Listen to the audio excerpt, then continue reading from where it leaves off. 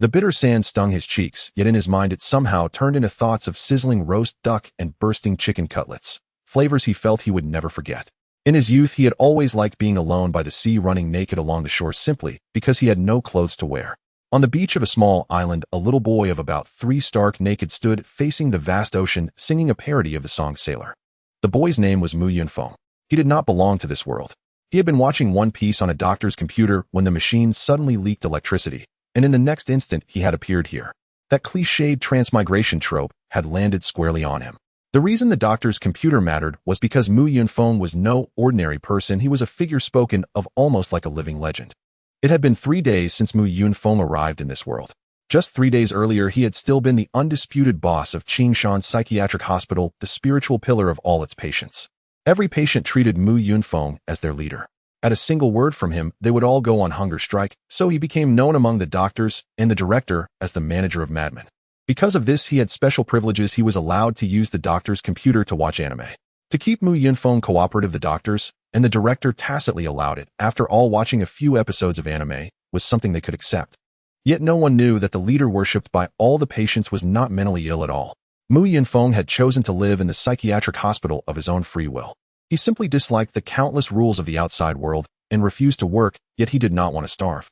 So he set his sights on the psychiatric hospital, a place with no rules and free meals. But all that belonged to the past. Now Mu Yunfeng had nothing to do with Qingshan Psychiatric Hospital, or even that world at all. At this moment, he was fretting over his own survival. He had discovered that the him of this world was both himself and not himself.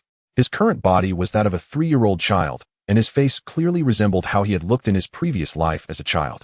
However, his physique was completely different from that of his former self. Indeed, this body seemed even better than his adult body had been. It was not about brute strength, but about constitution. For 3 days he had not drunk any fresh water, only eaten some wild fruits. He had not tasted meat at all, and at night the temperature on the island dropped to barely above 10 degrees Celsius.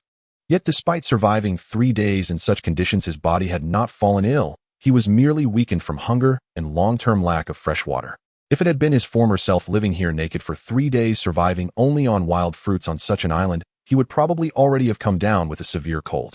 Casting aside such distracting thoughts, Mu Yunfeng used his reflection in the sea to examine this body. He discovered a strange mark on his chest. He studied the pattern for several hours, but still could not figure it out. It looked like some bizarre formation, yet it did not seem to have any effect. Mu Yunfeng had begun to suspect that the pattern was simply an unusually shaped birthmark, even though he had had no such mark in his previous life.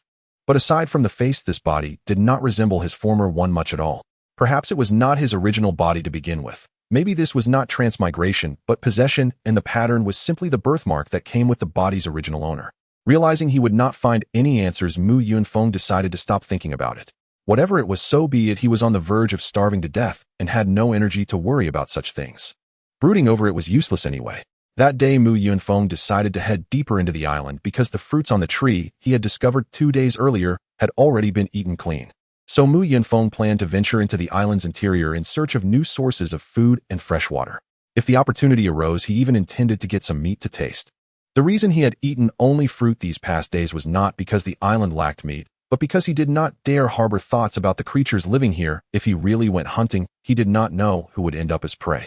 If he did not explore while his strength was still relatively intact, he might truly starve to death. Although he knew the depths of the island could be dangerous, he could no longer afford to hesitate. Having made up his mind, Mu Yunfeng stood up from the sand and patted the grains stuck to his bare backside. His 2 small buttocks wobbled like jelly as he shook them, the sand falling off with each bounce. Then, wriggling his tiny hips, Mu Yunfeng headed toward the depths of the forest. Half an hour later, Mu Yunfeng stared blankly at a strange fruit before him. It seemed he had understood something. The fruit looked bizarre. Its shape resembled a virus magnified countless times, yet it grew on a plant, so there was no doubt it was a fruit. Mu Yunfeng was almost certain what kind of fruit it was. With that appearance, it could only be the devil fruit from his memories. On top of that, he had been electrocuted 3 days earlier while watching One Piece. By the usual logic, ending up in the world of One Piece did not seem strange at all. To stumble upon a devil fruit after just a few casual steps, this was unmistakably the trope of a transmigrated protagonist. Gazing at the fruit before him, Mu Yunfeng grew excited. In truth, anyone would have been thrilled. He had once entered the psychiatric hospital only because there were too many shackles in the outside world, and he had to pretend to be mentally ill to avoid them. But in the world of One Piece, the strong were not bound by rules. Here, as long as he possessed formidable strength, he could live exactly as he wished. This world stirred the heart that had long lain calm within him. Yet Mu Yunfeng began to hesitate again. Should he eat this devil fruit or not? What if it turned out to be a useless ability? There is no worthless devil fruit, only worthless devil fruit users. The sentence flashed through his mind. Luffy's rubber fruit, after all, had later awakened into the power of the sun god. Even if this devil fruit's power was not well suited for combat, it might still awaken. And if it never did, he could always develop it for support. In the end, it was people who became strong, not mere abilities. He had no other choice anyway. This devil fruit was likely his only hope of survival. If he did not eat it, he would have no means to rely on and might not even manage to stay alive on this island. Mu Yunfeng drew a deep breath and shouted toward the sky, "Today, I Mu Yunfeng swear that I will survive on this island and survive in this world. I will live as the freest of people. Like the wind, unbound and untamed, like the clouds, traceless and formless. Wind and cloud united, immeasurable in might, defeating tyrants. That line doesn't count. In short, I will stand at the summit of the world. I will make everyone understand my ambition. I will make everyone remember the name Mu Yunfeng. And also I am not suffering from Chinibyo." After shouting, Mu Yunfeng plucked the devil fruit and raised it to his lips. Then he suddenly remembered that people said devil fruits tasted about as foul as one could imagine. Eating a devil fruit was like gambling, a wager that would decide his entire life. It felt appropriate to shout a slogan, just as people did when drawing lots or opening mystery boxes to summon good luck. Luck can save the unworthy, money can rewrite fate, wind and cloud united, immeasurable in might, let's go brothers. After this barrage of nonsensical slogans, Mu Yunfeng swallowed the devil fruit as fast as he could. 3 years later, with a mournful bellow, a 2-meter-tall wild bull collapsed. A tiger with wings on its back and a pair of sharp horns on its head was dragging the massive carcass toward a crude wooden hut by a small river. As it walked, the winged tiger began to shrink, transforming into a boy of about 10 years old. The child wore nothing but a simple tiger skin skirt around his waist to cover the crucial parts. That child was Mu Yunfeng, the Mu Yunfeng who had eaten a Zoan-type mythical beast-class devil fruit.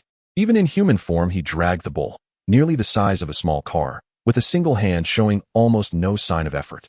He hauled the animal to the riverbank. This river was the island's only source of fresh water, so he had built a simple wooden hut there.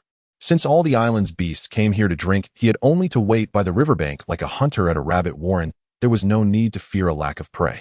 Staring at his reflection in the water, Mu Yunfeng fell into thought. 3 years ago, he had possessed the small frame of a 3-year-old. Now he was about the size of a 10-year-old child. If he continued growing at this rate until the age of 18, he would be well over 2 meters tall. While such height was not remarkable in the world of One Piece, it was still impressive. Shaking off such idle thoughts, Mu Yunfeng went into the hut and took out a stone knife. He began to slit open the bull's belly, remove its organs, and expertly skin and dismember the carcass. Once he finished processing the bull, he placed the meat into a mud kiln he had built himself, then began stuffing it with firewood. Next, he prepared a wooden stick and some dry grass and started drilling wood to make fire. Since Mu Yunfeng's strength far surpassed that of ordinary people, he managed to ignite the tinder in a very short time. When all the wood had caught fire, Mu Yunfeng sat to the side and began to wait. Roasting such a huge bull would take a long time, and as he waited, his thoughts started to wander. After 3 years, Mu Yunfeng had come to understand his fruit's abilities quite well. It was undoubtedly a Zoan-type mythical beast-class devil fruit, and a top-tier one at that. He had already mastered 2 special abilities and had more or less grasped the nature of a third. As for whether a 4th or 5th ability existed, Mu Yunfeng believed they were there. He had simply yet to discover them. After all, it had been only 3 years since he ate the fruit, hardly enough time to claim any deep level of development. As for the animal behind this devil fruit, most Chinese people would have guessed it at a glance. In myth, it possessed a fearsome reputation. A tiger with wings on its back and 2 horns on its head. What could it be if not the Qiongqi? Mu Yunfeng had given his fruit a name. Cat fruit, mythical beast type, ferocious beast, Qiongqi form.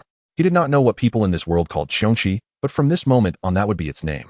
Although Qiongqi was well known, its fame was largely infamy and curse. Qiongqi, one of the 4 great fiends in ancient Chinese myth, was said to be a descendant of the Western heavenly emperor Xiaohao. For breaking faith and reviling loyalty, praising evil speech and behavior, it was exiled by Emperor Shun and came to be listed alongside Hunden Taowu and Taotai as one of the 4 primordial ferocious beasts. The classic of mountains and seas describes Qiongqi as resembling a tiger with a pair of wings. Some accounts claim it has horns, though others do not mention them. In Mu Yunfeng's version, it definitely had horns. Qiongqi was peculiar in that it could speak like a human. When it saw people fighting, it would devour the one who was righteous and in the right. If it heard that someone was loyal and honest, it would bite off that person's nose. If it heard that someone was wicked and cruel, it would instead hunt for prey and present it to him, encouraging him to commit further evil. Thus it was a beast that punished the good and rewarded the wicked. For this reason the ancients also used qiongqi to describe those who shunned gentlemen and clung to petty scoundrels. But Mu Yunfeng did not care about any of that. Ill repute or not, his Qianca-form devil fruit was truly powerful, and he was utterly satisfied with it. Mythical beast-type devil fruits were rarely weak. Fruits that granted elemental powers were rarely weak. Fruits that granted flight were rarely weak.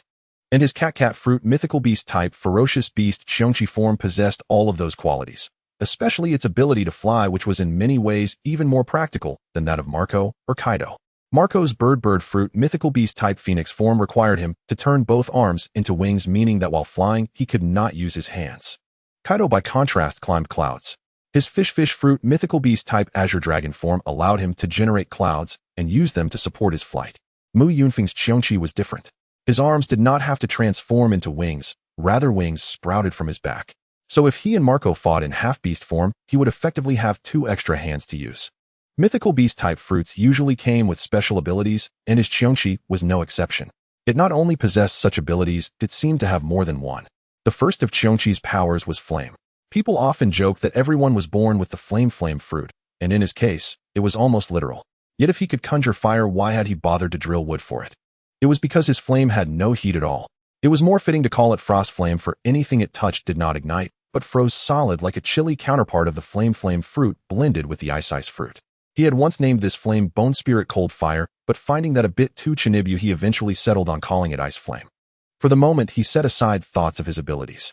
Mu Yunfeng had made a decision today. He intended to leave this island. He had lived here for 3 years, and today would be his last day on the island. Tomorrow he planned to depart. Ever since eating the qiongqi fruit, Mu Yunfeng had been able to leave at any time. He possessed the power of flight. But he had not rushed to go. His fruit held immense potential, but potential was not the same as strength. If he recklessly ventured out and got captured or killed by some small-time thugs, he would have nowhere to cry about it. So he had trained on this island for 3 years. During that time, he had not undertaken any special training regimen, only basic work on strength, speed, and the like. Every day he ran while carrying stones, did push-ups with rocks stacked on his back, and similar exercises. In 3 years, his strength had grown at a tremendous pace. Devil fruits and their users complemented each other. As his body became stronger, his power in beast form also increased, boosting both his strength and speed. By the time the bull was roasted, night had fallen. The meat had been cooked without any seasoning, so it did not taste particularly good. But Mu Yunfeng did not care. Having something to eat was blessing enough. He froze the remaining meat, planning to keep it as dry rations for the journey ahead. Then he decided to enjoy a good night's sleep to conserve his strength for departure the next day. He had been yearning to leave for a long time. Looking at the small island before him, Mu Yunfeng sighed softly. You have accompanied me for 3 years, but in the end we still must part. Don't worry. I now have the strength to protect myself. Even if I encounter danger, I may not be able to win, but I can at least escape. I will not be completely helpless. Thank you as well for these 3 years of companionship. Farewell, island of Mu Yunfeng. At that moment, Mu Yunfeng had no idea just how much his words sounded like setting up a flag for himself. At noon the next day, a winged tiger was flying low over the surface of the sea. As for who that tiger was, there was no need to ask. Naturally, it was Mu Yunfeng himself. It had already been 3 hours since he left the small island where he had lived for 3 years, and he had been flying the entire time. Though he had passed several islands along the way, he did not descend upon any of them, for he wanted to find an island where people actually lived. For 3 whole years he had not spoken to a single person.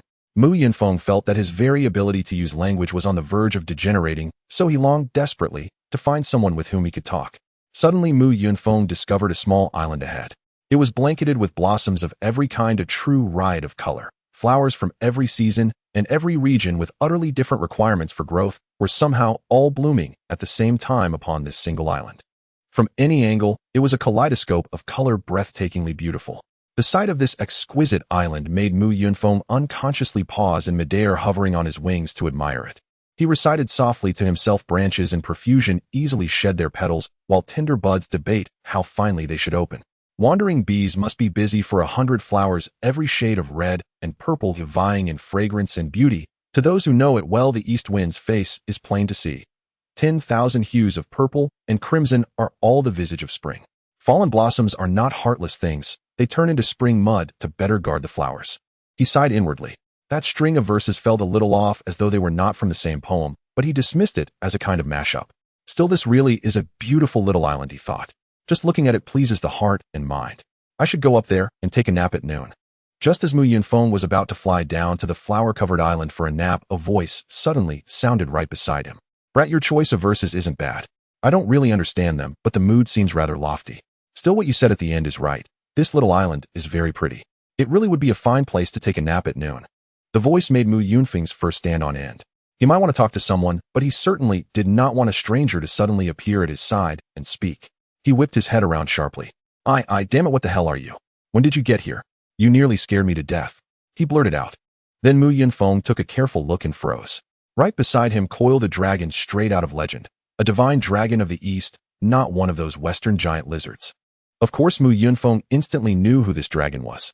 In this world among dragons that could speak besides Kaido, who else could it possibly be? Kaido's gaze grew even more curious as he looked at Mu Yunfeng. He stared the youth up and down, nodding slowly as he scrutinized him. Brat, after seeing me, you're not terrified to the point of losing your wits, and you even dare to talk to me like that. You've got guts. Besides, judging from your appearance, you don't look like a typical Zoan-type beast. You wouldn't happen to have a mythical Zoan ability like I do, would you? Forget it, I'll just check for myself. Come down to the island with me and have a little match. You say have a match, and we're just supposed to fight. Wouldn't that make me totally spineless? I'm telling you why.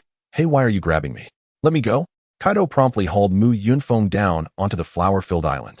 As they landed, Kaido transformed into his human form, a man standing 7 or 8 meters tall.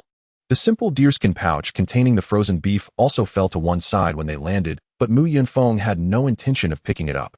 He merely lifted his head to stare at Kaido. Even in human form, Kaido was still far larger than Mu Yunfeng in his Chonchi form. Looking up at the small giant before him, Mu Yunfeng swallowed hard.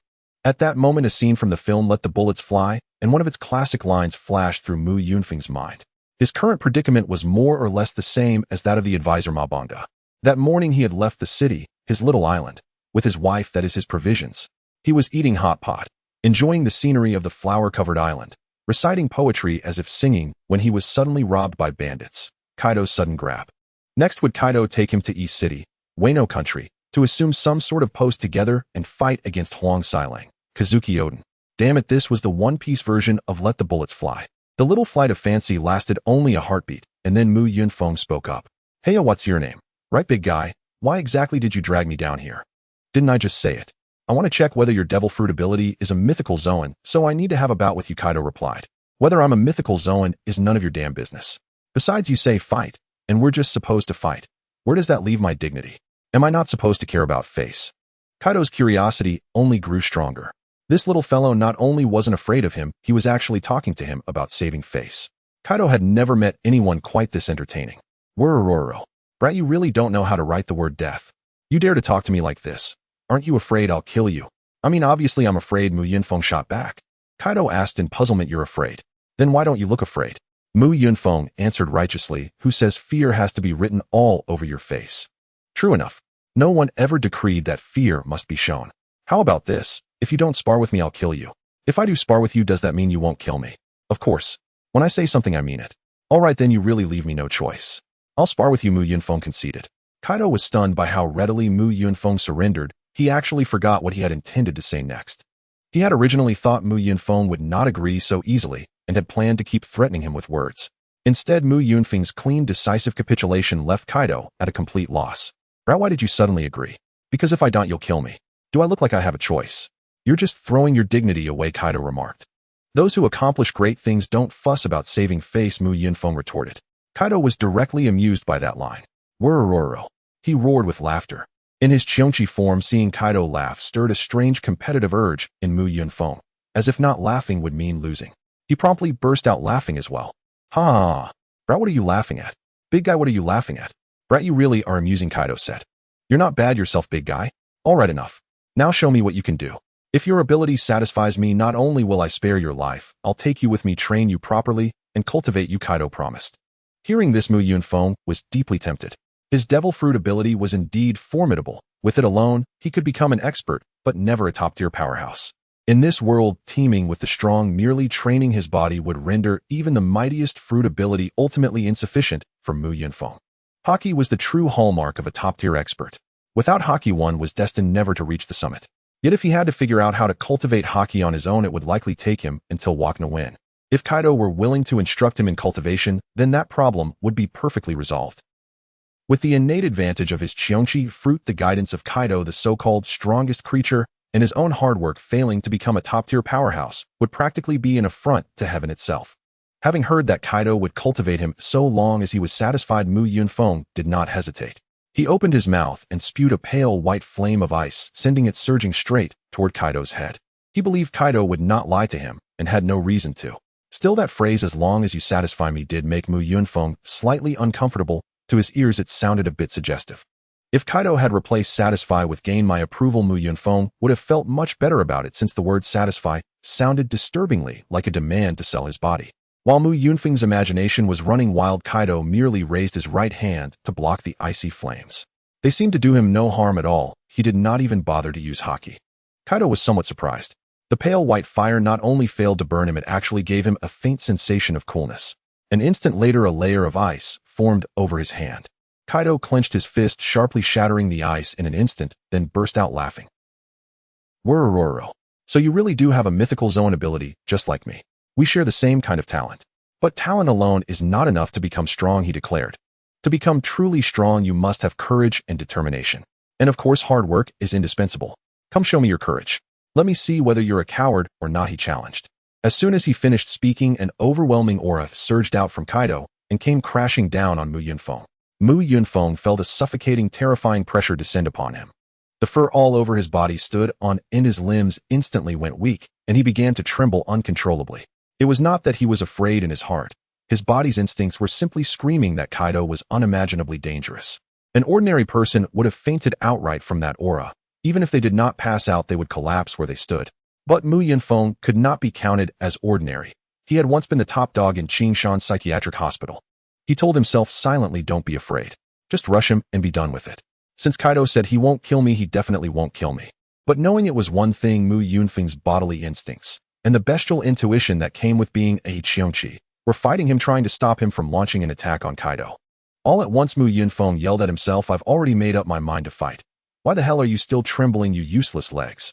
Is this the time for shaking? Get moving. Charge that big guy, then leap up and rake your claws right across his face. Move it, move it." A deafening tiger's roar burst from Mu Yunfeng's throat. A woo. Then, with all four limbs exploding into motion at once, he charged straight toward Kaido. Inside the skull-shaped building on Ghost Island, as it was noon, everyone was having lunch. Kaido was eating grilled meat while asking Jean beside him, "How long have those two little brats been running?" Jean hurriedly swallowed the food in his mouth. "It seems they have been running for 4 hours. I heard they made some bet that whoever stops first loses. Should I go stop them? If they keep running like this, their bodies won't be able to take it, especially since they are only 6 years old." "Oh, no worries. That little brat named Mu Yunfeng is a beast master, and Yamato is my son. They won't wear out, let them run." At this moment, Mu Yunfeng looked at Yamato, who was desperately holding on inside. It was already noon, and the temperature was rising, making running even more difficult. Finally, Mu Yunfeng relented. "Sai, Yamato, how about we call it a draw? Let's stop running. I'm about to starve, and you're hungry too, right?" But Yamato ignored him and continued to struggle forward.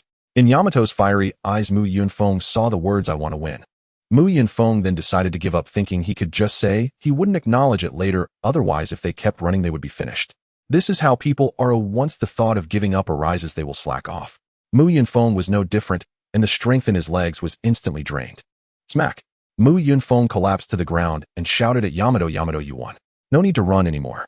After hearing this, Yamato also sighed in relief. Thud! Yamato fell beside him. Although the competition was over, neither of them stood up. Their stamina had reached its limit, and they didn't even have the strength to get up. Mu Yunfeng slapped himself in the face, realizing that his attempt to show off had backfired. He had actually lost to Yamato, this white-haired girl. If it were a fight, Mu Yunfeng would have won without a doubt, as even in his Cheongchi form, he could break Kaido's defenses. So he thought he wouldn't lose in endurance either, given that Zoan types passively enhance physical attributes. But reality slapped him across the face, and he realized he needed to humble his pride, or otherwise he might just end up in a bind.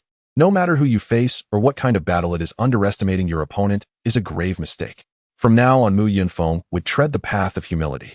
While Mu Yunfeng and Yamato were lying on the ground eating dirt, Jean flew over, grabbing both of them in his claws and flying towards Kaido. Jean set the two down in front of Kaido, but for Yamato and Mu Yunfeng, it was just a change of place to lie down. They still hadn't stood up. At that moment, Kaido laughed. "Oh ho ho ho. What are you two little brats doing today, running around outside?" Hearing this, Mu Yunfeng instinctively looked up, fixating on the meat in Kaido's hands. He didn't even hear what Kaido said because he was starving. Food. Hurry up and give me food, I'm starving. Give me the meat, give me the meat. Upon hearing the word meat, Yamato regained some strength and the two rushed towards the meat in Kaido's hands. Seeing the two charging at him, Kaido simply held the meat above his head. Even though he was sitting, it was still out of reach for Mu Yunfeng and Yamato. Oh ho ho ho. This is my meat, if you want to eat it, come and take it. However, Mu Yunfeng was always someone who understood how to adapt. He knew he couldn't snatch Kaido's meat, but he could go for the ordinary pirate's meat. Then Mu Yunfeng dashed towards the pirates below, and Yamato understood his intentions and followed suit. A half-beastman in the shape of a yellow weasel was about to taste a large piece of meat when he suddenly found the meat in his hands had disappeared. He looked down and saw the meat was now in Mu Yunfeng's hands. Instinctively, he tried to snatch it back, but Mu Yunfeng merely glanced at him, scaring him into submission. The look in Mu Yunfeng's eyes was almost identical to the one he had when he looked at the meat, making him suspect that if he took the meat back, Mu Yunfeng might eat him. Realizing that Mu Yunfeng was someone Kaido had his eye on, he immediately backed down. Oh, if you're hungry, just eat. I'm not hungry. Mu Yunfeng ignored him and quickly finished the meat in his hands, then set his sights on a female pirate, the grilled fish in her hands. The scene quickly became lively as Mu Yunfeng and Yamato frantically snatched food to eat. Yes, they were stealing food, and those being robbed dared not complain. One was Kaido's favored, and the other was Kaido's daughter, who would dare to voice their grievances. Mu Yunfeng and Yamato acted like starving ghosts reincarnated. The little food they had eaten in the morning had long been digested after running over 100 kilometers. Mu Yunfeng had always thought that Luffy's eating was exaggerated, but he realized that in his starving state, he was no different from Luffy. The food consumption of people in the pirate world had always been a mystery. In this meal, Mu Yunfeng felt very satisfied, even though many pirates would go hungry because of it. But Mu Yunfeng didn't care at all and comfortably lay down on the table. Yamato beside him also had an astonishing appetite, eating from the first row to the last. Their stomachs now resembled inverted pots, stretching their clothes tight. At this moment, Kaido looked at the two satisfied children and said, "You two little brats, come here and answer my earlier question." Mu Yunfeng and Yamato could only walk over to Kaido. Then Mu Yunfeng looked up at Kaido and tried to act cute. Kaido, did you ask a question?" Bang! Kaido punched Mu Yunfeng on the head. "I've told you before, call me Captain Kaido or Kaido the Captain. Who said you could just call me by my name?" Mu Yunfeng held his head and looked at Yamato. "Did your dad ask us a question?" Yamato shook her head, looking at Mu Yunfeng with confused eyes. In her gaze, Mu Yunfeng saw the words "I don't know" clearly. Seeing the exchange of glances between the two, Kaido had to repeat the question. "I mean, what were you two running around for?" "I heard you made a bet." Yamato replied directly, "That's right, we were racing. If I win, he has to tell me a story." "Oh, a story. It seems you get along well with this little brat. Why does he have to tell you a story?" Upon hearing Kaido's question, Mu Yunfeng realized something and began to subtly retreat step by step. Yamato cutely said, "I promised to be his wife in the future, so he tells me stories." After hearing this answer, Kaido's gaze instantly locked onto Mu Yunfeng, but Mu Yunfeng had already retreated 10 meters away. With a whoosh, Mu Yunfeng transformed into a winged tiger and flew out of the skull's eye. Seeing Mu Yunfeng fly away, Kaido shouted, "You little brat, come back here. Do you take me for a fool? If I go back now, I will definitely get beaten up. Do you think not coming back means you won't get beaten?" Then Kaido swung the kanabo in his hand. Just as Mu Yunfeng was about to retort, he saw a kanabo zooming towards him like a rocket, rapidly enlarging in his vision. Bang! The kanabo struck Mu Yunfeng on the head, causing him to fall to the ground. Now back in human form, Mu Yunfeng rolled on the ground in pain, holding his head with an exaggerated bump on it and tears streaming down his face. A few seconds later, Mu Yunfeng stood up with determination, wiped away the tears from the corners of his eyes, and fixed his unwavering gaze on the direction of Kaido. 30 years east of the river, 30 years west of the river, do not bully the young and weak. Damn, Kaido, if I ever achieve great ambition, I will definitely knock you down 3 times a day. After indulging himself, Mu Yunfeng lay directly on the grass, planning to take a comfortable nap under the warm sunlight. After all high-intensity exercise followed by a feast quickly brought on drowsiness. As the saying goes, a good meal followed by sleep is the best. Around 4 in the afternoon, Mu Yunfeng finally woke up from his slumber. The first thing he did was to touch the large bump on his head caused by Kaido's blow, followed by a helpless sigh. Although the bump was no longer as exaggerated as it had been initially, he could still feel pain when touched. Kaido's strike was indeed quite powerful. This further solidified Mu Yunfeng's determination to beat him 3 times a day in the future.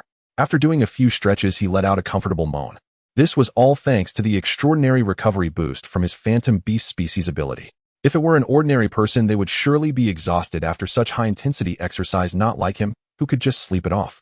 Glancing at the position of the sun, Mu Yunfeng determined the approximate time. There should still be over 2 hours until meal time, so he planned to train a bit more. However, he did not want to run today. He felt like he might vomit after the morning's run. Instead, he decided to do some push-ups. 1, 2, 3, 998, 999, 1000. Oh, this feels great. Exercising is the best. After completing 1000 push-ups, Mu Yunfeng shook his arms and continued with sit-ups and some other basic strength training. After enjoying 2 hours of training, Mu Yunfeng headed back to his residence as it was close to meal time. Upon returning home, it was already past 6 o'clock, and Dae ran up to him as soon as he saw Mu Yunfeng. "Where have you been today? We haven't seen you for ages. Did you go out to play alone?" Mu Yunfeng helplessly glanced at Dae and replied, "Where could I have gone? I was knocked unconscious by your dad's stick and just woke up." Dae looked at Mu Yunfeng with her cute big eyes and asked, "Why did my father hit you?" "Your scoundrel of a dad is jealous of my looks and talent, which is why he came down hard on me. But don't mention to him that you want to marry me in the future." "Why not? Don't you want it? Why would I refuse something offered for free? The main thing is if your dad hears this, he will be jealous of me, so don't tell him anymore." Dae nodded seriously. "Oh, I understand. Then tell me a story. You said yesterday that Sun Wukong has gone to sea." "All right, since the food isn't ready, yet I'll continue telling you about Journey to the West." Sun Wukong set out to sea determined to become the Pirate King and find One Piece. To seek immortality from a celestial master. After overcoming numerous hardships, he finally crossed the sea and learned from a woodcutter about Ling Tai Fong Siyuan Mountain and the Xiayusen Xing Cave, where immortals imparted their teachings. After telling Dae his story for a while, the maid informed them that dinner was ready. The two rushed to the dining table, transforming into voracious eaters. After finishing dinner, Dae clung to Mu Yunfeng again, insisting that he continue the story. "But I already told you about this today. How about I tell you one chapter a day from now on? If I tell too much, I will be bored too." Dae shook her head vigorously. "No way, you said today that as long as I win you would keep telling me." Seeing this, Mu Yunfeng sighed helplessly. It seemed this little girl remembered their bet. Mu Yunfeng could only apologize in his heart, because given Da's current personality, telling stories would indeed never end. He could always make it up later. "That bet this morning was actually a trick to you." After hearing this, Dae froze as if struck by lightning, and after a few seconds she reacted. At this moment, tears filled the little girl's eyes, disbelief written across her face as she looked at Mu Yunfeng. "You mean everything you said to me this morning was a lie?" Yes, it was a lie." Hearing this, Dae remembered how hard she had fought to win that match today, only to receive a lie in return. The more Dae thought about it, the more wrong she felt, until she couldn't hold back her tears, and they started to fall.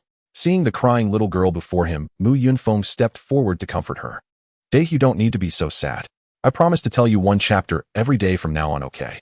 That way you can finish it in 3 months. Mu Yunfeng attempted to comfort her, but as soon as he spoke, Dae became even more aggrieved and burst into tears. Seeing the little girl crying because of him, Mu Yunfeng couldn't bear to watch any longer, so he decided to leave and take a walk. While walking, he muttered to himself, "Indeed, not going to the dorm with Jack was the right choice. If I were surrounded by kids who cry at the slightest thing, it would drive me insane." At this moment, Mu Yunfeng didn't even realize that Dae was crying because of him. After he left, Dae wiped her tears and returned to her room, lying on her bed and sulking. The next morning, when the first rays of sunlight shone on Mu Yunfeng's face, he stretched comfortably, got out of bed, and walked toward the living room. Upon arriving in the living room, he noticed that Dae was already sitting there waiting for breakfast. However, when Dae saw Mu Yunfeng, she immediately turned her face away. "Humph." Mu Yunfeng laughed and walked over, ruffling Da's hair. "Good morning, Dae. Why didn't you wake me up for breakfast today?" "Swat." Dae pushed Mu Yunfeng's hand away from her hair. "Liar, idiot, fool, annoying. I won't talk to you anymore, and I won't wake you up for breakfast from now on." Seeing Da's powerless threats, Mu Yunfeng couldn't help but burst into laughter. "Ha ha ha ha, can you please not act like a little kid? Such threats won't scare anyone. I am a kid and you are too. Why am I the one being called childish? How about this, if you don't talk to me or wake me up, I won't tell you any more stories." Dae hesitated for a moment, and then compromised. "If I wake you up for breakfast from now on, will you still lie to me?" "Of course I will. You scoundrel. Are you planning to keep lying to me?" Mu Yunfeng rolled his eyes and began to formulate a plan. "Dae, the reason I lied to you is for your own good. You are too naive, and this kind of personality will lead to suffering in the future. I just wanted you to experience the harsh realities of society a bit earlier." "Really? Of course it's true. Then will you continue to tell me stories in the future?" "That depends on whether you behave or not." Dae hesitated for a moment and nodded. "I will behave." "Then come here and let me ruffle your hair." Dae walked over and sat down in front of Mu Yunfeng, lowering her head. Looking at the obedient little girl, Mu Yunfeng placed his hand on Da's head like a victor and ruffled her hair with abandon. "All right, from now on I will tell you a story every evening after dinner. After a while of ruffling Mu Yunfeng let go, he certainly didn't want Day to be left bald in the future, so he lay down on the floor waiting for dinner. Children are easily coaxed. After finishing breakfast, Mu Yunfeng directly flattered Day, making him completely forget about being deceived yesterday. After a hearty meal, both Day and Mu Yunfeng collapsed onto the living room floor resembling two dreamless salted fish. By the way, Mu Yunfeng, you turned into a tiger yesterday, a tiger with wings. Are you a devil fruit user? Of course. But you little fool actually know about devil fruit users. It seems I've misjudged you. You're quite clever, aren't you? Well, of course. I know a lot of things. What kind of fruit is yours? With a proud tone, Mu Yunfeng replied, mine is the Qiongqi fruit, the strongest phantom beast type among the devil fruits. Qiongqi is a large tiger with wings, meaning adding wings to a tiger. I've never heard of the Qiongqi fruit, but Jack's fruit is a big dumb elephant. Whose fruit is stronger, yours or his? Of course mine is stronger. I could take on 10 of someone like Jack. Suddenly Mu Yunfeng sat up and looked at Day. Where are we training today? By the way, is there a training ground here? Day shook his head. Today is Sunday. I'm going to learn writing from teacher Luxage. Mu Yunfeng, curious, looked at Day. Your pirate crew has cultural classes. By the way, who is teacher Luxage? Day pondered for a moment before answering. I've heard that teacher Luxage was a formidable pirate in the past, but he got injured in a battle and can no longer fight on the battlefield. With his free time, he teaches illiterate pirates how to read every Sunday. By the way, Mu Yunfeng, do you want to learn as well? After thinking for a moment, Mu Yunfeng decided to join him. After all, he was destined to roam the seas, and it would be a hassle not knowing how to read. It would be so embarrassing not to understand bounty notices. Sure, Day. Let's go learn together. By the way, does teacher Luxage only teach reading on Sundays? Yes, he only teaches on Sundays. Sometimes if he drinks too much, there won't be a class. Upon hearing this, Mu Yunfeng felt helpless. Only one class a week means at most 4 cultural lessons a month. Moreover, sometimes teacher Luxage skips class. It seems that culture is not considered important in the eyes of pirates. After deciding to learn to read, Mu Yunfeng followed Day south until they entered a large warehouse. Inside the warehouse, there was a large blackboard covered with strange characters, likely the writing of the Pirate King world. In front of the blackboard stood a man about 4 meters tall, appearing to be in his 40s. However, his right sleeve was empty, indicating he lost his arm in a past battle. This man is likely Graven Luxage, who now serves as the language teacher teaching illiterate pirates how to read. Mu Yunfeng surveyed the people present. Aside from Luxage, there were about 30 others ranging from small children to old folks. Mu Yunfeng quickly spotted Jack. There's no way to miss the notorious Captain Jack. At that moment, Day also noticed Jack and pulled Mu Yunfeng towards him. As they approached Jack, Day pointed at him and said, "This is the big dumb elephant I told you about." Mu Yunfeng responded to Day, "Jack, I know him. We've known each other even longer than you have. However, I didn't expect you, Jack, a rough-looking guy with a face that screams delinquent and illiteracy, would come to learn how to read." Jack proudly held his head high and said, "I aim to become Kaido's right-hand man in the future. How can I do that without knowing how to read?" Just then, a large girl about 3 meters tall approached from behind Jack. You might wonder why I refer to her as a large girl. Because she was over 3 meters tall, but her appearance and figure clearly indicated she was a child, which is why Mu Yunfeng called her a large girl. She walked beside Jack and looked towards Mu Yunfeng. "Day, you are here too." "Yes, this person beside me is Mu Yunfeng. He now lives with me." "I know everyone has been talking about that name lately. I'm Black Maria, 7 years old, and you can just call me Maria from now on." After speaking, Black Maria extended her right hand towards Mu Yunfeng, clearly wanting to shake hands, and Mu Yunfeng graciously extended his own hand in return. Mu Yunfeng noticed that Black Maria seemed a bit mature. She was only a year older than Day, but her tone and behavior didn't resemble that of a 7-year-old. After shaking hands, Mu Yunfeng said, "Mu Yunfeng, it's a pleasure to meet you. You can call me Brother Feng or Feng Ge from now on." "Ha ha ha, I'm 7 years old, and you are only 6, so I will call you Feng D, little brother. I didn't expect you to come to teacher Luxage's class to learn reading too." Mu Yunfeng sighed. "There's no choice. How can I survive on the sea without knowing how to read?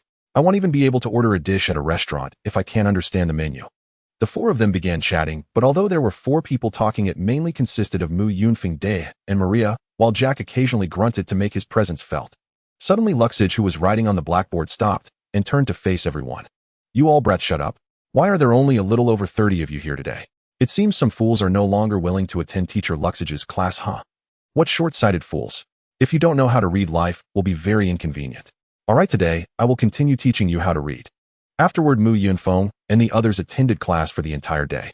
He noticed that although Luxage had a bad temper, he was very serious when teaching. He explained how to write each character, what they mean, and their origins very clearly. Luxage was at least earnest while acting as a teacher. In the afternoon after Luxage left, Mu Yunfeng, Dae, Maria, and Jack also exited the warehouse. At this point, Jack's demeanor had changed. He looked exceptionally haggard. Mu Yunfeng teased, "Big dumb elephant, don't you like learning how to read? If you don't like it, you don't have to come. Why force yourself? Cut the nonsense. Didn't I tell you? I want to be Kaido's right-hand man in the future. How can I do that without knowing how to read?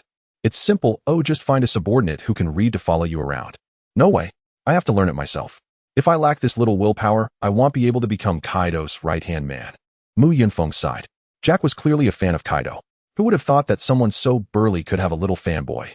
Looking at Jack, who was already exhausted after just one day of class, Mu Yunfeng couldn't imagine what would happen if Jack had to attend 5 classes a week in his previous world. He might end up with a nervous breakdown.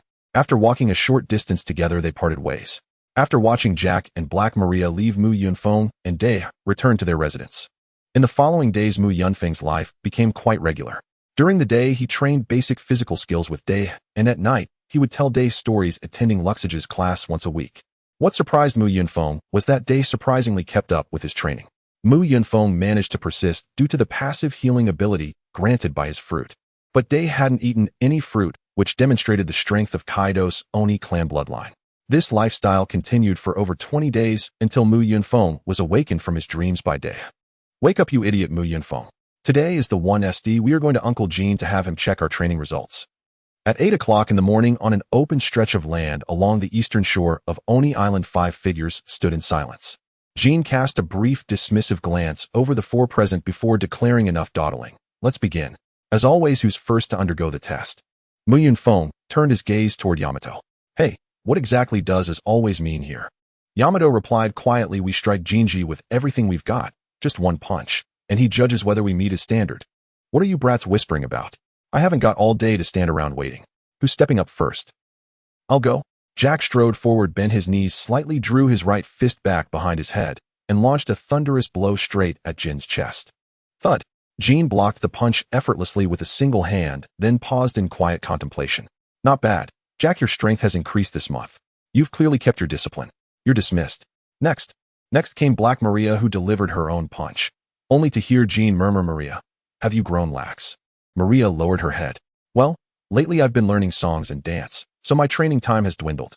Jean offered no reprimand, only a faint appraising glance. "What you choose to learn is none of my concern, but unless you meet my standard, I will teach you nothing." Yamato stepped forward for his turn, and Jean crouched down. At that moment, Mu Yunfeng felt an unexpected pang of humiliation.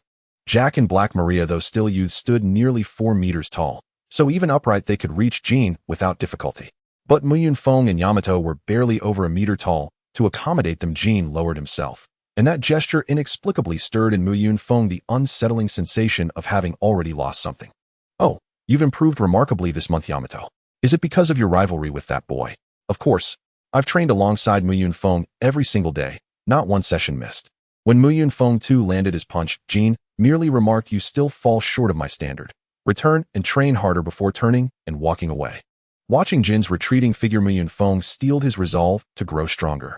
He'd believed himself formidable, yet when he struck Jin's palm with full force just moments ago, not a single muscle had trembled beneath that impact. It was as if an ant had hurled itself against an elephant, shattering its own body upon unyielding immensity. In that instant, Mu Yunfeng grasped the terrifying truth: the world of pirates teemed with power far beyond his imagination. To set sail sooner, to claim freedom in this vast world, he would have to push himself beyond endurance, forging strength from relentless, unceasing effort. After Jean departed, Maria and Jack left together. Mu Yunfeng began circling Oni Island, and Yamato, without hesitation, fell into step beside him. 2 years later, Kaido sat reclined in his chair sipping sake when Jean strode up to his side. "Lord Kaido, I have urgent news to report." "Oh, something clandestine. If not, speak freely here." "Understood. The 4 youths have now developed sufficient physical conditioning to begin cultivating haki, especially Mu Yunfeng and Yamato. Their progress over these 2 years has been extraordinary. 2 years ago, their physiques were roughly equal, but today Mu Yunfeng and Yamato stand decisively above Jack and Maria." "Ruru," Kaido roared with delight. Bringing that boy back was indeed the right choice. I never imagined Yamato would follow his example so fanatically. What a glorious, unforeseen windfall. Since they've met the threshold, commence their haki instruction immediately. How you teach them is entirely your decision.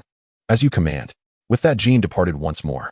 At dusk beside a quiet riverbank on Oni Island, a boy bathed in the water while a spit roasted a whole lamb ashore. The bather was Muyun Feng, his body sculpted with sharply defined musculature, the unmistakable fruit of 2 years' relentless discipline. His gains over these 2 years surpassed even 3 solitary years of prior training, because every day had been pushed to the absolute edge of human endurance, shattering limits again and again. And Yamato's constant presence had forged not just camaraderie, but fierce, exhilarating rivalry, far more compelling than training alone.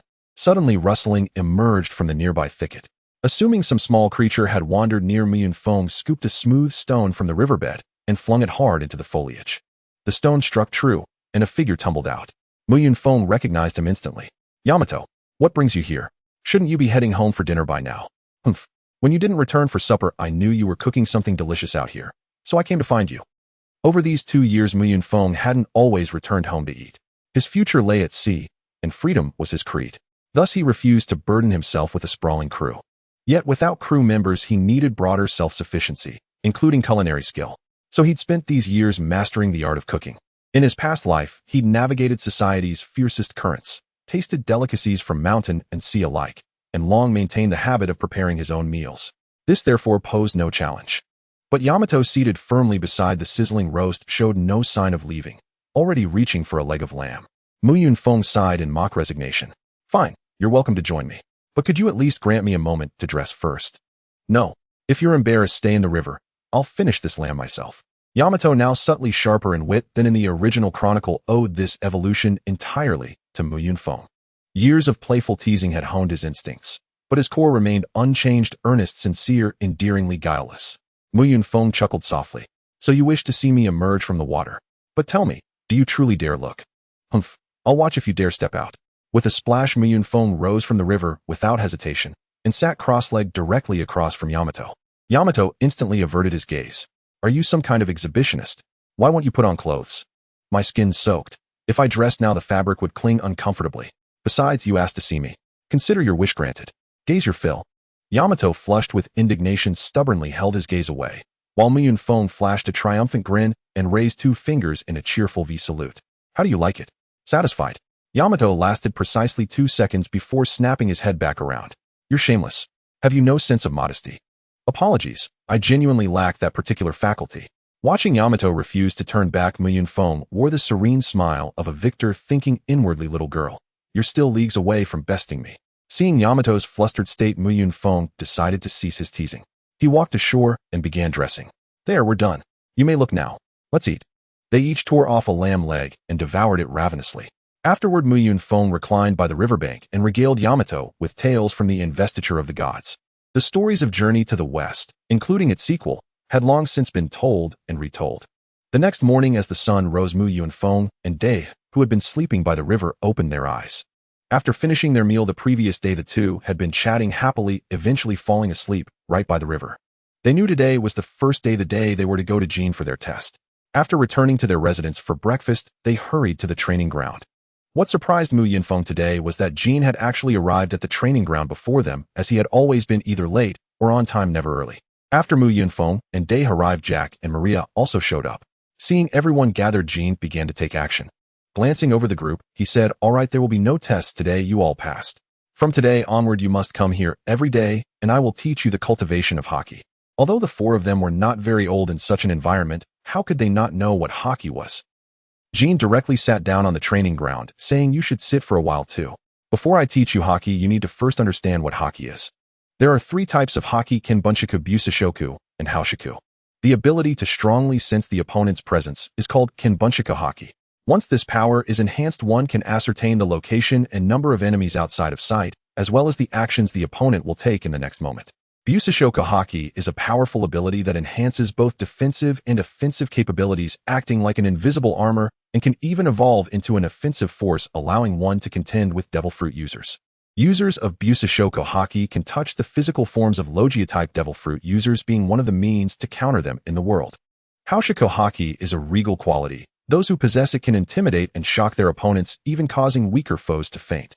Unlike Kenbunchaku and Busashoku hockey, Haoshiku hockey is innate. It cannot be acquired through training or inherited, and is determined solely by one's fate. In simple terms, haki is the power that exists within a person's body. However, some individuals have such poor physical quality that they cannot bear the enhancement of haki. Others may have the requisite physical condition, but lack the mental strength and willpower to mobilize the haki within. To cultivate haki, one must first have a body capable of withstanding the enhancement of haki. The body serves merely as an energy station. Then one must train their spirit and will, allowing them to guide the haki. Only with strong will and mental power can one unleash the full power of haki. Thus, to use haki, one must satisfy two conditions: a body that can bear haki. Only with a strong physique can one generate sufficient momentum, and the quality of haki within will also strengthen. The will to mobilize haki, this is required to wield haki. A person with weak will cannot unleash its true power. Jean spoke extensively in one breath, and the four present fell silent, beginning to slowly digest this knowledge. Mu Yunfeng also had an epiphany. He had long suspected what haki was like, and Jean's explanation was straightforward, giving him a sense of seeing the light through the clouds. Just as Mu Yunfeng was pondering these things, Jack excitedly stood up, saying, "Brother Jean, how can we learn haki?" "They'll talk about that tomorrow. I will teach you haki based on my own experiences. For today, you should prepare well. From tomorrow onward, you must come here every day, and we will officially begin cultivating haki until you learn it." After Jean left, Jack and Day cheered loudly, and Day immediately grabbed Mu Yunfeng's shoulders, shaking him vigorously. "That's great. Haki. We can learn haki now." Mu Yunfeng was shaken to the point of stuttering. "Why are you so excited? We have only gained the qualification to learn haki. We haven't learned it yet. Can you be excited when we actually learn it?" Although Mu Yunfeng acted indifferent, he was also very excited inside. After all, he had been training hard for 2 years just to learn haki. At this moment, Mu Yunfeng felt a weight lift from his heart, as if a heavy burden that had been pressing down on him had vanished. Jack also came to Mu Yunfeng's side, saying, "Mu Yunfeng, I'm so excited right now. How about we train together? Let's run some laps." After 2 years of getting to know each other, Jack and Mu Yunfeng had also become friends, which is why he wanted to share his joy with Mu Yunfeng. Mu Yunfeng directly shook his head in refusal, saying, "We're learning haki tomorrow, so why train today? Isn't it better to conserve energy?" "No, I'm very excited right now. I must do something to distract myself. If you don't come, I'll go by myself." With that, Jack took big strides and ran off, clearly also very excited. After Jack left, Maria said to the two, "I have things to attend to and need to head back. See you tomorrow." At this time, only Mu Yunfeng and Day remained. Day turned to Mu Yunfeng and asked, "What should we do? Should we continue training?" Perhaps because they had finally reached their goal, Mu Yunfeng also wanted to take a break for the first time in a long while. After all, he hadn't rested in 2 years. "Training? What a joke. I've been training all this time. I've been here for over 2 years and haven't had a chance to play. How about we go to Wano today?" "Sure. Let's go to Wano and have some fun together." After deciding on their destination, the two set off, but instead of heading to Wano, they walked toward the center of Ghost Island. Day looked at Mu Yunfeng in confusion, saying, "Aren't we going to Wano? Are you lost?" "Of course not. Who would get lost in such a small place as Ghost Island? I'm going to borrow some money." "Do you plan to just wander around with no money?" "Borrow money? Who are you borrowing it from?" "Who I borrow from depends on fate. I'll borrow from whoever I encounter." Just as Mu Yunfeng finished speaking, he spotted 3 pirates chatting in the distance, and without hesitation he walked up to them. "Hey, you 3, wait a moment." After the 3 turned around and saw it was Mu Yunfeng and Day, they respectfully responded, "Lord Mu Yunfeng, Lady Ghost Princess, what can we do for you?" "It's nothing much. I just want to borrow some money. We're planning to go to Wano for a stroll, but realized we don't have any money. You see." Upon hearing Mu Yunfeng's words, the 3 immediately took out all the money they had and handed it over to the 2. Mu Yunfeng glanced at it and saw only about 800 berries, which was far from enough, so he and Day specifically sought out busier places. After borrowing several times, they now had around 500 berries, which was equivalent to over 200 yuan. Due to Kaido and their influence, Wano was also accepting berries with an exchange rate of 1 platinum, 10 million berries, 1 gold, 100 berries, and 1 silver, 300 berries. Although this money wouldn't suffice for major matters, it should be enough for food, drinks, and fun. Mu Yunfeng transformed into his Cheongqi form, saying, "Day, hop onto my back. Today we're going to eat, drink, and have fun." "Awesome. Let's go to the flower capital. I've heard it's the most prosperous place." After the cheer, Day quickly hopped onto Mu Yunfeng's back. The gigantic Cheongqi flapped its wings, soaring into the sky with Day and flying towards Wano. Mu Yunfeng's flying speed in the form of Cheongqi was relatively fast, and he and Yamato quickly arrived at the flower city. Suddenly, Mu Yunfeng saw a familiar face. Though it was a one-sided familiarity, he recognized the person, but the person did not recognize him. The individual was a towering man, nearly 4 meters tall, with a bun hairstyle. At that moment, he was dancing comically while completely bare, and it was none other than Kazuki Oden. Kazuki Oden is a controversial figure in the eyes of many, as some believe he is great, while others find him disgusting, embodying both virtues and vices. Mu Yunfeng felt neither strong affection nor deep disdain for Kazuki Oden. He simply considered him a fool. Moreover, Mu Yunfeng thought that Kazuki Oden was somewhat contradictory. Before setting sail, he did not want to bear the burdens of Wano country, and instead wished for freedom on the seas. However, upon returning to Wano and learning of his father's death, he took the responsibility back onto his shoulders, ultimately leading to his demise under that weight. Mu Yunfeng understood why he was dancing naked. It was due to the conspiracy of Kaido and Orochi, who deceived Oden into believing that if he danced naked here for 5 years, Wano would be returned to him. Oden believed this obvious lie, and in the name of avoiding bloodshed, he ended up here only to ruin the reputation of the Kazuki family, which also led to his failure in the struggle against Kaido. At first, Kaido's influence here was not strong, and the prestige of the Kazuki family was deeply rooted in the hearts of the people of Wano. But 5 years was long enough for Kaido to consolidate his power, and Oden's actions diminished the Kazuki family's prestige, creating a balance that naturally tilted towards Kaido and Orochi. If Oden had rallied the people at that time, many would have been willing to follow him. Facing a weakened Kaido, perhaps the outcome would have been different. Yet for the sake of that so-called bloodless war, he squandered a golden opportunity and played a winning hand poorly. Oden seemed not to have considered that he represented more than just himself. He had a family, and he did not reflect on what consequences his actions would have for himself and his loved ones. Even if he was willing to gamble his life, he should not gamble the lives of his family. At the very least, he should have secured a safe path for them.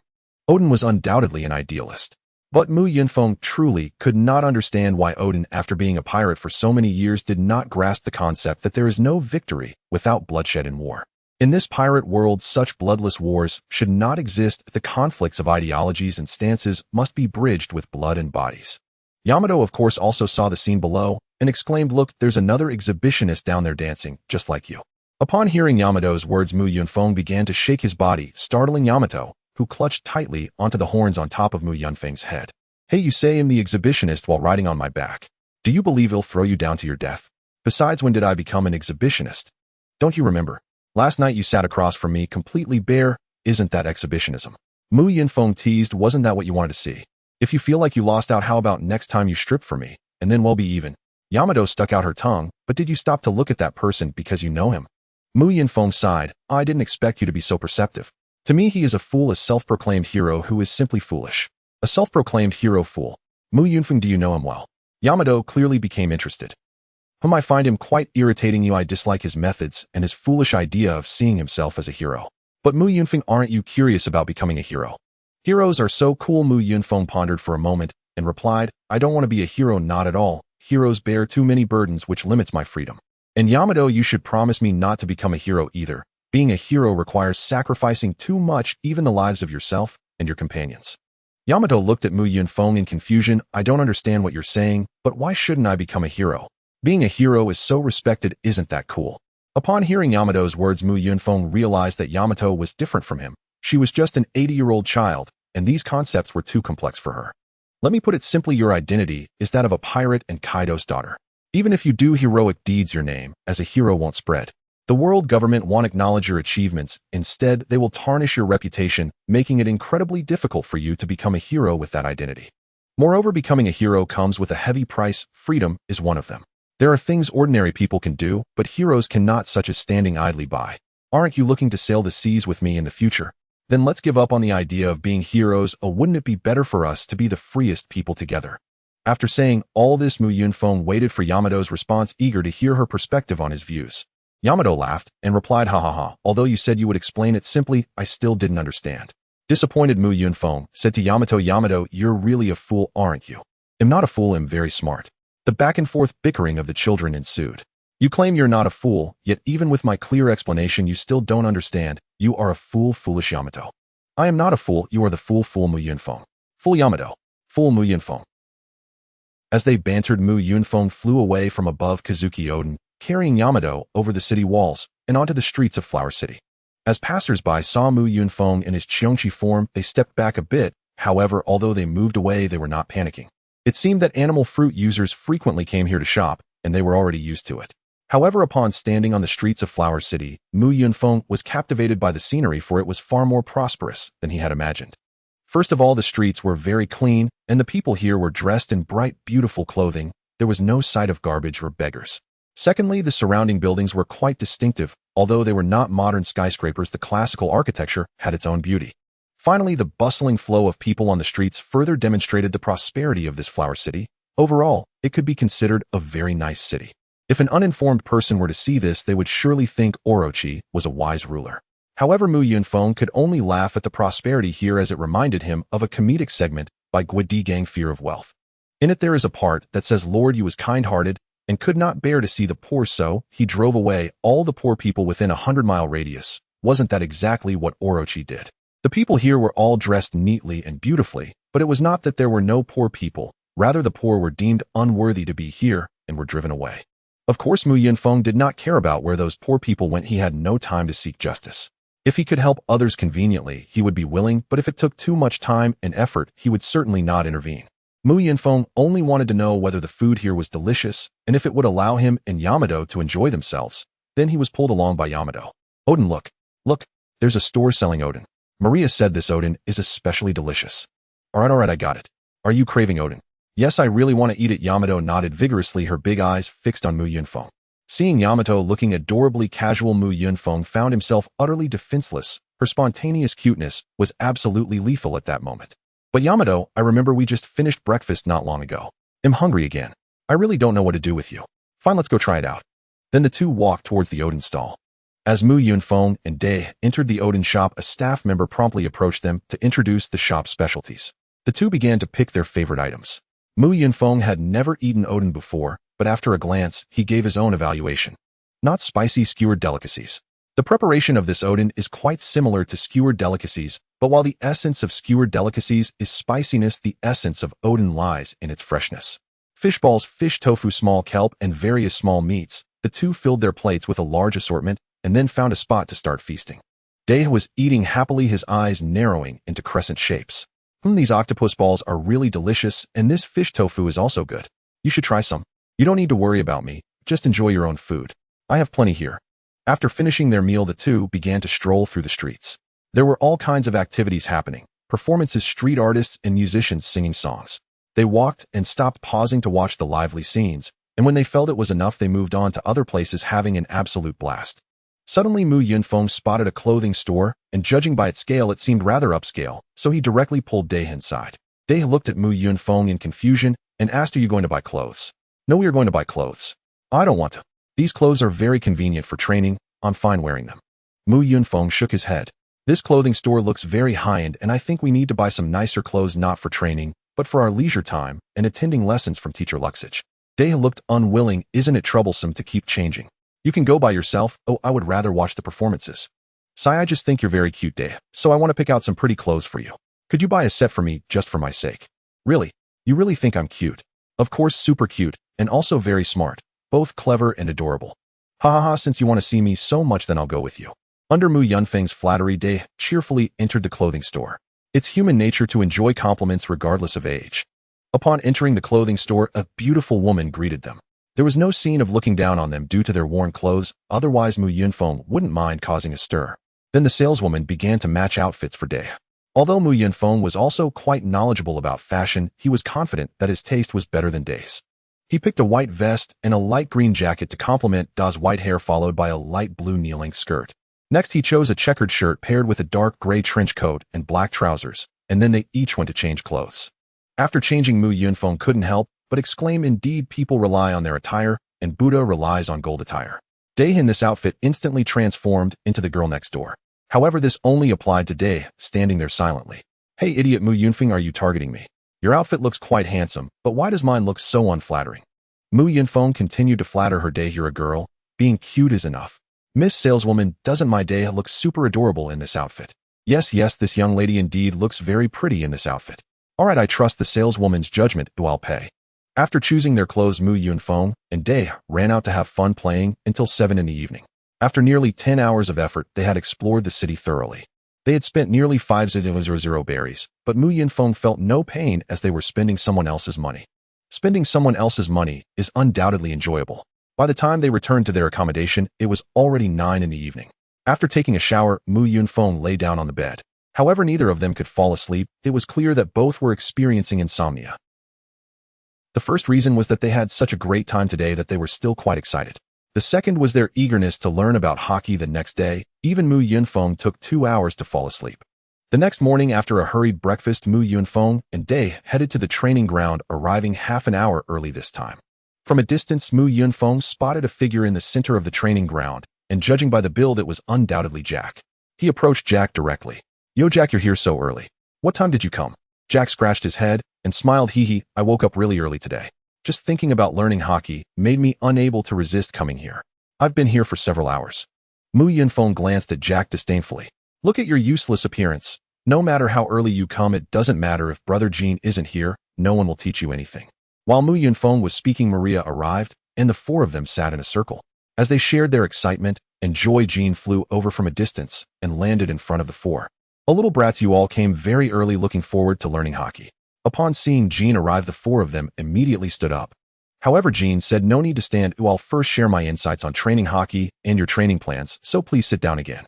Jean then began to impart his insights and experiences regarding hockey training, speaking earnestly, without any intent to hide. After explaining, Jean added, "Based on your current physical qualities, awakening the armament hockey might be a bit challenging, but awakening the observation hockey should be quite feasible. As for conqueror's hockey, that depends on talent. Each person's method of awakening conqueror's hockey varies, so do you have any questions?" "I do." Mu Yunfeng raised his hand and asked, "Could you tell us how to practice hockey? Is there a systematic training method?" "I don't have a systematic training method, but I have a simpler training approach." "What is that method?" "For you at this stage, the simplest way to practice hockey is through combat. Only in life and death battles can you master hockey the fastest. In combat, a person's attention will subconsciously heighten, putting them in a state of extreme tension. Every attack or response to the opponent's attack will keep your spirit in a fluctuating and tense state. This easily leads to the awakening of observation hockey. If during combat you suddenly find it easier to see through your opponent's moves, congratulations, you might have unintentionally awakened your observation hockey. The same goes for armament hockey. When you are in danger, your Bodhis potential can be maximally stimulated, and your instincts will help you awaken armament hockey to protect yourself." Listening to this rudimentary training plan, Mu Yunfeng asked in confusion, "Must it be awakened through combat? Is there no more stable way to awaken it?" Jean glanced at Mu Yunfeng dismissively. "Of course there is, but I don't have the patience to teach you slowly. Combat is my teaching method. If you're not satisfied, you don't have to learn." Mu Yunfeng sighed helplessly. "So our training plan from now on is just to keep fighting until we awaken hockey." "Smart. All right, training officially starts now." After Jean finished speaking, a group of pirates brought many weapons and dumped them on the training ground. There were swords, guns, sticks, and everything else, showing that Jean had prepared well in advance. After the weapons were brought up, Jean shouted, "Little brats, pick a weapon you like and fight me. Let me see where your skills stand." Jack was the first to rush over, grabbing 2 knives from among the weapons. He swung them in each hand, nodding in satisfaction. Maria, however, chose a massive long-handled axe, swinging it a couple of times in her hands, seemingly pleased before stepping back behind the others. Daiha unexpectedly picked a slender wolf fang club, indicating that he still wanted to use the same weapon as Kaido.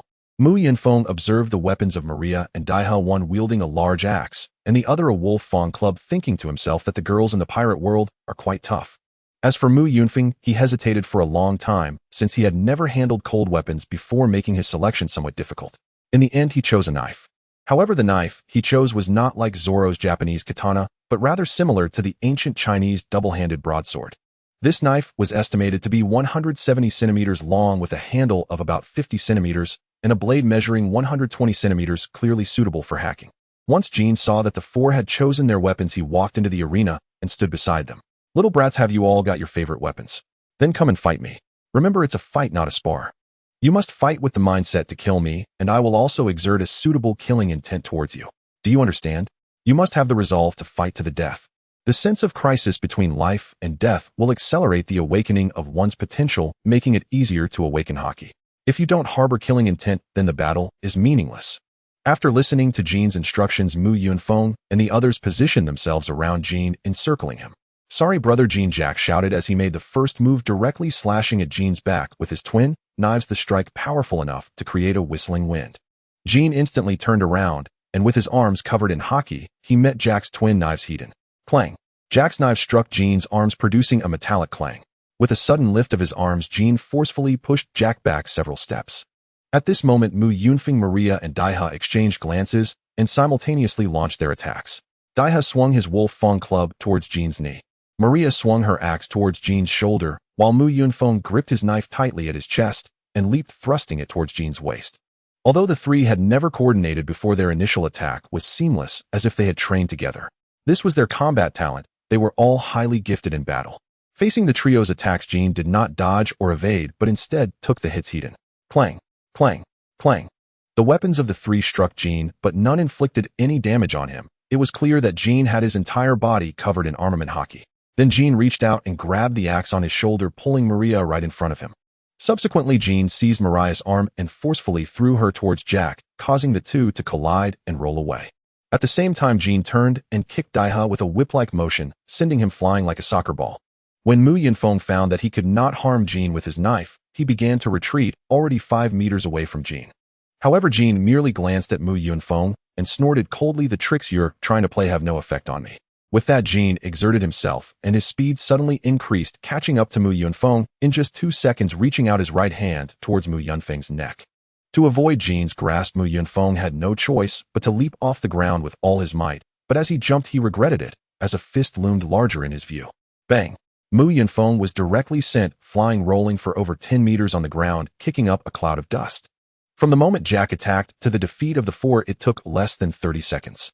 Looking at Jin, who stood like an unmovable mountain, Mu Yunfeng felt an urge to give up. "Hey little brats, what's wrong? Have you lost the courage to fight after being knocked down once? If that's your mindset, then you shouldn't be training. Ew, I don't want to train useless people."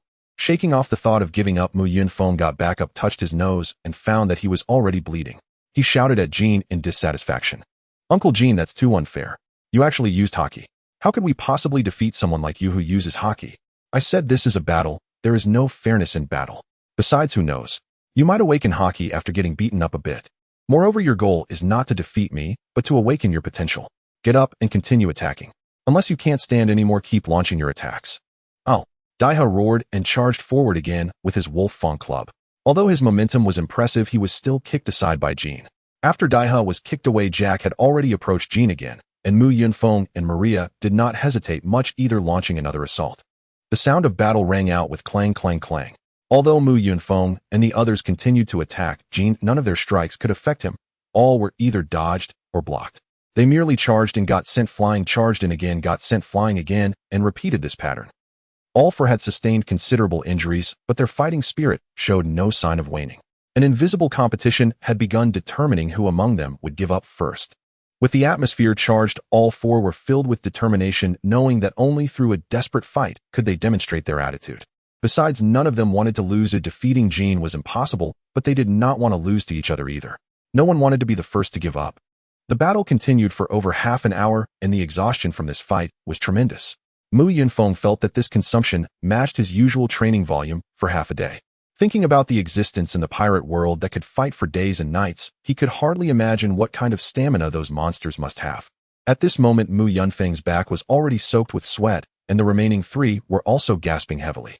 The only one in the arena who appeared calm was Jin.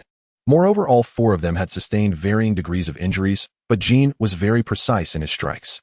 He would neither leave them with hidden dangers nor injure their bones to the point of losing combat effectiveness. He would only make them hurt just enough to cause pain. At this point, Mu Yunfeng already had a bruised face. He was confident that he also bore many bruises, while Jin looked completely unscathed. Meanwhile, a considerable number of pirates had gathered in the distance to watch the commotion, and they began to whisper among themselves. "Pirate A, isn't Lord Jin being a bit excessive? Those kids are still just children, and Lord Jin is actually being so heavy-handed. Hey, stop worrying unnecessarily. Do those kids look like they have the combat power of children? You probably can't even defeat them. Lord Jin is doing this simply because they are very promising. All three are strong devil fruit users, and one has the bloodline of Lord Kaido. You shouldn't be concerned or worry about when you can distinguish yourself. Haha, you're hilarious. They are destined to become great figures in the future, while you'll die as an unknown nobody. What face do you have to point fingers here?" After being knocked away once more, Mu Yunfeng was on the verge of tears. No matter how he attacked, Jin effortlessly struck him to the point of despair. At this moment, Mu Yunfeng was already contemplating a transformation. However, he estimated that even if he transformed into a Cheongqi to bite, it would likely be in vain. He had no confidence in being able to pierce through the powerful defense. The reason he could breach Kaido's defense before was that Kaido hadn't used haki. Yet Jin, this guy, had no honor in combat. and was clearly using Haki to bully a child. He even shamelessly claimed that being hit by Haki would lead to an awakening. How utterly unprincipled and limitless. After Jack was knocked away once again, he finally lost his temper. With a trumpet-like sound, Jack transformed into a giant elephant and charged at Jean. Jean looked at the charging Jack without any intention of dodging. He extended both hands to grab Jack's tusks, forcibly halting him. However, Jean was pushed back slightly by the impact Jack brought, and seeing this, Mu Yunfeng finally breathed a sigh of relief. This was the first time Jean had retreated today. While Jean and Jack were in a stalemate, Maria transformed into her half-beast form, with 8 spider legs extending from beneath her. In her half-beast state, Maria shot out several strands of silk from her hands, wrapping them around Jean's waist, and began to pull him back. With Jack pushing from the front and Maria pulling from behind, even someone as strong as Jean began to be shaken. Mu Yunfeng instantly transformed into his Qiongqi form, which was slightly larger than it had been 2 years ago, now standing about 3.5 meters tall. But Mu Yunfeng chose not to unleash ice flame, as it might not affect Jean, but would certainly affect Mariah's silk. Then Mu Yunfeng leaped onto Jean's back, opening his mouth to bite at Jean's wings simply because they were easier to reach.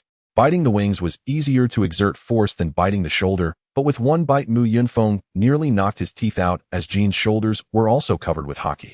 However, through his efforts, Mu Yunfeng managed to pierce through Jean's Haki defense, leaving a few blood spots on Jean's wings. After the 3 of them unleashed their devil fruit abilities, they finally caused some trouble for Jean, no longer just existing as punching bags. But no one noticed that Yamato felt a bit down. If they were helpless against Jean, she might feel better after all. Everyone was in the same boat. However, after unleashing their devil fruit abilities, it was clear that the other 3 could affect Jean, while Yamato had no such ability and felt she was lagging behind. Although Mu Yunfeng and the others caused Jean a bit of trouble, it was truly just a bit. Possibly due to the pain from Mu Yunfeng's bite, Jean directly kneed Jack under the chin and lifted him up, throwing him into the distance. Jack flew like a cannonball towards the distant pirates, watching the show, scaring them out of their wits, causing them to flee in panic.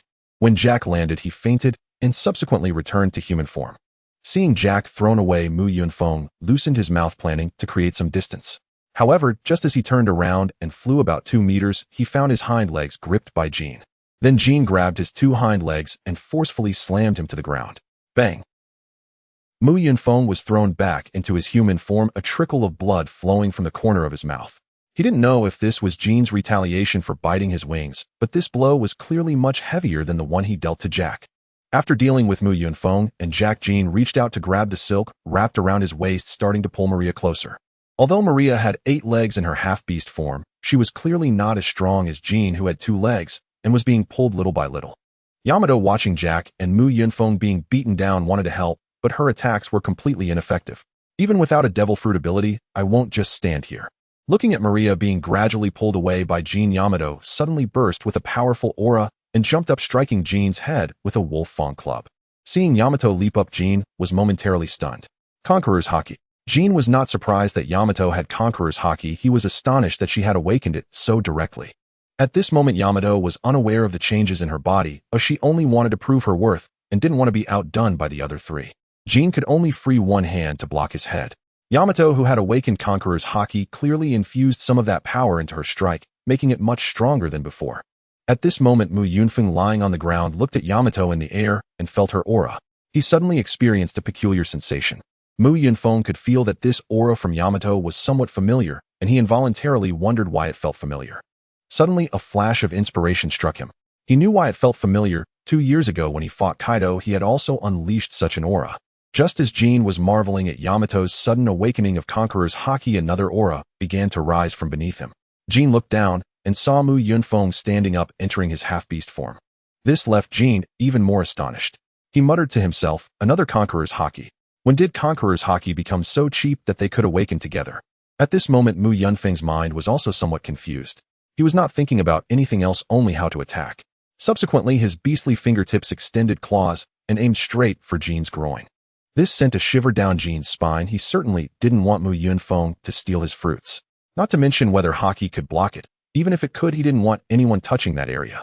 Jean instantly severed Mariah's silk, with flames freeing his right hand. He then crouched down, grabbing Mu Yunfeng's head and pressing his face against the ground. At this moment, Maria, who had been tugging at Jean, was thrown off balance due to the severed silk. The battlefield was now completely under Jean's control. Jack lay fainted in the distance, while Maria collapsed on the ground, unable to rise. In the center of the battlefield, Jean had his left arm across his head to block Yamato's Wolf Fang Club, and was pressing Mu Yunfeng's head into the ground with his right hand. Oh ho ho ho ho. Is it lively here? What do I see? Conqueror's Haki, and 2 of them. Jean, you've done well. Seeing Kaido arrive, Jean also released Mu Yunfeng and Yamato. Alright, training is over for today. Your stamina has reached its limit. After Jean finished speaking, Kaido transformed back into his human form and landed in front of Mu Yunfeng and Yamato. Oh ho ho ho ho. It's really you, Mu Yunfeng and Yamato. You two are truly impressive. Hearing Kaido's praise, Yamato was quite happy. From her expression, it was evident that Kaido rarely complimented anyone. However, Mu Yunfeng was ungrateful. You came all this way just to say this. Can you give me something practical, eh? Kid, what do you want that's practical, eh? Is there a devil fruit user who can heal injuries here? Or can you find a doctor to get some ointment? Jean was too rough, he knocked out my teeth. Then Mu Yunfeng opened his mouth, revealing that one of his front teeth was missing. He was already at the age to lose teeth, and when Jean had pressed his head into the ground, he had knocked it out. At this moment, Yamato ran over.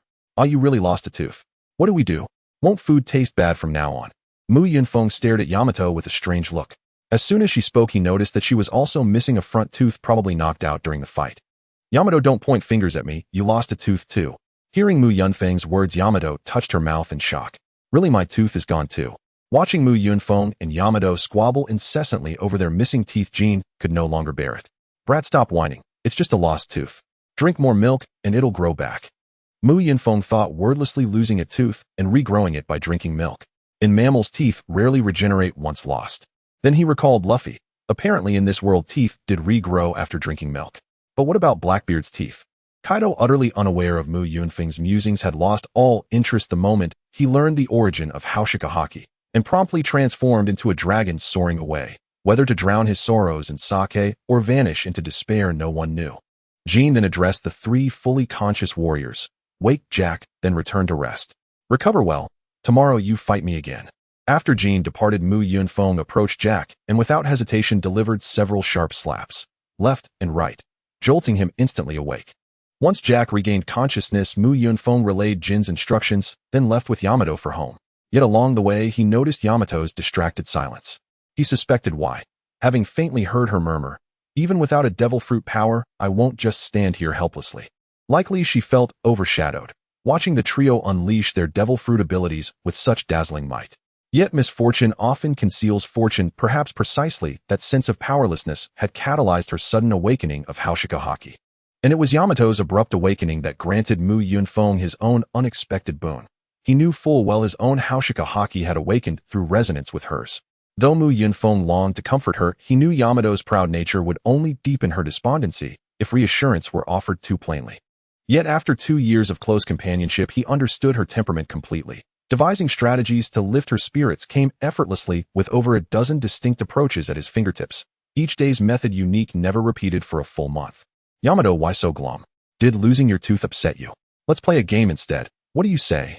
His tactic was play, subtly guiding her heart, while she was absorbed in the joy of the game. For a girl like Yamato, still childlike at heart, a simple game instantly diverted her attention. Over these past 2 years, this approach had never failed him.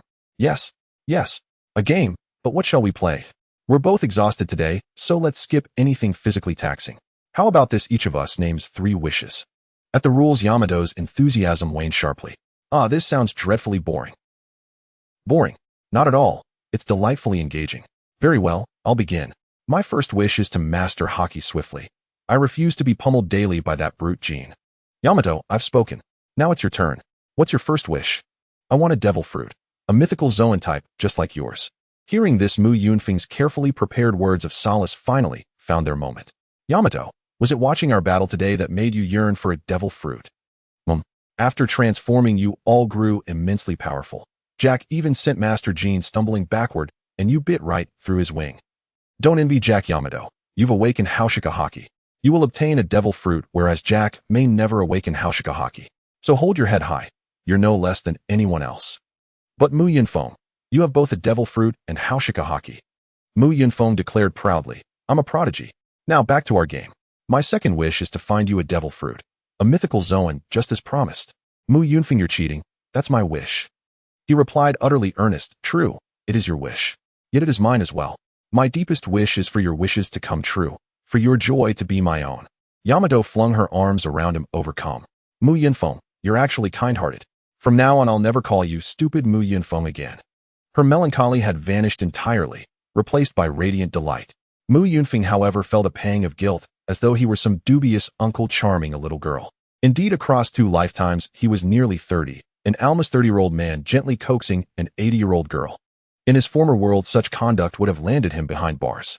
Yet his intentions held no darkness, only the quiet resolve to lift her from sorrow. All right then, Yamato, loosen your grip and tell me your second wish.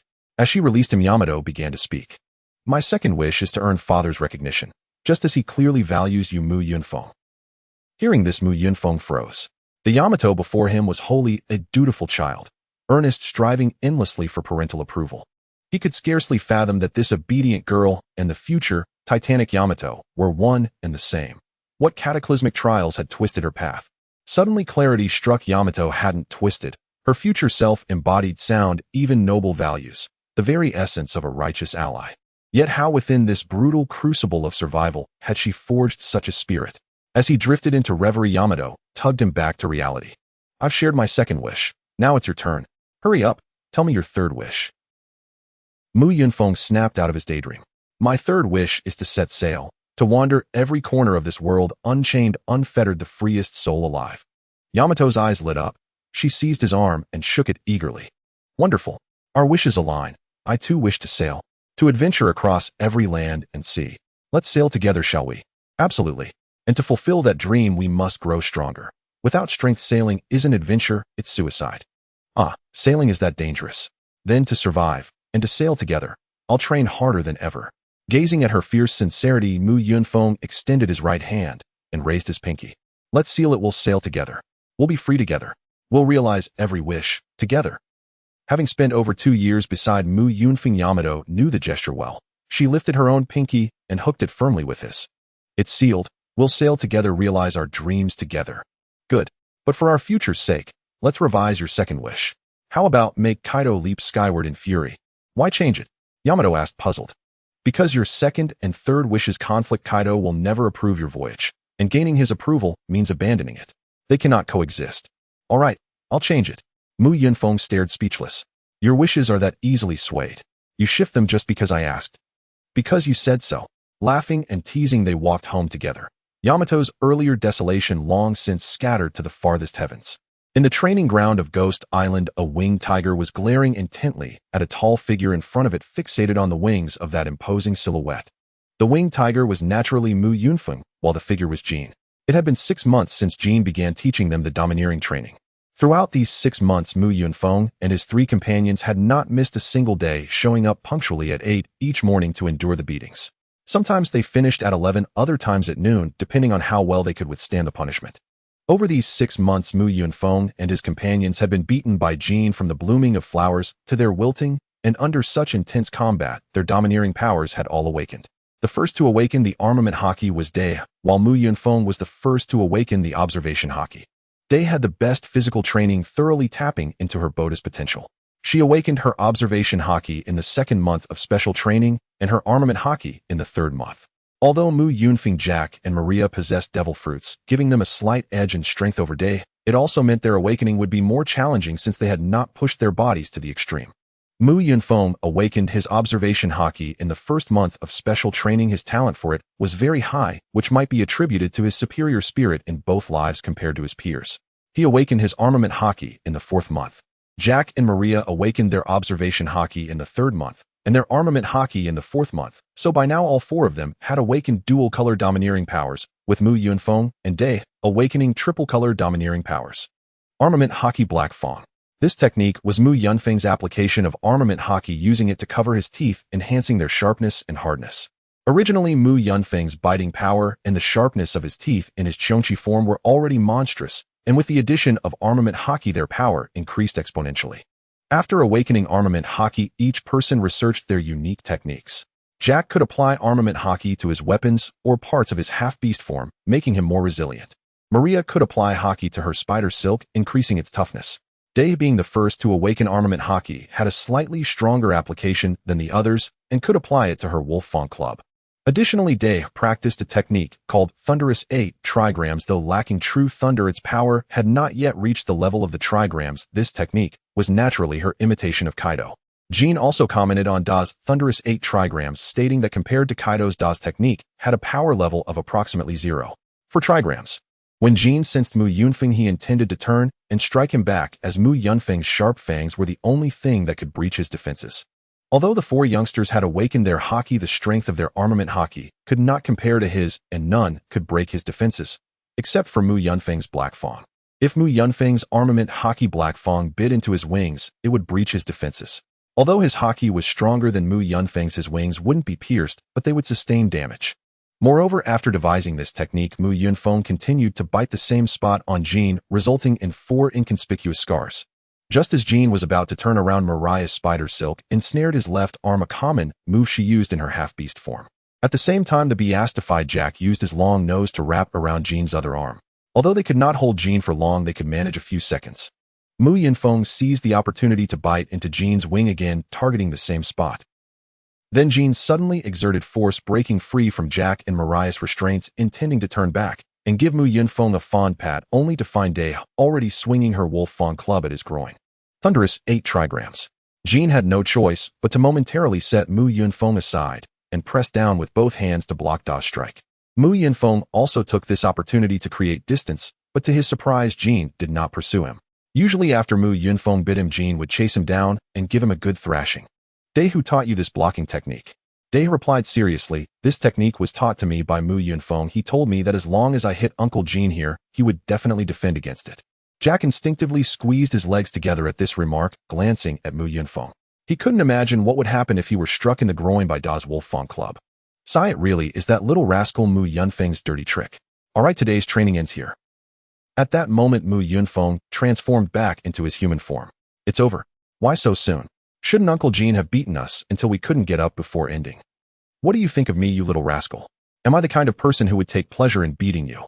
Although it is indeed quite entertaining, my main purpose in thrashing you is to make you awaken your haki. Clearly you 4 have already grasped your haki. Your talents are excellent. I didn't expect that in just half a year you would reach this level of training. I originally planned to continue training you for another 2 months, but recently we have matters to attend to, and I don't have time to waste on you little rascals. You can practice the remaining training by yourselves. Now that you have awakened your haki, you should continue to strengthen your haki training. Once your haki reaches a certain strength, you can learn advanced applications. Upon hearing Jean's words, the 4 felt a mix of disappointment and joy. They were disappointed that they could no longer train with Jean, as having such a skilled sparring partner had allowed them to progress rapidly. The joy came from the fact that they would no longer have to endure beatings.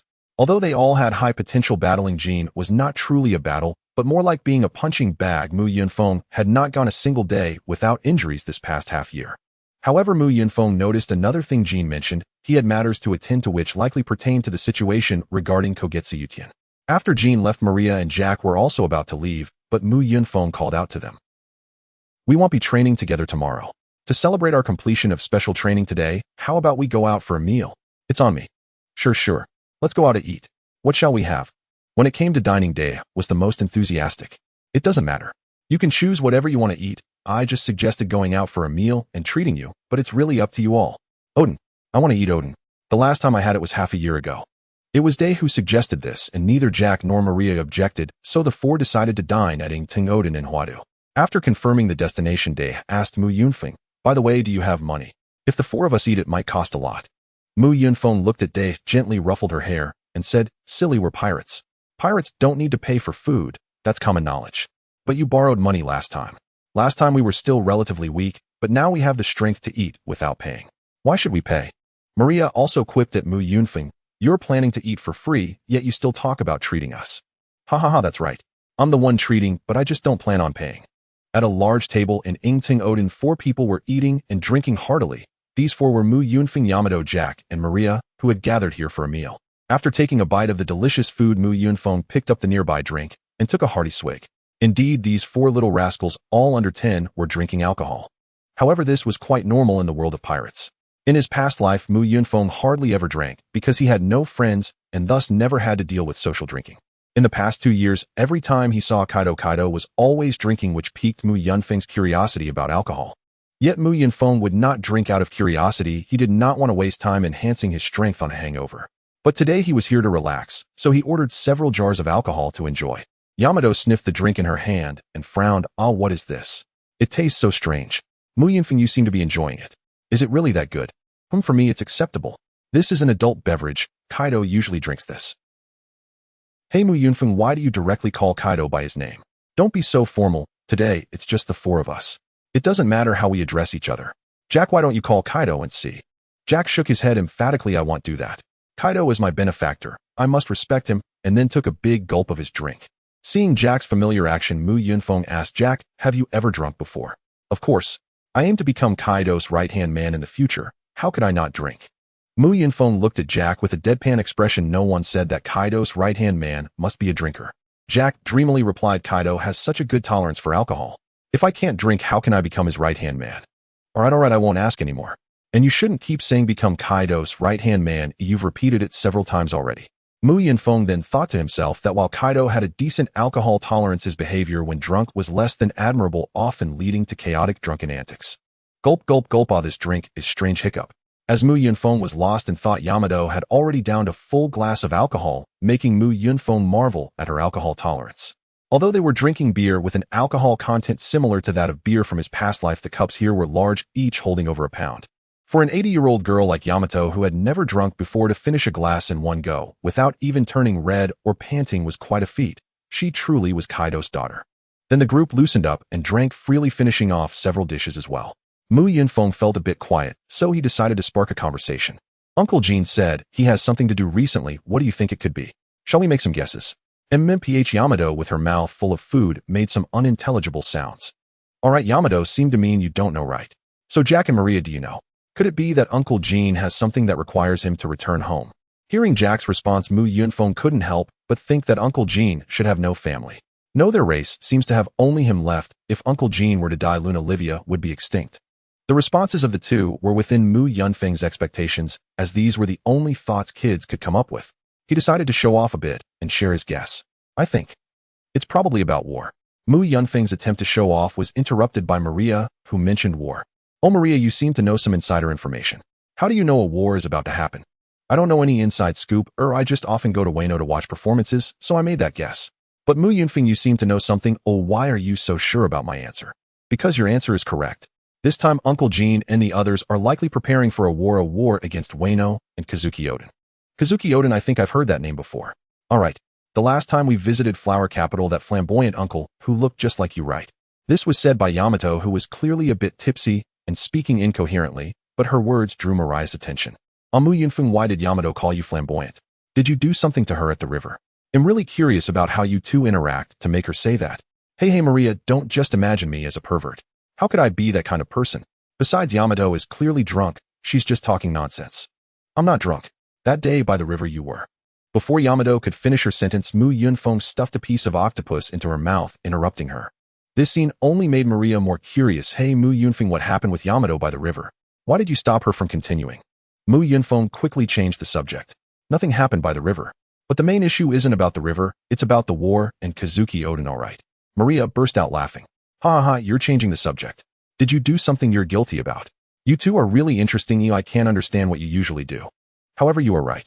Now, compared to your matters, I am indeed more curious about Kazuki Oden. How do you know about him? In my impression, he is quite a strange person. Mu Yunfeng organized his memories and began to talk about Kazuki Oden. I know about Kazuki Oden. He is indeed a very strange person, but he is also a very powerful individual, strong enough that even Kaido has to take him seriously, which is why Uncle Jean halted our training. In Mu Yunfeng's memory, Kazuki Oden was about the same age as Kaido, and at this time the outcome of a battle between Kaido and Kazuki Oden would be quite uncertain. At this moment, Yamato leaned closer. Are you saying Kazuki Oden is someone my father must take seriously? What do you think of his strength? I don't know the specifics of his strength, but he should not be weaker than Kaido. Jack, shocked, had forgotten to eat his Oden. Not weaker than Kaido. If he were to fight with Kaido, who would win? I really don't know about that, but I estimate it would be about 50-50. Yamato, who hated vague answers, went directly behind Mu Yunfeng, sitting down and using his back as a drum while her fists served as drumsticks. As she pounded, Yamato pouted. You're too cunning. What you said is the same as saying nothing. If you could choose, who would you pick to win? Feeling the punch from behind, Mu Yunfeng had no choice but to start giving a lesson to these children. After all, he feared that the drunken Day might cause a ruckus, especially since she was Kaido's daughter and had the genes for such behavior. Then Mu Yunfeng took a deep breath and began to analyze the impending war. I have my reasons for saying this because a battle and a war are not the same. A battle involves two individuals, while a war is a conflict between two forces. Let's not even mention that Kazuki Oden and Kaido are evenly matched. Even if we strengthen Kazuki Oden a bit to make him slightly stronger than Kaido, what difference would it make? Don't forget that Orochi is also on our side. Our power is far superior to that of Kazuki Oden's faction. Even if Kazuki Oden wins against Kaido in battle, will our pirate crew just sit idly by? Will Uncle Jean and Queen just sit back? Will Orochi just watch? If Kazuki Oden defeats Kaido, how much stamina will he have left? Will he have the strength to fight against Uncle Jean and the others? Therefore, it is clear that Kazuki Oden is destined to lose this war. Mu Yunfeng actually had more to say. In the pirate world, it is not uncommon for one person to take on a crew, but Kazuki Oden cannot do that because his responsibilities have always bound him. Currently, Kazuki Oden has lost the people's support, while Orochi, who has gained the people's favor, is a despicable man. Even if he drives Kaido away, he may not be able to defeat Orochi. In these 5 years, Orochi has clearly been more favored than Kazuki Oden. If Orochi incites the residents of Wano to drive out Kazuki Oden and his family, what will happen? Could Kazuki Oden really bring himself to harm the people of Wano? Thus, this battle had already been decided from the start. Kazuki Oden is not a match for either Kaido or Orochi.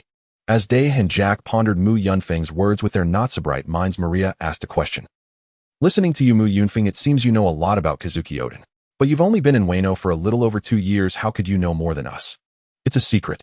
I do know about Kazuki Oden, but how I know is something I won't tell you, so don't ask about it. Alright. Since we have nothing else to do right now, let's treat this topic as a side dish. Mu Yunfeng's little theater is about to begin. Are you kids ready? Ready? X2. Due to the effects of the alcohol, Mu Yunfeng also displayed a childish side. Jack, why aren't you shouting? No shyness. Shout along with Day and Maria. He'll ask again, are you kids really ready? Ready? X3. Alright, then I will start my lesson. The tales of Kazuki Oden's childhood are quite legendary. At the age of 0, he threw the nurse away. At the age of 2, he caught 2 rabbits at once. At 4, he threw rocks to fend off a bear. At 6, he used the money from the castle to indulge in brothels. At 8, he single-handedly stormed a gambling house and fought fiercely with the young gamblers. By the age of 9, he had already made it onto the black market's blacklist, and in a fit of rage, he set fire to the gambling house and fought back against the underworld. After that, he was arrested due to violent incidents. At the age of 10, Kazuki Oden as a prisoner worked in a quarry and even rose to the position of leader. At 14, Kazuki Oden reformed himself to solve the water crisis. He redirected a river using rocks, which resulted in a massive flood. Kazuki Oden has always been an odd person, a powerful anomaly from birth. There are too many stories about him to recount here, but every action he took transcended what could normally be done at his age, demonstrating his extraordinary talent.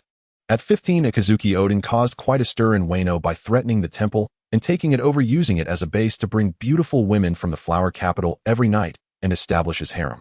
However, these beautiful women came willingly out of infatuation for Kazuki Oden and did not wish to leave, which is why the men of the flower capital hurriedly hid their wives and daughters when Kazuki Oden appeared.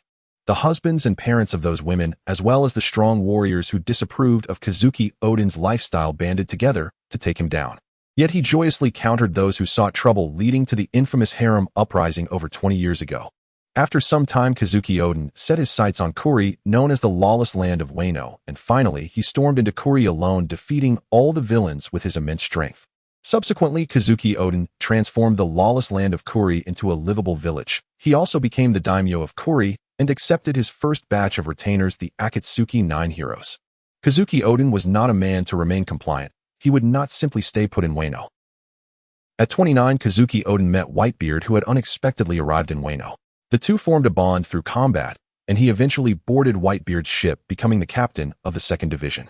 At 33, Kazuki Oden encountered Roger and sailed to Raftel with the pirate king Joel D. Roger, this is what I know about Kazuki Oden's deeds. After listening to Mu Yunfeng's words, Maria and Jack fell silent, and Day looked at Mu Yunfeng in shock. So Kazuki Oden is that amazing? He might really be able to defeat my father. What an extraordinary life. Hey Mu Yunfeng, will we be able to become that powerful in the future? Will we have such an exciting journey? Of course, our future will definitely be more splendid than Kazuki Oden's, and I even know of many people who are far more impressive than him. Who are they? You foolish Mu Yunfeng, do tell us. Mu Yunfeng did not respond to Day immediately, but looked at Jack and Maria. Do you want to hear it too? We want to hear it, Jack and Maria nodded vigorously. You can hear it, but you must promise not to tell anyone about what we discussed today. We promise, X3. Seeing their response, Mu Yunfeng nodded in satisfaction.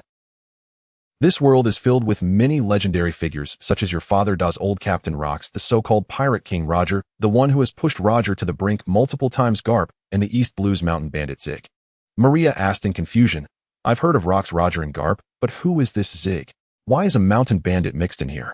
Good question. Mu Yunfeng was quite pleased with Maria's inquiry. If she hadn't asked, he wouldn't have been able to play along with the next punchline. Zig's power is beyond doubt.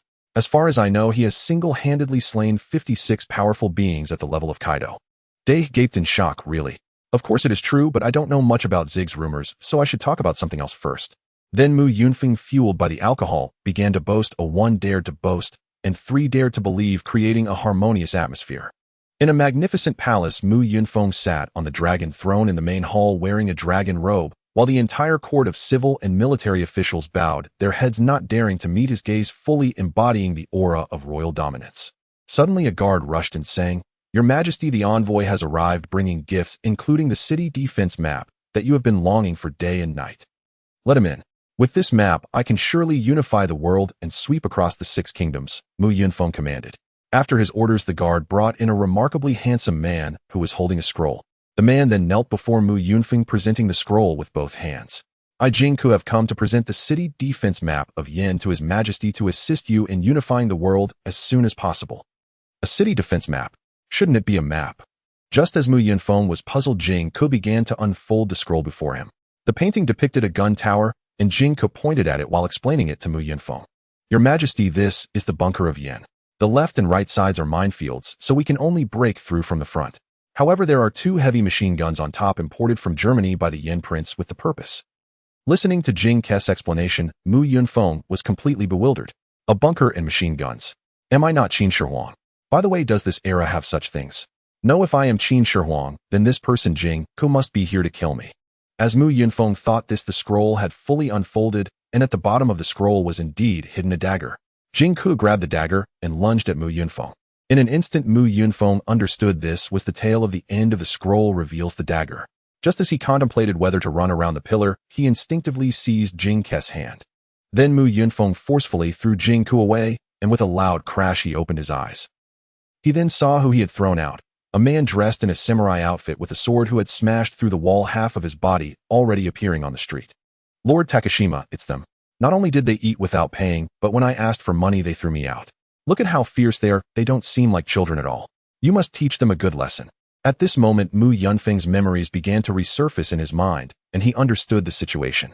He, along with Yamato, Jack, and Maria, had been boasting and drinking, and they all got drunk, collapsing on the table and falling asleep. The man complaining was the owner of Eagle Rising Kanto Cuisine, Eagle Riku, and Mu Yunfeng vaguely remembered that the owner had come to him for payment, but was thrown out by his drunken self.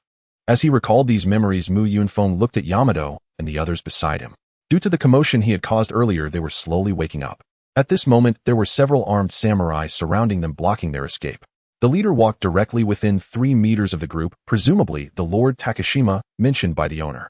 Brats, I don't know who you are, but how dare you cause trouble on Lord Bingy's territory, eating without paying, and even hurting the boss?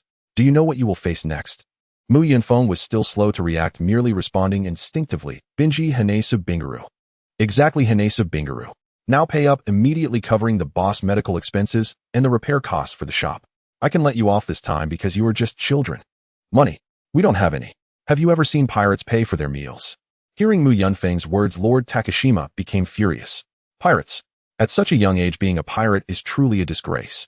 A small child like you calling pirates disgraceful? Is it honorable to be like you and do underhanded things? You little brat, you're quite arrogant. Just wait until I catch you. Will you be scared enough to call for your mother? After saying this, Lord Takashima reached out to grab Mu Yunfeng by the collar. Just as Mu Yunfeng was about to retaliate, a spiked club sent Lord Takashima flying. Whoever you are, Hick, you can't take Mu Yunfeng away. He is mine, Hick. Jack then raised his twin blades. How dare you attack my friend? Watch as I, Lord Jack, cut you down. Mu Yunfeng also stepped forward to block Jack and Yamato from causing trouble. Let's just forget it. After all, we did eat without paying and broke the shop. There's no need to kill anyone. Jack, turn into an elephant and carry us away. Then amid the astonished gazes of the samurai, Jack transformed into a massive elephant. Mu Yunfeng and the others jumped onto Jack's back and charged straight through the wall. It was evident that Jack was also drunk, unable to run in a straight line, swaying and barely managing to create in shape, knocking over many innocent shops along the way. Yamato, sitting on Jack's back, expressed his dissatisfaction. Why are we running? We could just knock them over. Mu Yunfeng looked at Yamato before him and couldn't help but think, is this still the Yamato I know who is filled with a sense of justice? It was clear that Yamato's character had changed under Mu Yunfeng's influence.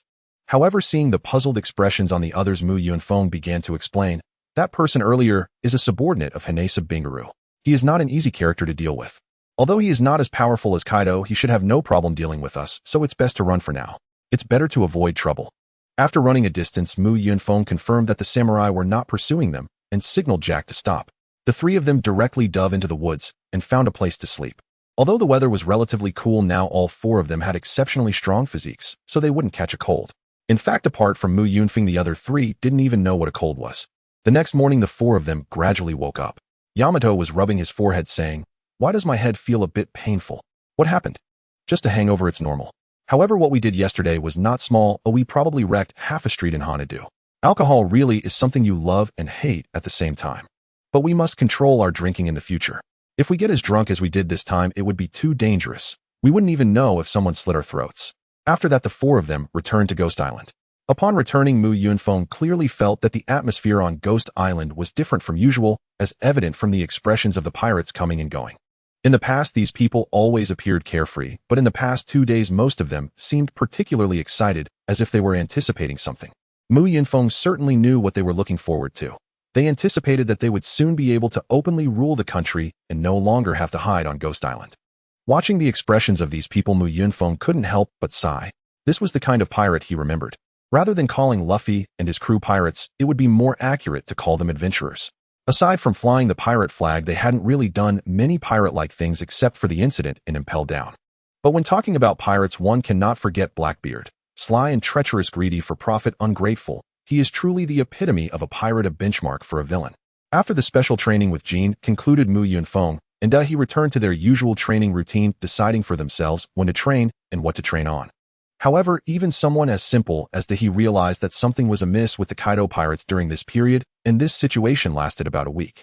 In the early morning, Mu Yunfeng and he, as usual, were conducting weighted running training around Onigashima, only to find many more ships docked along the shore loaded with numerous weapons and armor. Upon seeing this, Mu Yunfeng surmised what was to come if nothing unexpected occurred. The battle between Odin and Kaido would commence tonight. "Hey Mu Yunfeng, did you see? There are a lot of ships by the shore and they have many weapons on them. Does this mean the battle is about to start?" Mu Yunfeng glanced at He in surprise. "He, are you particularly clever today? You noticed that?" Excited by Mu Yunfeng's affirmation, He exclaimed, "Should we tell Father and join in? You said Odin is very strong. His battle with Father will surely be spectacular." "You don't need to say it." Kaido would definitely not agree. "After all, we are still young, and we can't do anything on the battlefield. We might even cause trouble." "Oda," he replied disappointingly, and Mu Yunfeng felt that He's enthusiasm for training had diminished a little. "He, you're being too pessimistic." "Oh, I never said we couldn't go. Even if Kaido disagrees, we can sneak along. After all, I can fly." "But didn't you just say that going to the battlefield could cause trouble?" "No need to worry. If trouble arises, Uncle Kaido and Jean will handle it. Worst case, we'll just come back and get beaten up." That night, after dinner, Mu Yunfeng and he did not return to their room to sleep. Instead, they sneaked out under the cover of darkness and hid in the jungle by the shore.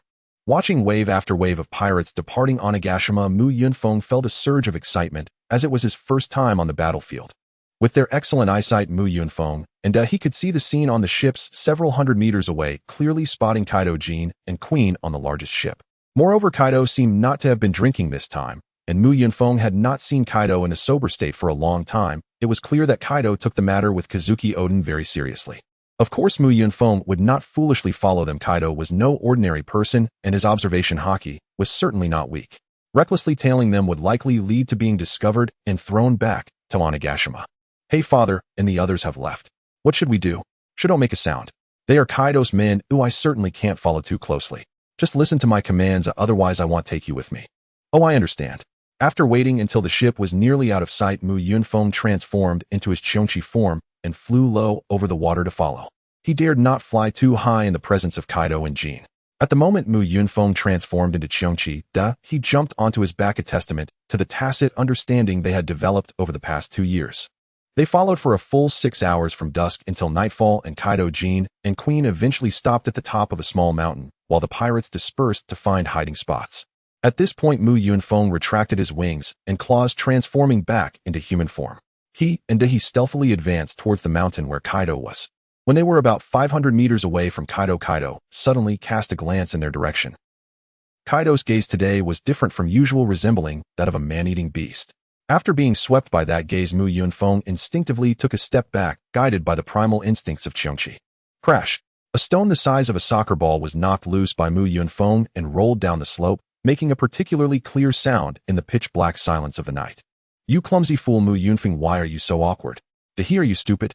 Why are you talking so loudly at a time like this? Their noise naturally attracted Kaido's attention, and at Kaido's signal, Jean flew directly towards them. Although Kaido's observation haki was potent, he could not detect the two unthreatening figures 500 meters away. He had merely glanced back casually. Of course, this was a passive effect. If Kaido actively used his observation haki to probe, he could cover the entire Onigashima. Upon seeing Jean approaching, Mu Yunfeng pulled Dahi and ran backward. He did not want to be caught in front of Kaido, who had recently taken to beating him for no reason. If they were caught, it wouldn't be surprising if Kaido decided to loosen up by beating him up a bit before the battle. However, Mu Yunfeng and Dahi were still rather average in strength, and there was no hope of escaping from Jean's pursuit. Their speed was no match for Jean, and they were quickly captured. Kaido looked at Mu Yunfeng and Dahi, who had been thrown in front of him, and questioned, "How did you two little brats get here? Aren't you supposed to be asleep at home at this hour?" Mu Yunfeng boldly patted his chest and replied, "I know that Boss Kaido has a battle tonight, and I also appreciate Boss Kaido's training. Therefore, I want to contribute in battle to repay Boss Kaido's kindness." Then Mu Yunfeng witnessed a scene he might never see again as Kaido actually rolled his eyes. "You have that heart. Of course. I respect Boss Kaido. In private, I always pray to the gods, asking for your success in all endeavors, including suicide. Oro. The enemy tonight is indeed formidable, but I still don't plan to let little brats like you onto the battlefield. However, if you really want to go to the battlefield, it'll give you opportunities in the future. For now, you should go back. I don't want any mishaps in facing Kazuki Oden. Boss Kaido, you see, we've come this far, and you mentioned that today's enemy is strong. Observing the battles of the strong is also a form of training. How about this? I can fly, you'll take Dahi and watch from above. We definitely won't cause any trouble." After hearing this, Kaido nodded. "If you want to watch, then watch. Anyway, it's too late for you to leave now, if the enemy has already appeared." "Appeared? Does Boss Kaido mean?" Kaido pointed towards a mountain in front. Mu Yunfeng and he turned to look in the direction Kaido pointed. With their excellent vision and the bright moonlight tonight, they could see far into the distance. Then Mu Yunfeng spotted several figures on a distant peak, exactly 10 in number, and he understood why Kaido said they could not leave. "All right, you two little brats, stay back. Today's battle is not something you can participate in." "Don't worry, boss. We will hide far away with Dahi. I value my life, I won't recklessly throw it away in a place like this." Then Mu Yunfeng transformed into Qiongqi, and Dahi instantly jumped onto his back. They quickly flew into the air. Mu Yunfeng intended to appreciate the battle from the sky, eager to witness the pinnacle of strength in the pirate world and see the gap between him and true power. Mu Yunfeng soared to a height of nearly 100 meters with Dahi. He was acutely aware of his own power level at this moment, not to mention Guanyue Oden. He couldn't even defeat the Red Sky 9 heroes. However, at this altitude, he was safe. Even if Guanyue Oden went mad and slashed at him, he was confident he could evade the sword chi before it reached him. "Hey Mu Yunfeng, aren't you flying too high? I can barely see the people below. Ade, do you think this is high? Should I just throw you down?" "No, don't. Falling from this height would definitely kill me. You're bullying me." "Alright, I was just joking. But if we get too close, an accident might happen. This distance is the safest." At this moment, Kaido transformed into his dragon form. "Oro, I've been waiting for you, Guanyue Oden." Upon seeing Kaido, Oden shouted back, "Kaido, I never intended to compete with you in strength, but your preparations are rather thorough. How did you know we were coming?" "Oro, perhaps there is a spy among you. I don't want the newly built house to become a battlefield, so I came personally. On that day 5 years ago was the agreement we made merely a lie, Kaido. Indeed, it was all a lie. I believe the situation was somewhat unfavorable. If you had returned and allied with Bing Wulong, then all the heroes and samurai of Wano would have become our enemies. At that time, my subordinates were still very limited.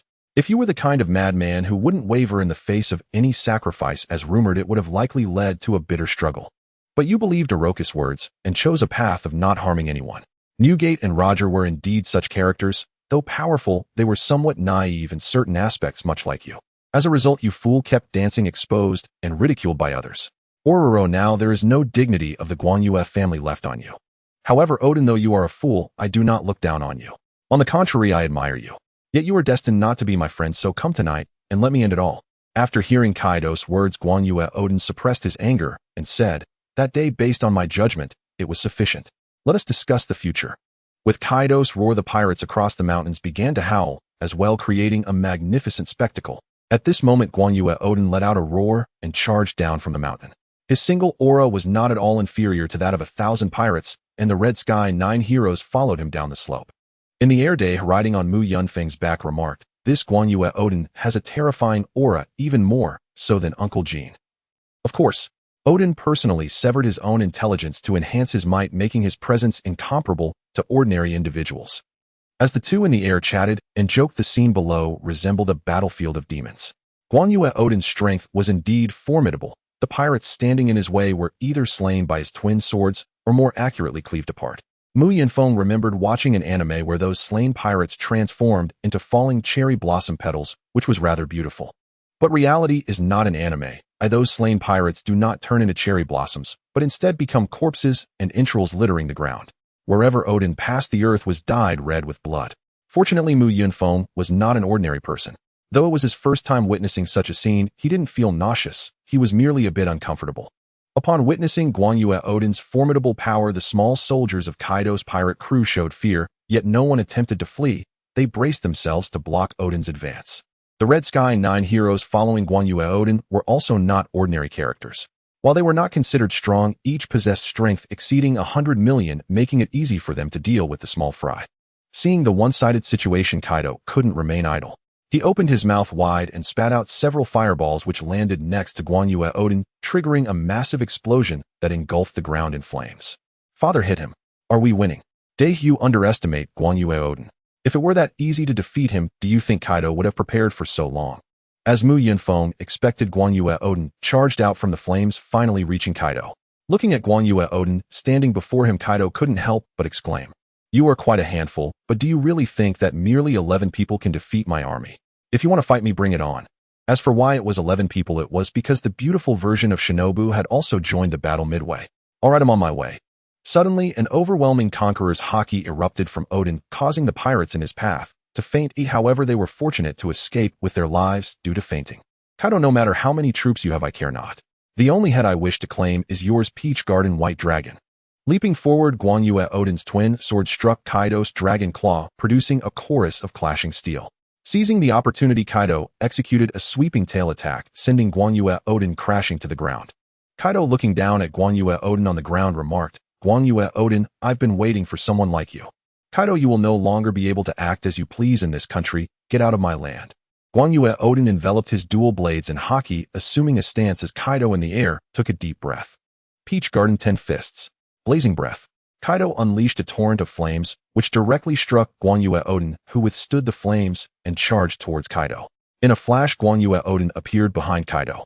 With a scream, Kaido plummeted to the ground. Suddenly, Day on Mu Yunfeng's back grabbed the horn atop his head and began to shake it. Guanyue Odin, that was brilliant. Strike him 2 more times. Mu Yunfeng. Father has been killed. Father is dead. Day. Hearing Da's words, Mu Yunfeng could only smile wryly and say, stop shouting, Kaido isn't that easy to kill. That's good. But why are you cheering for that, Guanyue Odin? Isn't he our enemy? It's nothing, just thinking about how I usually get beaten by Kaido. Now that I see him getting beaten by someone else, it feels refreshing, and I just shouted it out. Day looked at Mu Yunfeng with a strange expression and said, but aren't you afraid that after father returns he will beat you up for that? Who cares about that? It's just a beating from Kaido. What's the big deal? I can just grit my teeth and get through it. When Kaido stood up again, he had already assumed his human form. Mu Yunfeng knew that Kaido in human form was far more powerful than Kaido in dragon form. Moreover, Mu Yunfeng could clearly sense that although Kaido had shrunk in size after transforming into a human, his imposing aura had not diminished in the slightest. Instead, it had become even more terrifying. The aura emitted by Yutian and Kaido made Mu Yunfeng, even at a height of 100 meters, feel his hair stand on end, as his instincts warned him of the danger in that area. However, there was one person on the field who was unaffected by Kaido's aura. It was Kazuki Yutian, who stood facing Kaido, and he was currently preparing for his next attack. After a brief pause, Kaido and Yutian charged toward each other. The momentum they carried created an illusion for Mu Yunfeng, as if the battle below was not between two individuals, but rather two ferocious beasts. When Mu Yunfeng turned his gaze behind Yutian, he indeed spotted a large snake accompanied by a strange old woman who slowly transformed in his eyes into a character quite popular in the world of One Piece. Kazuki Momonosuke. The moment Mu Yunfeng saw Momonosuke, he felt an impulse to rush down and cut him down. Momonosuke was among the characters most hated by fans, and Mu Yunfeng naturally had thought about strangling this brat before. However, Mu Yunfeng knew that this was not the time to dwell on such matters. He couldn't help but exclaim that the devil fruit was indeed incredible, comparable to Sun Wukong's 72 transformations. He just wondered if the gender would also change upon transformation. Suddenly, Mu Yunfeng couldn't help but fantasize if the gender changed as well. Wouldn't that be double the fun? At this moment, Yamato, who was on Mu Yunfeng's back, sensed something. Yamato had a strong intuition, and since she was riding on Mu Yunfeng's back, she easily noticed his anomaly. Hey, what's wrong with you? Are you daydreaming about something? I'm not. I didn't. Don't say nonsense. By the way, aren't you sitting on my back? And am still in the Chionchi form. How did you figure it out? Don't tell me you can read animal expressions. Of course it's intuition. That's quite a ridiculous explanation. As the saying goes, two flowers bloom, each representing a branch. While Mu Yunfeng and Yamato leisurely watched the drama and chatted in the sky, Kaido and Yutian were locked in a fierce battle below. Kaido swung his kanabo at Yutian, who retaliated with Inma and the Tengu feather slash.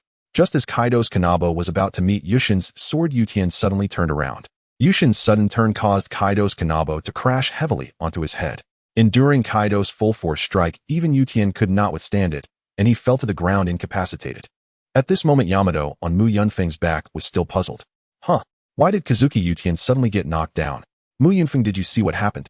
Mu Yunfeng certainly knew why Kazuki Yutian was suddenly knocked down, but he had no intention of telling Yamato. After all, he did not wish for Yamato to have too much interaction with Yutian. I don't know. Maybe he just suddenly ran out of strength. How would I know what happened in such a high-level battle? Yamato, however, thoughtfully said, but I feel like he didn't just suddenly lose strength. Yutian must have been affected by something. His aura was incredibly terrifying just now. Dwelling on those useless things won't change the outcome. A loss is a loss. We should head down now. As far as I know, there's usually a feast after a battle victory, so we should be able to feast tomorrow. Due to Kazuki Yushin's defeat, the Akazaya 9 were momentarily dazed. Ashura Doji and Kinemon also lost focus and were defeated by Inazuma and Queen. The remaining Akazaya samurai had some skills, but facing such overwhelming forces, they ultimately fell one by one and were captured. At this moment, Mu Yunfeng also landed on the ground and directly walked up to Kaido, beginning to flatter him extravagantly. Kaido the boss is indeed courageous and wise, unparalleled in strategy and unmatched in valor. I've become infatuated with Kaido. You will be my idol from now on. Kaido laughed heartily. Ororuro, you really think so? But I heard someone shout Kazuki Yutian did a great job, just stab him a couple more times. I know that must have been the Akazaya warriors shouting. They're a bunch of short-sighted fellows. Indifferent. I've always believed that Kaido would win. Mu Yunfeng, do you really think so? Didn't you say a few days ago while eating Odin that Yutian was very strong? Before Yamato could finish her words, Mu Yunfeng covered her mouth. Kaido clearly had no intention of holding Mu Yunfeng accountable for what he just said. If Yamato were to let slip the words he spoke while drinking a couple of days ago, he might not escape a beating. At this moment, Mu Yunfeng was beginning to doubt whether Yamato was naturally silly or secretly scheming. Once the battle ended, the remaining tasks were to clean up the battlefield and determine the casualties. However, Kaido clearly had no mood for such matters and directly transformed into a dragon flying toward Onigashima. Inazuma and Queen stayed behind to handle the aftermath, counting the numbers to confirm casualties and escorting Yutian and the Akazaya warriors.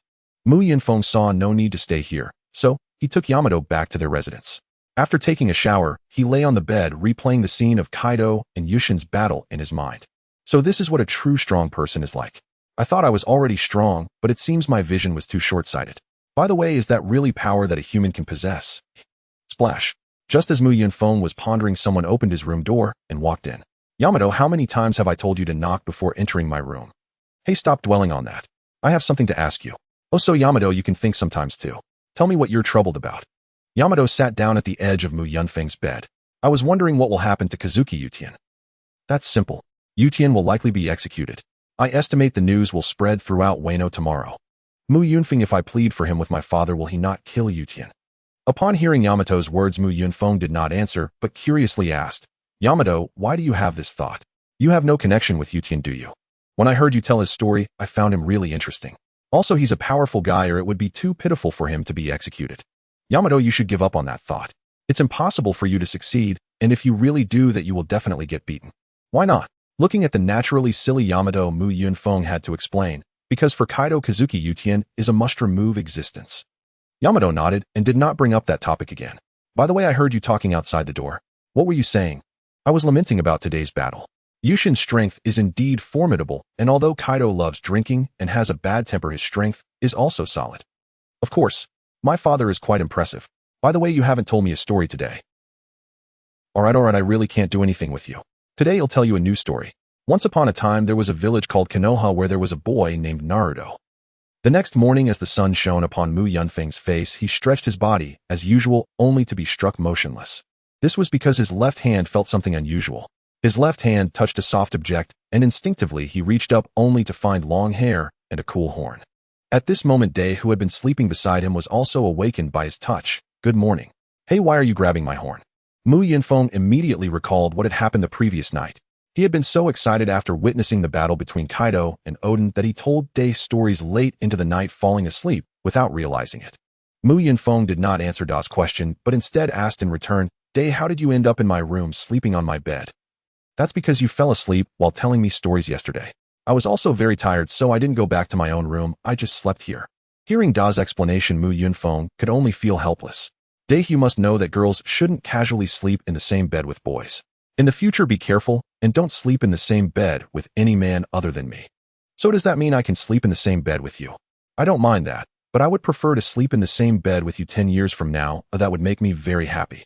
Day said nonchalantly, since that would make you happy, let's promise to sleep together 10 years from now. Mu Yunfeng helplessly shook his head. Let's forget about that promise. Why not? Didn't you say you would be very happy? I just feel that if I make this promise with you, I would lose something called dignity.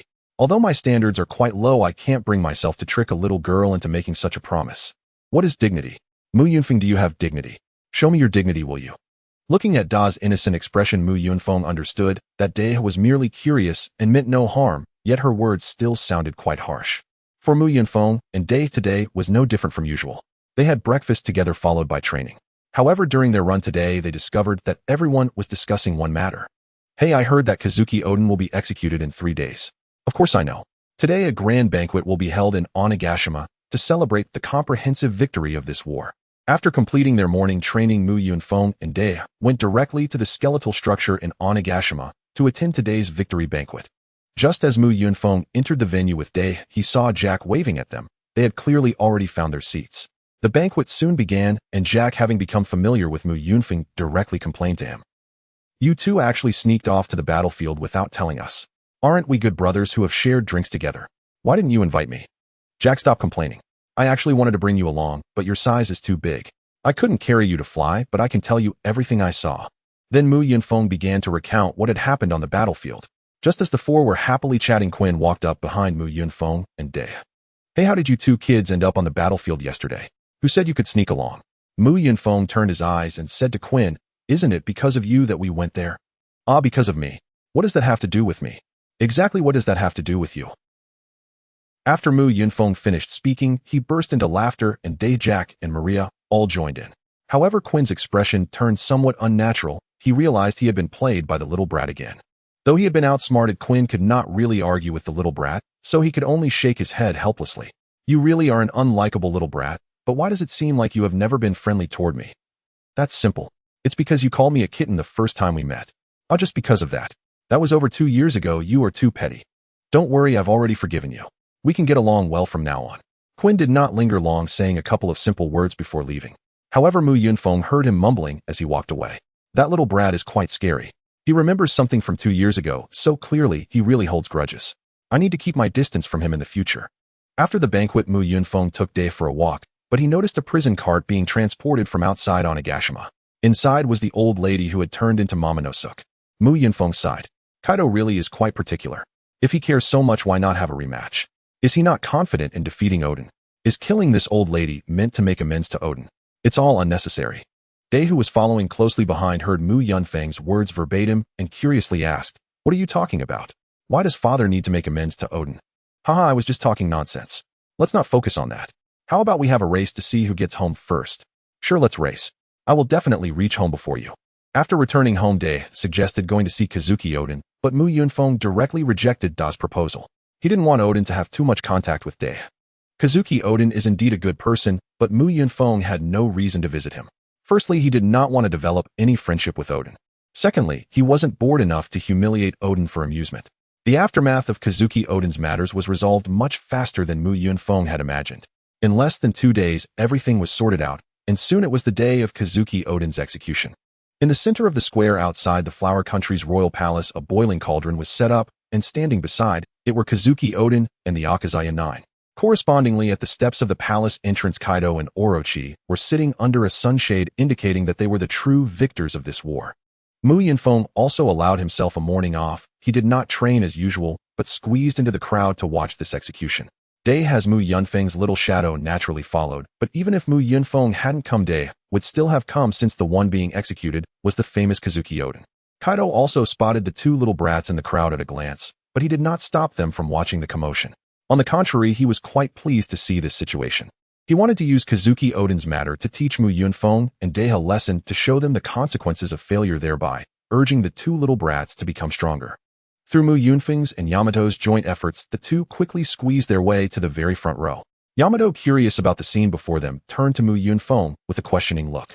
Why is there a cauldron placed right on the execution ground? Neither Mu Yunfeng nor Yamato had followed the developments concerning Odin over the past 2 days. Mu Yunfeng, however, possessed memories of his previous life, and thus knew full well that Odin was to be executed by boiling. Yamato, on the other hand, knew only that Odin was to be put to death, not the method. Hence her bewildered gaze at the cauldron. At that moment, Mu Yunfeng broke into a mischievous grin. You didn't know? Today Odin will be deep-fried in scalding oil, 3 rounds total. The first round sets his form, the next 2 render him golden crisp outside and tender within. Then he'll be fished out, ready to eat. All these people have gathered here to feast on Odin. I'll claim his right arm. It looks powerfully built, surely delicious. Yamato, which part would you like? I'll snatch it for you. Yamato's jaw dropped in stunned disbelief. She shook her head vigorously and stepped back. I'd never eat him. How utterly monstrous, to devour Odin like this. Watching Yamato's flustered expression, Mu Yunfeng felt immense satisfaction at his prank, and couldn't suppress a chuckle. I'm teasing you. Being boiled alive is a form of capital punishment. Remember the tale of Journey to the West I told you? Jin Yuan Daxian tossed Sun Wukong into a cauldron of oil, didn't he? I recall Sun Wukong escaped afterward, so might Odin also slip away. Mu Yunfeng shook his head. Impossible. Sun Wukong is the protagonist, backed by formidable celestial patrons. If Xinyuanzi truly intended to kill him, the cauldron would have been unnecessary. A simple burial beneath the ginseng fruit tree would have sufficed as fertilizer. Odin, however, is no protagonist, and hasn't rested a single day these past few days. His condition is dire. I suspect he hasn't eaten in 3 days. Worse still, he bears grievous wounds. In such a state, escape from Kaido's watchful gaze is utterly inconceivable. Just as Yamato opened her mouth to speak again, an abrasive voice cut through the air beside them, a middle-aged man's tone. Brat, move aside. You're blocking my view. What business do greenhorns like you have watching an execution? Why not toddle home to your mothers? The voice rang sharply beside Mu Yunfeng's ear, and without hesitation he whirled around and drove a fist straight into the man's abdomen. A man in his 30s crumpled to the ground, clutching his stomach, veins pulsing violently across his forehead, a silent testament to the devastating force behind Mu Yunfeng's blow. Though only 8 years old, Mu Yunfeng stood nearly 1.6 meters tall, taller than most peers. His punch carried power surpassing even that of grown adults. Ugh, damn it, that hurts. What the hell do you think you're doing, brat? Nothing much, just found you insufferable. Few in Wano country dare call me brat. Whose leash slipped? Who let you loose? Trash. The fallen man was in fact a samurai, and upon hearing himself branded trash, a flash of vicious intent flickered in his eyes as his right hand darted toward the katana at his waist. That motion did not escape Mu Yunfeng's notice. Hey, Trash-san, I advise you don't lay a finger on that blade unless you're prepared to die. Draw it, and you declare war on me. I will kill you. Mu Yunfeng's voice held no inflection, cold as glacial ice, detached and utterly devoid of warmth. Hearing those frigid words, the middle-aged man instinctively raised his eyes, only to meet Mu Yunfeng's gaze colder still than his speech. Mu Yunfeng's eyes pierced like a sharpened blade aimed straight at his throat, razor-edged and glacial. He knew with chilling certainty that if he dared touch that sword, Mu Yunfeng would strike without mercy. Under that unblinking lethal stare, the samurai ultimately refrained from drawing his blade. With great difficulty, he staggered upright and retreated silently into the crowd, not even daring to utter a threat as he fled. Their brief altercation was but a minor footnote in the day's proceedings, drawing little attention away from Odin, who stood alone atop the execution platform. Upon Orochi's command, Odin was led before the cauldron, but instead of leaping in, he turned and addressed Orochi and Kaido directly. "Grant me one chance. I must survive." Orochi scoffed, still babbling nonsense. "Who on earth would grant you such a chance?" Kaido, however, regarded him with faint curiosity. "Odin, what's on your mind? We 10 will enter the cauldron together. Should any of us endure until the appointed time expires, the rest are freed immediately." Orochi roared with laughter. "Ha ha ha, have you lost your wits? That cauldron claims lives in an instant. Are you truly mad, Odin?" Kaido, however, ordered a clock brought forth. "Orororo. This stage has been prepared especially for you. Since you've spoken, let it be 1 hour. Prove to me you can last. Kaido, you swear you won't renege?" "Naturally." Without further hesitation, Odin leapt into the cauldron before the entire crowd. Though Mu Yunfeng had never entered it himself, he knew the oil's temperature exceeded 500 degrees Celsius, lethal on contact. Yet within that death-dealing heat, Odin did not perish. Instead, he seized a massive wooden plank and hoisted the 9 warriors of the Akatsuki onto his shoulders, bearing their combined weight alone. Witnessing such a spectacle on screen bore no comparison to standing before it in person. Even Mu Yunfeng, who harbored no affection for Odin, stood utterly speechless, struck dumb by awe. While many were moved by Odin's valor, others whispered contemptuously behind their hands, dubbing him Lord Fool, and sneering that his act was undignified. Enraged by their disdain, Komurasami burst forward into the open. Before the entire assembly, she revealed Orochi's secret pact with Odin, and exposed the truth behind Odin's humiliating dance, then turned to the crowd and shouted, furious and unflinching, "Lord Odin has safeguarded this nation in silence all these years. So tell me, who truly is Lord Fool here?" The crowd, now privy to the truth, fell into stunned silence, until a voice young yet clear shattered the stillness. "Odin, he is a good man, a hero, yet I still call him a fool, for he squandered a flawless hand, undeniably true." All eyes swiveled toward the source, where Mu Yunfeng strode calmly to the fore, halting directly opposite Komurasami. This time Yamato did not follow. Clearly she disagreed with Mu Yunfeng's words, and chose to remain apart. "Take those words back, or I'll never forgive you, not even if you're a child. Your forgiveness means nothing to me. I neither seek nor require it. Tend to yourself first. A bald-eared fellow just came for you." No sooner had Mu Yunfeng spoken than Fukurokuju appeared behind Komurasami, seizing her arm and immobilizing her with effortless control. After Felusho captured the young ninja, Mu Yunfeng completely ignored him and walked towards Yushin's direction. A few ninjas behind Felusho stepped forward, blocking Mu Yunfeng's path to prevent him from getting closer to Yutian. Reluctantly, Mu Yunfeng stopped, turning to shout towards Kaido and Orochi. "Boss, may I have a word with Kazuki Odin?" Before Kaido could respond, Orochi interjected, "Who are you, brat, to speak to Odin?" Hey, my boss is Kaido, and I'm asking Kaido, so you have no place to interject here, big head kid." Before Orochi could get angry, Kaido laughed. "Oh ho, fine, go ahead and say what you want to Odin, no, otherwise you might not get another chance."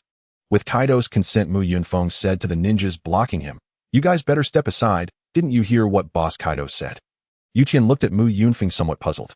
"Brat, you just called Kaido your boss. Since you are a pirate, what could you possibly have to say to me?" Nothing much, I just wanted to see if this oil pot is real. How come you a guy haven't died after staying in there for so long?" Hearing Mu Yunfeng's words, the snake-eyed gaze of the cat viper shifted instantly. "Brat, how dare you speak to Lord Odin like that? Do you believe I will eat you?" Although the cat viper was furious, Yutian only smiled. "Ha, you didn't come here just to say that, did you?" "Of course not. I just have a few things I want to discuss with you. If I don't say them now, I doubt there will be another opportunity later." Then Mu Yunfeng enveloped his legs in haki and leaped directly onto the edge of the pot. Given Yushin's height of nearly 4 meters, standing on the edge of the pot made Mu Yunfeng nearly as tall as him. "Brat, just say what you want to say." "Kazuki Odin, I want to ask you, do you regret your decision from back then?" "I have no regrets. I never regret my actions. But Kaido and Orochi have deceived you. You danced naked for 5 years, gained nothing, and changed nothing. Why do you not regret it?" "How could I have gained nothing? Every time I danced, I could save 100 lives, and during these 5 years, no one died because of the war, did they, eh?" Upon hearing Yushin's response, Mu Yunfeng was momentarily stunned, then sincerely said, "Odin, to be honest, I find you quite disgusting. After experiencing so much, you are still so naive. It's truly disappointing." Then Mu Yunfeng laughed. Ha, but you are indeed interesting. Are you really going to stick to the fool's way until the end? You truly are a peculiar person." Lowering his voice so that only he and Yutian could hear, Mu Yunfeng continued, Odin, you understand, right? 5 years ago, Kaido and Orochi did not keep their promises. They won't keep their promises today either. Even if you survive for an hour, they will not spare you. Yutian did not respond or show any expression as if he hadn't heard Mu Yunfeng's words. Mu Yunfeng noticed something amiss in Yushin's attitude and formed a guess. Could it be, Odin, that you foolishly think you can play tricks? You originally had no hope that Kaido and Orochi would let you go. Now you are just looking for an opportunity, a chance for them to escape. How did you brat know my plan? Upon hearing Yushin's words, Mu Yunfeng revealed an expression of realization. You know you're already destined to die, yet you endure this pain to save others. You are truly hopelessly foolish. But you, this fool, have been foolish your entire life, yet you suddenly became clever right before death. But your intelligence is still limited. Someone like you can save nothing. What I wanted to say is finished. Goodbye. Then Mu Yunfeng jumped down from the oil pot and walked towards the crowd. Just before he blended into the crowd, he turned back and said to Yutian, Odin, I don't like you as a person. Oh, I even find you somewhat annoying. However, Odin, you are quite imposing today, but relying solely on momentum won't keep you alive. Sometimes you have to use your brain. Mu Yunfeng approached Yamato's side. Yamato, let's go. There is no need to stay here any longer. However, Yamato showed no intention of leaving, standing still, forcing Mu Yunfeng to halt his steps. Come on, Yamato, there's really nothing more to see. I want to watch a little longer. Maybe Odin can last an hour, then he can live. Yamato, you're still too naive. Odin might last an hour, but he will not survive today. Yamato asked in confusion, why? Didn't my father say that as long as Odin lasts for an hour, he would be allowed to leave? 5 years ago, Kaido also said he would leave Wano. Yamato, do you remember? A few days ago, you wanted to plead for Odin, wanting Kaido to spare him, but I stopped you.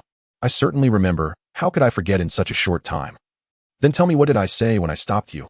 Yamato thought for a moment and replied, you said my father would never spare Odin, because for him Odin is someone that must be eliminated. Mu Yunfeng looked at Yamato and asked again, do you understand now? Yamato remained silent, merely following Mu Yunfeng as they walked out of the crowd, leaving the square. Just as the two left, Flower Capital Yamato suddenly spoke up, Mu Yunfeng, shall we set sail?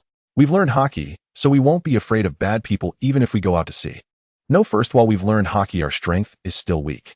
Second, Kaido will not agree. Then Mu Yunfeng and Yamato left Flower Capital, heading east until they reached the seaside, where Mu Yunfeng lay on the beach soaking up the sun. Yamato, however, stared blankly at the sea, clearly still pondering the idea of setting sail, a fact Mu Yunfeng certainly noticed, but he chose not to say much. Mu Yunfeng understood Yamato's temperament. She was inherently stubborn, and the things she was determined about were not easily swayed. Thus Mu Yunfeng had no intention of wasting his breath, and simply closed his eyes, planning to take a good nap and forget about Odin, returning to everyday life. As the sunset cast its glow on Mu Yunfeng's face, he slowly awakened and stretched lazily. After getting up, Mu Yunfeng found that Yamato had already left, and he guessed what she had gone to do. He brushed the sand off his body and said helplessly, children are indeed willful. They do things that seem foolish in my eyes. Perhaps this is what a normal child is like, acting without considering right or wrong, simply following their fleeting thoughts. Upon returning home, dinner was already prepared, but Yamato was not in the living room. Mu Yunfeng had to look towards the maid sharp. Has Yamato returned? She has returned, but as soon as she did, she locked herself in her room, apparently having had a dispute with Lord Kaido, which is why she hasn't come for dinner. I'll go call her for dinner. Kaido doesn't understand the world of children. With that, Mu Yunfeng headed towards Yamato's room. However, Sharp spoke up to remind him, it's best not to call Yamato right now because she got beaten up, right? Don't worry, I've often been beaten by Kaido, so I have a common language with Yamato. Mu Yunfeng arrived before Da's door with no intention of knocking. He simply reached for the handle. Click-clack. As Sharp had warned, the door was locked from within. Conventional methods would not suffice, but fortunately Mu Yunfeng had never intended to use them. Bang! Boom! Without hesitation, he kicked the door in. Bearing the full force of Mu Yunfeng's kick, the door, 8 years old and long a silent witness to Day's life, shattered into splinters scattered across the floor. Day, why didn't you go eat? You're still growing. Skipping meals will stunt your development. At the sight of Mu Yunfeng bursting through the doorway, Day immediately covered her head with both hands, burying her face against her knees. I don't want to eat. You go ahead without me. Without pause, Mu Yunfeng crouched down directly opposite her. A careful glance revealed precisely why she hid her face.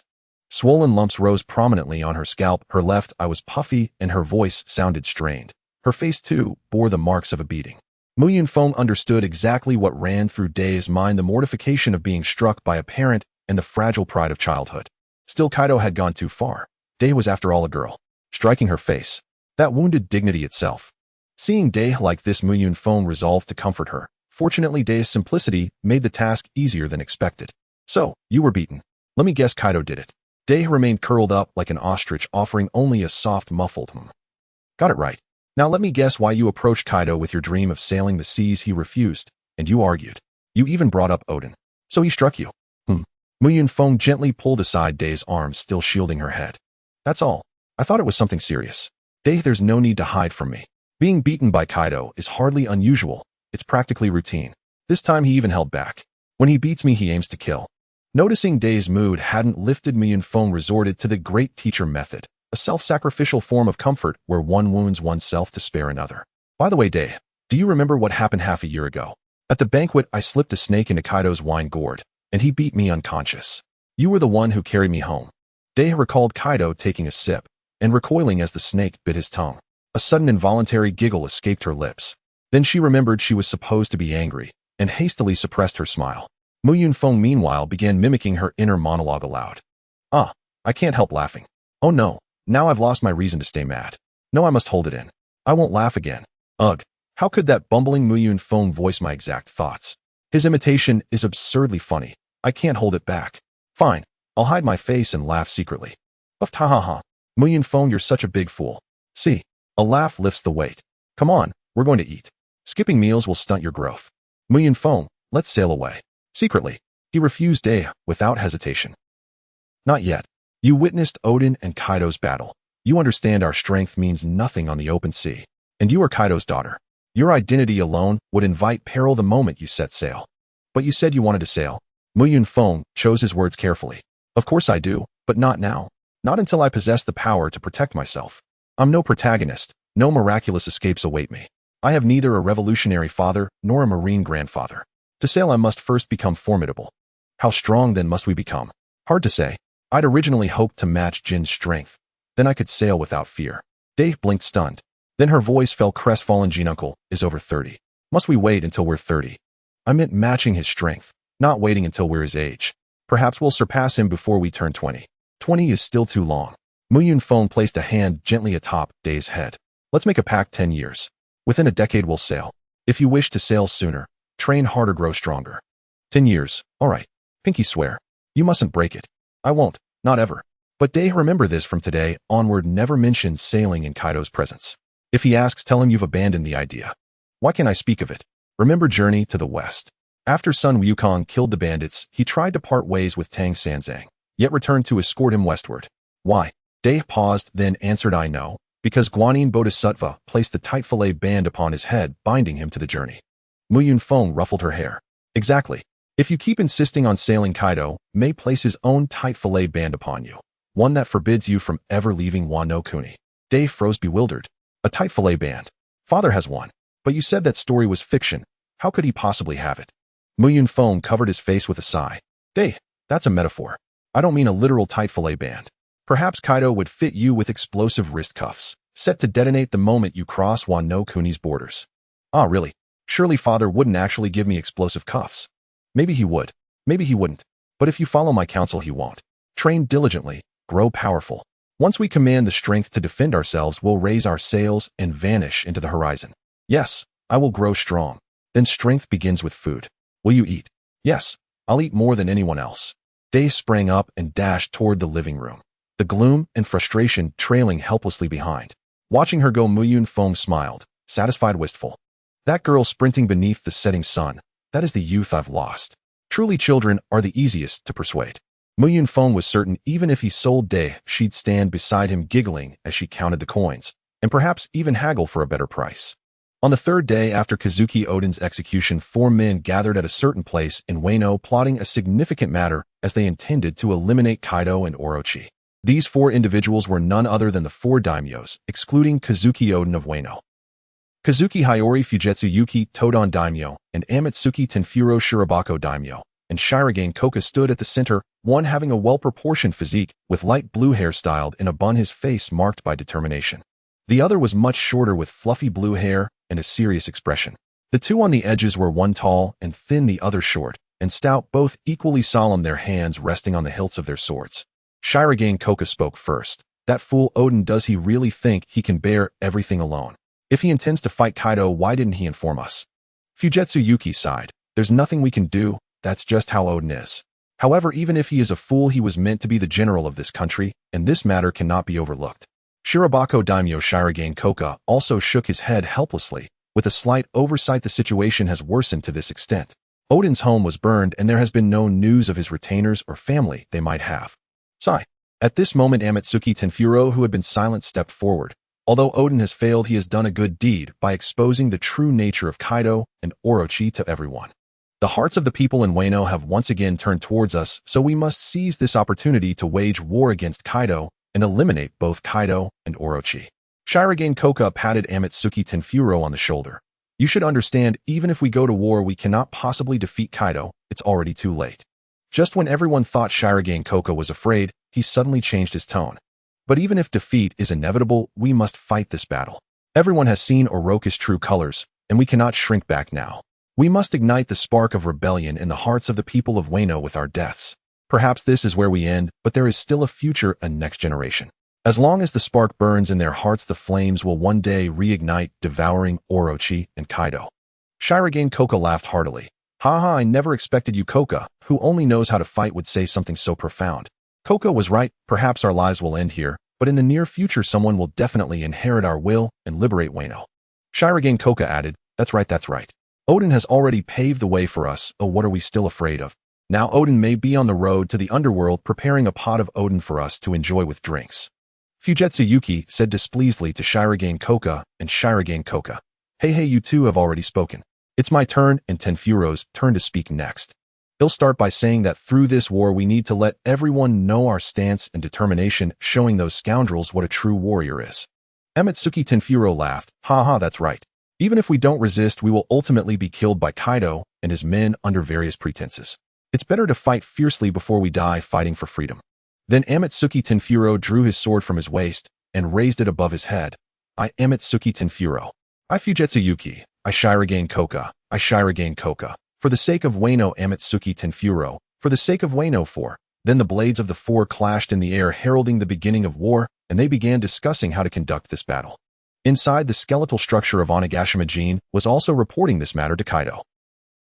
Lord Kaido, we have discovered that those samurai from Wano seem to be making moves. Tonight they appear to be splitting into two groups, heading towards Flower Capital and Onigashima, led by the daimyos of the other four regions, but the specific numbers and which group will come to Onigashima are still unclear. Orahohoho, there's no need to investigate further. They can't stir up any storm.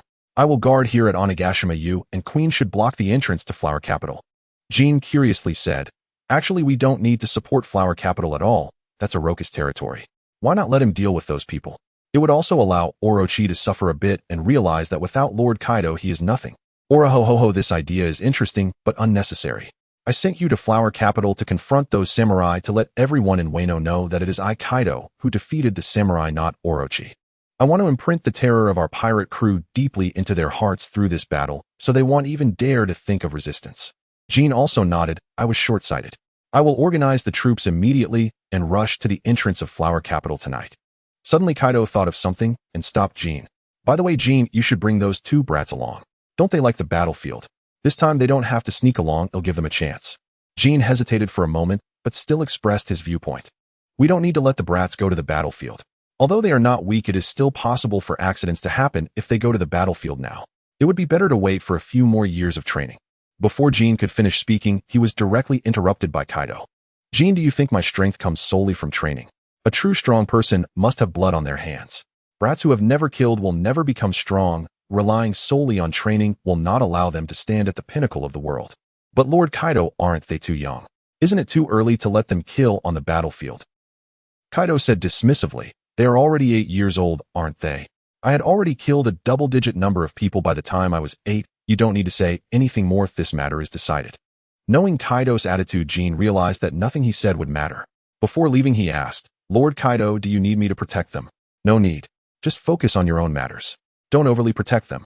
Their strength is enough to defend themselves against those ordinary samurai. If they get hurt, they can only blame themselves. After Jin left, Kaido took out his flask and gulped down a few large mouthfuls of alcohol. Gulp, gulp, gulp, hiccup. Orahohoho. Samurai, huh? It seems you want my head. Here I am. If you have the ability, come take it.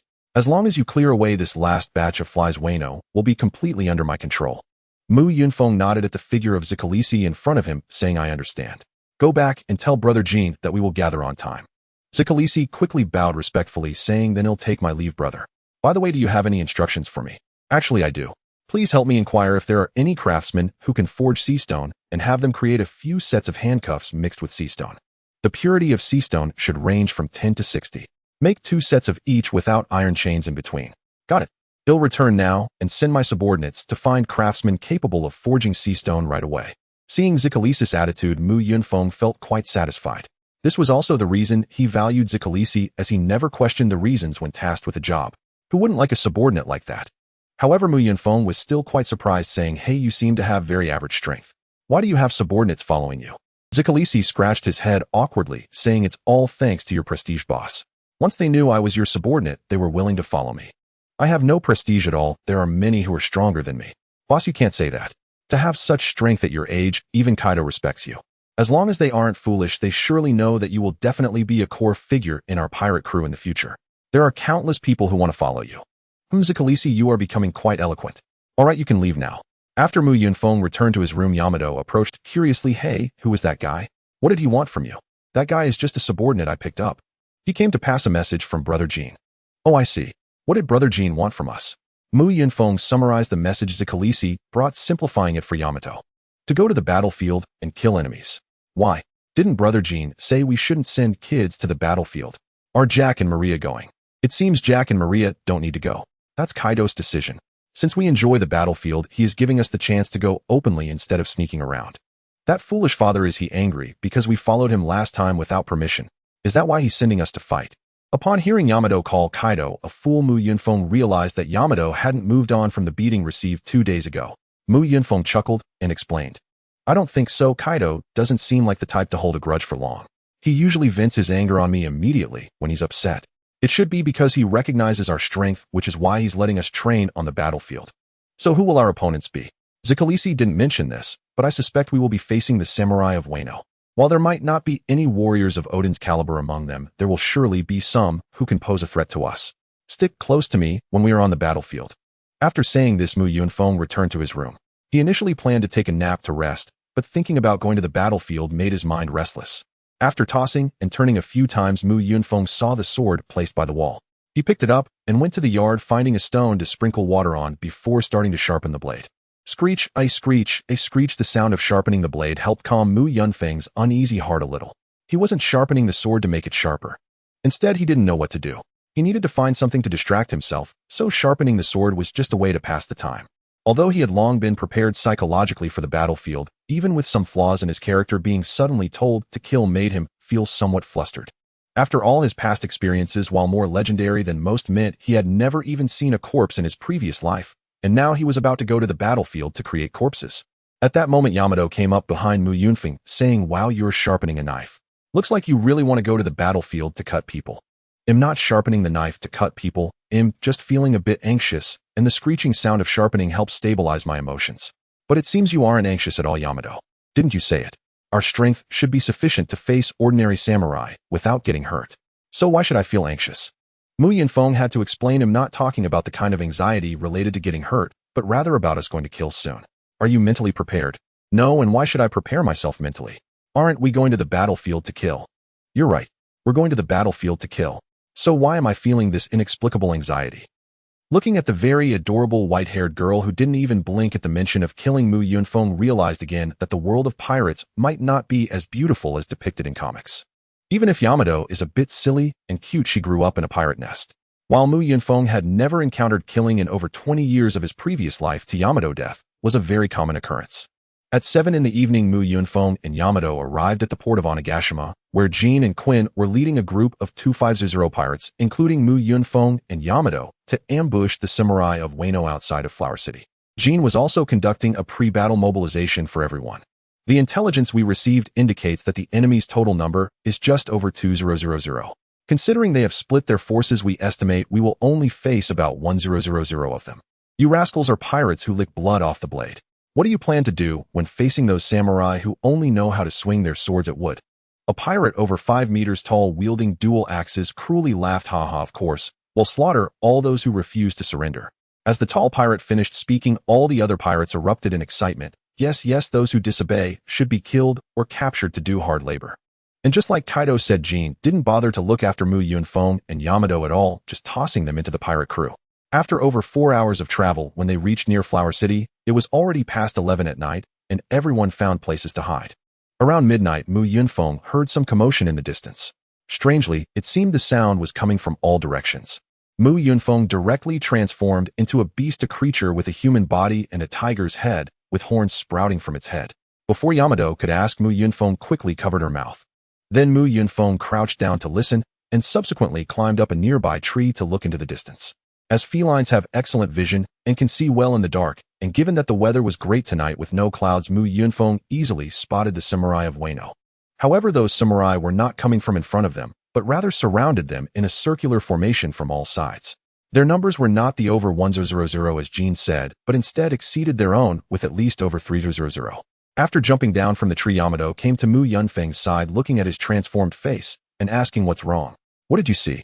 Mu Yunfeng smiled wryly at Yamato, saying not good. We've been set up. It seems the ambush isn't from the samurai of Wano, but from us. Upon hearing Mu Yunfeng's words about their ambush, Dea was about to ask what he meant when a circle of torches lit up nearby, enclosing them in the center. A man with fluffy blue hair stepped forward laughing. Haha, you pirates shouldn't hide anymore. Weren't you waiting for us here? What are you hesitating for now? Jean, as the commander of this team, naturally had to step forward. Xuanjiu's Kong family, it seems I've been schemed against by you. Looking at the troop strength here, splitting the forces was just a trick. You actually want to fight us to the death here. No, we did indeed split our forces. You Jietian Fu Luo and Nyo Wan are responsible for infiltrating Ghost Island to secretly cut off Kaido's head, while I am responsible for annihilating all of you here. Hearing the words of the Xuanyue Kong family, Quinn couldn't help but laugh. Haha, secretly cutting off Lord Kaido's head. Are you stupid? They won't succeed. It doesn't matter. Even if they fail, it's fine as long as I can wipe you all out here. We never intended to win from the beginning. We just want to show you what a true warrior is. Jean sneered. Annihilating us is just a matter of having more people. Does having more people guarantee victory? You are facing pirates who have survived countless battles. Do not underestimate us. Then you shouldn't underestimate warriors either. Pirates charge. Let these warriors see what pirates are made of. Drive those bastard pirates out of Wano. After Jean and the Xuanyue Kong family gave the orders, the slaughter began instantly. The warriors started tightening the encirclement, while the pirates fought desperately to break out, with severed limbs everywhere and blood flowing like rivers. Since Mu Yunfeng and Dai were in the very center of the battlefield, no warriors had reached them yet, and at this moment Mu Yunfeng had tightly gripped his large knife. Dai was not much better off than Mu Yunfeng. He came to Mu Yunfeng's side and asked, "They outnumber us, right? Can we win this time?" Mu Yunfeng comforted him. War is never won by the side with more people, otherwise why fight at all? Just count heads.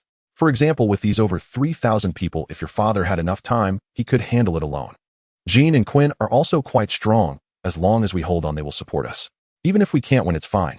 I can take you away from the battlefield. Right now, the most important thing is to ensure our safety. Do you understand? Understood. As soon as Mu Yunfeng finished speaking, the battle had already spread to their side. The two of them picked up their weapons and stood close together, watching their surroundings without daring to relax. Just ahead of them, 7 or 8 warriors charged, over one of whom was quite powerful, having already beheaded 2 pirates with just 2 strikes. Blood gushed from the severed necks. Though this was not Mu Yunfeng's first time seeing such a scene, the last time he witnessed it from 100 meters up in the air, the sensation was completely different from this time, happening right beside him. A pirate's head rolled to Mu Yunfeng's feet, the blood staining his shoes. He recognized this head. The person had approached him not long ago, but now he would never speak again. Mu Yunfeng looked at the head at his feet and found he did not experience the expected panic and unease. His heart was surprisingly calm, and he casually kicked the head aside. At that moment, the warrior also noticed him and Dai. Why are there kids on the battlefield? Were you forced onto the battlefield? You should leave. I don't like killing kids. With that, the warrior turned to leave, not taking Mu Yunfeng and Dai seriously at all. Hey warrior uncle, let me remind you, once on the battlefield, we are no longer kids. We are enemies. If you dare to turn your back, I will definitely ambush you. Although I was indeed forced onto the battlefield, I do not need you to spare me. I advise you not to underestimate us and lose your life. Haha, alright, since you say, so don't blame uncle for being ruthless. I will not go easy just because my opponent is a kid. That's best. With that, Mu Yunfeng charged forward, wielding his knife in a downward strike aimed at the warrior's head, seemingly trying to cleave him in two. Seeing the momentum of Mu Yunfeng's strike, the warrior did not dare be careless and raised his own knife to block. When Mu Yunfeng's large knife collided with the warrior's blade, the warrior reversed his arm using the force to guide Mu Yunfeng's strike toward the ground. Although Mu Yunfeng's strike was neutralized, his forward momentum did not stop. The warrior did not hold back, either countering with a slash aimed at Mu Yunfeng. Not considering enduring it with haki, Mu Yunfeng had not practiced the armament haki for long and did not have confidence in withstanding the warrior's strike. Abandoning the idea of taking the hit, Mu Yunfeng released his knife, turning his body in an exaggerated manner to narrowly dodge the strike. However, he did not completely evade it. His abdomen was still slashed open by the warrior's blade, leaving a 10-centimeter wound. But the wound was not deep and did not affect the upcoming battle. Not bad, kid. You actually managed to dodge that strike. It seems I need to take you seriously, but you've thrown away your weapon. What will you use to fight me? Without a knife, I still have my fists. Mu Yunfeng gathered strength in his legs and charged at the warrior, throwing a punch at the warrior's chest, though this punch had many openings. Ha ha ha, a kid is still a kid.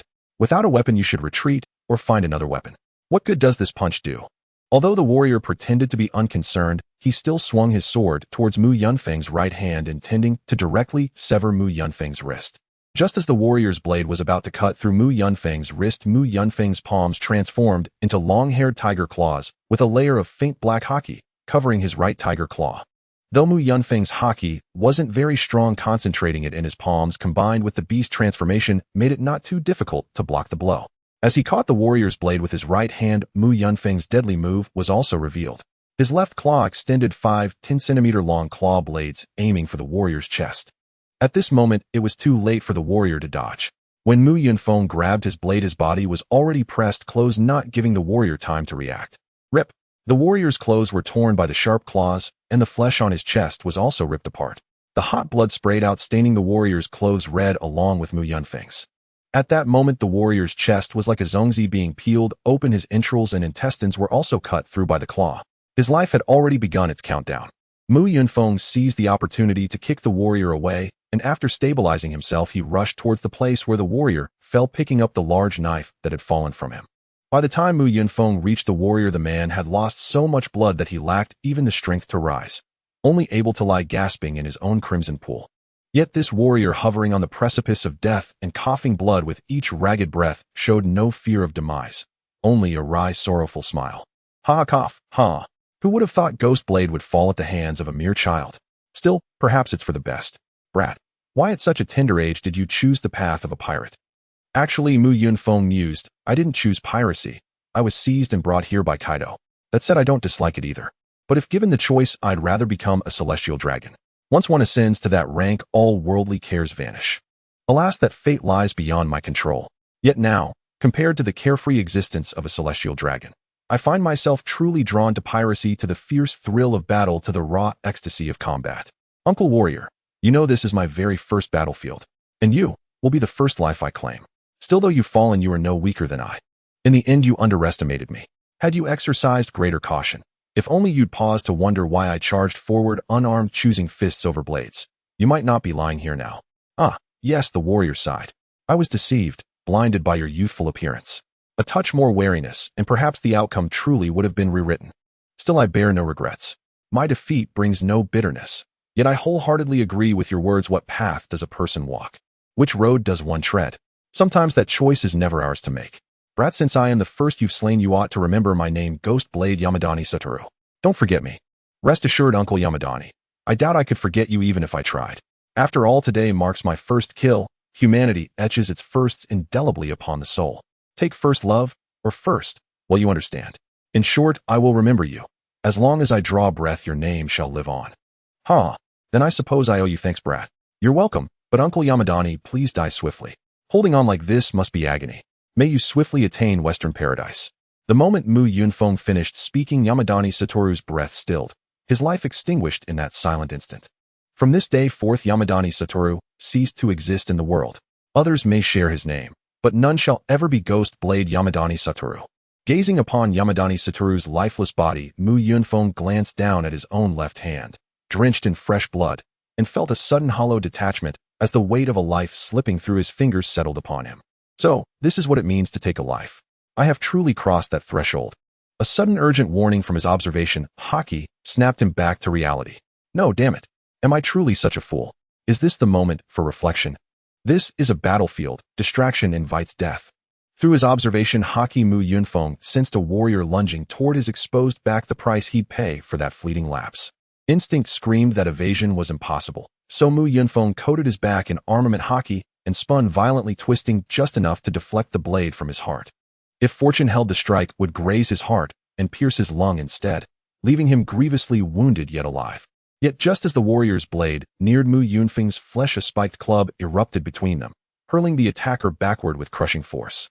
The warrior struck the ground, his neck grotesquely twisted upon his shoulders, snapped clean. He had already joined Yamadani Satoru in the afterlife. Fool, what are you daydreaming about? You nearly died just now. The wielder of the spiked club was none other than Yamato. Don't worry, I won't repeat that mistake. But truly thank you. Without you I'd be bleeding out right now. Mu Yunfeng, you really have lost your wits. Now isn't the time for gratitude. Countless enemies have already marked us. After witnessing Mu Yunfeng slay Ghost Blade Yamadani Satoru, the warriors no longer saw the two as children. They began coordinating a full-scale assault. Back-to-back, Mu Yunfeng and Yamato formed an unbreakable bulwark, calm settling deep within them as they locked eyes with their adversaries, utterly focused. They seized their weapons and met the charge. Though these warriors lacked Yamadani Satoru's singular prowess, their numbers were overwhelming. One pair of fists cannot overcome four hands. No idle proverb. Besieged on all sides, the duo could only retreat into desperate defense. As the adage warns, prolonged defense inevitably crumbles. And because Mu Yunfeng had slain Yamadani Satoru, he drew far more attention and far more foes than Yamato did. Suddenly, a warrior breached Mu Yunfeng's guard and lunged toward Yamato behind him. Roar! In an instant, Mu Yunfeng transformed into a three-meter turtle Qiongqi, a monstrous beast whose jaws snapped shut upon the attacker's arm, severing it cleanly with terrifying bite force. With a violent shake of his head, Mu Yunfeng hurled the warrior aside, yet the severed arm remained lodged between his fangs. Enlarged in Qiongqi form, Mu Yunfeng moved with lumbering slowness and suffered several deep cuts before reverting to his half-beast state to resume battle. In half-beast form, his height surged from just over 1.5 meters to over 1.8 meters, yet he deliberately withheld the winged transformation across his back. Those wings existed solely for flight and dire emergencies, escape with Yamato, and must remain unharmed. Spitting out the severed limb, Mu Yunfeng slashed forward with razor-sharp claws, ripping open a nearby warrior's throat in a single brutal motion. Combat raged far beyond Mu Yunfeng and Yamato. Across the entire field, slaughter and shrieks echoed like the torments of hell itself. Kings Ash and Queen were pinned down, not by one but by dozens of elite warriors, clearly the strongest among their ranks, tasked solely with restraining the pirates' most fearsome fighters. Before battle commenced, pirates 2500, warriors 3500. After 1 hour, pirates 1500, warriors 2300. After 3 hours, pirates 800, warriors 1300. 3 hours of relentless, grueling combat had left every fighter, warrior and pirate alike, except for titans like Ash and Queen, utterly spent, trembling on the edge of collapse. Bodies piled high around Yamato and Mu Yunfeng, would-be killers who now lay still where they fell. Yet both youths stood battered, their stamina and resolve stretched to breaking point. Their armament Haki was exhausted, their bodies drained to the last ember. Were the battle not ongoing, they would have collapsed where they stood. Yamato no longer possessed the strength to lift her spiked club. Mu Yunfeng, empowered by his devil fruit, recovered faster, still capable of one final decisive clash. Yet exhaustion was not theirs alone. The warriors too staggered, many unable even to raise their swords. An eerie truce emerged. Pirates and warriors lowered their weapons, not in surrender, but in tacit agreement to catch their breath to steel themselves for the next final onslaught. Mu Yunfeng knew, however, that the next clash would be the last. Who would remain standing when the dust settled? No one could say. As the battle continued, the battlefield was divided into two zones, the expert zone and the rookie zone. For those in the expert zone, 3 hours of continuous fighting was nothing. Each of them sought an opponent of equal strength. Firstly, it was to prevent the opponent from harvesting in the rookie zone. Secondly, if they were evenly matched, the likelihood of anyone dying was slim. Thus, their casualties were not severe. They could fight until the end without a clear victor, and both would survive. Afterward, they could boast to others, saying things like, "That guy was really strong. I didn't expect there to be no victor in the end. Next time I will definitely kill him myself." So although this battle was bloody, those who died were merely weaklings and rookies. The true high-level combatants suffered minimal losses, represented by Jiang and Quinn. Jiang and Quinn had been entangled with those warriors for 3 hours, both only sustaining minor injuries, while only a few warriors had perished. Their battle continued. Mu Yunfeng and He were in the rookie zone, so although many targeted them, they were all counter-killed primarily because there were no true experts among those attackers. However, the slaughter in the rookie zone was the most frenzied. Everyone was infected by blood and death. Although they were currently exhausted, once they recovered, the final melee would commence. But Mu Yunfeng had no intention of participating in the final melee. Once these people recovered, their fighting style would undoubtedly become even more frenzied, and he did not want to die here with He. Mu Yunfeng originally planned to wait until the battle began again, at which point he expected his strength would have mostly returned, and then he would fly away with He. As for whether Kaido would beat him or punish him upon his return, it didn't matter, as it was better than dying here. He had little strength left, and facing the numerically superior warriors, he could very well be killed. But plans often change, and the arrival of one person altered Mu Yunfeng's thoughts. John Quinn, what happened to you two? My beloved subordinates are left with so few. Everyone turned to the voice and saw the beastly Kaido appear in the sky, the bright moonlight casting a huge shadow of him, adding an extra layer of pressure. Upon seeing Kaido, all the warriors felt a heavy weight in their hearts, for they knew what Kaido's appearance meant. It meant that Feng Yue Yu Yu at Tianfu and Shuang Yue Nyo one had failed, and Kaido would turn the tide of the battle here. Warriors, those three who ambushed me have already been locked up. You have utterly failed to drop your weapons, and I won't kill you, for I truly admire warriors.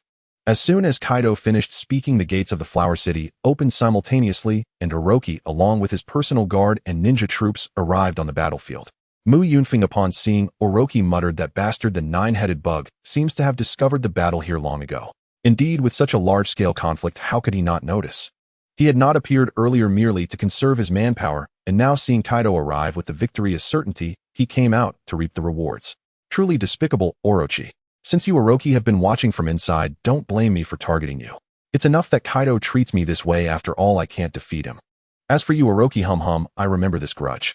When the opportunity arises, I will definitely chop off that guy's head and see if you really have 8 heads. He also heard Mu Yunfeng talking to himself, but couldn't catch the words clearly, so he asked Mu Yunfeng, "What are you saying? Whose head do you want to chop off?" "I want to chop off Orochi's head. I really dislike that guy." "I agree, I also hate that guy." Orochi did not hear their conversation, but laughed arrogantly at the distant Xuan Yuekong family. "Ha ha ha ha ha, Xuan Yuekong family, you have already failed. Give up that pointless resistance. As long as you are willing, I can still give you a chance to surrender to me." The Xuan Yuekong family was not influenced by Orochi's words. "Since we have stepped onto this battlefield, we never thought of leaving alive. Surrendering to avoid death is ridiculous. Who is afraid of death? Those who fear death wouldn't come here." Their words resonated with the warriors, who echoed sentiments like, "That's right, we are not afraid of death." "Ha ha ha ha ha, I hope you don't change your mind later. Bring them up." As soon as Orochi finished speaking, his personal guard brought many people forward. These individuals were clearly civilians, but they were tightly bound, their mouths gagged, unable to make a sound. "Ha ha ha ha ha, those still alive should take a good look and see if there are people you recognize among them. They are all people I went through great effort to capture from various places." Upon seeing these individuals, the warriors on the battlefield instantly panicked. Those who would rather die than surrender were in a frenzy. "Sister, you bastard, what have you done to my sister? Wife, how did you end up there? What about our child? Father, I have caused you trouble. It is all my fault." "Child, don't worry, Daddy will definitely save you." Looking at the panicked warriors, Orochi smiled even more joyfully. "Ha ha ha ha ha, I just want to remind you, each of you has family, right? Parents, relatives, siblings, friends, wives, and children. You may not fear death, but what about your loved ones? Don't they fear death? If you dare to resist again after you die, I will kill all your family members. Choose, either lay down your weapons and surrender, or fight to the end with your weapons, ultimately letting your family accompany you to the grave. Let me see your resolve." Ha ha ha ha ha. Although these warriors did not fear death, each of them had family, and familial ties would be an inescapable bond. They could die for their beliefs, but their families should not pay the price for their convictions. They would not allow their families to die because of them. Clang. A warrior threw down his weapon, and his action triggered a chain reaction, much like a row of dominoes. Bang bang bang. All the warriors dropped their weapons and sat down on the ground. "Ha ha ha ha ha, it seems you have given up resistance. Fu Lu Shou, take people and capture them all, lock them up for future labor." "Understood." Fu Lu Shou responded and began to capture people with Kaido's personal guard. However, Mu Yunfeng looked towards the spot where the Xuan Yuekong family had just been and did not find his figure. Among those crouching on the ground, there was no sign of the Xuan Yuekong family. It seemed this guy had just taken the chance to leave. He had not given up on resistance. After all the warriors were taken away, Jiang began to organize the troops, leading the surviving pirates back to Ghost Island. As for those who died here, Jiang had no intention of burying their bodies. As Jean counted the number of surviving pirates, Kaido approached Mu Yunfeng and Yamato, glancing at the two before bursting into laughter. Oh, Aro, that's it. You two brats have changed. It seems you have gained quite a bit this time. Yamato turned away without looking at Kaido, clearly still sulking from being beaten up a couple of days ago, while Mu Yunfeng also didn't show Kaido a good face. Changed indeed, your wounds have increased. Brat, from your tone it seems you're quite displeased. No, I just simply don't want to see you. Besides, right now we are just like blood gourds. Oh, which of your eyes saw us change? Oh, Aro, what I meant isn't just superficial stuff. Perhaps you haven't noticed, but there's something in your eyes now, something called killing intent. Mu Yunfeng rolled his eyes. I don't know about killing intent for now, but we nearly died here, and you heartless guy sent Yamato to such a place. Aren't you afraid of accidents? I have great confidence in you. You won't die here. You Mu Yunfeng, the bastard, will definitely escape with Yamato before you are worn out. You won't really fight to the death here. However, if an accident does occur, it only means you're not that capable. The dangers you will face in the future will be numerous, so you must learn to survive with your own strength. After finishing his words, Kaido left, but he didn't head towards Onigashima. Instead, he went towards the flower capital. Mu Yunfeng had no time to care where Kaido was going. With the little strength he had left, he transformed into his Chionchi form and flew towards Onigashima with Yamato. Upon returning to their residence, the maid Sharp was stunned to see the two covered in blood, and due to the recent battle, they both radiated a terrifying killing aura. The overwhelming presence made the maid, who usually just did housework, too afraid to approach. Seeing the maid fear him, Mu Yunfeng had to speak up. You don't need to be afraid. Please help us prepare hot water and medicine for our wounds, and also prepare a new set of clothes for us in the bathroom. Okay, we'll get right on it. After the maid left, Mu Yunfeng collapsed in the courtyard, looking at Yamato, who was like a lump of mud inside. War is indeed a terrifying thing. In war, the lives of the weak are merely numbers that can disappear at any moment. Thankfully, we are both strong and have survived. Yamato, still shaken, replied, Yes, it's over. I never knew how terrifying the battlefield could be. After about 10 minutes, the hot water was ready. While cleaning himself, Mu Yunfeng discovered that he had 8 knife wounds on his body. Fortunately, they were not too serious. Most of the wounds were concentrated on his arms and were left from intentionally blocking the enemy's attacks, with only 2 wounds on his torso. One was on his abdomen, inflicted by Shangu Wu, while the other was on his back, left by a warrior who broke through Yamato's defense. After tending to his wounds and changing into new clothes, it was already past 6 in the morning. The sun hung in the sky again, and the warm sunlight made Mu Yunfeng momentarily forget the terrifying and bloody experiences of the previous night. At this moment, Yamato appeared in front of Mu Yunfeng, her arms also bandaged, but neither of them bore facial injuries that would disfigure them. Although they had fought all night, Mu Yunfeng felt no sleepiness. He knew it was because his mind was still in a tense state. The moment he truly relaxed, fatigue and drowsiness would sweep over him. Seeing Yamato approaching, Mu Yunfeng initiated a greeting. Hi Yamato, you also fought all night yesterday. Aren't you tired? Why not rest a bit? Well, actually, I don't want to be alone right now, so I came over to chat with you. Seeing Yamato's bashful expression, Mu Yunfeng understood what was going on. Yamato must have been somewhat frightened by the experiences of last night, which is why she didn't want to be alone. Mu Yunfeng certainly wouldn't mock Yamato for this, as he himself felt a bit of lingering fear when recalling last night's battle. Yesterday, Mu Yunfeng had danced on the edge of death for an entire night, going in and out of the gates of hell countless times. He dared to assert that Zhao Zilong's 7 entries and exits at Changban Slope were nothing compared to the thrill he experienced last night. Though Yamato's upbringing was harsher than that of an average person, she was still young. It was only natural for her to feel fear after such a terrifying battle. Perfect. I also want to chat with you, so let's go to my room. But are your wounds serious? The wounds are nothing major, just a bit of severe fatigue. After all, those guys who targeted us aren't that strong, so I won't really be seriously hurt. Once back in the room, the two lay down on the floor without speaking, as their eyelids became particularly heavy the moment their bodies relaxed. Unknowingly, both of them fell asleep. The battle had drained not only their physical strength, but also their mental energy. Exhausted in body and mind, the two slept for over 20 hours. When they opened their eyes again, it was already 7 in the morning the next day. Yamato, fully rested, looked at the clock in Mu Yunfeng's room and with a puzzled expression asked, Did we only sleep for an hour? Why do I feel like we've slept for a long time? Mu Yunfeng rubbed his stomach, assessing the state of his body. It can't be. If it were only an hour, I wouldn't be this hungry, and my stamina has nearly recovered, which isn't something that could happen after just 1 hour of rest. But Mu Yunfeng looked at the time. Clearly it has only been a little over an hour. Perhaps it wasn't just an hour, but a day, and an hour meaning it has been 25 hours. At that moment, hearing the commotion, Sharp came up and knocked on the door. Yamato, you two must be hungry after sleeping for a day and a night. I've already prepared the meals. Upon hearing that the food was ready, Yamato jumped up, opened the door, and ran towards the living room. Mu Yunfeng, not to be outdone, ran to eat, without even putting on his shoes. While they were eating, Sharp reminded them from the side. Actually, Lord Kaido sent someone yesterday to invite you both to attend the banquet at Onigashima this noon. Mu Yunfeng confirmed, the banquet is at noon today, not yesterday, right? Yes, it is at noon today. After finishing breakfast, Mu Yunfeng and Yamato also went for a walk. With many bandages still wrapped around them, they were not suitable for training, so they planned to go to the east side of Onigashima to watch a geisha performance. When Mu Yunfeng arrived at the flower street on the eastern side of Ghost Island, he discovered that it had become the most bustling place on the island, bustling with people and radiating prosperity. Just a month ago, this place was still a wasteland. This flower street was established just over a month ago, and it wasn't just the street. Many new buildings had appeared on Ghost Island recently, including taverns, restaurants, clothing stores, and tailor shops. Since this country had been completely controlled by Kaido, and Orochi Kaido had become increasingly brazen, just like the geishas who came to perform, most of whom were forced to do so. In an era where entertainment was quite scarce, watching opera performances became a favorite pastime for most people, so the geisha houses on Flower Street were naturally crowded, as was the brothel next door. However, Mu Yunfeng keenly noticed that since he and Dae arrived here, everyone's gaze had focused on them, and they even avoided his eyes. As they walked towards the stage where the singing girls performed, the crowd instinctively parted to let the two of them through, allowing them to easily reach the front row. The behavior of these people piqued Mu Yunfeng's interest. Although they usually respected the two of them, there had never been such a sense of distance before. But now Mu Yunfeng truly felt this distance. Even in the overcrowded geisha house, there was no one around the two of them. These people would rather squeeze in with others, or simply go to the back to watch the performance than stand next to them, as if they carried a virus or a bomb. Da's reaction was quite dull, but even he noticed the odd behavior of these people, and curiously looked at Mu Yunfeng.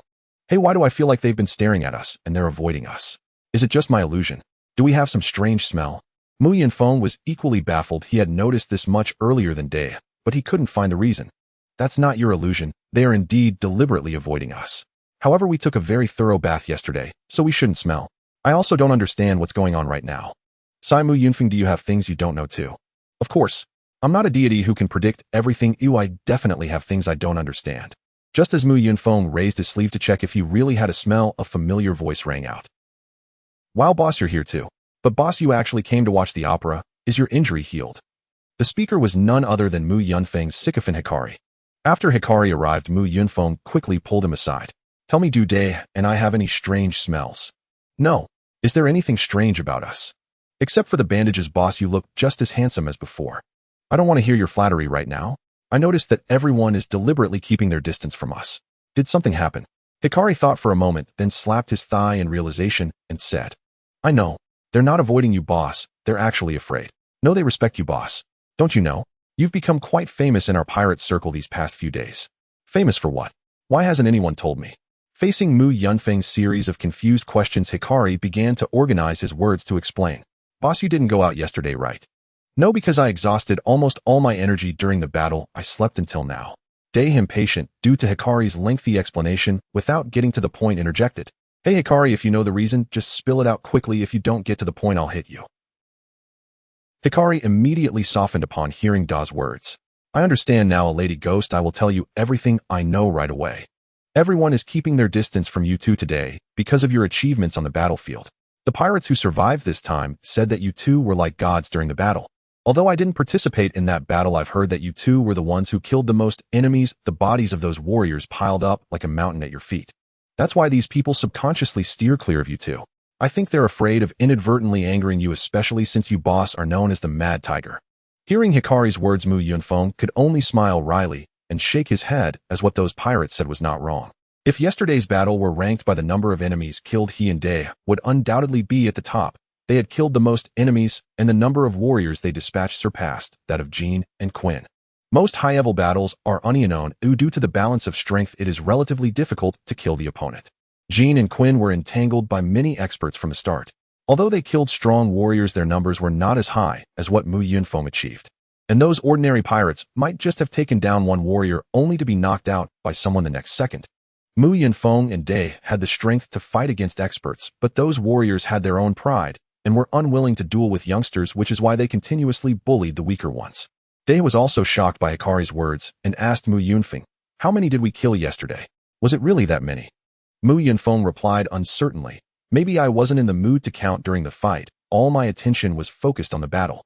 However, after fighting for several hours during which many warriors attacked us, I think the number shouldn't be too small. Suddenly Mu Yunfeng realized something and asked Hikari, "You mentioned that I'm known as the Mad Tiger. What does that mean?" "That's the nickname given to you by the surviving pirate's boss." Mu Yunfeng instantly understood where this nickname came from. It truly was a rather uninspired title. Mad Tiger, a frenzied tiger. Is it because I fight like a mad tiger? Only you uncultured filthy pirates could come up with such a nickname. Can't you guys think of a better nickname? I'm a mythical Zoan user. This nickname sounds like it belongs to an ordinary Zoan user. Doesn't it feel like it cheapens me? If you lack culture, go learn from teacher Liziger. What kind of rubbish nickname is this? By the way, Kaido drinks every day. Why hasn't anyone given him the nickname Drunken Dragon? Is it because they're afraid? Hikari didn't dare to respond to Mu Yunfeng's complaints, while Day, upon hearing Mu Yunfeng's remarks, burst into carefree laughter. "Ha, Mad Tiger is pretty good but sounds nice. When you were called Jack the Big Elephant, he secretly called you Flying Cat. I think this title suits you well, so from now on you'll be called Mad Tiger." Watching Day mock him, Mu Yunfeng had already thought of a nickname for her as well, White Wolf. After watching the performance for a while, Mu Yunfeng and Yamato left as they were to attend a banquet at noon. As they were leaving, Mu Yunfeng spotted a large frog at the entrance and casually grabbed it, stuffing it into his pocket. During the past 2 years in Wano country, Mu Yunfeng deeply realized that it is in a pirate's nature to love holding banquets. Whether it's kind-hearted pirates like Luffy or ambitious ones like Kaido, they all enjoy throwing parties. They hold banquets to celebrate in times of joy, to ease their spirits in times of sorrow, to boost morale before battles, and to celebrate victories after fights. In short, any excuse will do to hold a banquet. For pirates, a banquet can happen anytime and anywhere, often without any reason at all, as they spontaneously start a celebration. After Mu Yunfeng and Yamato arrived at the venue, they discovered that Kaido was not there. Yamato curiously looked at Mu Yunfeng. "Hey, didn't father call us to the banquet? Why isn't he here?" Perhaps Kaido is busy, but even though Kaido isn't here, that fool Jack has already arrived. Not far to Mu Yunfeng's right, Jack was waving at the two like a fool. "Mu Yunfeng, Yamato, there's room here." Mu Yunfeng didn't hesitate and directly walked over to sit beside Jack and Maria. Maria looked at the bandaged arms of the two, showing a sympathetic expression, and then began leading Yamato around by the nose. Mu Yunfeng watched Maria and couldn't help but sigh internally. This girl, despite being only 9 years old, had already started wearing a mask to disguise herself. Oh, she would surely become adept at manipulating people's hearts in the future. Just as Maria was expressing sympathy for the two, Jack also started to make his presence felt. However, he didn't care about their injuries and instead made sarcastic remarks. "Kaido is really biased, letting only you two go to the battlefield. I also want to go to the battlefield to earn some merit." Seeing Jack's constant complaints, Mu Yunfeng felt helpless. He wanted to tell this oblivious boy that the battlefield is not a playground. "Jack, are you really that foolish? Do you think going to the battlefield is a good thing? Don't you know that if our strength wasn't decent enough, you would have to prepare offerings for me?" "Offerings? What offerings?" Jack was momentarily at a loss, and Maria had to lean closer to explain Mu Yunfeng's words to him. Mu Yunfeng looked at this scene helplessly, not expecting that after 2 years of interacting with Jack, he still had to provide a translator for their daily conversations. After ensuring that Jack understood, Maria looked at Mu Yunfeng helplessly. "Jack's mind doesn't turn well, so next time you want to communicate with him, try to be clearer." Mu Yunfeng had a shocked expression. This isn't about whether his brain turns well, he's really just foolish.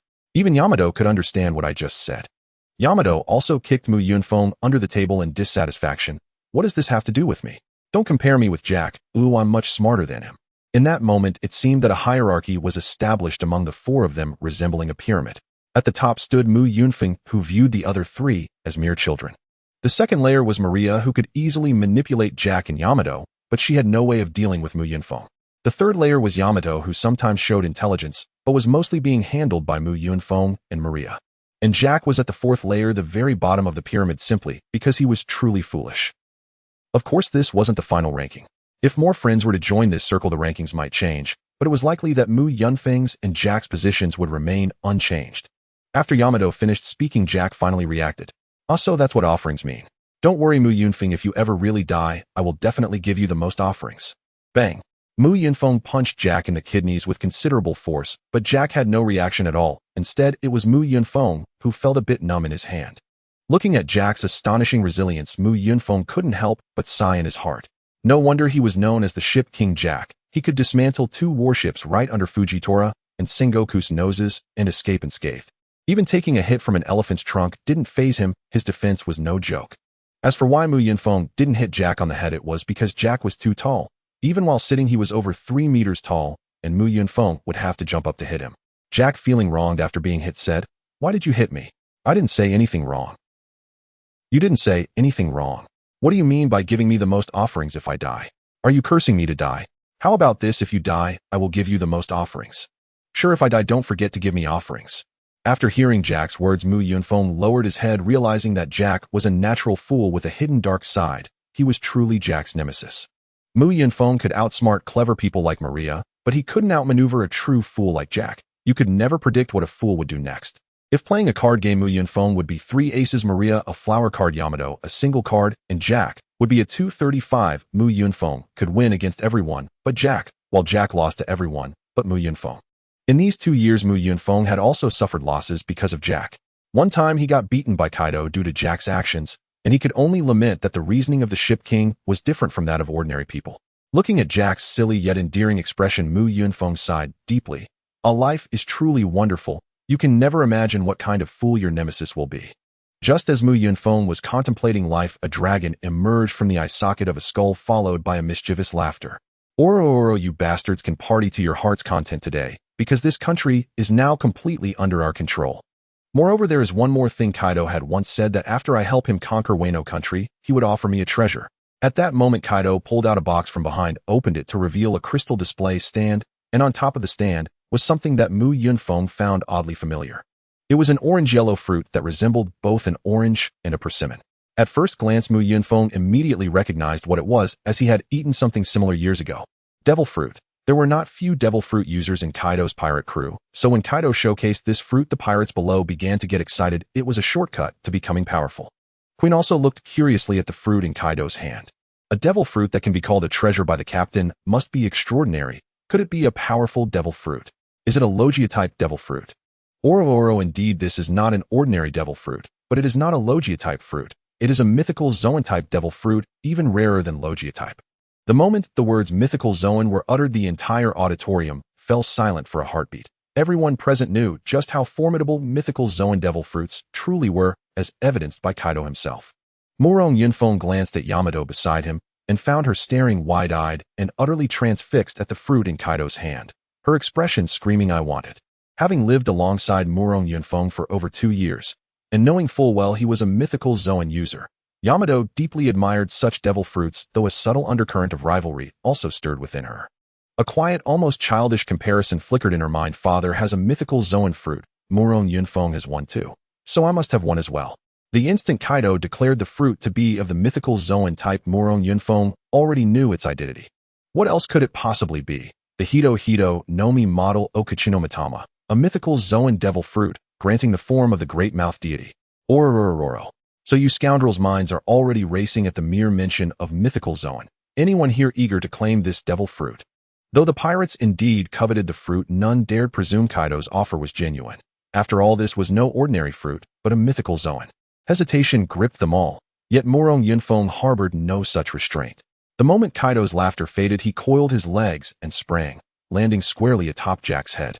"Boss Kaido, I want it." And Jack, now bearing Mu Yunfeng's weight, shook his head in irritation. "Get down, you fool. What do you think you're doing standing on my head, eh? Don't shake, Jack. I'm losing my balance. I'm standing up here because speaking from above lends authority. Consider it a favor, and I'll treat you to dinner later." Kaido paid no mind to their banter, fixing his gaze instead upon Mu Yunfeng. "So you want it. You've set your sights on this fruit. Ororororo. Brat, you're shamelessly greedy. But remember, one person, one devil fruit. Giving it to you would be sheer waste." "Boss Kaido, you misunderstand. I don't intend to eat it. Rather, I know someone perfectly suited for this fruit." "Who is this person, brat?" And Mu Yunfeng pointed downward to Yamato, then swept his gaze across the assembly. "Her. Yamato. She is more worthy of this fruit than anyone present." "Boss, you know devil fruits are treasures that amplify one's strength, but more crucially, they are merely tools. True power resides not in the fruit, but in the wielder.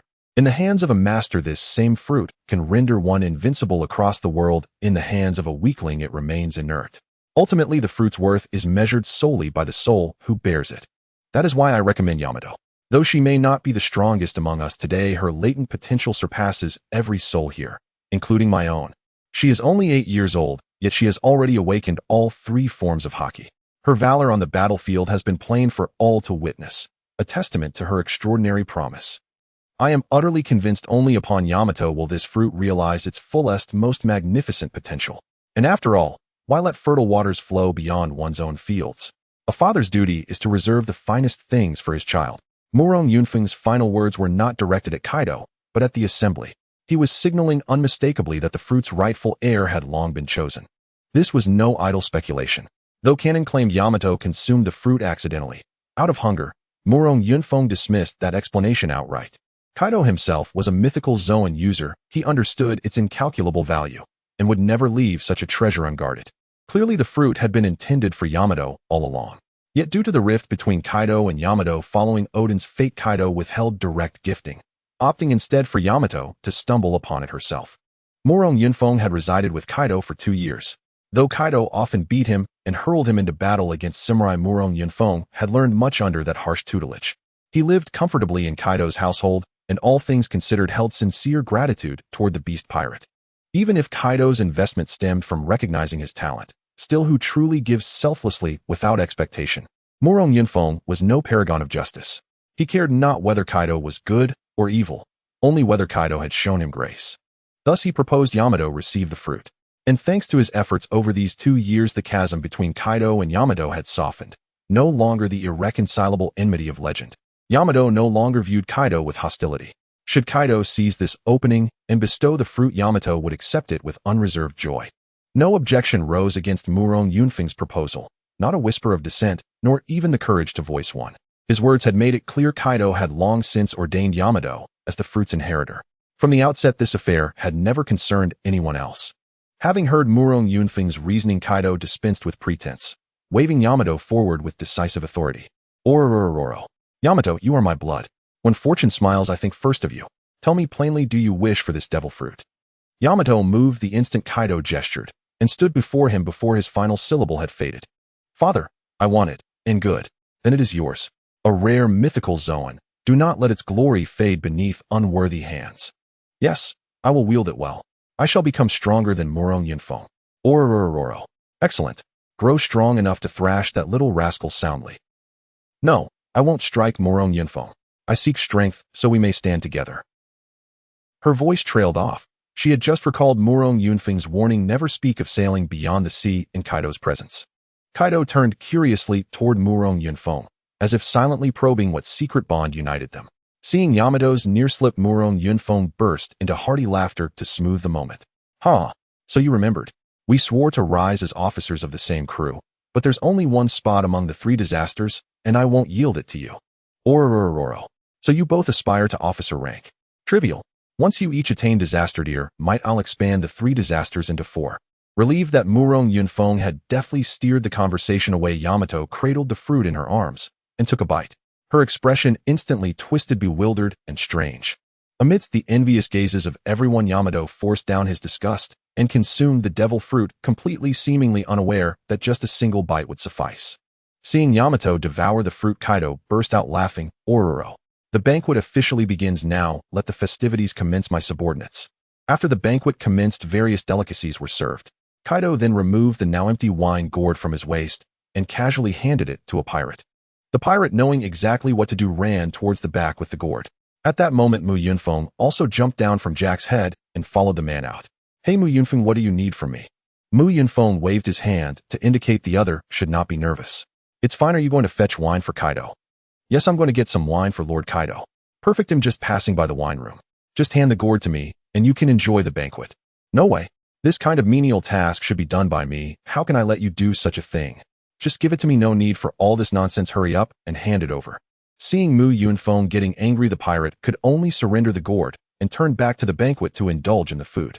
After the pirate left, a large frog appeared in Mu Yunfeng's right hand, and a smirk gradually formed on his lips. Kaido, I haven't forgotten how you tossed me onto the battlefield today. I'll serve you a side dish. As fate would have it, while Mu Yunfeng went to fetch wine for Kaido, Yamato returned to his seat, starting to search for Mu Yunfeng's figure. Upon seeing Yamato return, Maria immediately embraced him. Congratulations on obtaining a mythical Zoan fruit. You'll definitely become stronger from now on. Yamato showed no modesty, stating confidently, of course. I will never let this fruit bring shame to me. Where did that Mu Yunfeng go? Jack also looked up in surprise, right? Where did Mu Yunfeng go? He was just on my head. How did he suddenly vanish? Maria sighed at Jack. I really don't know what goes on in that head of yours. Have you only just realized Mu Yunfeng has left? Is there no brain in that huge head of yours? He's not brainless, he's just simply foolish. After seeing Mu Yunfeng return, Yamato ran over and questioned, where did you go just now? Why didn't you wait for me? I just went to prepare a side dish for Kaido to thank him for sending us to the battlefield for training a few days ago. Yamato, you've become a devil fruit user now, right? Of course. And like you, I am also a mythical Zoan devil fruit user. Congratulations. But do you know what fruit you just ate? This question left Yamato momentarily stunned. He shook his head. I don't know, my father only said it was a mythical Zoan fruit, but didn't specify its powers. You don't need to worry about that. With Zoan fruits, you'll know what it is as soon as you transform. I only discovered my fruit was the Cheongchi form after transforming. Yamato, consider how you feel. Do you sense something additional in your body, as if you've gained an extra hand out of thin air? Yamato immediately closed his eyes to concentrate. Wow, I really do feel something extra in my body, however it doesn't feel like an extra hand. Mu Yunfeng helplessly explained, the hand I mentioned is a metaphor. Imagine the extra thing in your body as a hand, and use your consciousness to try and shake hands with it. Mu Yunfeng's example was very vivid and Yamato followed his instructions. Then right before Mu Yunfeng's eyes, Yamato transformed into a large pure white wolf. Seeing Yamato's transformed appearance, Maria immediately hugged her. Wow, Yamato, you're so adorable after transforming. I really want to take you home and cuddle you to sleep. Mu Yunfeng chimed in.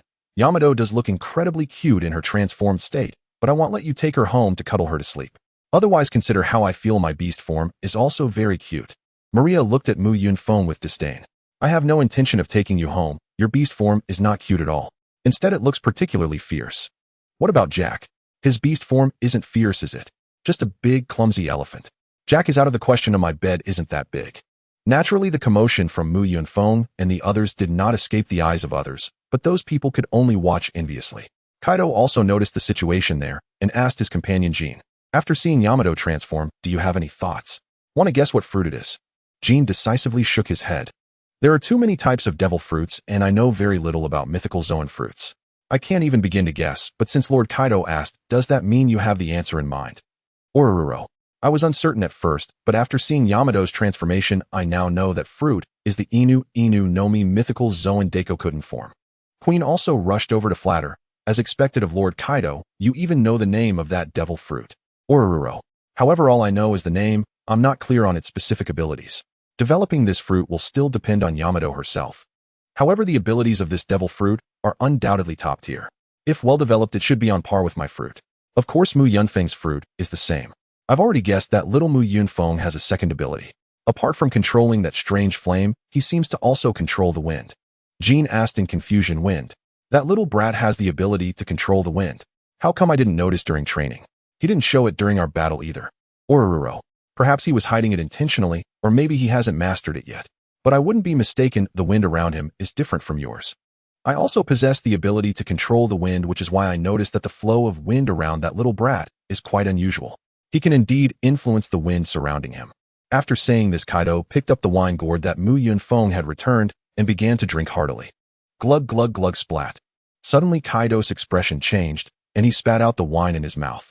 Of course, what he spat out was not just wine, but also a very fat frog. Everyone who witnessed this was dumbfounded. They didn't have to think to know who was responsible for this. Only one person in all of Onigashima would dare to do such a thing.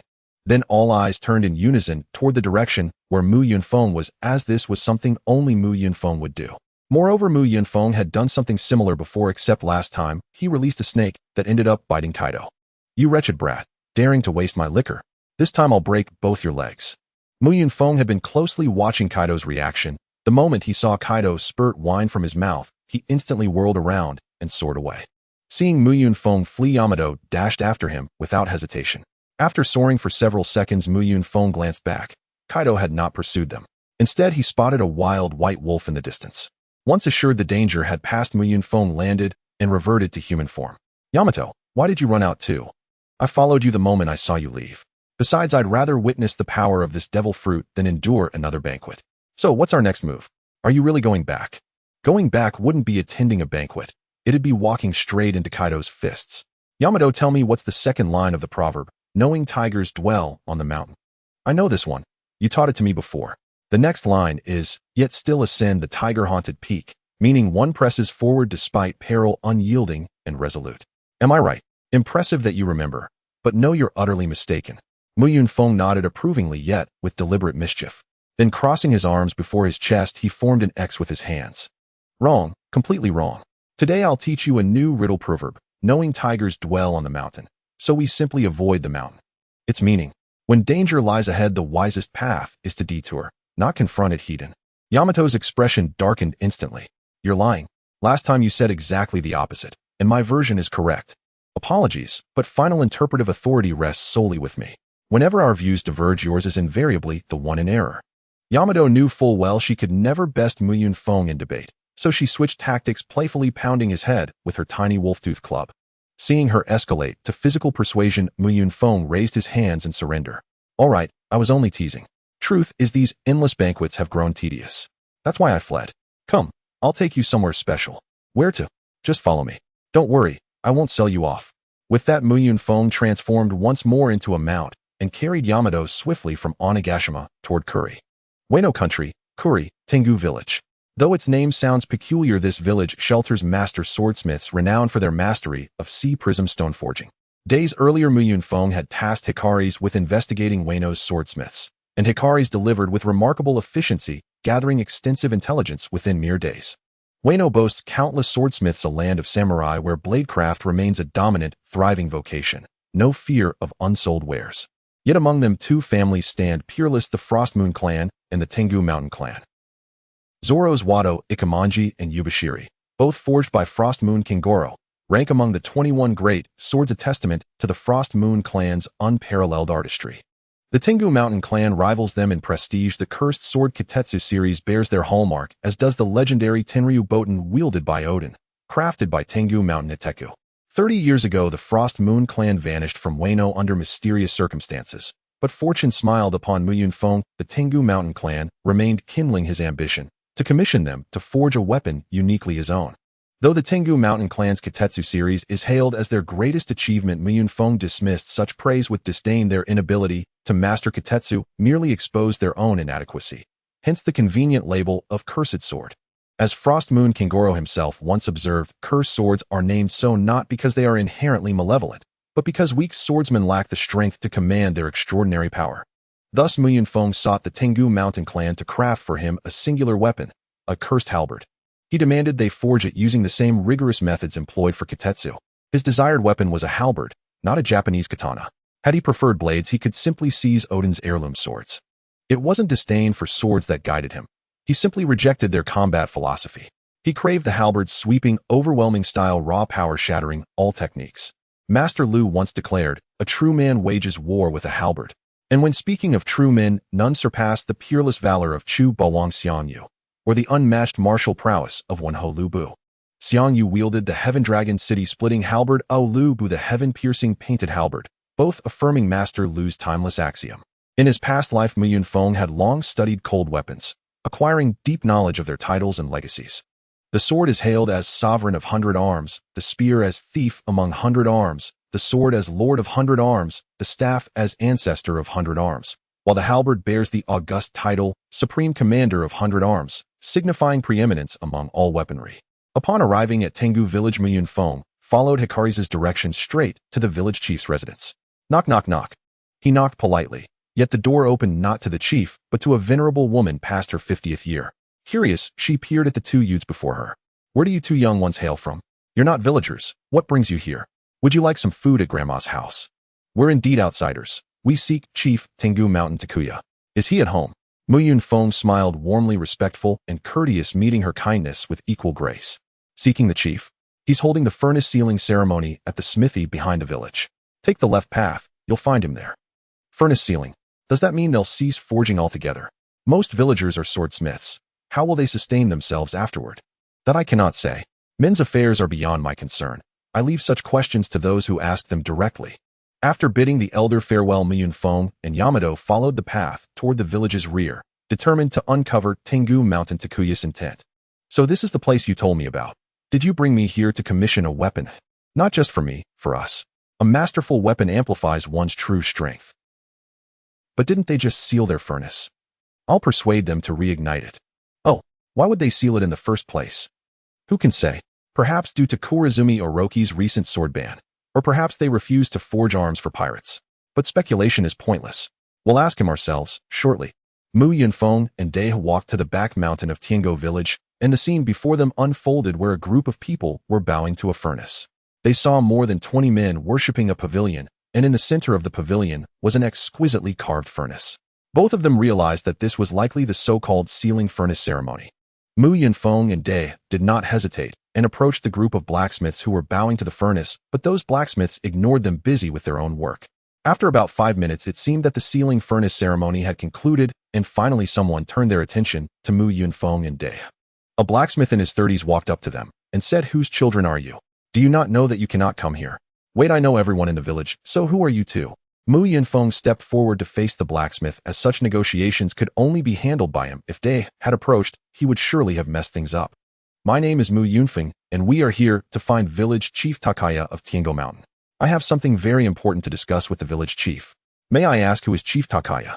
Upon hearing Mu Yunfeng's intentions, the blacksmith did not make things difficult for them.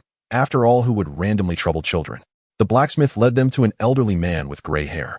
As soon as Mu Yunfeng saw the old man, he took the initiative to speak. "You must be village chief Takaya, right? My name is Mu Yunfeng, and I came here specifically to find you." "Mu Yunfeng, I don't believe I've met you before. Are you friends with my children's parents? What brings you here? Has something happened at home?" "Chief Takaya, you don't need to guess. We don't know each other, but I heard that you held a sealing furnace ceremony here. Is that little furnace the one that was sealed?" "Indeed, this furnace is a symbol of our Tiango Mountain clan's blacksmithing. As long as this village has blacksmiths forging weapons, the flames of this furnace must burn bright. And by extinguishing this fire today, it signifies that this village will no longer have blacksmiths in the future." After hearing village chief Takaya's explanation, Mu Yunfeng understood that this furnace was meant to bring good fortune to the blacksmiths, similar to worshipping the god of wealth, or Guangong. Upon hearing village chief Takaya's words, Mu Yunfeng felt a bit disappointed. "Alas, I really came too late.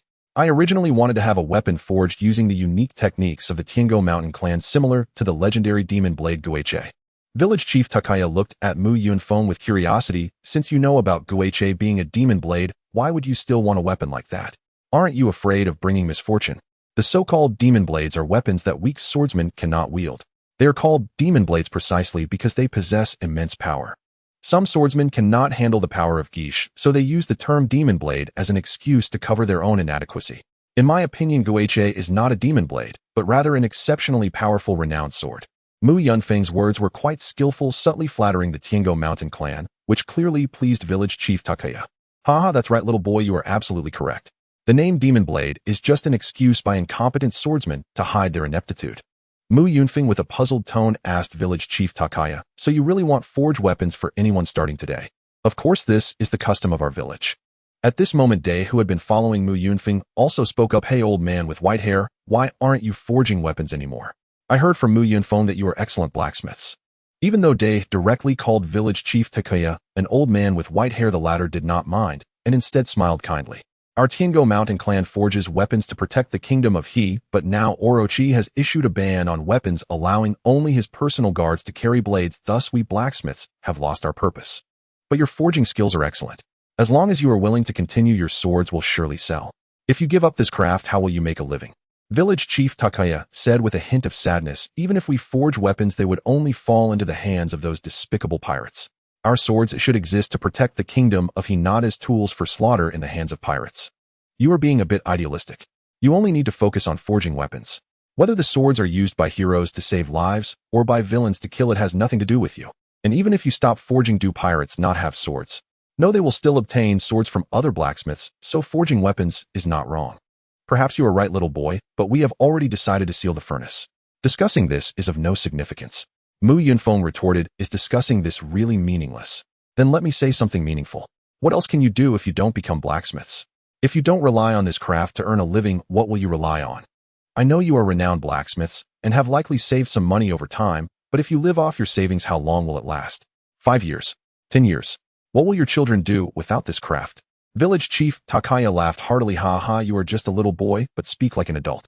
However, I believe that even without this craft we can survive. As long as we work hard, we won't starve.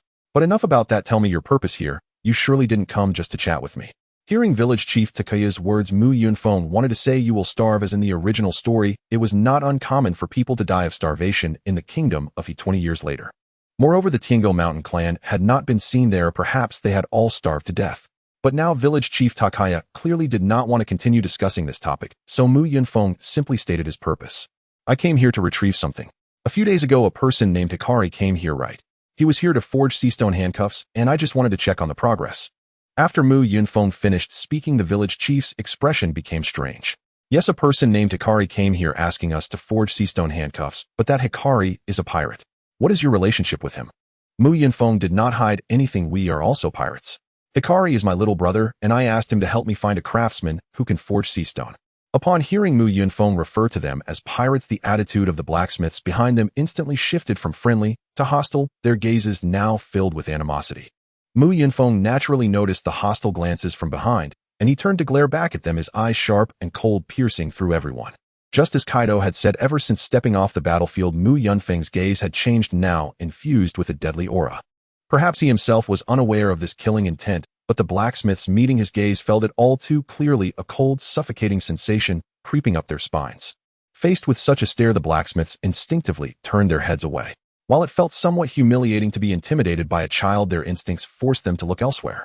Of course, Mu Yunfeng did not actually intend to kill anyone. He merely aimed to intimidate the blacksmiths, warning them against making any small movements.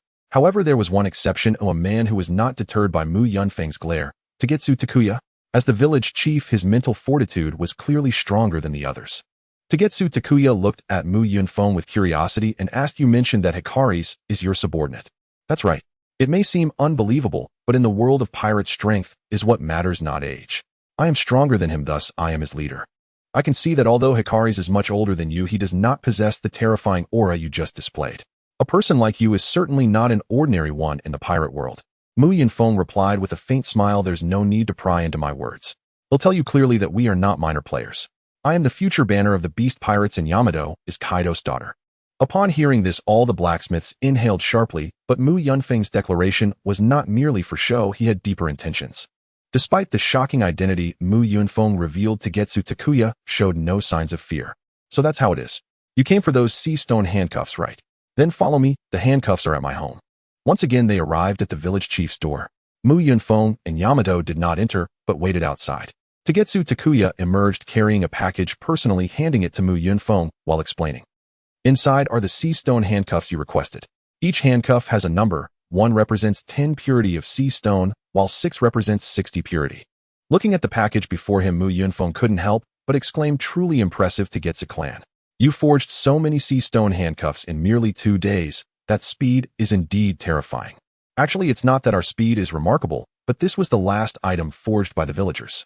Over 20 people worked together to create these 12 pairs of handcuffs, and 2 days was sufficient. After taking the handcuffs, Mu Yunfeng asked, how much do these handcuffs cost? Tagetsu Takuya waved his hand generously, no charge. This is the last batch crafted by the village, consider it a gift for you as a keepsake. Yamato, feeling happy, patted Mu Yunfeng, good thing they aren't charging us. We haven't spent a single cent this time.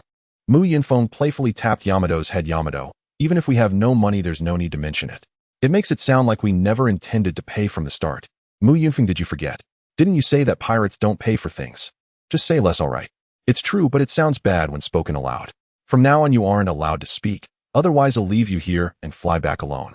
As Mu Yunfeng and Yamato exchanged playful banter, Tagetsu Takuya chose not to interrupt and waited until Yamato fell silent before speaking. Once you have the handcuffs, you should leave this place. This village is not very welcoming to pirates, and your presence will only cause unrest among the villagers.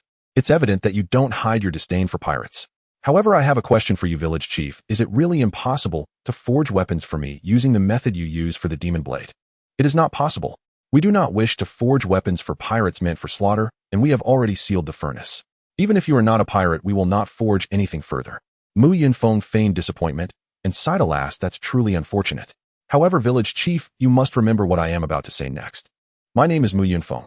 If one day your village encounters any troubles, you can seek me out.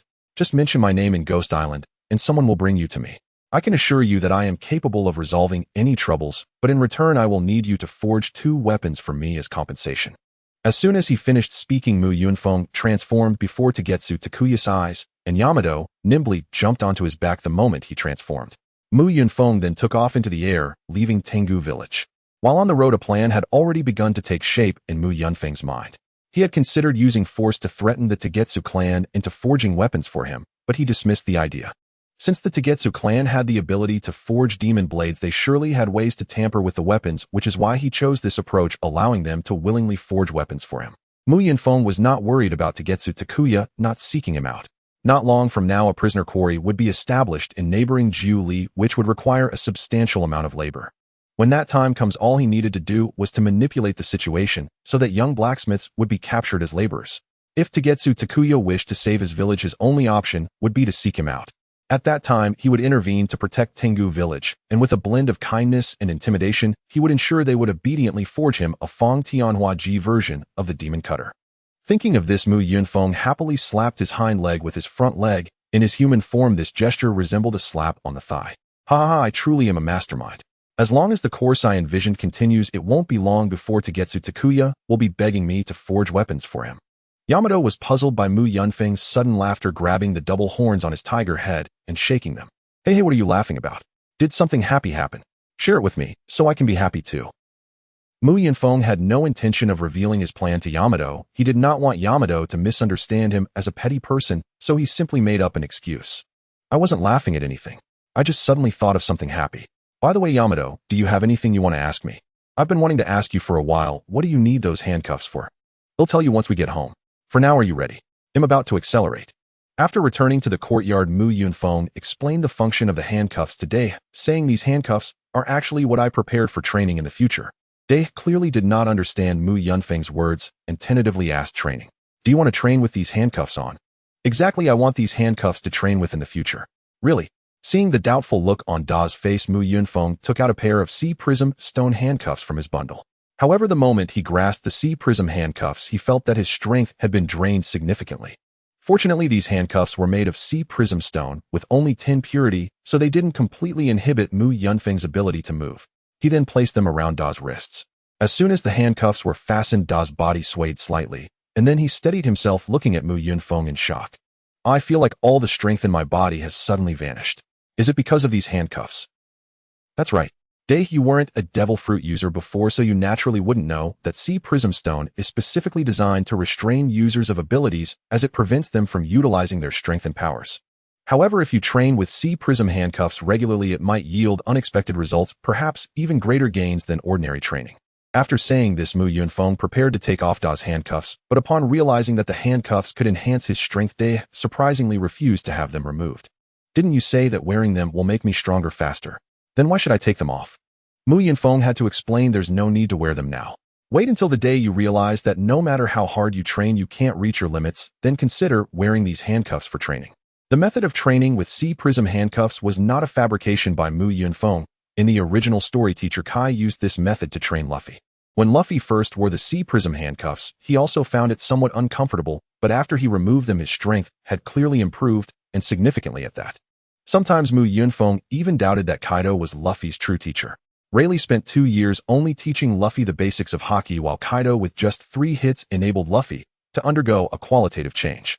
The first move, Thunder 8 trigrams, left Luffy bewildered, making him realize his own weakness, and then sent him to the mine to hone his physique, helping Luffy solidify his foundation.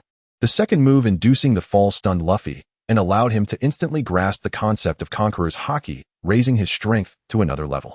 The third move, Roaring Thunder 8 trigrams, left Luffy dazed, directly opening his run and Dew Meridians, awakening his abilities and transforming him from a Paramecia-type Rubber Fruit user to a Zoan-type Nika Fruit user. With a serious and responsible attitude, teacher Kai was expected to continue refining Luffy until he could master all the abilities required of a top-tier powerhouse in the world, allowing him to graduate smoothly. Of course, all of this was just Mu Yunfeng's imagination, and this time, he had no intention of letting Luffy and the others cause chaos in Wano. If Luffy insisted on coming, Mu Yunfeng would not hold back. The following period was quite peaceful. Since Wano had been completely under control, Kaido began to relax, spending his days either drinking or going out to indulge in self-destructive antics. Although the captain of the Beast's pirates was Kaido, most of the trivial matters were managed by Jean and Queen, with Kaido only making decisions on major issues, otherwise acting as a hands-off manager. Moreover, Kaido recently returned home drunk every time, and the Kaido after drinking was completely different from his normal state. Usually, he was very imposing and domineering. But a drunken Kaido would become particularly emotional, often throwing tantrums and demolishing things, and sometimes even crying over trivial matters. The most infuriating thing for Mu Yunfeng was that once while he was jogging around Onigashima with Day, a drunken Kaido suddenly landed beside Mu Yunfeng and without a word started giving him a beating with no reason at all. This comparatively peaceful life continued for 3 years. Today, the training ground on Onigashima was filled with countless people, all there to enjoy the spectacle of two figures engaged in combat. These two individuals were Mu Yunfeng and Day. For the past 3 years, they had fought once a month, of course, not in a life-and-death struggle, but merely to check each other's progress and strength. During these 3 years, the gap in strength among Mu Yunfeng and the others had widened. 3 years ago, Mu Yunfeng, Day, Jack, and Maria were at the same level. Now Mu Yunfeng and Da's strength was clearly much stronger than Jack and Maria, which also motivated Jack to train desperately during these 3 years. Maria was still about the same, occasionally taking time to watch geisha performances. She was not as concerned as Jack, so now the ranking among the four based on strength was Mu Yunfeng, Day, Jack, Maria. Today's battle was also somewhat special, not because of the uniqueness of Mu Yunfeng and Day, but because the audience was rather special. Besides the spectators on the ground, there were also two people watching from the air, Kaido and Jean. Although Mu Yunfeng and Day noticed the two people spying, neither paid attention and instead focused on the battle. At this moment, the half-beast formed Mu Yunfeng stood nearly 2 meters tall, holding a spear resembling a Fangtian Huaji, his tiger-like eyes fixed on Day. The half-beast form of Mu Yunfeng resembled a standing tiger with a pair of black wings on his back and two pitch-black horns protruding from his tiger head, bearing a striking resemblance to a demon from hell. Day in his half-beast form also stood around 1.8 meters tall, covered in white fur, and his beastly wolf head sported a pair of pink horns. Additionally, Day had 2 puffs of tangible frost on his shoulders, extending down to his back, resembling the silk draped over ancient fairies. In terms of appearance, Day was clearly much more attractive than Mu Yunfeng, which made many female pirates and fans of beauty unable to resist turning into her followers. However, Mu Yunfeng also had quite a few fans. Although his half-beast appearance might seem frightening, many pirates liked Mu Yunfeng's style because it was undeniably imposing. Thus, at some point, the battles between Mu Yunfeng and Day had become akin to an outdoor movie, with many people coming to watch each time, and both sides' fans would cheer for their idols. Perhaps for those pirates, watching the two battle had become a way to pass the time, but Mu Yunfeng and Day were not influenced by them. They put their all into every fight. After yet another encounter, Mu Yunfeng and Day each took a step back, gathering strength for their next attack. No servant ice Fong.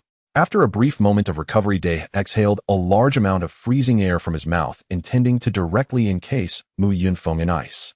However, the two had been fighting for 3 years, and after 36 battles, Mu Yunfeng had long since figured out all of Da's techniques, and vice versa. As Day prepared to unleash No Servant Ice Fong, Mu Yunfeng naturally did not remain idle. The tip of his great halberd ignited with a faint white ice flame. At the moment Day unleashed the No Servant Ice Fong, a gust of wild wind surged around Mu Yunfeng, immediately rushing along his arm towards the tip of the halberd. As the wild wind and ice flame first made contact, a qualitative change occurred. The wind borrowed the fire's momentum, and the fire borrowed the wind's force, complementing each other. The two energies merged into one, with fire in the wind and wind in the fire, creating a tempest of flame and air. Ice Martial God Sai. Then the wild wind swept the ice flame and crashed into Da's freezing air. Upon the meeting of No Servant Ice Fong and Ice Martial God Sai in the air, frost began to spread from the point of contact, and in an instant the entire training ground was covered in a layer of frost. As the saying goes, historically the left side of the wave loses, perhaps due to positioning. After a struggle, Mu Yunfeng's Ice Martial God Sai overwhelmed Da's No Servant Ice Fong, and the wild wind carrying the ice flame directly engulfed Day. When Day was struck by Ice Martial God Sai, Mu Yunfeng flapped his wings and soared into the air. While Ice Martial God Sai could instantly freeze an ordinary person, it was merely a nuisance to Day. This was because Da's fruit ability granted her tremendous resistance to cold. Relying on the ice flame to freeze Day was simply unrealistic. Mu Yunfeng only intended to use this move to disrupt Da's line of sight and prepare for his next attack.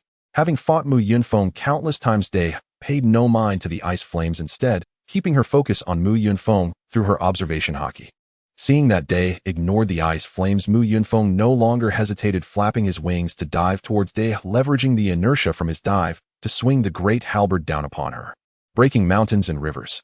Watching Mu Yunfeng dive towards her, Day did not intend to evade. Instead, after covering her spiked club with dominance and freezing air, she swung the club with both hands to meet Mu Yunfeng's halberd with full force. shattering mountains and valleys. With a resounding clash of metal, the ground beneath Dai was shattered and Mu Yunfeng was sent flying back into the air, but neither was injured. After landing, Mu Yunfeng looked at Dai and said, "Well, that's that. This time it counts as a draw. We are both too familiar with each other. Unless it's a real fight to the death, it's hard to determine a victor." Dai replied, somewhat unsatisfied, "So that makes it the 36th draw. Since we still have energy, why not fight a bit longer?" Mu Yunfeng waved his halberd, revealing that it was already covered in fine cracks. "I can't continue. This weapon can't take it anymore. The quality of these weapons is too poor. They can't withstand the enhancement of ice flames. I'm really tired of these disposable weapons." The weapon in Mu Yunfeng's hand was just an ordinary weapon. If he only enhanced it with dominance, that would have been fine. However, once he added ice flames, these weapons turned into consumables. Mu Yunfeng enjoyed augmenting his weapons with ice flames during battle because it not only dealt higher damage, but also added elemental damage to his attacks. Essentially, it was enchanting. However, ice flames were a double-edged sword, placing high demands on weapon quality. While they could increase a weapon's power, they also increased the burden on the weapon. Due to the extremely low temperature of ice flames when applied to ordinary iron weapons, the low temperature would render them very brittle, often shattering in battle. Over the past 3 years, Mu Yunfeng had already replaced over 10 halberds. In contrast, Dai, while also applying freezing air to her spiked club, found that the club's durability was significantly higher than that of the halberd. Dai then walked over, looking at the cracked halberd and chuckling, "Your weapon is broken again. Why don't you just stop using this and join me with a spiked club?" Mu Yunfeng smiled mysteriously. "No need. I should be getting a new weapon soon. One that can withstand my ice flame enhancement." "Wow, really? Of course it's true, and you will need a new weapon as well." Dai hesitated for a moment, but a Jian is still fine. I don't want to change weapons." "I know you don't want to part with a Jian, but haven't you noticed that as your body grows, your spiked club has become smaller? In a few years, you won't be able to use it anymore, so it's necessary to prepare a new weapon for your future self." "All right, then my new weapon must be just like a Jian." "Understood. I will make you a larger version of a Jian then." As for why Mu Yunfeng mentioned he would have a new weapon, it's because 3 days ago the young men of Tengu village were all captured and taken to Rabbit village to build a prisoner quarry where they would become the first batch of prisoners. After 3 years of consolidation, Kaido and Orochi's control over Wano country had become more solid, and the prisoner quarry plan in Rabbit village had finally begun to take shape. Responsible for the Rabbit quarry was none other than Queen Yu. However, to establish a prisoner quarry, there needed to be enough labor. Naturally, these pirates would not do the manual labor themselves, hence the need to draft able-bodied men. As for Mu Yunfeng's current position, making some adjustments to have them draft men from Tengu village was akin to the Buddha capturing the Monkey King. Easily accomplished. Just as Mu Yunfeng and Dai were about to leave, a pirate associated with Shikalis approached Mu Yunfeng. "Boss, an old man named Tengu Mountain Takaya is looking for you. Should I chase him away?" "No, take me to meet him." Speaking of Takaya, he has arrived. After Mu Yunfeng and Dai left, those who were watching the spectacle also dispersed, and Kaido and Jin descended from the sky. Looking at the ground where the two had fought, Kaido burst into hearty laughter. "Oh ho ho ho ho, the growth rate of these two kids is beyond my expectations. In just 3 years, their strength has nearly multiplied several times." After hearing Kaido's words, Jin also expressed his amazement. "Indeed, their speed of becoming stronger is remarkable, but I am not surprised, for they have not rested a single day in 3 years and have been training tirelessly. Lord Kaido, I actually don't understand why these two kids possess such willpower. What reason could motivate them to train so hard to become stronger? Oh ho ho ho ho, is there anything strange about that? Why must there be a reason to train desperately to become stronger? Is it impossible to train hard without a reason?" At the port of Ghost Island, an old man stood there looking very anxious and frightened. He stared down at the ground, afraid to look up at the passing pirates, fearing to attract trouble. Upon arriving at the port, Mu Yunfeng immediately noticed Takuya from Tengu Mountain. This time he was alone. Yamato had not accompanied him. Seeing Takuya standing there displaying a look of fear and unease, Mu Yunfeng couldn't help but murmur to himself. "He is clearly terrified, yet still forces himself to come here to find me. That's responsibility. His duty as the village chief of Tengu village. That's why I'm unwilling to bear such burdens." Mu Yunfeng quickened his pace, taking 2 steps at a time until he reached Takuya's side. "Chief Takuya, I didn't expect you to come here to find me. Have you encountered some trouble?" Mu Yunfeng spoke without a hint of guilt. He was not afraid of Takuya discovering anything. Even if Takuya knew, what could he do? After all, Mu Yunfeng was the mastermind behind it all. Could he really tear apart their relationship here? After forging 2 weapons and the lives of the villagers, could he really let them die? Upon hearing Mu Yunfeng's voice, Takuya finally dared to lift his head. "Lord Mu Yunfeng, you finally arrived. You once told me that if our village encountered trouble, we could come directly to you, right?" "Yes, I did. And you don't need to call me Lord. You are not my subordinate, so just call me Xiaofeng or my name directly." Well, then I shall dare to call you Yunfeng, old man that I am. No problem, that's fine. But since you came here to find me, is it because the village is facing some trouble? Just tell me directly. All right, you said 3 years ago that as long as we encountered trouble, we could come to you, and you would help us. That's right, and this statement remains unchanged. As long as you have trouble, you can find me anytime. However, there are additional conditions behind this statement. No problem. As long as you help rescue the people from our village and prevent those pirates from bothering us again, I will use our Tengu Mountain Tribe's special forging method to craft 2 weapons for you. Hearing Takuya's words, Mu Yunfeng revealed a satisfied smile. Chief Takuya is indeed straightforward. I agree to this matter. Tell me who captured your people and where I need to go to rescue them. Although Mu Yunfeng knew where the blacksmiths of Tengu village were, this act still needed to be performed. Regardless of whether Takuya was aware, they both had to play their parts in this drama. Mu Yunfeng needed a reason for the Tengu Mountain clan to forge weapons for him. After hearing Mu Yunfeng's words, Takuya no longer hesitated and recounted the village's ordeal. The situation is this: 2 days ago, pirates came to our village and captured all the strong young men to Rabbit Bowl to build a prisoner quarry there. Before leaving, those pirates said I shouldn't wait for them because they wouldn't be coming back. Once the quarry was completed, they would be among the first prisoners inside.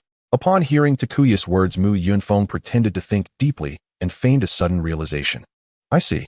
I know about the prisoner quarry, and rescuing them is quite simple.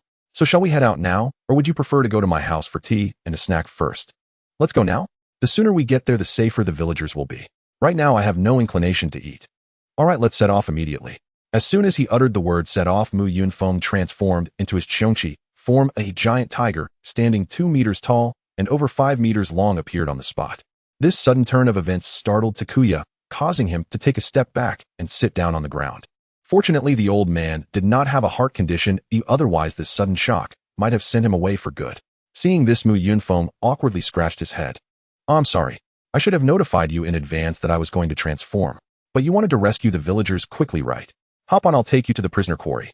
Takuya stood up and brushed off the dust from his clothes, walking over to Mu Yunfeng's side. He needed to reach the prisoner quarry as soon as possible for the sake of the villagers.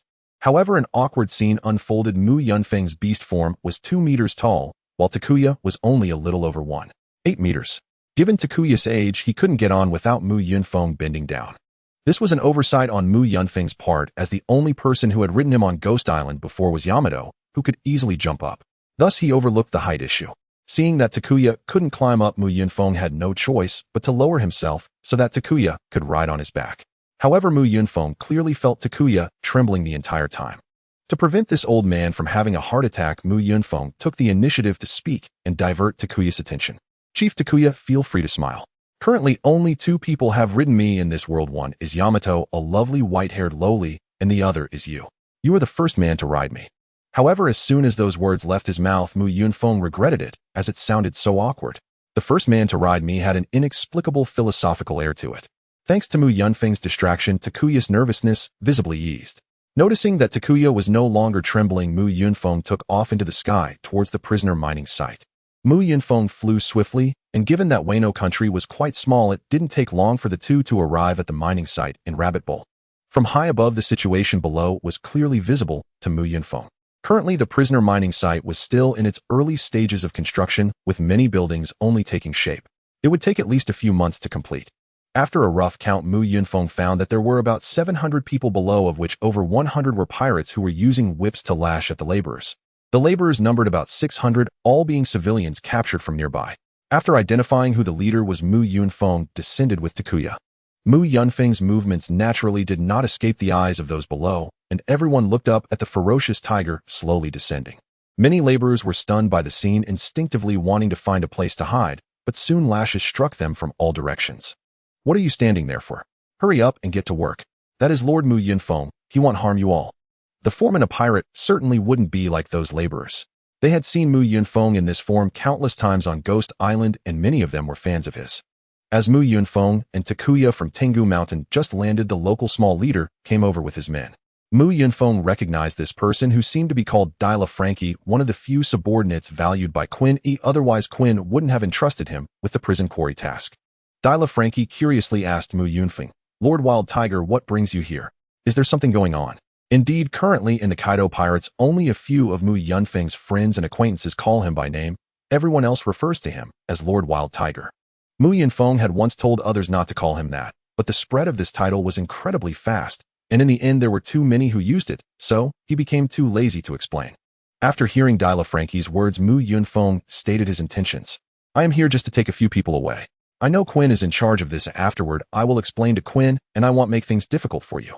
Not at all, Lord Wild Tiger. You can take as many people as you want. A boss Quinn won't mind such trivial matters. Just tell me their names, and I'll have them brought over right away. Mu Yunfeng turned to Takuya. Takuya, do you have a list or something? If so, please take it out quickly so Franky can bring them here.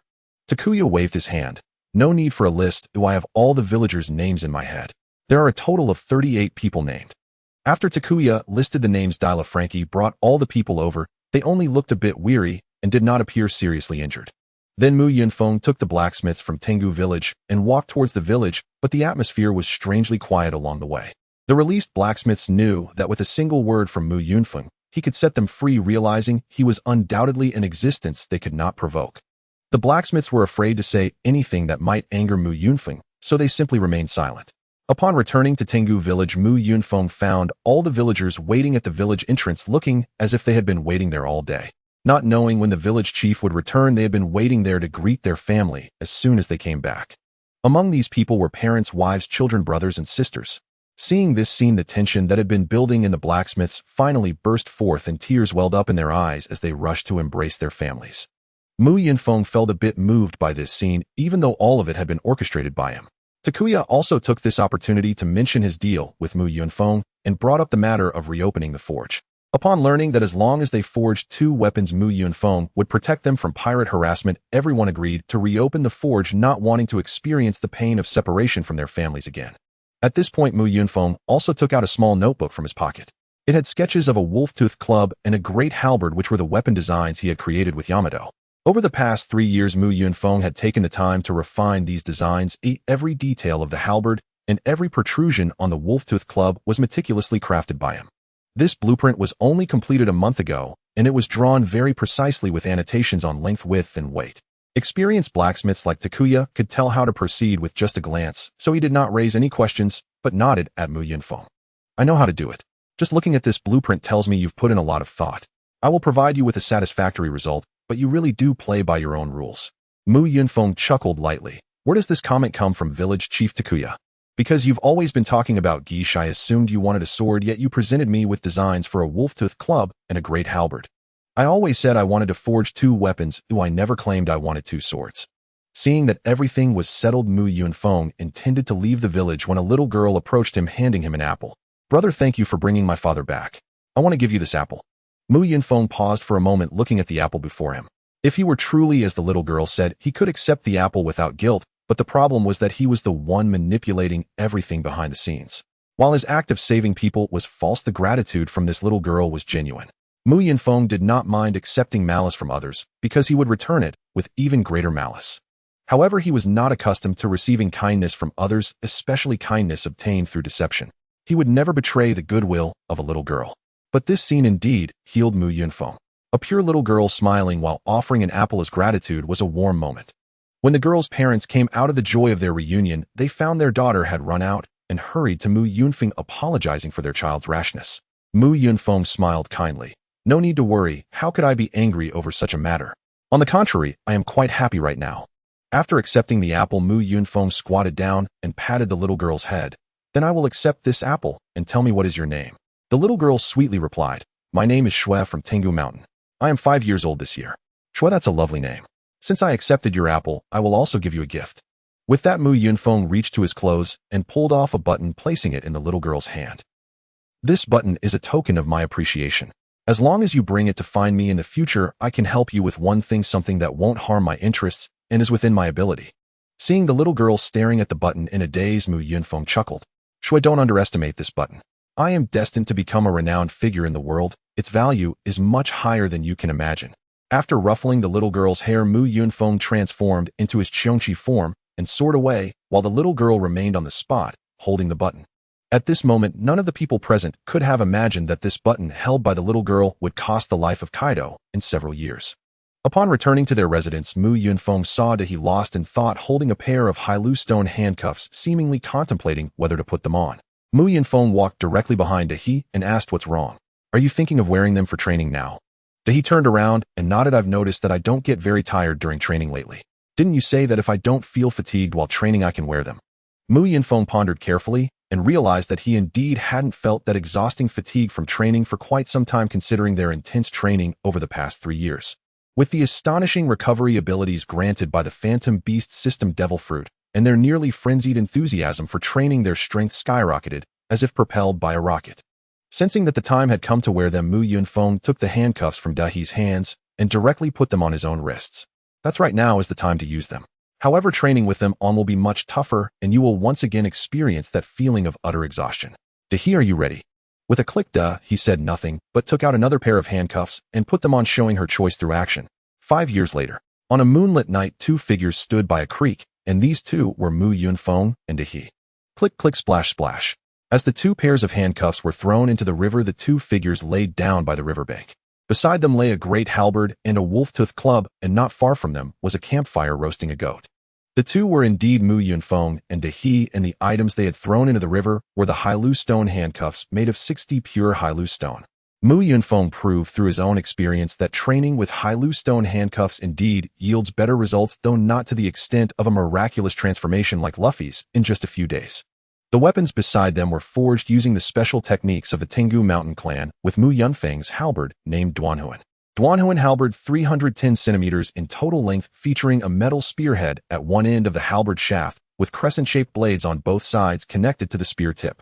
Both the blades and the spear tip are forged from extremely high-purity Hailu stone adorned with exquisite patterns and beautiful decorations. The Duanhuan halberd is not only visually stunning, but also of exceptional quality, capable of withstanding the enhancement of ice flames and possesses the characteristics of a demon sword. The slashes made by Mu Yunfeng with Duanhuan possess significantly greater power than those made with ordinary weapons. Dahi's wolf-tooth club is 250 centimeters long, also possessing the characteristics of a demon sword, and its protruding parts are made from high-purity Hailu stone intricately carved, with beautiful patterns resembling a piece of art. Mu Yunfeng once considered naming this wolf-tooth club Suihuan, as Duanhuan and Suihun sounded quite fitting together. However, Dahi insisted on calling it a Jian. Mu Yunfeng and Dahi are now 16 years old, and their heights have already stabilized, or rather they had stabilized a year ago. Due to their intense training methods and the extraordinary recovery capabilities of the Phantom Beast fruit, they developed physically earlier than most. At the age of 15, he had already reached a height of 263 cm. While Mu Yunfeng was only 259 centimeters at that time. Mu Yunfeng originally thought he would always be shorter than Dahi, but this situation was reversed when he turned 16. At 16, he remained at 263 cm, while Mu Yunfeng's height surged by another 9 cm, going from 259 centimeters to 268 cm, overtaking Dahi. However, Mu Yunfeng knew that he wouldn't grow any taller in the future. Although 268 centimeters would make him a giant in his past life, this height is not considered particularly tall in the world of pirates. After lying down for a few minutes, he spoke. First, hey Mu Yunfeng, you said that once we have the strength, we would set sail. So can we set sail now? Mu Yunfeng confidently replied, of course. While we may not be invincible at sea, with our current strength, we can definitely protect ourselves. So when shall we set off? Should we leave right now? Seeing the sparkle in Dahi's eyes, Mu Yunfeng sighed. I realize you've grown up, but not completely. Dahi looked confused and replied, Mu Yunfeng, you're still the same, always saying mysterious things. What do you mean by grown up, but not completely grown? Mu Yunfeng then sized up Dahi a few times. Growing up refers to the physiological aspect. Undoubtedly your body has grown, and the parts that should be large are particularly large. I cannot refute that. Then Mu Yunfeng pointed to his own head. What hasn't grown is your brain.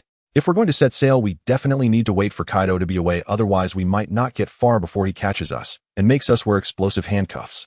Dahi, you need to use your brain more often. This thing is just like muscles. If you don't use it often, it will atrophy. I don't want to think. Just let me follow your lead, and I'll do what you say. Dahi's response left Mu Yunfeng feeling both helpless and gratified. Helpless, because he would have to consider matters for 2, not knowing how many brain cells he might lose. Gratified because Dahi trusts him wholeheartedly, and unlike the tsundere female leads in anime, she usually listens to him very well. As the 2 lay by the river counting stars, a little girl's voice came from not far behind them. I was wondering why you 2 didn't come back for dinner. Turns out you were hiding here, eating roasted lamb. Mu Yunfeng turned around and saw 2 little rascals in the distance who would later become the members of the Flying Six, Run T and Pei Jivan. These 2 little ones now live together with him and Dahi. Sister Run T, 10 years old, is clever, lively, talkative, and has a strong affection for her little brother. Brother Pei Jivun, 8 years old, is serious, shy, silent, and has a hidden affection for his sister. These two little rascals are the children of Kaido's former friend from the Rocks Pirates. After their father died, Kaido took them in to raise them. However, these two children are not to be underestimated, especially the little girl Run-T. She knows that the siblings have no relatives to rely on, and to survive in this environment, they can only depend on themselves. Thus, Run-T stole 2 devil fruits from Kaido and shared one with Pei Jivun. Run-T thus became the user of the animal system Dragon Fruit Ancient Species Longhead Dragon Form ability, while Pei Jivun became the user of the animal system Dragon Fruit Ancient Species Spiked Back Dragon Form ability. Upon recognizing the two children, Mu Yunfeng ignored them entirely and resumed counting stars, leaving them standing there unnoticed. Run-T huffed indignantly when Mu Yunfeng glanced back at her, only to dismiss her outright and drag Pei Jivun between them. Run-T stood with hands on hips glaring down at Mu Yunfeng sprawled on the ground, while Pei Jivun clutched her sleeve, hiding behind his elder sister, small, fragile, and utterly defenseless. You fool, Mu Yunfeng. You did look back just now. You saw me. So why did you ignore me? Is it truly because you're an utter idiot? Mu Yunfeng, of course, refused to remain silent. After all, he had never once lost an argument. Run-T, so now you dare call me a fool.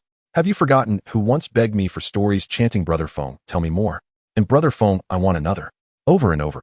Lies. That was little Pei Jai, not me. I've never called you Brother Feng, you big stupid cat. Watching Run-T bicker so fiercely, Mu Yunfeng rubbed his temples in exasperation. Run-T, how wonderful it would be if you and Pei Jai swapped personalities. You're a girl, yet even Pei Jai is more endearing than you. Nonsense.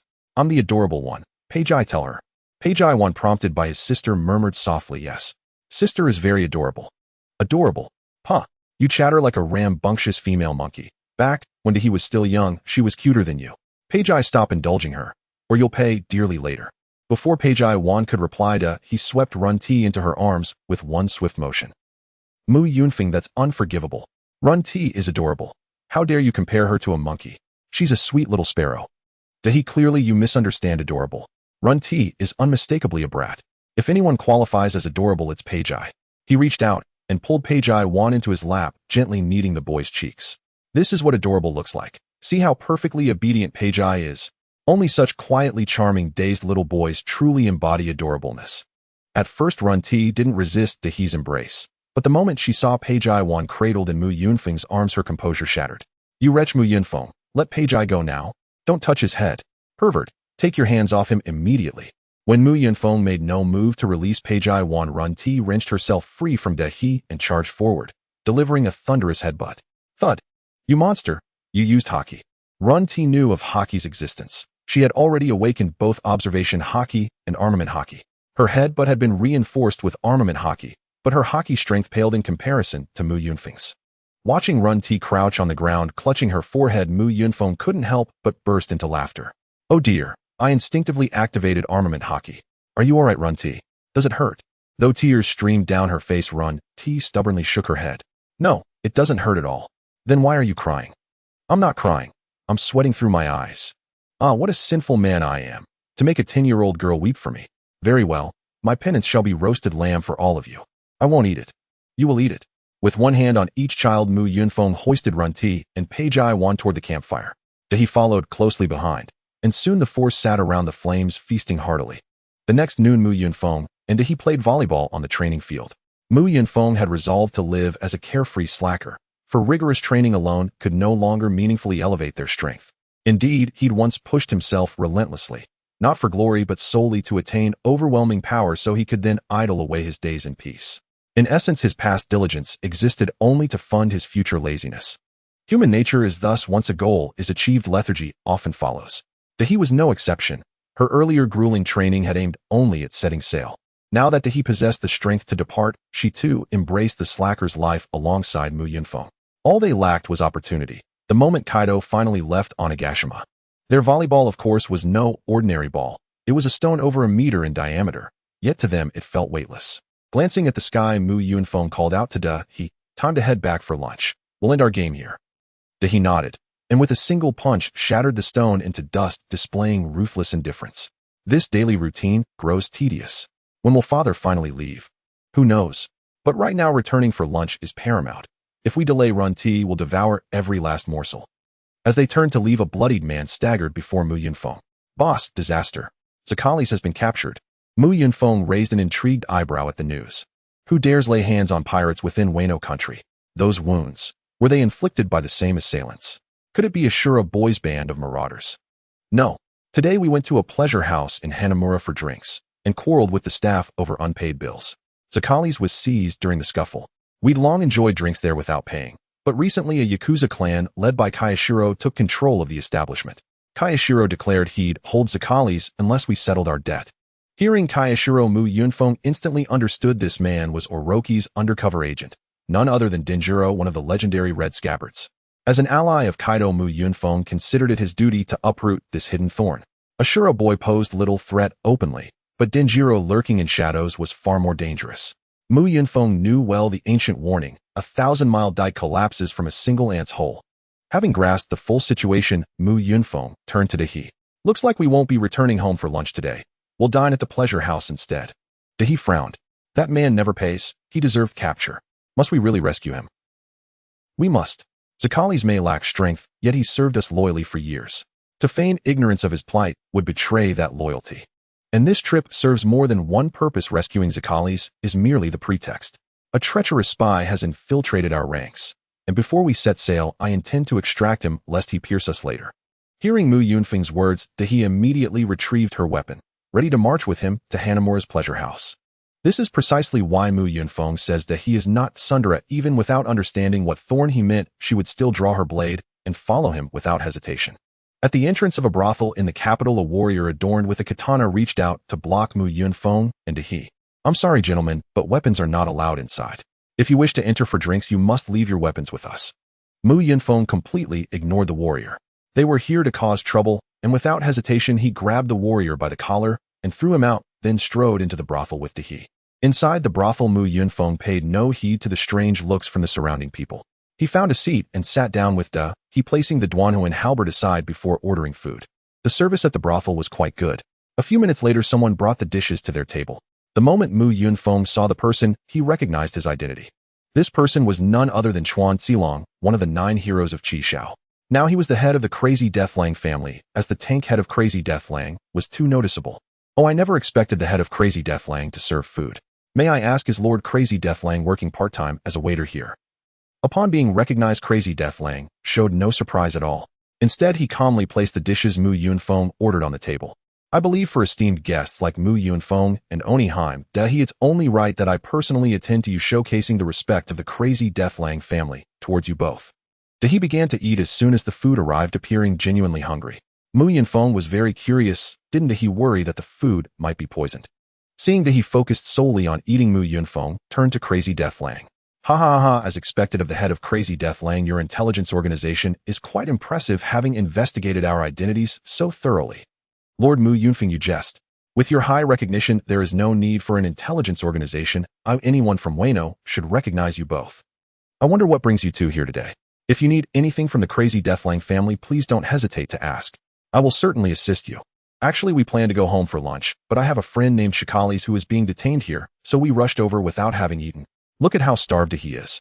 Upon hearing Mu Yunfeng's intention, Crazy Death Lang waved his hand generously. That person was detained for not paying for his drinks. Normally we wouldn't release anyone without payment, but since you both have come personally, you may take him away, and I will cover the drink bill. That's wonderful. Actually, we pirates are quite poor. I don't even have money on me. If it weren't for you Chuan Xilong helping me foot the bill, I wouldn't know what to do. Not at all, it's a pleasure to make friends. At this point, Crazy Death Lang's voice suddenly trailed off as he had just heard the name Chuan Xilong, which meant Mu Yunfeng had recognized him. However, Crazy Death Lang still planned to play along. You must be mistaken, my name is Crazy Death Lang, not you, said Chuan Xilong. You must have confused me with someone else. Mu Yunfeng did not interrupt Crazy Death Lang, but merely smiled as he watched the performance. After all, when he watched the anime, he was also deceived by Crazy Death Lang and Kinjio Lang. After Crazy Death Lang finished his act, Mu Yunfeng spoke lightly. No, you're not mistaken, you are Chuan Xilong. You should know that I am a devil fruit user with a special ability. I can see a person's soul directly. Although the appearance has changed, your soul remains the same. The moment I laid eyes on you, I recognized you. Even though your appearance has changed, your hair color has changed, and you've taken off your glasses, your soul does not change. There's no need for you to act. I am not testing you. Being able to see souls was entirely fabricated by Mu Yunfeng, but Crazy Death Lang had no idea. Mu Yunfeng was adamant that he was Chuan Xilong. Chuan Xilong had encountered many strange devil fruits, including Kinnaman's ability to transform, so he wasn't too dismissive of the ability to see souls. Just as Mu Yunfeng was curious about how Crazy Deathlang would respond next, the latter suddenly drew his katana and slashed toward Mu Yunfeng's throat. Although Crazy Deathlang struck decisively, Mu Yunfeng had been wary of him from the beginning. How could he allow a sneak attack to succeed? Mu Yunfeng coated his right hand with haki and punched towards the blade of Crazy Deathlang, blocking the deadly strike. With his initial strike failing, Crazy Deathlang quickly retreated to create distance. Mu Yunfeng swiftly grabbed the Duanhuan halberd and pursued, aiming to cleave Crazy Deathlang in half. Crazy Deathlang was a dual-wielding warrior, and he also carried 2 swords at his waist. He drew the second sword with his left hand to block at his side, while keeping his right sword aimed at Mu Yunfeng's neck. Seeing Crazy Deathland's countermeasure, Mu Yunfeng couldn't help but sneer. "You plan to block my attack with your left hand, while using your right sword to slice my neck. Nice thought, but can you actually block it?" The Duanhuan halberd was about 3 meters long, and such a long weapon would be a disadvantage in close combat, as the halberd was not very agile. In fact, the halberd was best suited for mounted combat. However, where there are disadvantages, there are advantages. Although the halberd was cumbersome compared to a katana and could not demonstrate the user's agility, it could maximize the user's strength. As Mu Yunfeng had anticipated, Crazy Deathlang's left sword managed to block the halberd's blade, but he was swept away by the immense force, crashing into a row of tables in the brothel. Due to the rapidity of the fight between Mu Yunfeng and Crazy Deathlang, it was only when Crazy Deathlang was sent flying that the ordinary patrons began to react, scrambling to cover their heads and flee. 2 seconds later, Crazy Deathlang stood up again, a trickle of blood at the corner of his mouth, letting out a piercing and unpleasant laugh. Hee, ha ha. Clearly he was just a kid a few years ago, yet he possesses such strength now. The power of that strike was terrifying. "Ew, I think my ribs are broken." "You deserved it. You dared to block my double-handed halberd with just one hand, holding a katana. And you please stop laughing?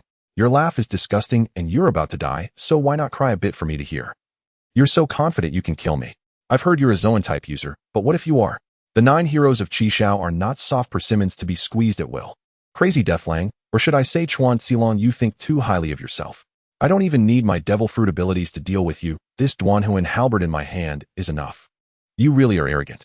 But you ruined my plans, and I have no intention of forgiving you. The threats of the dead hold no weight. Come on, let me send you on your way." Today's update is here, otherwise the battle tonight would end in a draw. To avoid discomfort for my lovely readers, I'll slack off during work hours. Quickly praise me. While Mu Yunfeng and Kuang Serong were at a standstill, Day had finally eaten and drunk his fill, putting down his bowl and chopsticks to pick up his Wolf Fang club, stepping not far behind Mu Yunfeng.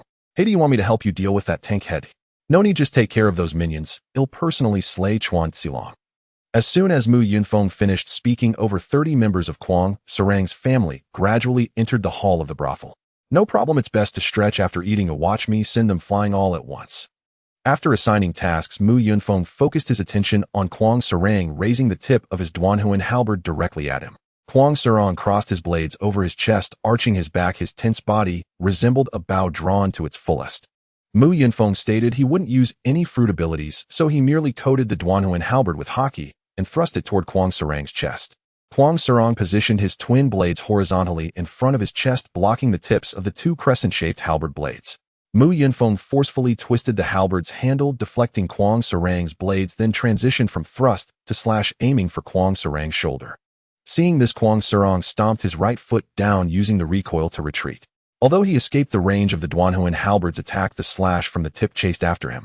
Noticing this, Kuang Serang unleashed a blade aura with his right hand to counter the 2 slashes, collided in midair and canceled each other out. After landing, Kuang Serang flipped the table toward Mu Yunfeng.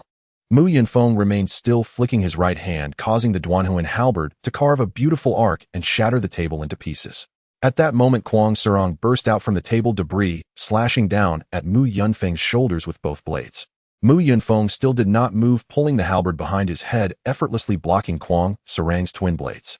Although Kuang Serang's attack was quick, its power was much less than Mu Yunfeng had anticipated. Perhaps due to his continuous battle with Dai, Mu Yunfeng had a misjudgment of ordinary people's strength, thinking everyone should be as powerful as Dai. Initially, Mu Yunfeng thought Kuang Serang's weak attack was a ruse, but he quickly understood that it was not a trick. Kuang Serang's strength was genuinely that limited. Mu Yunfeng first bent his arm, and then suddenly straightened it, sending Kuang Serang flying away with immense force. After exchanging several blows, Mu Yunfeng's feet remained planted in place. It was evident that even without using his fruit abilities, Mu Yunfeng's strength was overwhelmingly superior to Kwang Serong. Seeing Kwang Serong not move after landing, Mu Yunfeng began to provoke him. You guys over 3 meters tall and nearly 20 years older than me, how can your strength be so small? Are you a little baby? Hearing Mu Yunfeng mock his strength, Kwang Serong was unperturbed, casually responding, not everyone is a monster like you. Monster, that's too much, been just a bit stronger than average. How can you call me a monster? Besides, I wasn't born with this strength, I earned it through hard training. Do you know how hard I've worked? Be careful, or my little fist might smash your dog head. Hearing Mu Yunfeng's manner of speaking, Kwang Serong disdainfully said, for you trying to distract me with this strange tone? It won't work on me, I won't be affected by you. In fact, Kwang Serong misunderstood Mu Yunfeng. The latter's peculiar way of speaking was not intended to distract him, but rather a reflection of Mu Yunfeng's own nature. Seeing Kwang Serong not taking the initiative, Mu Yunfeng decided to take action. Since you're not moving, then I will. Halberd technique, sweep the 1,000 armies. As the last word armies left his mouth, Mu Yunfeng's muscles tensed up, and the technique, sweep the 1,000 armies, was indeed a powerful sweeping blow. Fearing Mu Yunfeng's terrifying strength, Kwang Serong dared not take this move heed and instead jumped high to evade the sweeping attack. Seeing Kwang Serong leap, Mu Yunfeng revealed a smile of cunning success. Kwang Serong, you fell for it. Generally, when facing a horizontal sweep from a large halberd, jumping or squatting to dodge is effective, as large halberds are cumbersome and cannot change direction like swords. However, Mu Yunfeng seized on this psychology. He had specifically practiced a technique to deal with enemies who jumped or squatted to evade. Secret technique, deadly 90-degree angle. As Mu Yunfeng's Duanhuan halberd swept beneath Kwang Serong's feet, his arm muscles bulged, reversing the halberd's position from sweep to thrust. The Duanhuan halberd was swung in an exaggerated arc, slashing upward toward Kwang Serong. If he did not respond well to this move, he would be cleaved in two like a watermelon. Had Kwang Serong not jumped, but instead squatted to evade, Mu Yunfeng would have similarly reversed the halberd's position to sweep to smash. This move could only be countered by retreating or taking it hidden. Fortunately, Mu Yunfeng's halberd was crafted using the demonic sword technique from the Tiango mountain clan, ensuring high quality. Had it been an ordinary weapon, it would likely have broken from the inertia. Seeing the halberd suddenly change direction, Kwang Serong had no choice but to flip in midair, crossing his twin blades beneath him. He reacted quickly, successfully blocking the halberd's blade without being cleaved in two. However, he was still sent flying by the immense force, crashing through the roof and into the sky. At this moment, Mu Yunfeng found himself in a dilemma. With Kwang Serong in midair, there was no place for him to gain leverage, making him a living target. Mu Yunfeng contemplated whether to unleash a series of 6 consecutive hits or to deliver a splitting Mount Hua move. Fortunately, Mu Yunfeng did not succumb to fear. He quickly made up his mind. He crouched down and then leaped powerfully, causing the ground beneath him to crack, and he burst through the roof in pursuit. Mu Yunfeng's speed was much greater than Kwang Serong's. In an instant, he reached above Kwang Serong, swinging the Duanhuan halberd down at him. Splitting Mount Hua. This technique is simple. Raise the Duanhuan halberd behind him, then with both hands strike down with all his strength, just like chopping firewood. This move lacked any technique. It was purely about sheer force. Kwang Serong had no way to dodge in midair, hastily raising his right hand to block with his blade, and then he fell to the ground like a shooting star. Watching Kwang Serong fall, Mu Yunfeng knew he had won. This is the nature of battle. One misstep leads to another. Kwang Serong did not anticipate that Mu Yunfeng's sweeping attack would curve, leaving him in a passive state. Otherwise, he wouldn't have lost so quickly. Of course, this also showcased Mu Yunfeng's excellent timing. Initially, he only seized a small advantage and then steadily converted that into a decisive victory. Brothers, the author is quite sad my score dropped from 9.2 to 7. 4 points. Good brothers, if you have time, please leave a 5-star review in the comments to help boost the score. The author thanks you. As the smoke cleared, Kwang Serong stood up again, but his right hand no longer gripped the sword. It hung limply by his side, with blood flowing from his nostrils and ears. Nevertheless, Kwang Serong raised the knife with his left hand, pointing it at Mu Yunfeng's chest, seemingly preparing for another attack. Seeing the disheveled Kwang Serong, Mu Yunfeng shook his head. The outcome is already decided. You must face reality. Your right shoulder is shattered and your internal organs have suffered serious trauma. Even if you have not yet given up, you are powerless to turn the tide of battle. Drop your sword and surrender. He am still standing here. How can you say the outcome is decided? As long as I still hold a sword, our fight is not over. Very well then, I shall send you on your way. Is there anything you wish to say before you die? Kwang Serong paused for a moment before speaking. I hope you spare the other members of the Kwang family. No problem. I am not a killer. My only goal here today is to eliminate the remnants of the Qishao 9 heroes. In the next moment, Mu Yunfeng and Kuang Xilang charged at each other, but due to his injuries, Kuang Xilang's movements were no longer as agile as they had been at the start. Mu Yunfeng gripped his halberd with both hands and struck at Kuang Xilang's neck once again, employing the technique, sweep thousands of troops. Faced with the same move this time, Kuang Xilang chose to block with the knife in his left hand, understanding that jumping or crouching would be futile. Even if he tried to retreat, given his current injured state, there was no way he could outpace Mu Yunfeng. Kuang Xilang had no choice but to take the hit head in. Clang! As the halberd and the katana clashed, the katana in Kuang Xilang's hand snapped in two, and his neck was also severed. Watching the headless corpse fall, Mu Yunfeng flicked the remaining blood off the soul-cutting halberd with a shake of his right hand, then slung it over his shoulder and walked back toward the brothel. Upon returning to the brothel, the scene inside met Mu Yunfeng's eyes. He saw he sitting at a table looking down at everyone with an air of authority. Meanwhile, some members of Kuang Xilang's family lay unconscious, while others crouched on the ground too afraid to look up. As soon as Mu Yunfeng stepped into the brothel, all eyes turned to him. One young man in his 20s instinctively stood up and asked, "Where have you been? What about Lord Kuang Xilang? Where is he now?" Mu Yunfeng looked at the man with a gaze that conveyed disbelief. "I'm right here. Can't you see? That guy is dead. Unless his head was cut off, how could he still be alive?" Upon hearing the news of Kuang Xilang's death, the man's eyes lost a certain light, and he slumped to the ground like a fish out of water, clearly very attached to Kuang Xilang, perhaps even having developed a distorted sense of loyalty. However, not everyone was as loyal as he was. These people were ultimately just some thugs, and most of them, upon hearing of Kuang Xilang's demise, immediately began to plead for mercy. Mu Yunfeng naturally did not intend to kill them all. He simply instructed them, "Bring Hikarisu to me, and then you all can get lost." A few minutes later, Hikarisu was brought to the brothel. Upon seeing Mu Yunfeng, Hikarisu rushed to him like a bullied puppy, finding its owner wiping away tears. "Boss, you finally came. I knew you would come to save me. It's a blessing to have a boss like you. Even if I die, I have no regrets." Hearing Hikarisu's comment about having no regrets, Mu Yunfeng chuckled ominously. No regrets, is that so? Then I shall send you to your death." Hikarisu immediately went weak at the knees and knelt down. "Boss, I was wrong. I don't even know what I did wrong, but I was wrong. Boss, please don't kill me." Seeing Hikarisu so frightened, he couldn't help but laugh. "Haha, you fool. If Mu Yunfeng wanted to kill you, why would he come here to save you? And yet you're scared out of your wits. It's just too funny."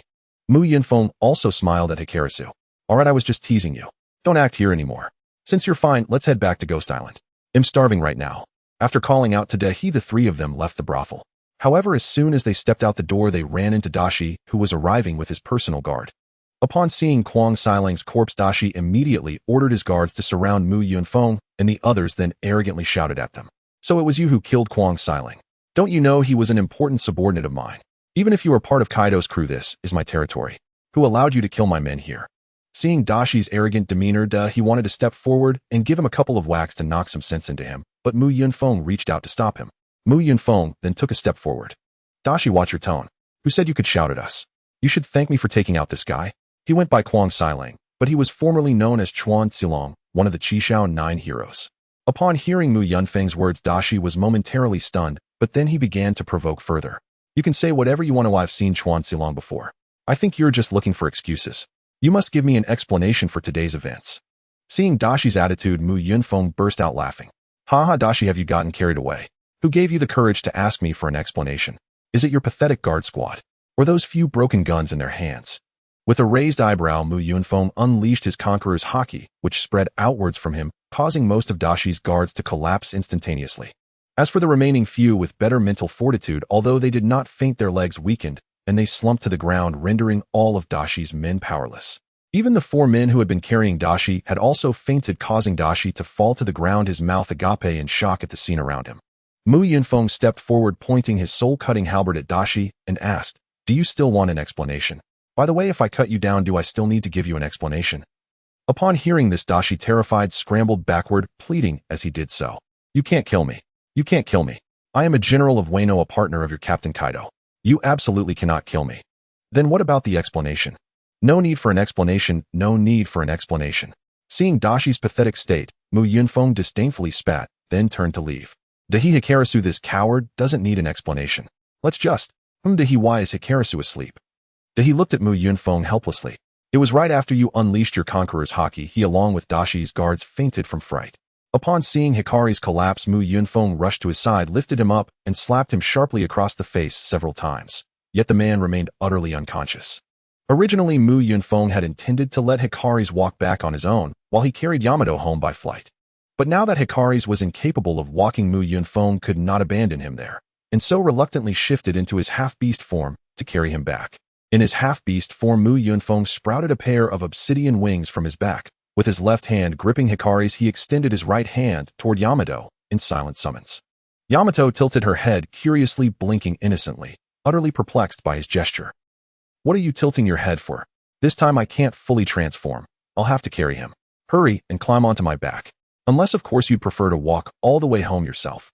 The moment Yamato understood, she wasted no time, rushing to Mu Yunfeng's side and wrapping her arms around him while he steadied her waist with both hands. As Yamato embraced him, Mu Yunfeng couldn't help but murmur, "Indeed, she truly is Dahi now. Of course I'm Yamato. Are you suffering from amnesia? Don't you recognize me anymore?" "You misunderstand. Da is not merely Da. This Da is not that Da." After Mu Yunfeng departed with the two of them, Orochi likewise withdrew with the unfainted guards. But neither Mu Yunfeng nor Orochi noticed the green-haired girl wearing a conical hat watching silently from a distance. Clutching a wanted poster in her hand, the girl gazed sorrowfully upon Karushiran's corpse before turning away and vanishing from Hinata. The wanted poster she held bore the likeness of Ashura Boy, the notorious bandit chieftain of Wano country. Orochi is timid, inept, and perpetually fearful. How could father possibly ally with such a man? Yamato asked curiously as Mu Yunfeng flew back toward Onigashima. Alliance is too generous a word. Kaido merely exploits Orochi. Once he ceases to be useful, his death will follow without delay. Back on Onigashima, Mu Yunfeng unceremoniously dumped Hikari's onto the street, then turned to Yamato. "I'm heading to Kaido's place for lunch. Care to join me?" Lunchtime had long passed, and Mu Yunfeng was certain that Runty, the little brat, wouldn't have saved him a single bite. With hunger looming, only two options remained: cooking himself or cadging a meal. Cooking was far too laborious, so Mu Yunfeng opted instead to scrounge a feast from Kaido, who, owing to his fondness for sake, lingered over meals for hours. "No thank you. I've already eaten. Besides, the brothel served proper food. Why didn't you eat there?" Mu Yunfeng stared at Yamato, his brow darkening. "Why didn't I eat? Did you even let me? From the moment dishes arrived, you devoured everything. Someone had to handle Karushiran's interrogation." Yamato paused, then tapped her forehead with a fist and laughed. "Truly, I was so busy eating I completely forgot about you. Yamato, you're 16 now. You've long outgrown the age of cutesy antics. What exactly is that gesture and that tone?" After parting ways with Yamato, Mu Yunfeng strode straight toward Kaido's lair, and upon entering the skull-shaped fortress, he knew instantly he'd come to the right place. There sat Kaido reclining in his chair, drinking deeply and feasting lavishly. Roasted lamb, grilled chicken, and more sprawled across the table as he alternated bites of meat with swigs of sake. Watching Kaido toss an entire roasted chicken into his mouth like popcorn, Mu Yunfeng inwardly sighed with relief. Thankfully, Yamato wasn't nearly that massive, otherwise provisioning after setting sail would become a dire concern. Without hesitation, Mu Yunfeng plopped down beside Kaido, seized a roasted leg of lamb, and began gnawing voraciously. Even Kaido blinked, momentarily stunned. "Hey brat, what's this about? Since when do you drop by unannounced? And just barging in to eat without saying a word? What's the meaning of this?"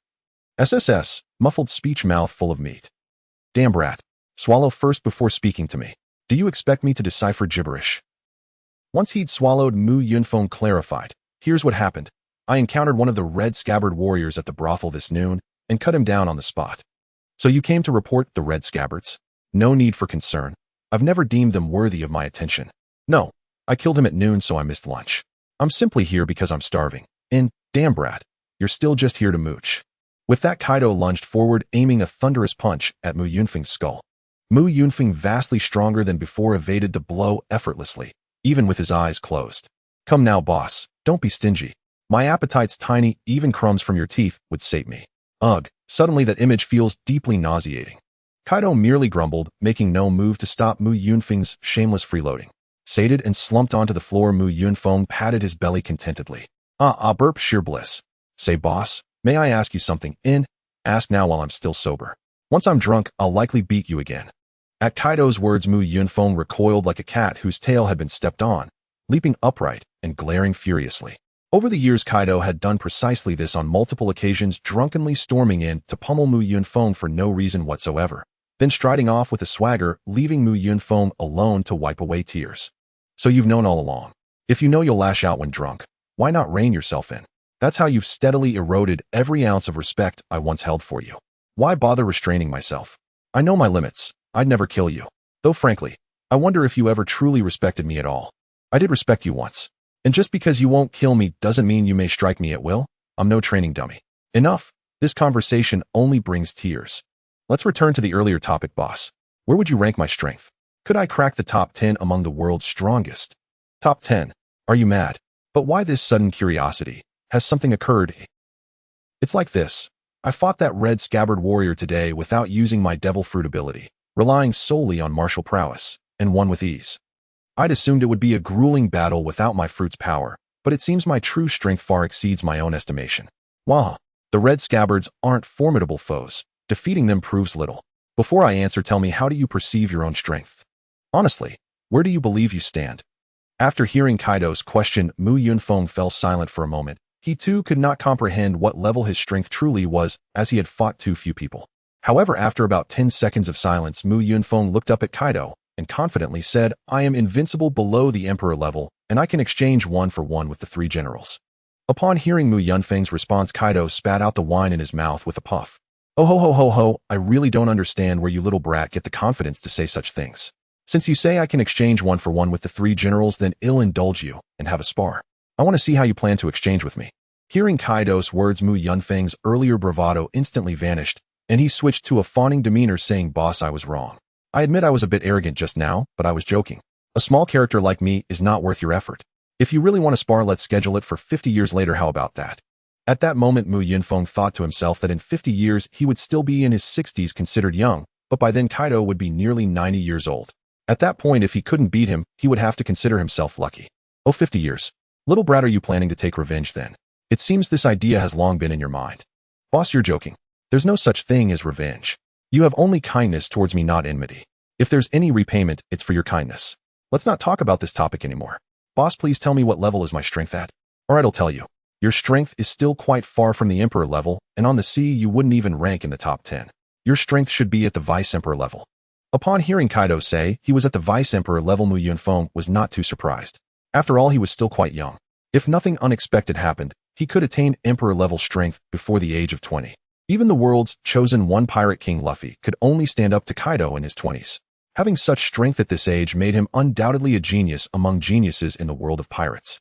After receiving his strength assessment from Kaido, Mu Yunfeng greeted him and returned home, feeling more confident about going out to sea. He was at Vice Emperor strength, and so was Yamato. With 2 Vice Emperors teaming up to go to sea, unless they encountered the 4 Emperors or Admirals, they could definitely move about freely. Moreover, even when facing the 4 Emperors and Admirals, Mu Yunfeng had countermeasures. After all, he could fly, and he was the type to fly incredibly fast. If he couldn't win, he could just run away with Yamato. Even if they got into trouble and had to return to Wano, Kaido would cover for them. At worst, he would just get a beating afterward. Regardless, even if he didn't cause trouble, Kaido would still beat him up when he was drunk. The flowers bloom in pairs, each expressing its own beauty. Just as Mu Yunfeng, this flower, was formulating his plans to go to sea, another green leaf was still in a state of sorrow. At the 9-Mile Bandit stronghold, a green-haired girl was conversing with a chubby boy with pink curly hair. These two were Kazuki Hiyori, the daughter of Odin, and Ashura Doji, one of the 9 red scabbards. After hearing Hiyori's account, Ashura Doji sighed. I see, so Kenjuro is actually the traitor. I didn't expect his transformation to be so profound, and he even deceived Orochi. However, the fact that Kenjuro was killed by Mu Yunfeng surprised him. He had a vague impression of Mu Yunfeng. During Lord Odin's execution, he had come to speak with Lord Odin, but at that time, he was still just a kid. Hiyori, you saw the entire battle, right? Please tell me about their fight, the more detailed the better. Yes, Kazuki Hiyori nodded, and then recounted all the details of the battle between the two, speaking very meticulously without leaving out a single detail. Ashura Doji was also shocked by what he heard. What? Kenjuro was killed in such a short time, and Mu Yunfeng didn't even use the Devil Fruit's abilities. In just a few years, he has grown to such a level. Who knows, he might be another Kaido in a few years. Originally, Ashura Doji had thoughts of avenging Kenjuro, especially since they had decades of friendship, but after hearing Hiyori's description, he abandoned that idea. He knew he was not Mu Yunfeng's opponent. Ashura Doji was confident his strength surpassed Kenjuro a little, but it was just a little. He knew that Mu Yunfeng was a Devil Fruit user, and that he also held the title of Furious Tiger. Yet Mu Yunfeng didn't even use his abilities and solely relied on his physical skills to kill Kanjuro in such a short time. What was he going to do? Go find Mu Yunfeng to earn some merit. Ashuradoji was not a fool. He clearly understood what he should do now. He could not act recklessly. He needed to protect the bloodline left by Odin and take good care of Kazuki Hiyori. Meanwhile, just as Mu Yunfeng returned to his place, he witnessed a very heartwarming scene. Yamato was guiding Runmi and Pejuan in their training in the yard. Runmi and Pejuan took their training seriously. Runmi jumped up and delivered a headbutt, sending Pejuan rolling on the ground, clutching his head. Even Mu Yunfeng couldn't bear to watch this scene. Runmi, little Page Eye is your own little brother after all. That was a bit too much, don't you think? Look, little Page Eye is crying in pain. Runmi simply twisted her little head and said, I won't listen to you. If I always go easy on little Page Eye during training, how will he handle enemies in the future? Enemies won't go easy on little Page Eye. Mu Yunfeng suddenly realized how reasonable Runmi's words were, rendering him speechless. If he softened his approach during training, little Page Eye would definitely suffer when facing real enemies. However, Mu Yunfeng suddenly shifted his tone. Runmi, I suggest that the next time you use a headbutt, it's best to wear a mask. Otherwise, if the opponent pouts, you might end up kissing. Upon hearing Mu Yunfeng's words, Runmi was stunned for 2 seconds, then turned to Pejuan and said, little Page Eye, let's wear masks together tomorrow with sister. Pejuan weakly replied, can I not wear one? I won't use a headbutt on anyone and am not afraid of kissing anyone. Seeing that Pejuan was unwilling, Runmi immediately ran over and hugged Pejuan, acting cute. Runmi wants to wear a mask. Runmi wants to wear a mask with little Page Eye? Little Page Eye, you won't even do this little thing for sister. Runmi is so pitiful. Runmi is crying. Seeing Runmi acting cute, Pejuan could only surrender. All right, I promise, sister. From now on, we'll wear masks together. Seeing Pejuan give in, Runmi hugged him and began to spin around. Little Page Eye, you're so great. Runmi is so happy. At that moment, Mu Yunfeng pondered, could it be that in the original story, Runmi and Pejuan always wore masks because of this reason? Just as the siblings were happily spinning around, a sarcastic voice interrupted. Runmi, as the older sister, always acts cute with little Page Eye, and most of the time, it's little Page Eye accommodating Runmi. Sigh, little Page Eye is so unfortunate to have such an immature sister. Runti, who was called an immature sister by Mu Yunfeng, exploded with anger as a devoted younger brother, exclaiming, mind your own business, Mu Yunfeng. You're completely unnecessary here. Runti grew more agitated with each word, rushing forward to Mu Yunfeng and delivering a headbutt directly to his groin. Seeing Runti target his most sensitive area, Mu Yunfeng naturally showed no mercy. After enveloping his fist with dominance, he swung down hard. Bang! Runti was knocked to the ground by Mu Yunfeng's punch, a ridiculous bump swelling on her head. She covered her head and began to wipe away tears, muttering to herself. You jerk, idiot, foolish cat. You actually hit me so hard, don't you know to go easy on a child? At this moment, Mu Yunfeng ignored Runti's curses, instead gazing at his fist with a smile, as if he had discovered a new continent. Wow, that punch felt pretty good. No wonder Kaido likes to hit me when he's drunk. It turns out hitting a little brat is so gratifying. Uncle Gene must have felt this way back then too. The dragon-slaying youth ultimately became the evil dragon. Mu Yunfeng glanced again at Runti, who was wiping her tears and cursing, then looked at his fist with a slight smirk. Bang! Ah, you jerk. You hit me again. I will definitely get my revenge in the future. Runti rolled on the ground in pain after being punched again. It's true, hitting little brats really does make one happy.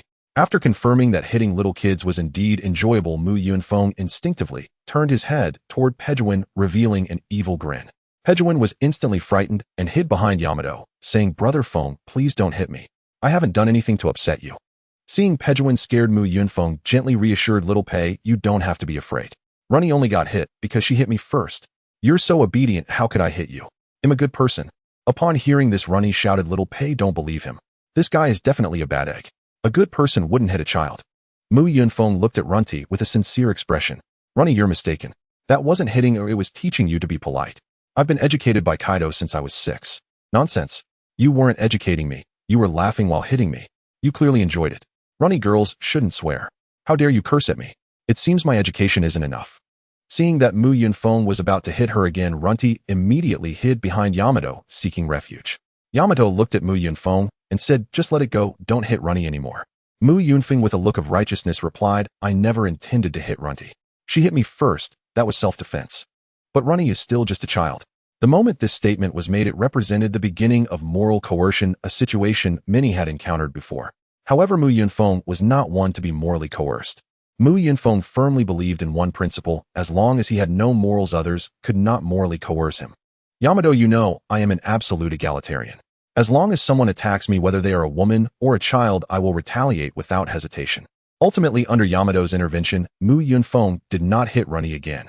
After today's events, Runny understood that Mu Yunfeng had a very low threshold, and she dared not provoke him in the future. A week later, a divine dragon flew out from the eastern side of Wano country, while on the western side a small boat quietly set sail. On the calm sea, a small boat floated. It was a small cargo ship, 5 meters long and 2 meters wide, with a young man and woman squeezed into the cramped cabin. Hey Mu Yunfeng, don't you think this boat is too small? We have to squeeze together even when sleeping. Is our adventure going to be this tough? Alright Yamato, stop complaining. This isn't even a sailing ship. If I couldn't fly, I wouldn't risk taking this out to sea. This tiny boat could capsize with just one wave. Also Yamato, could you sleep a bit more quietly? The cabin is so small.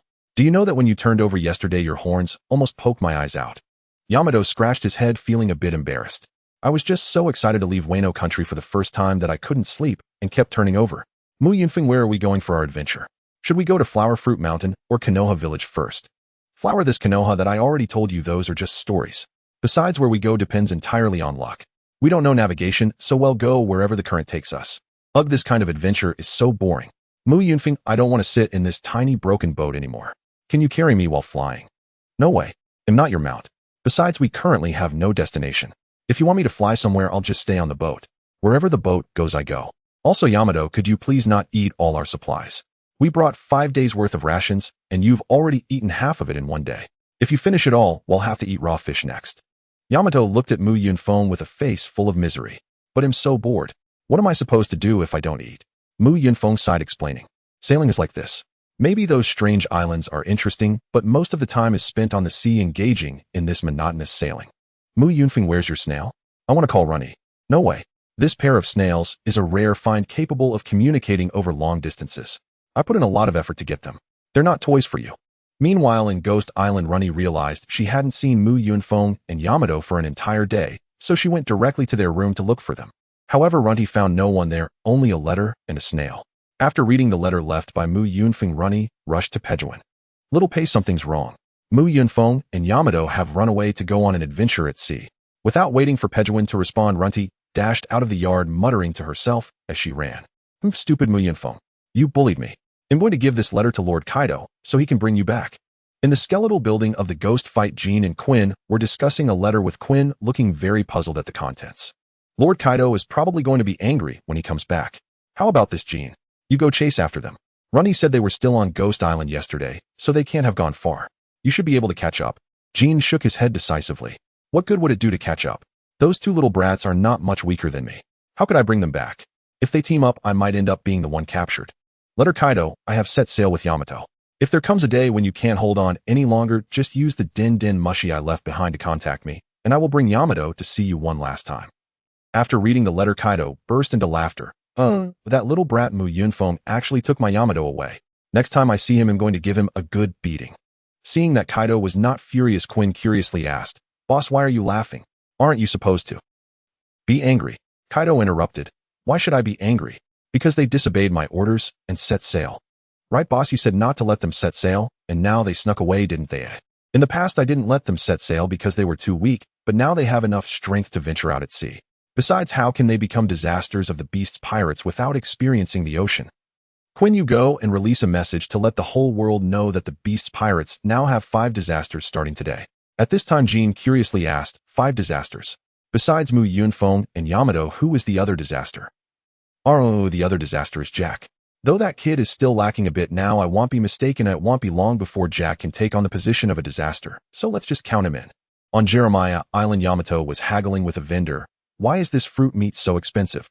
You must be a scammer. The vendor boldly replied, this is a specialty of our Jeremiah Island. The price is naturally high. Only we have fruit meat in the entire world. After drifting for 4 days, Mu Yunfeng and Yamato arrived at this place, called Jeremiah Island, where fruit meat is a specialty. Fruit meat is a fruit called meat tree. It tastes and feels just like meat, but without the fishy smell. With simple cooking, it becomes an exquisite delicacy. As 2 foodies, how could they possibly miss such a delicious treat? However, they only had 1,000 berries between them, which is why Yamato was haggling with the vendor. After a few minutes of negotiation, Yamato ultimately lost the battle and approached Mu Yunfeng dejectedly. Mu Yunfeng, what should we do? You won't lower the price. We only have 1,000 berries, and we can't even buy a portion of fruit meat. Mu Yunfeng patted Yamato's shoulder. Yamato, that's not how haggling works. We are pirates, oh we need to haggle like pirates. Then Mu Yunfeng walked up to the vendor. Friend, how many berries for all the fruit meat in your cart? I'll buy the cart along with it. The vendor thought for a moment and replied, 700 berries. If you want to buy the cart too, it'll be 700 berries. In the next moment, the soul breaker on Mu Yunfeng's back was pointed at the vendor's neck. Friend, I'm a bit tight on cash lately. Can you lend me 700 berries? The vendor had never seen such a situation. Feeling the sharp spearhead at his neck, he dared not move. Brother, I don't have 700 berries right now. Mu Yunfeng's eyes turned cold as he scolded. You little brat, you value berries more than your life. If you don't give it to me, I'll kill you. Please don't kill me, brother. I'll get it for you. I just don't have that much on me right now. I'll go get it, okay? Going back to get it is too troublesome. How about this? Consider it a debt of 700 berries to me, all right? Okay, I owe you 700 berries, brother. Seeing this, Mu Yunfeng put away his weapon and smiled. Perfect. You owe me 700 berries, and this cart of fruit meat costs 700 berries. If you give me this cart of fruit meat, we're even. Faced with the unpredictable Mu Yunfeng, the vendor dared not refuse.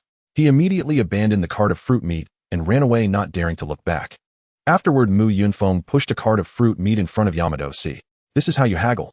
Not a single berry spent, and we got a whole cart of fruit meat for free. Yamato was stunned looking at Mu Yunfeng. She had witnessed the haggling process, but she felt something was off, though she couldn't pinpoint what was wrong. Without giving Yamato time to react, Mu Yunfeng directly picked up a piece of fruit meat and handed it to Yamato, then took a piece for himself. As they strolled around Jeremiah Island while eating, Yamato suddenly shouted to Mu Yunfeng, I get it. That wasn't haggling, that was robbery. Mu Yunfeng laughed at Yamato. Ha, Yamato, your reflexes are way too slow. You only figured it out after we finished half the cart of fruit meat. Suddenly, Mu Yunfeng heard the words beasts, pirates, followed by terms like Kaido, the three emperors, and the five disasters drifting into their ears. Indeed, currently at sea, there are only three emperors. While Shank's pirate crew has gained some fame, they have yet to become an emperor-level pirate crew. The three emperor-level pirate crews at sea are Edward Newgate's Whitebeard pirates, Charlotte Linland's Big Mom pirates, and Kaido's Beast pirates. The Whitebeard pirates were the first to be recognized as an emperor-level crew.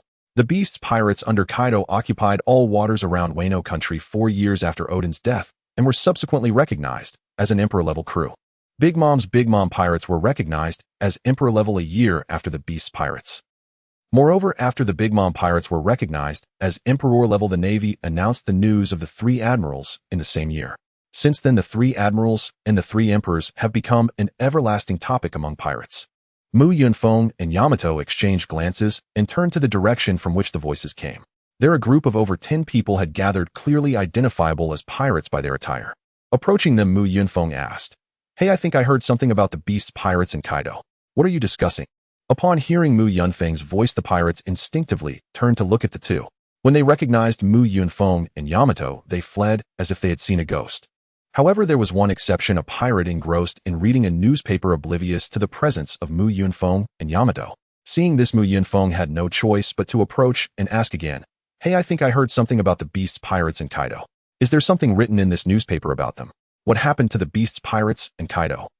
The person replied without looking up, You don't know. A big event recently occurred with the Beasts pirates. Yamato, curious, pressed, What big event? Tell me. You should know that the Beasts pirates were recognized as an emperor-level pirate crew 4 years ago. Apart from Captain Kaido, there were only 2 highest-ranking officers. However, this newspaper clearly states that the Beasts pirates have added 3 new highest-ranking officers, and they are all quite young. To be honest, they look a bit like you too. As soon as the word like escaped his lips, the pirate fell silent. Wasn't this a bit too much like it? Comparing the 2 bounty notices in his hand, he instantly understood why there was no one around him. This wasn't a matter of resemblance, it was the real deal. The folks around him had recognized their identities and fled. Not even a single person called out to him. Seeing the suddenly quiet pirate, Mu Yunfeng had no choice but to take the initiative to ask for the information he wanted. I am Mu Yunfeng. May I ask what your name is, and where did you acquire this information?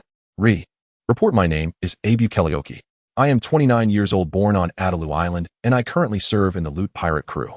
Upon hearing Abu Keleoki start to introduce himself, Mu Yunfeng had to interrupt him, as in just this brief moment Keleoki was already introducing his cousin. Hold on, you said your name is Keleoki, right? You don't need to be so nervous. I'm not gay, why are you introducing your cousin to me? I'm more interested in your sister than your cousin. Cousin? Alright, my cousin's name is Nixiani. She was also born on Adalu Island, and she is 21 years old, working at the family pawn shop. Mu Yunfeng was stunned. His previous remark had clearly been a joke, yet Keleoki was genuinely introducing his cousin. At this moment, Mu Yunfeng began to doubt whether he lacked a sense of humor. Stop, I don't want to know who your cousin is. Just tell me where you got your information from. What happened with the 100 Beasts pirate crew? At this moment, Kalaoki suddenly realized information. Yes, the information. I read it in the newspaper. It's all written in the newspaper I mentioned. Through the demeanor of these individuals and the mention of the 5 disasters, Mu Yunfeng had already guessed something, but he pointed to the newspaper in Kalaoki's hand. Have you finished reading it? If you have, can I take a look? Kalaoki immediately stood at attention, handing the newspaper over to Mu Yunfeng. I've finished reading it. I'm giving it to you now.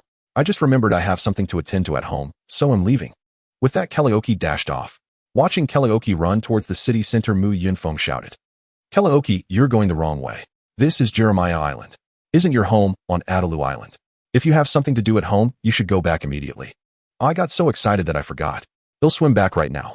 With that, Kalaoki turned and jumped into the sea, swimming off into the distance. Yamato also understood that Mu Yunfeng was deliberately teasing Kalaoki and said to him helplessly, You're such a bad person. That guy just gave us the newspaper and you're still messing with him. You think he might drown or get eaten by a shark? Mu Yunfeng did not answer Yamato's question, but focused intently on the newspaper that Kalaoki had given him. Just with a glance, he found the information he was looking for.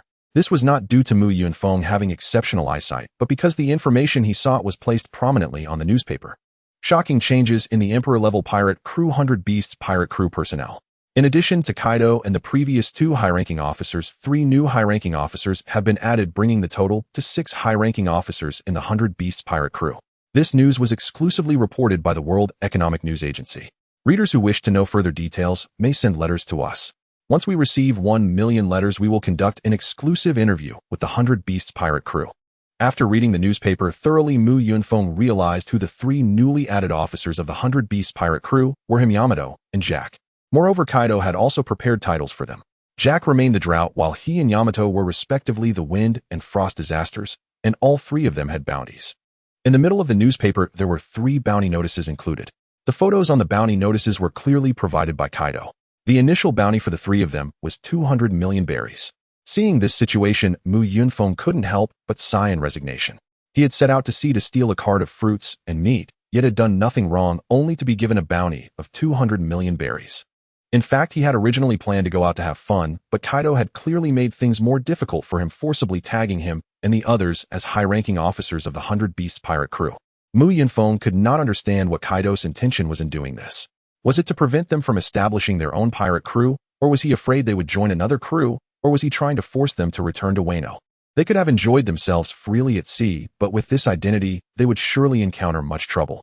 Not to mention pirate hunters, if an admiral happened to encounter them, he definitely wouldn't hesitate to capture them and send them to impel down for tea. Yamato also saw the contents of the newspaper, but her reaction was completely the opposite of Mu Yunfeng's. She picked up her bounty notice and began to cheer. This is great. Mu Yunfeng, did you see? We are both wanted. For the first time, we've been given such a high bounty, and we've also become disasters like Uncle Jean. Mu Yunfeng looked at the cheering Yamato with a dumbfounded expression. Yamato, is it really something to be happy about being wanted? Of course. A bounty is proof of strength, and we are the highest-ranking officers of the 100 Beasts pirate crew. Mu Yunfeng, aren't you happy? Happy my ass. We could have roamed freely on the sea, but now we've become the highest-ranking officers of the 100 Beasts pirate crew. It's inconvenient to go anywhere. Also, that's what father meant. He's so bad. What should we do now? What to do? Just improvise. There are policies above and countermeasures below. Well, buy 2 masks later, and when we need to hide our identities, well, wear them, so that others won't see our true selves. Although the masks won't fool those who target us, they can help us hide our identities in front of ordinary people, so we won't cause a panic wherever we go.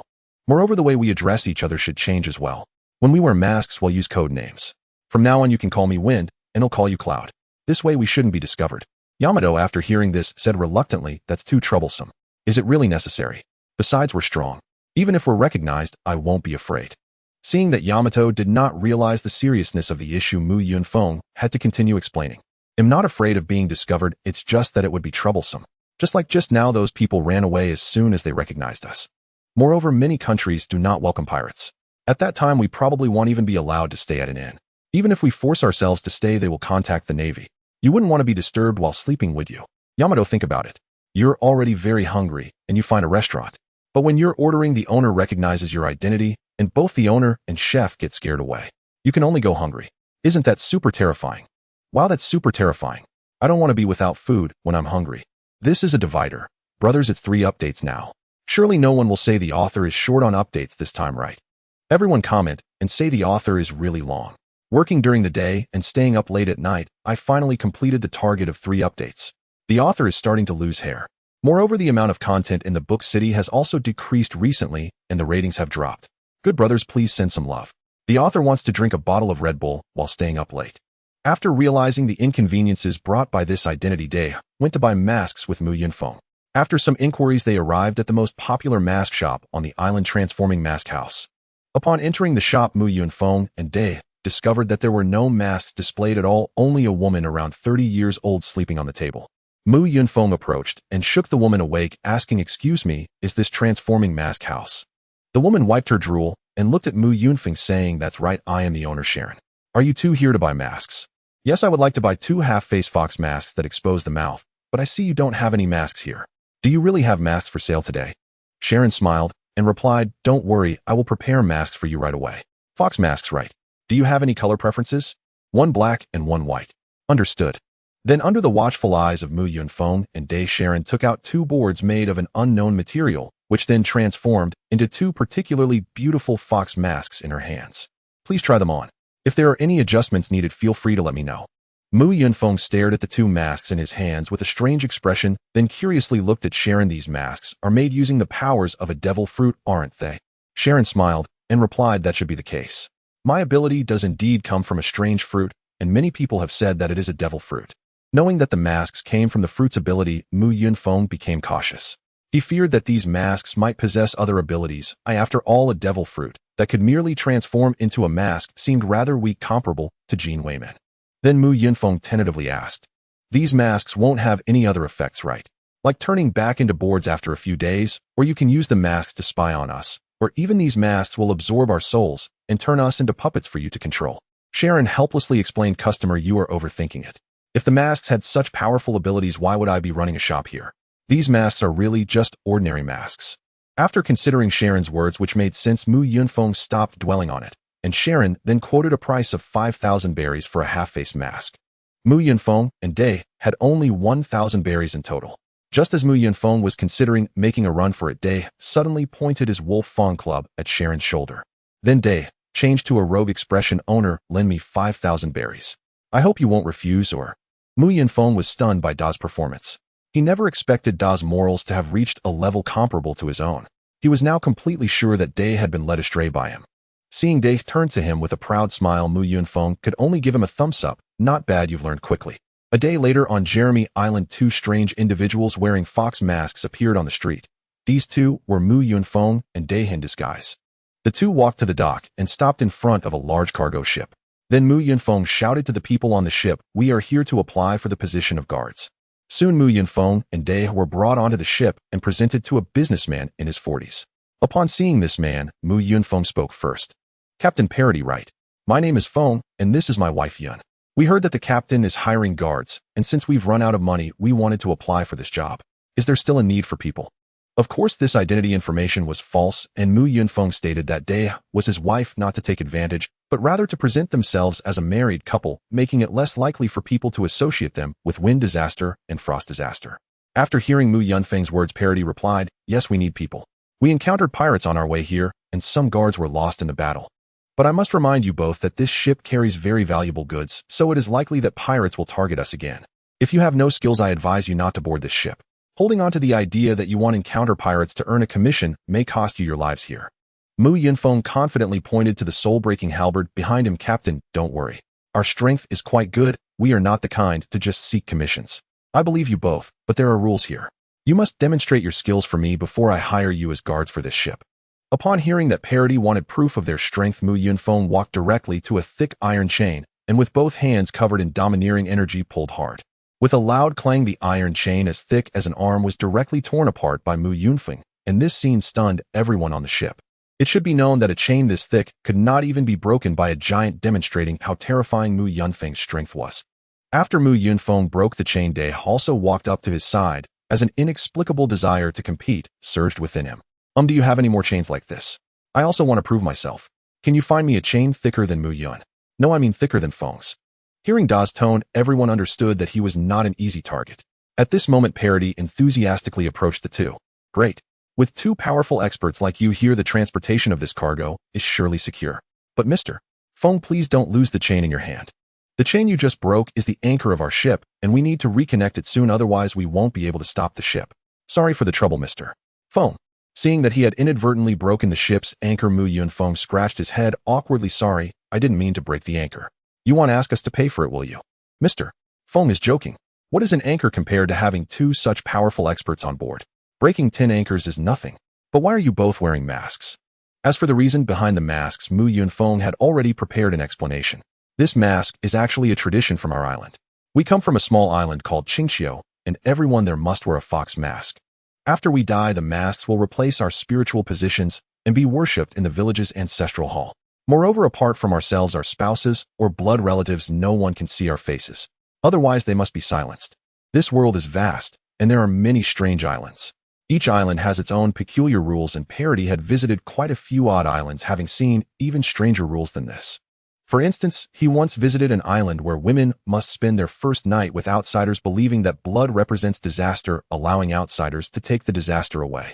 Thus, Parody accepted the explanation about the masks very calmly. Only after seeing that Parody believed him did Mu Yunfeng finally feel relieved. To be honest, he found this reason somewhat unreliable, but he didn't expect Parody to be so naive, accepting such a ridiculous excuse instantly. After Mu Yunfeng proved his strength, he and Dea received the best treatment as they were assigned to a very large room. This room was originally intended for 4 people, but since the 2 of them could not let others see their faces, the other 2 were directly arranged to stay on the deck. Not long after Mu Yunfeng and Dea boarded the ship, it set sail. Perhaps Parody felt that having 2 people in charge was enough, so he decided not to hire more guards to save on commission. However, once on board, Mu Yunfeng realized what it meant to be like Lu Lao Lao entering the Grandview Garden. Dea was like a country dog who had never seen the world, running around the entire ship. He would run to the railing on the deck to look at the sea, and then rush to the top of the ship to bask in the sun. In short, after Dea boarded, his figure could be seen everywhere on the ship. At noon, the 2 also went to the restaurant. The restaurant on the Parody merchant ship operated in a buffet style. The ship was equipped with professional chefs who placed the prepared food on the restaurant's tables, allowing everyone to take whatever they wanted. The restaurant was a great place to gather information. Since Mu Yunfeng had displayed formidable strength, many people were eager to befriend a powerhouse like him, and it didn't take long for him to gather all the information he wanted. First, this ship belonged to the Tang Shihua family, and their destination was the Shambadi Archipelago, also known as the Soap Bubble Islands. This time, Mu Yunfeng and his companions were escorting an auction item. As for what the auction item specifically was, no one knew. Probably only Parody on the entire ship was aware. Meanwhile, Dea was also busy gathering information. At this moment, Dea had already mingled with a few people and was enjoying cake. Upon seeing Mu Yunfeng, he immediately rushed over.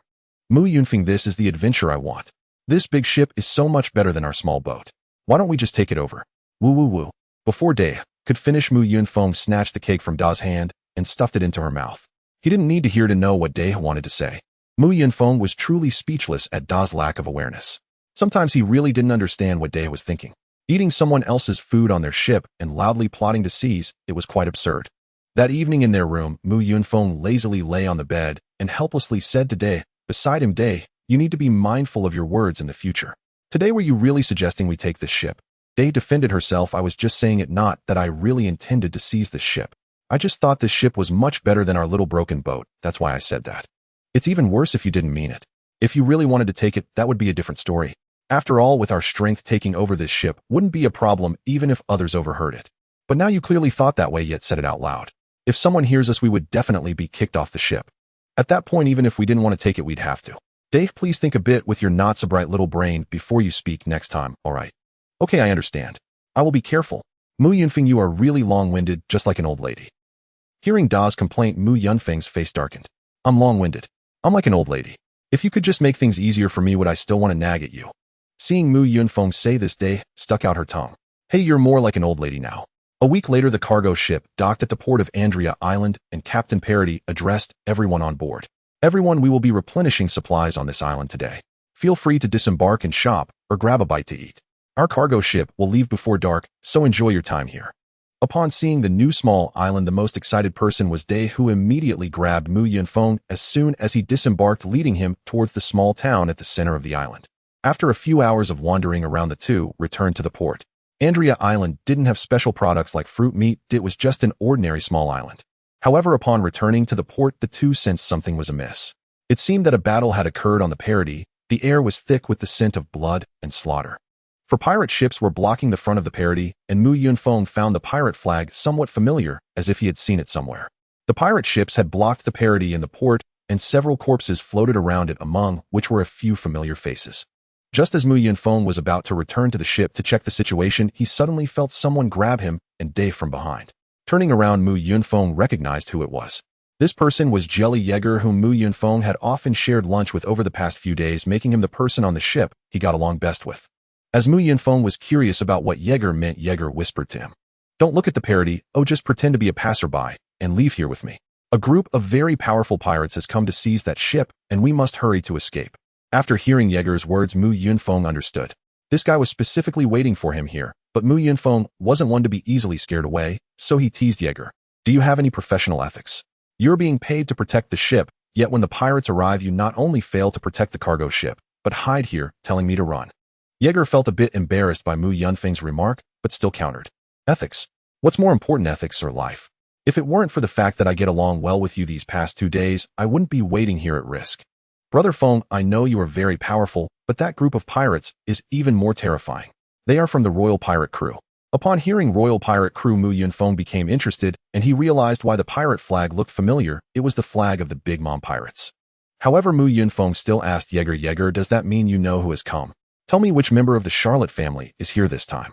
Since Mu Yunfeng hadn't seen Charlotte Linland singing Ship the Big Mom song, he guessed that Big Mom should not be here. As long as Big Mom herself was not present, Mu Yunfeng and Day wouldn't face too much danger. Below the 4 emperors, they were invincible. Even against Big Mom, Mu Yunfeng was not afraid. "If we can't win, well, run. I am confident that I can fly faster than Prometheus and Zeus." "It's Owen. The cargo ship was robbed by Charlotte Owen, so we should leave here quickly. I know you two are strong, but Charlotte Owen has a bounty over 100 million. Moreover, even if you win against Owen, what then? Brother Feng, if you want to survive at sea, you must never provoke the Big Mom Pirates. It's not worth it to make enemies over this little commission." Upon hearing that the other party belonged to the Big Mom Pirates, Yamato instantly became interested. "Feng, let's go take a look.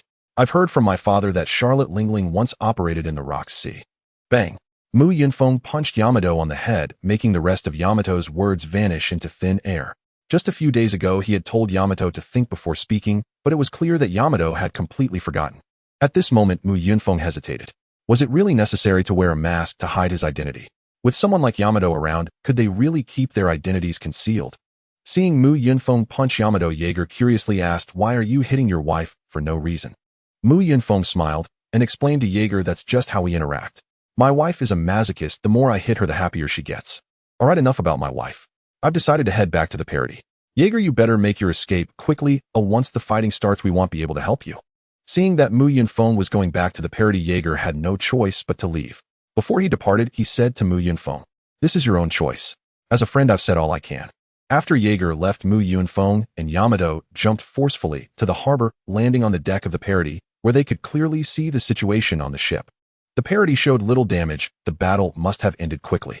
Apart from 3 charred corpses on the deck, the remaining guards were crouched down, holding their heads, being watched by pirates wielding weapons. At that moment, the captain of the Parody was being held up by someone by his clothes. The one holding Parody was none other than Charlotte Lingling's 4th son, Charlotte Owen. Mu Yunfeng recognized Owen at a glance because his distinctiveness was off the charts, as if a character from an anime had stepped out of the screen. With fiery orange hair styled like a flame with 3 prongs transitioning from orange to red and a beard on his chin, he looked like a professional boxer. He wore no upper clothing, just a cloak, donned gloves, orange pants, and orange-yellow striped long socks, completed with a pair of pointed orange shoes. "Ah, Captain Parody, what are you all doing? How did it turn into this in just a moment? By the way, are these people pirates?" Hearing Mu Yunfeng's voice, Charlotte Owen turned around. "Hey, you 2 masked freaks, where did you come from? How dare you come on board? Get out of here now, or he'll roast you."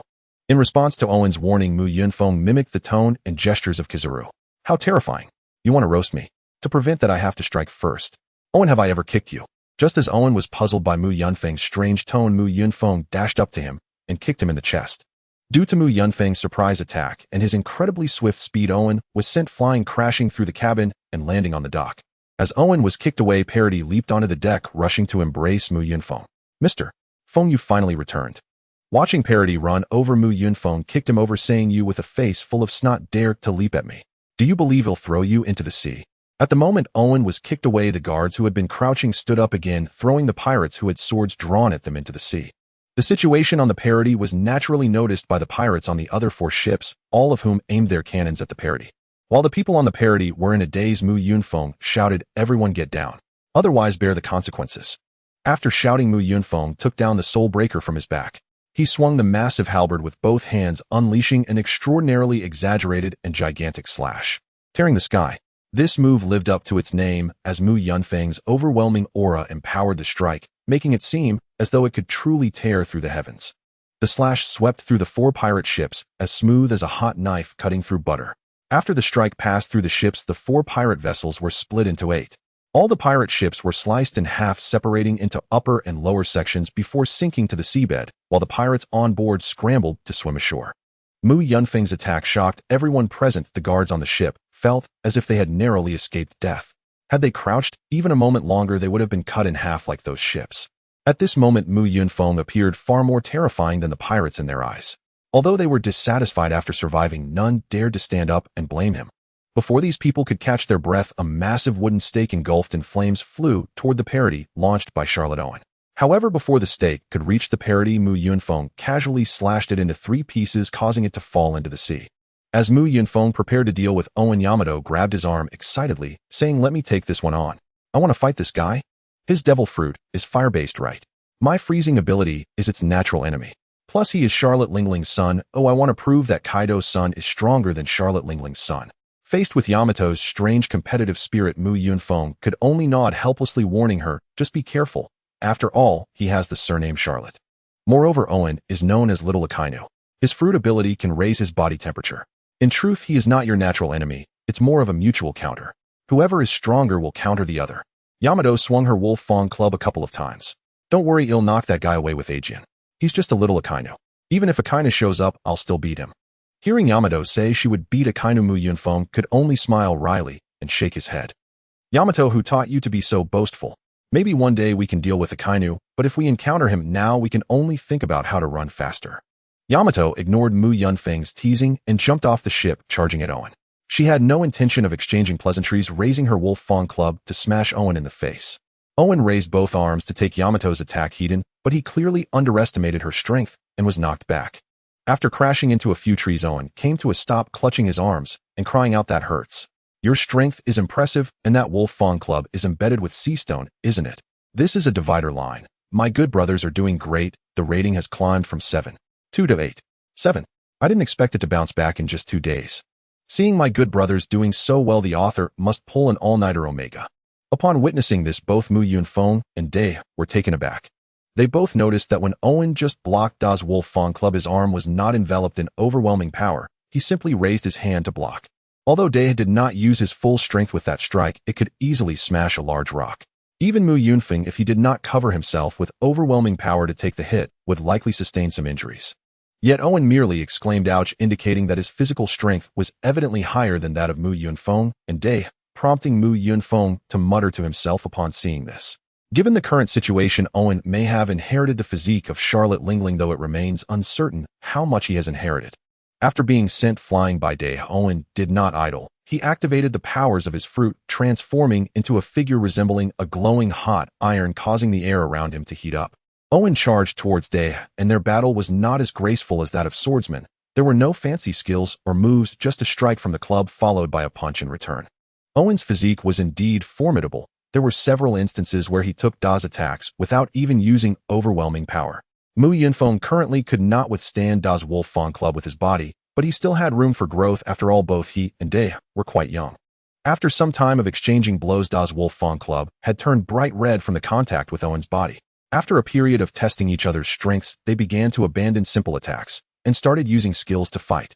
After another bout, Day stepped back to create some distance, then wrapped his overwhelming power around the Wolf Fang club and rushed towards Owen. Fist of high heat. Thunderous 8 trigrams. When Owen's fist collided with Da's Wolf Fang club, a shockwave emanated from the two, even staggering the guards aboard the ship, though Mu Yunfeng was not among those affected. Mu Yunfeng observed closely, recognizing that this clash between Day and Owen could only be deemed a draw. After they distanced themselves again, Owen looked at Day with approval. You're not too shabby, are you? Though you're a masked weirdo, your strength is on par with mine, and you seem younger than me. A guy like you surely has left a mark on the seas. Although Owen's words acknowledged Da's strength, Day merely scoffed dismissively. Wow, so you think we're evenly matched. However, I'm really sorry, as I've been warming up, the real battle is just beginning. Hearing Da's pretentious words, Mu Yunfeng nodded in satisfaction, knowing that the original character of Day was not one to show off, indicating that this newfound arrogance was all due to Da's influence. Upon hearing Da's disdainful tone, Owen instantly felt belittled, his anger flaring up. Alright, since that's the case, don't blame me for being rude. If you die, don't hold it against me. Blazing Furnace. Upon shouting Blazing Furnace, Owen emitted an even more terrifying heat, causing the surrounding air to radiate intense heat, as if the area around Owen had truly transformed into a furnace. Suddenly, Mu Yunfeng seemed to understand something. Perhaps Day was not showing off earlier, but had detected Owen's personality flaw, using words to provoke him and thus make him lose his cool. However, seeing Owen's Blazing Furnace, Mu Yunfeng was somewhat surprised. Owen's strength exceeded his expectations, and this move would indeed pose a challenge for an average person. The temperature of the air surrounding Owen was alarmingly high, enough to scorch the lungs of anyone breathing near him, making it impossible for an average person to approach Owen, let alone battle him. The one who felt the effects of this move the most was Day, who understood that without using his full strength, he would be unable to win this battle. The Blazing Furnace was difficult for others, but not so for Day. Day then activated the powers of the Devil Fruit, directly entering a semi-beast form. In her semi-beast form, Day sprouted pure white fur, her fingernails turned sharp, and her hair, which she had tied up, began to grow wildly, quickly cascading down her back. In her transformed state, a frost aura wrapped around Day's shoulders, causing the temperature of the air around her to drop significantly in a short time. Immediately after transforming, Day wrapped the frost aura around her Wolf Fang club, restoring the battle-worn club to its original appearance.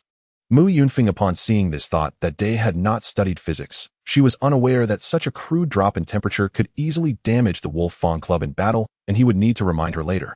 After transforming, Day minimized the impact of Owen's Blazing Furnace, and she instantly vanished from her spot, swinging the frost-wrapped Wolf Fang club towards Owen. In her transformed state, Day had significantly enhanced strength, speed, physique, and reaction, yet facing the charging Day, Owen did not evade, but charged forward in the same manner. Frost 8 trigrams. Fist of Hot Wind. The two clashed once more, but this time the advantage clearly lay with Day. Owen was directly pushed back by more than 10 steps, while Day did not budge an inch. However, Owen's intelligence did not match his strength. Rather than recognizing the severity of the situation, he charged towards Day again. Impossible. I am Lord Owen. How can I be pushed back by someone like you in a strange mask? Take this burning fist. Watching Owen charge at Day again, Mu Yunfeng sighed. As expected of the man who tried to imitate Whitebeard's ship stop only to be crushed, his brains are even less effective than Da's. Day, seeing Owen rush towards her, slightly parted her feet and took a stance similar to that of a horse stance, gripping the Wolf Fang club and preparing to swing. This time, not only did Day cover the Wolf Fang club with frost, but she also infused it with flowing cherries, overwhelming power, and Conqueror's Haki. In fact, both Mu Yunfeng and Day had learned Conqueror's Haki long ago, taught personally by Kaido. However, they were not very skilled in using it. They could not wield it as freely as Kaido, nor could they comprehend it as easily as Luffy after taking a hit. Yet despite their lack of proficiency, it was more than sufficient to deal with Owen. Burning Fist. Shattering Mountain. When Da's strike landed on Owen, the ground beneath her shattered from the force of their clash, and Owen spewed blood flying backward. Day versus Owen. Day wins. Owen's bounty was higher than Da's, but in a serious state, Day had knocked out Owen with just 2 strikes, reflecting that their bounties did not match their actual strengths. When Owen stood up again, his right hand was in an irregular shape, clearly broken, and blood was flowing from his head. However, despite suffering such severe injuries, Owen still stood up, then looked at Yamato and said, "Huff huff, you have some skills, but I am Charlotte Owen, and I won't be easily defeated by someone like you." Looking at Owen, who was barely holding himself up, Yamato calmly said, "You have lost. You can hardly stand. Just surrender, or you will die if this continues." "Nonsense, I am Lord Owen. How could I be defeated by someone like you? I have not lost yet." At this moment, the members of the Big Mom pirates who had come ashore were also shouting, "Lord Owen, stop fighting. You really will die if you keep this up." But the pleas of his subordinates had no effect, instead making Owen even more furious. With a roar, he charged at Yamato again. Seeing Owen charging again, Yamato tightened her grip on the kanabo, preparing to deliver the final blow. Suddenly, Mu Yunfeng noticed something. He saw another ship approaching in the distance, flying the Big Mom pirate flag, and a figure leaped from the ship, heading straight for the positions of Yamato and Owen. Mu Yunfeng squinted to look closely and saw that the person had short winered hair, a scarf around their neck, black jeans, and black leather boots. Katakuri. Recognizing the identity of the person, Mu Yunfeng immediately concluded that Katakuri was coming to rescue Owen. Without any hesitation, Mu Yunfeng transformed into his half-beast form and rushed towards the battlefield of Yamato and Owen. Just as Yamato and Owen were about to clash again, Katakuri aimed at Yamato and launched an attack from several dozen meters away. Katakuri's arm instantly elongated, and at the end of his arm appeared a spinning trident aiming to stab into Yamato's back. As expected of Luffy, but Katakuri, you are overestimating yourself. Ooh, I won't let you succeed. Machi Spike. Dragon Spike. Mu Yunfeng flapped his wings behind him and immediately positioned himself in front of Yamato, thrusting his Soul Breaker spear to counter the incoming trident. Bang! Mu Yunfeng was pushed back several meters by the force while Katakuri's charge was halted. However, Katakuri's left hand had already transformed into Machi, wrapping around Mu Yunfeng and pulling Owen back. With Owen pulled away, Yamato's Frost 8 trigrams also lost its power, and a wave of freezing air immediately encased several large trees in ice. Yamato was furious that the battle had been interrupted. She brandished her kanabo ready to attack Katakuri, but Mu Yunfeng held her back and stepped forward to speak. Hey Katakuri, how can you lack martial ethics? A man in his 30s sneak attacking a 16-year-old girl? Do you have no moral integrity? Katakuri ignored Mu Yunfeng's complaints and began to check Owen's injuries, relieved to find that Owen was merely injured and had some fractures. Owen, who had just been in a rage, instantly calmed down upon seeing Katakuri obediently standing behind him, without saying a word, revealing Katakuri's high status in Owen's eyes. But Mu Yunfeng felt displeased that Katakuri was ignoring him. He pointed his Soul Breaker spear at Katakuri provocatively. Katakuri, are you still ignoring me? Do you look down on me? It seems we need to have a fight. Shall we go Onionon or Tuntuo? Katakuri directly refused. I will not fight you. Hey, just because you say you want fight doesn't mean you can escape. Your sneak attack nearly injured my wife. I can't let you off today without a reasonable explanation. But your wife isn't injured, is she? The one who is injured is my brother, and I don't want to start a war here with the Beasts Pirates Calamity and Frost Calamity. Hearing Katakuri directly mention their identities, Mu Yunfeng averted his gaze from Katakuri and looked up at the sky, trying to argue. What Calamity and Frost Calamity? Katakuri, what are you talking about? I don't understand what you're saying. We come from a small island called Qingxiu. My name is Hufeng, and she is Huyun. Katakuri directly exposed Mu Yunfeng's words. Two Zoan-type devil fruit users with such strong haki, who else could it be but the new calamities of the Beast Pirates? Don't think you can hide your identity just by wearing two fox masks. Oh, anyone following the Beast Pirates' activities won't be fooled by your clumsy disguise, right, Doflamingo? What Doflamingo? My name is Hufeng. Doflamingo, that bastard is here too. Following Katakuri's gaze, Mu Yunfeng spotted a figure flying down from a building not far away. The person had golden hair, wearing sunglasses, a pink feather coat, and cropped pants, and during the descent he emitted that distinctive laughter. Fufufu, as expected of Katakuri, your observation haki is ridiculously strong. Even from so far away you detected me. Seeing Doflamingo truly here, Mu Yunfeng was shocked. He had been present without noticing Doflamingo, while Katakuri discovered him as soon as he arrived. Mu Yunfeng knew Katakuri's observation haki was strong, but he didn't expect it to be several levels beyond his own. Mu Yunfeng even wondered if 20 years later, when he reached Katakuri's age, he would possess such powerful observation haki. Upon seeing Doflamingo, Katakuri immediately said, Mother said we should not interfere with this auction item, but you must fulfill your promise to us, otherwise the Big Mom Pirates will not let you go. Fufufu, of course I wouldn't dare deceive you guys. In that case we will take our leave. I need to take Owen to get treated. Seeing Katakuri planning to take Owen away, Mu Yunfeng naturally disagreed. Since their identities were exposed, there was no need to be Loki, so he turned to Yamato. Yamato, this guy thinks he can sneak attack and just leave. Doesn't he regard us as nothing? Yamato nodded seriously. That's right, and he also interrupted my battle. Then what do you think we should do? Beat him up. Let's go. After speaking, the two of them stepped closer to Katakuri, while the small pirates, who had long been terrified upon realizing their identities, did not dare to step forward and obstruct them. As the looming figures of Mu Yunfeng and Yamato approached, Katakuri could only turn and say, I will not fight you today, though I believe you both should understand our identities. You two are the calamities of the Beast Pirates, while I am a shining star of the Big Mom Pirates. If one of us were to perish here today, it would undoubtedly impact the entire situation at sea. After saying this, Katakuri left with Owen, while Mu Yunfeng could only roll his eyes at Katakuri's retreating figure. He ran away. That guy Katakuri delivers such serious lines, and then hesitates to fight. Could it be that he has foreseen the future with his observation haki, knowing he cannot defeat us? Yamato looked at Mu Yunfeng with confusion. Observation haki can see the future. It can, but it seems only for a few seconds into the future. However, this guy is determined not to fight us. Since Katakuri has fled, we can only find trouble with Doflamingo.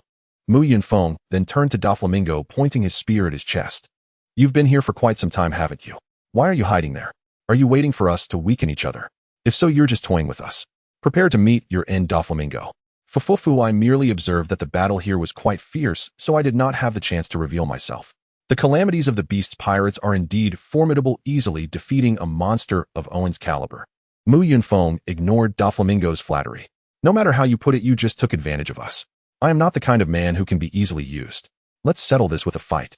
Seeing that Mu Yunfeng intended to engage him, Doflamingo immediately raised his hands in surrender. No fighting, I cannot defeat you, and I haven't taken advantage of you. Aren't you the guards of this ship? Shouldn't you be protecting it? No fighting. That's fine. You don't have to fight. All you need to do is to take the beating.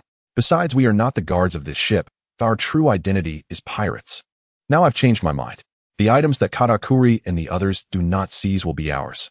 There's no negotiation on this matter, Doflamingo. I tend to be quite forceful, so bear with me later. Compensation. I can pay, okay.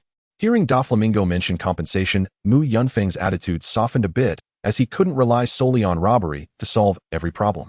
If you are willing to compensate, we can negotiate. But I must tell you, I am not someone who can be easily dismissed. Seeing Mu Yunfeng's attitude change so quickly, even Yamato could not help but comment. You just said there was no negotiation, and now you can negotiate as soon as money is mentioned. What can I do? Yamato, think about it. In the past few days, you must have experienced the inconveniences of not having money. Even getting fruit requires robbery, and we need 3 meals a day. Sometimes we also want to eat snacks or buy small gifts. If we rely purely on robbery, how many times would we need to rob in a day? Moreover, every robbery causes chaos, making it difficult to enjoy adventures. After seeing that Yamato stopped commenting, Mu Yunfeng turned his gaze back to Doflamingo. Hey, have you thought it through? How much do you plan to compensate? If we are not satisfied, we will still beat you up. Doflamingo thought for a moment. How about 200 million berries? Mu Yunfeng chuckled. 200 million each. All right, 200 million each is fine. Ha ha, no wonder it's Doflamingo so extravagant. But I don't want the 200 million berries, so I want you to get me a ship worth no less than 200 million. I want it made of atom wood, and it shouldn't be too large, otherwise it will be hard to manage for 2 people. Of course, it must be luxurious. It has to be comfortable for us to live in. Doflamingo was taken aback for a moment, and then explained, building a ship will take a long time. I have a ready-made ship at Sabati Archipelago. Except for the fact that the ship is not made of atom wood, the rest meets your requirements. I can give you that ship. Of course, if you want a ship made of atom wood, it will take several months to build. Mu Yunfeng agreed without much thought. He didn't even know what atom wood was. He mentioned it simply because Luffy's Thousand Sunny was made from it. Seeing Doflamingo agree so readily, Mu Yunfeng walked over and placed a hand on Doflamingo's shoulder. Doflamingo stood over 3 meters tall, while Mu Yunfeng in his half-beast form stood at 3.5 meters. They did not appear mismatched. Instead, they looked like old friends. Great, that's settled. Don't forget to prepare berries and food on the ship for me. I find you quite likable, and you handle matters smoothly. How about you acknowledge me as your big brother? That way, if something happens in the future, I'll have a reason to save you. Doflamingo immediately rejected the offer. After all, his age stood in the way of him acknowledging Mu Yunfeng as his big brother. Seeing Doflamingo's rejection, Mu Yunfeng expressed his regret. Doflamingo, you will regret not acknowledging me as your big brother. You will never know what you lost today. After reaching an agreement with Doflamingo, Mu Yunfeng and Yamato reverted from their half-beast forms and headed toward the Polar Star. Once back on the ship, Mu Yunfeng curiously asked, by the way, Doflamingo, what exactly is the item for auction this time? Why is even the Big Mom Pirates so concerned about it? Fufufu, it's nothing special, just a rather unique devil fruit. After the Big Mom Pirates departed, the Polar Star set sail again towards Sabati Archipelago. In the room shared by Mu Yunfeng and Yamato looked at the deep in thought Mu Yunfeng and curiously asked, hey, what's wrong? Have you gone dumb? Get lost. You're the one who's dumb. I just seem to have figured out what the auction item is. How do you know? Quickly tell me. Don't worry about how I know, Yamato. In short, that devil fruit is very likely the Ope no Mi. The reason Mu Yunfeng had this guess was that he had seen the movie Gold in his past life and knew a bit about the origins of the Ope no Mi. The Ope no Mi originally belonged to the Don Quixote family and was intended to be sold at the auction. Over 10 years ago, Guild Tesoro led a gang of thugs to raid the auction house and steal the Ope no Mi. The specific timing is unclear, but it seems to be around 12 years ago, and since Yamato and Mu Yunfeng are both 16 years old this year, it is 12 years away from the timeline of the Gold movie. At this time, the devil fruit to be auctioned by the Don Quixote family at Sabaody Archipelago, which could even attract the attention of the Big Mom pirates, is very likely the Ope Nomi. The gold fruit is a devil fruit that can create gold, right? If we have it, can we have endless money? Seeing Yamato's eyes sparkle with excitement, Mu Yunfeng had to explain it's not like that. The gold fruit seems to only be able to control gold, and even after awakening it will probably just temporarily transform the items it touches into gold. Upon hearing that it couldn't create gold out of thin air, Yamato's interest in the fruit evidently waned significantly. Is that all? Then this fruit doesn't seem that impressive. Why are so many people trying to steal it? Yamato, you're mistaken. Although the gold fruit cannot create gold permanently, its value is undeniable. And if possible, we must get our hands on this fruit. Hearing that Mu Yunfeng intended to seize the fruit, Yamato excitedly picked up a wolf fawn club and swung it a couple of times. Great. The fruit is on this ship, so let's go steal it now. Seeing Yamato so happy, Mu Yunfeng was speechless. Yamato, why do you get so excited whenever there's a fight? Don't forget that Doflamingo promised us a ship. I want the devil fruit, but I also want the ship and the money. Though Mu Yunfeng said this on the surface, he already had a plan in mind. He wanted to wait for Guild Tesoro to steal the gold fruit. After all, he obtained the gold fruit in the movie. Then Mu Yunfeng would take advantage of the situation, letting Guild Tesoro take the blame and disappear from the world. This way, he would not only acquire Doflamingo's ship and berry, but also quietly pocket the gold fruit. Making money quietly is the way to go. However, Mu Yunfeng was a bit curious. He knew that Doflamingo valued this fruit highly. How would Guild Tesoro manage to steal it? Could it be that after reaching the auction house, Doflamingo would think no one would dare to rob in front of the celestial dragons, thus lowering his guard and allowing Guild Tesoro to take advantage? On the way to the Sabaody Archipelago, Doflamingo stayed on the ship, personally acting as a guard. It wasn't until Diamante's ship met up with the Pacifista that Doflamingo left, handing over the guard duties of the ship to Diamante.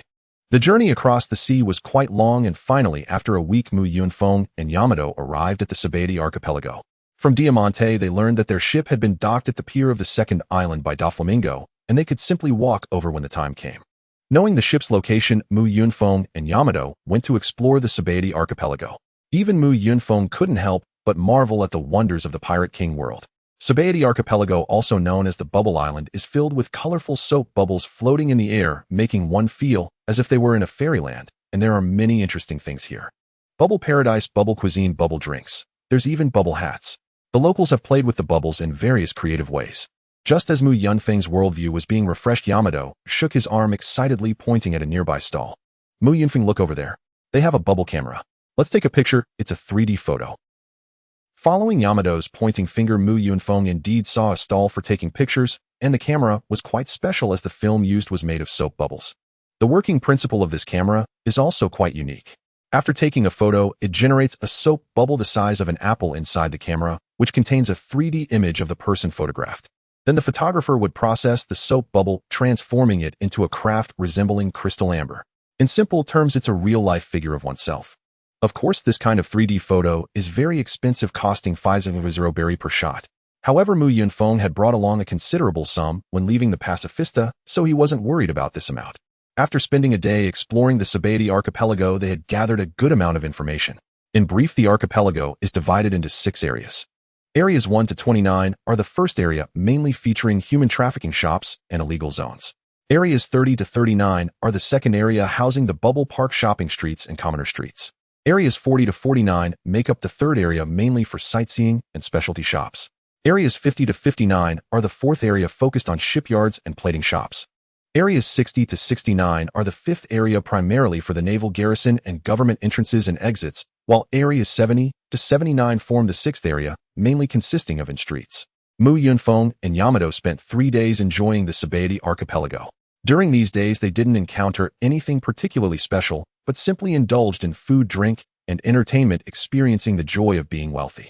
3 days later, in the auction house of Area 1, Mu Yunfeng and Yamato sat in an inconspicuous position, as today the gold fruit would be auctioned here, and Guild Tesoro would attack the auction house.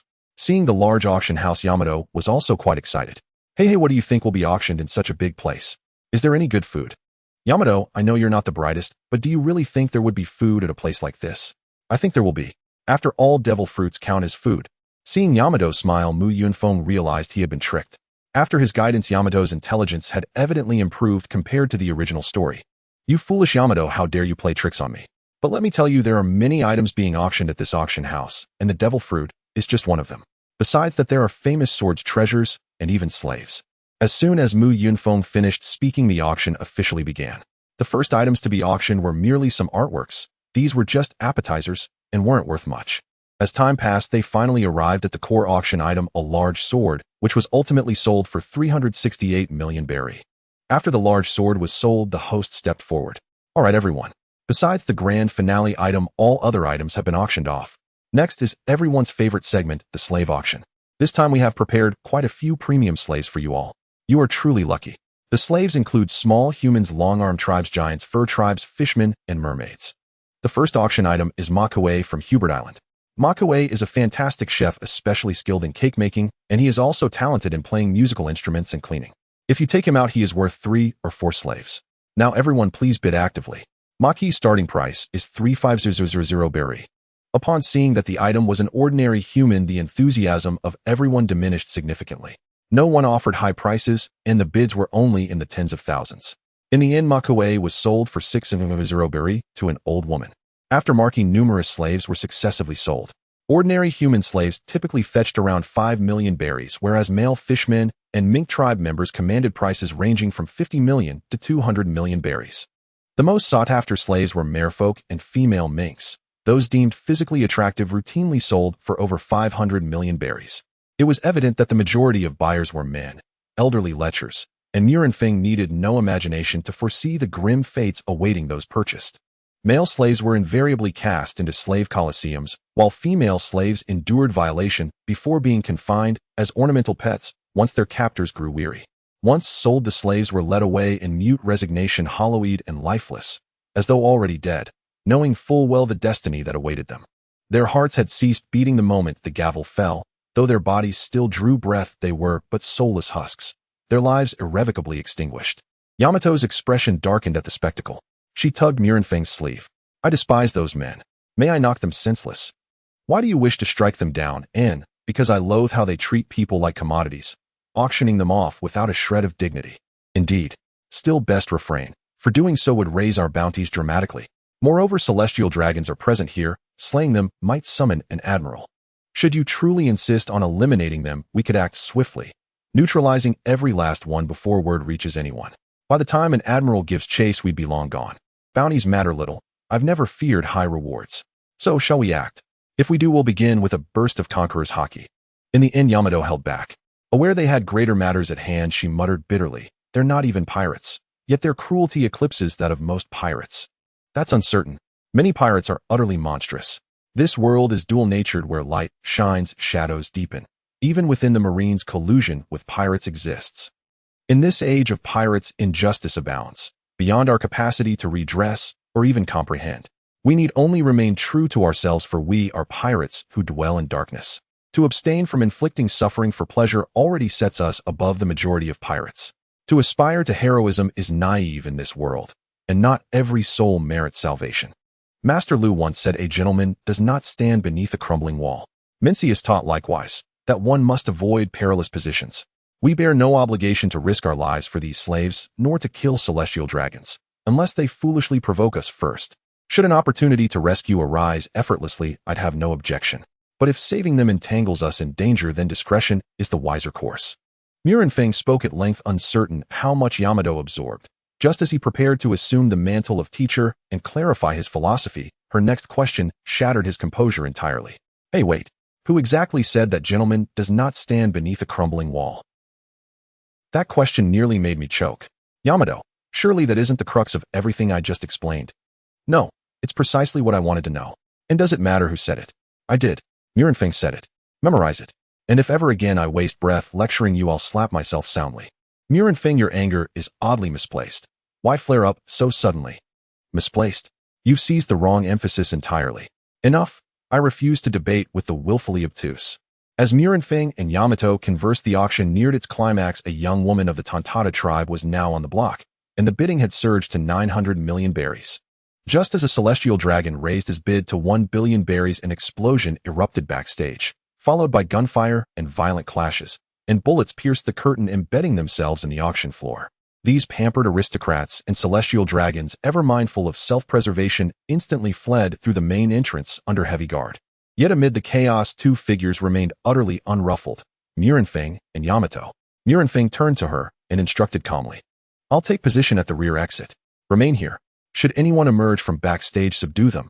Allow no escape. Otherwise, all this effort will be for naught. Murenfeng had long studied the auction house's layout. Only two exits existed, the front entrance for guests and the rear passage reserved for staff. After waiting just over 2 minutes at the rear door, three figures burst forth. The leader, unmistakable by his ash-green hair, Guild Tesoro. Guild Tesoro froze upon spotting Murenfeng blocking the exit, then swiftly leveled his pistol at Murenfeng's head and fired. Murenfeng lifted his right hand with serene indifference, caught the bullet between two fingers, and flicked it onto the floor a meter before Tesoro's feet. Tesoro instinctively glanced down, only to lift his gaze again and find Murenfeng already before him, a massive furred hand gripping his face and hoisting him aloft. Guild Tesoro, yes. I've waited long for this. That golden fruit in your right hand, the Goro Goro no Mi, is mine now. For the sake of my design, you must die, and bear the guilt for crimes you never committed. With his mouth clamped shut, Tesoro could utter no sound, only thrash wildly in futile rage. From Murenfeng's palm, pale white ice flame ignited, engulfing Tesoro completely. Yet the flame inflicted no burn. Instead, crystalline frost rapidly encased Tesoro's body, and before his stunned accomplice's eyes, he solidified into a flawless, motionless sculpture of ice. Murenfeng retrieved the devil fruit from Tesoro's grasp, then crushed it into dust with a single palm strike, dissolving it utterly into the air, leaving no trace, not even ashes. His two cohorts collapsed, instantly prostrating themselves and begging for mercy. Murenfeng felt no pity. They were clearly no innocents. Truth be told, I'd rather spare you. But today's events cannot survive witnesses, and having dared to raid this auction house, you should have anticipated death. So forgive me. After returning to the main hall, Mu Yunfeng spotted Dai sitting alone on a chair, lost in thought. With a subtle hand signal, the two quietly departed from the auction hall. Once outside, Mu Yunfeng and Dai abandoned any notion of further sightseeing and resolved to set sail immediately. Having secured all they sought, remaining here offered nothing but trouble. Yet no sooner had they entered Zone 2 than they sensed something amiss. An eerie silence hung in the air, utterly devoid of its usual bustling energy. Rounding a corner, Mu Yunfeng understood the cause of the stillness. Every civilian knelt motionless on the ground, too terrified to utter a sound, all because of a nearby celestial dragon. Celestial dragons rarely ventured into Zone 1 of the Sabaody archipelago. Perhaps the chaos at today's auction had drawn this one here. The moment the celestial dragon spotted Mu Yunfeng and Dai approaching, he cocked his pistol and fired, a bullet streaking straight for Mu Yunfeng's head. With a slight tilt of his head, the bullet grazed Mu Yunfeng's ear. He sighed inwardly. His bounty would surely rise again. Mu Yunfeng's nature forbade him from evading a celestial dragon, or bowing like the cowering masses. To the celestial dragon, refusal to kneel was an unforgivable affront. Conflict was inevitable. While others trembled before celestial dragons, Mu Yunfeng and Dai stood unafraid, not only as transmigrators, but as designated calamities of the beast's pirates, a title that rendered them unimpressed by such arrogance. They were already sworn enemies of the world government. Slaying a celestial dragon posed no moral quandary, so long as they eluded the arriving admirals. Mu Yunfeng strode forward until he stood directly before the celestial dragon and demanded, "Hey, you bloated pig, why did you shoot me? Offer me a satisfactory explanation, or I'll turn you into carrion." The celestial dragon sneered, "You failed to kneel upon seeing me. I am Gregor Saint, a celestial dragon, the highest nobility in this world. All commoners must prostrate themselves before me. Kneel now, but even if you do, your insolence will not go unpunished." Upon hearing Gregor Saint's words, Mu Yunfeng tore off his mask and burst into unrestrained laughter. "Kneel before me. I am the calamity personally appointed by Kaido in year 1511 of the Void Century. My rank dwarfs yours. It is you who should kneel." His words left everyone bewildered. Unsurprising, given Mu Yunfeng had just invoked a sardonic reference from the classic film Let the Bullets Fly. Though most stood stunned, two individuals reacted markedly differently. The first was Dai. The instant Mu Yunfeng removed his mask, she followed suit and stepped beside him, knowing full well he had already decided to strike. The second was a white-suited bodyguard standing beside Gregor Saint. Mu Yunfeng surmised he was a CP0 agent assigned to protect celestial dragons. And when Mu Yunfeng unveiled his face, the man's pupils contracted sharply, recognizing instantly what calamity of the beast's pirates truly signified. Gregor Saint, however, remained blissfully unaware of the fate awaiting him. Enraged by Mu Yunfeng's demand, he shrieked, "Frezer, kill them both. No, kill the man and seize the woman." I shall cage her as my pet. Frezer inwardly cursed 1,000 times. He knew these two, though young in appearance, bore the fearsome title of beasts, pirates, calamities, their strength unquestionable. To confront them alone would be suicide, yet defying a celestial dragon's command was unthinkable. Gritting his teeth, he advanced toward the pair and spoke. Gregor Saint is a celestial dragon. If you wish to avoid imprisonment and impelled down, flee now, before the admirals arrive. Surely you do not wish to draw their attention. Frezer was offering both sides a dignified exit, but Mu Yunfeng had never intended to accept such a concession, and Gregor Saint instantly slammed that door shut. Frezer, what nonsense is this? They must not escape. I demand that woman. Her horns mark her as a rare specimen. She shall be caged and kept as my pet. Hearing those words, Day's fury surged beyond restraint. With a roar, she lunged forward, swinging her spiked club straight at Gregor Saint's skull. Frezer wanted nothing more than to curse aloud, but duty compelled him to shield the celestial dragon at all costs. In a flash of shave, he interposed himself before Gregor Saint. Day instantly recognized Frezer's speed as exceptional, so she infused her next swing with armament hockey, transforming a simple strike into a devastating technique. Iron Body. In remorseful lightning, 8 trigrams.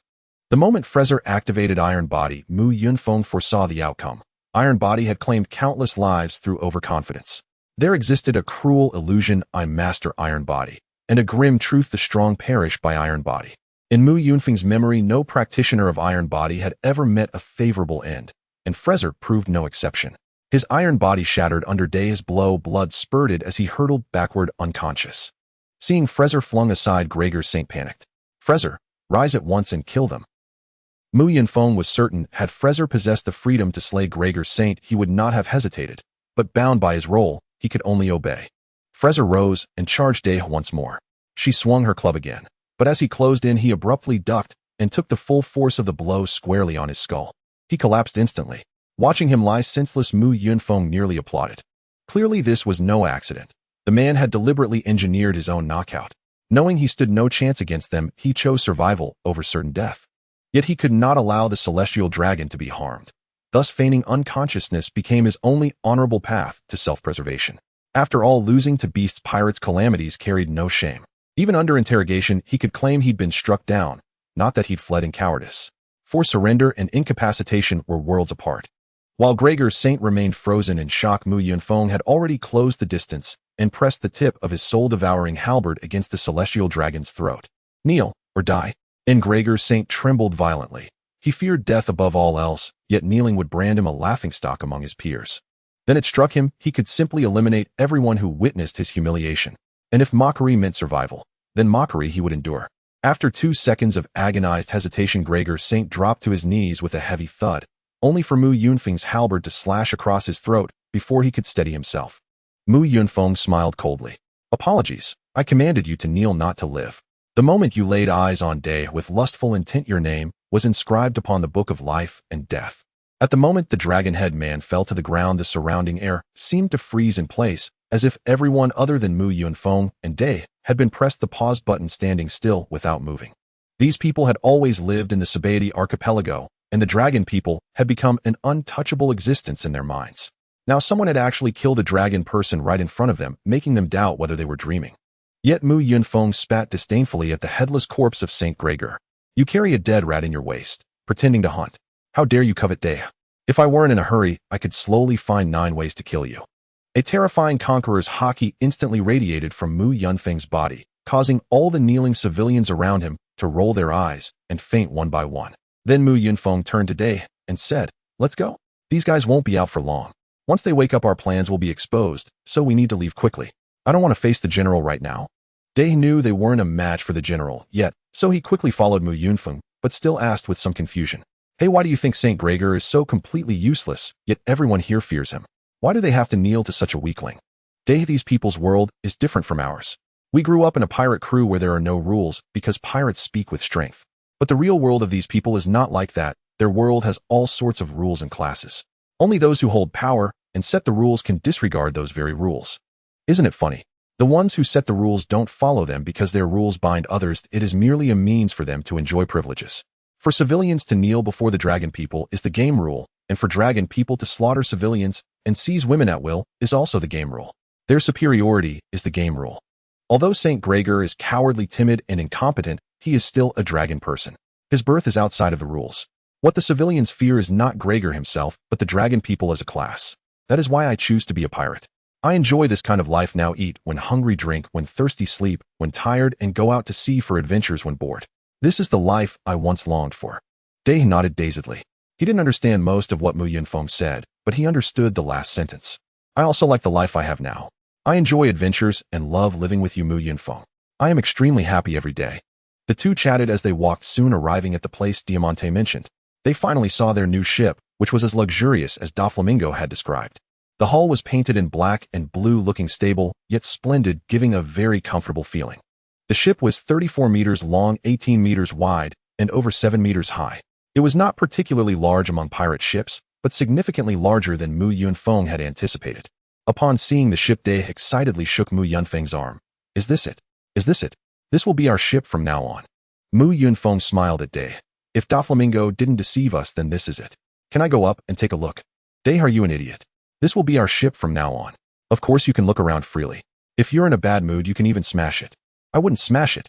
After saying that, Dae jumped onto the ship, and Mu Yunfeng shook his head and chuckled, then jumped on board as well. Once on board, Mu Yunfeng was even more satisfied. This was indeed the ship Doflamingo used for vacation, and the craftsmanship was exquisite. He just standing on the deck felt very comfortable. The low walls of the ship's hold were a dark brown, and the deck was made of grass. The small grass on it was unfamiliar to them, but it was clear that this grass was alive, and walking on it was very pleasant. Moreover, whether it was the ship's railings or walls, they were all intricately carved and perfectly maintained. After walking around the deck twice, Mu Yunfeng and Dae headed towards the cabin. The entire cabin was divided into 4 levels, 3 levels of cabins, and an underground warehouse. The warehouse goes without saying, it is meant for storing things. Currently, it only contained 200 million berries. The first level of the cabin included a kitchen, living room, study, and aquarium. This level had many paintings on the walls, and the kitchen was well equipped with pots, pans, knives, and an oven, and outside there was a large table that could seat more than 10 people. The study also had many books, indicating that this ship had been used not long ago. Additionally, this level had many plants, and the air was very fresh. The second level consisted of bedrooms and bathrooms. The bedrooms were not like those on the Thousand Sunny with bunk beds or hammocks, but rather real large beds, more luxurious than those in high-end hotels. Unfortunately, there were 2 bedrooms, so he was afraid he couldn't continue to squeeze in with Dae. The bathrooms were also luxurious, equipped with a large bathtub and shower. Since this was a ship customized by Doflamingo for himself, it fit Mu Yunfeng and Dae, who were similar in size, like a tailored suit. Perfectly suitable. The third level was for relaxation. There was only a small kitchen on this floor, along with a phonograph for playing music. The other half was open air, featuring a sunshade and a small swimming pool with a sunbed under the umbrella, a large swing beside it, and a slide leading directly to the deck. This ship had 3 masts, 1 main mast and 2 secondary masts, and the sails on the masts had clearly been replaced, as they bore the symbol of the Kaido pirate crew. Mu Yunfeng understood why this was the case. First, this ship would be used by Mu Yunfeng in the future, and it was inappropriate to fly Doflamingo's flag. Second, if Mu Yunfeng and the others got into trouble again, having Doflamingo's symbol on the ship would make him the scapegoat. After checking around, Dae excitedly hugged Mu Yunfeng. This ship is amazing. Going out to sea for adventures on it will definitely be very comfortable. Don't you think so, Mu Yunfeng? Looking at Dae, who was bumping into him without realizing it, Mu Yunfeng had to say, this ship is indeed quite nice. It is a perfect leisure vessel, but it is not suitable as a pirate ship. Dae punched Mu Yunfeng in the side, saying, there you go again, always speaking in ways that are hard to understand. Didn't you say this ship is perfect? Why are you saying it's not suitable now? Mu Yunfeng explained while rubbing his side. This ship is perfect for leisure use, and Doflamingo would indeed enjoy it, but as a pirate ship it lacks one thing: a weapon system. After dinner, Mu Yunfeng returned to his room, which was opposite to Daz's room, and it was one of the best rooms on the ship. After grabbing some clean clothes, Mu Yunfeng headed towards the bathroom, while Daz went to the deck to fish after washing the dishes. After enjoying a comfortable soak in the bathtub for 10 minutes, Mu Yunfeng decided to take a shower. Just as he was rinsing his body, he heard footsteps approaching, the sound getting closer. At that moment, Mu Yunfeng clearly realized something, but before he could react, the bathroom curtain was pulled back. Daz appeared proudly holding up 2 fish. Mu Yunfeng, look. These are the fish I just caught, and I caught 2 at once. They both have 4 eyes, isn't that strange? Looking at Daz standing opposite him, Mu Yunfeng helplessly slapped his forehead. Yes, very strange. But Daz, I'm taking a shower. Do you really have to show me now? Can't you wait until I'm done? Next time when I'm showering, you can't come in. If I don't come in, then I don't come in. Do you think I want to come in? Remember when we were kids by the river? You used to run around without clothes in front of me. That was then, and this is now. Times have changed. What's different? I was small back then, and it didn't matter. Now that we're grown up, if you keep looking like that, it's going to cause problems. That night, as Mu Yunfeng lay in bed, he sincerely praised, Doflamingo is truly a good person. This big bed is so comfortable. If I didn't know we were on a ship, I would think I was in a luxury hotel. The Sunny had been drifting at sea for more than half a month, and Mu Yunfeng and Daz finally saw land again. They happily high-fived each other as they hadn't seen land in half a month.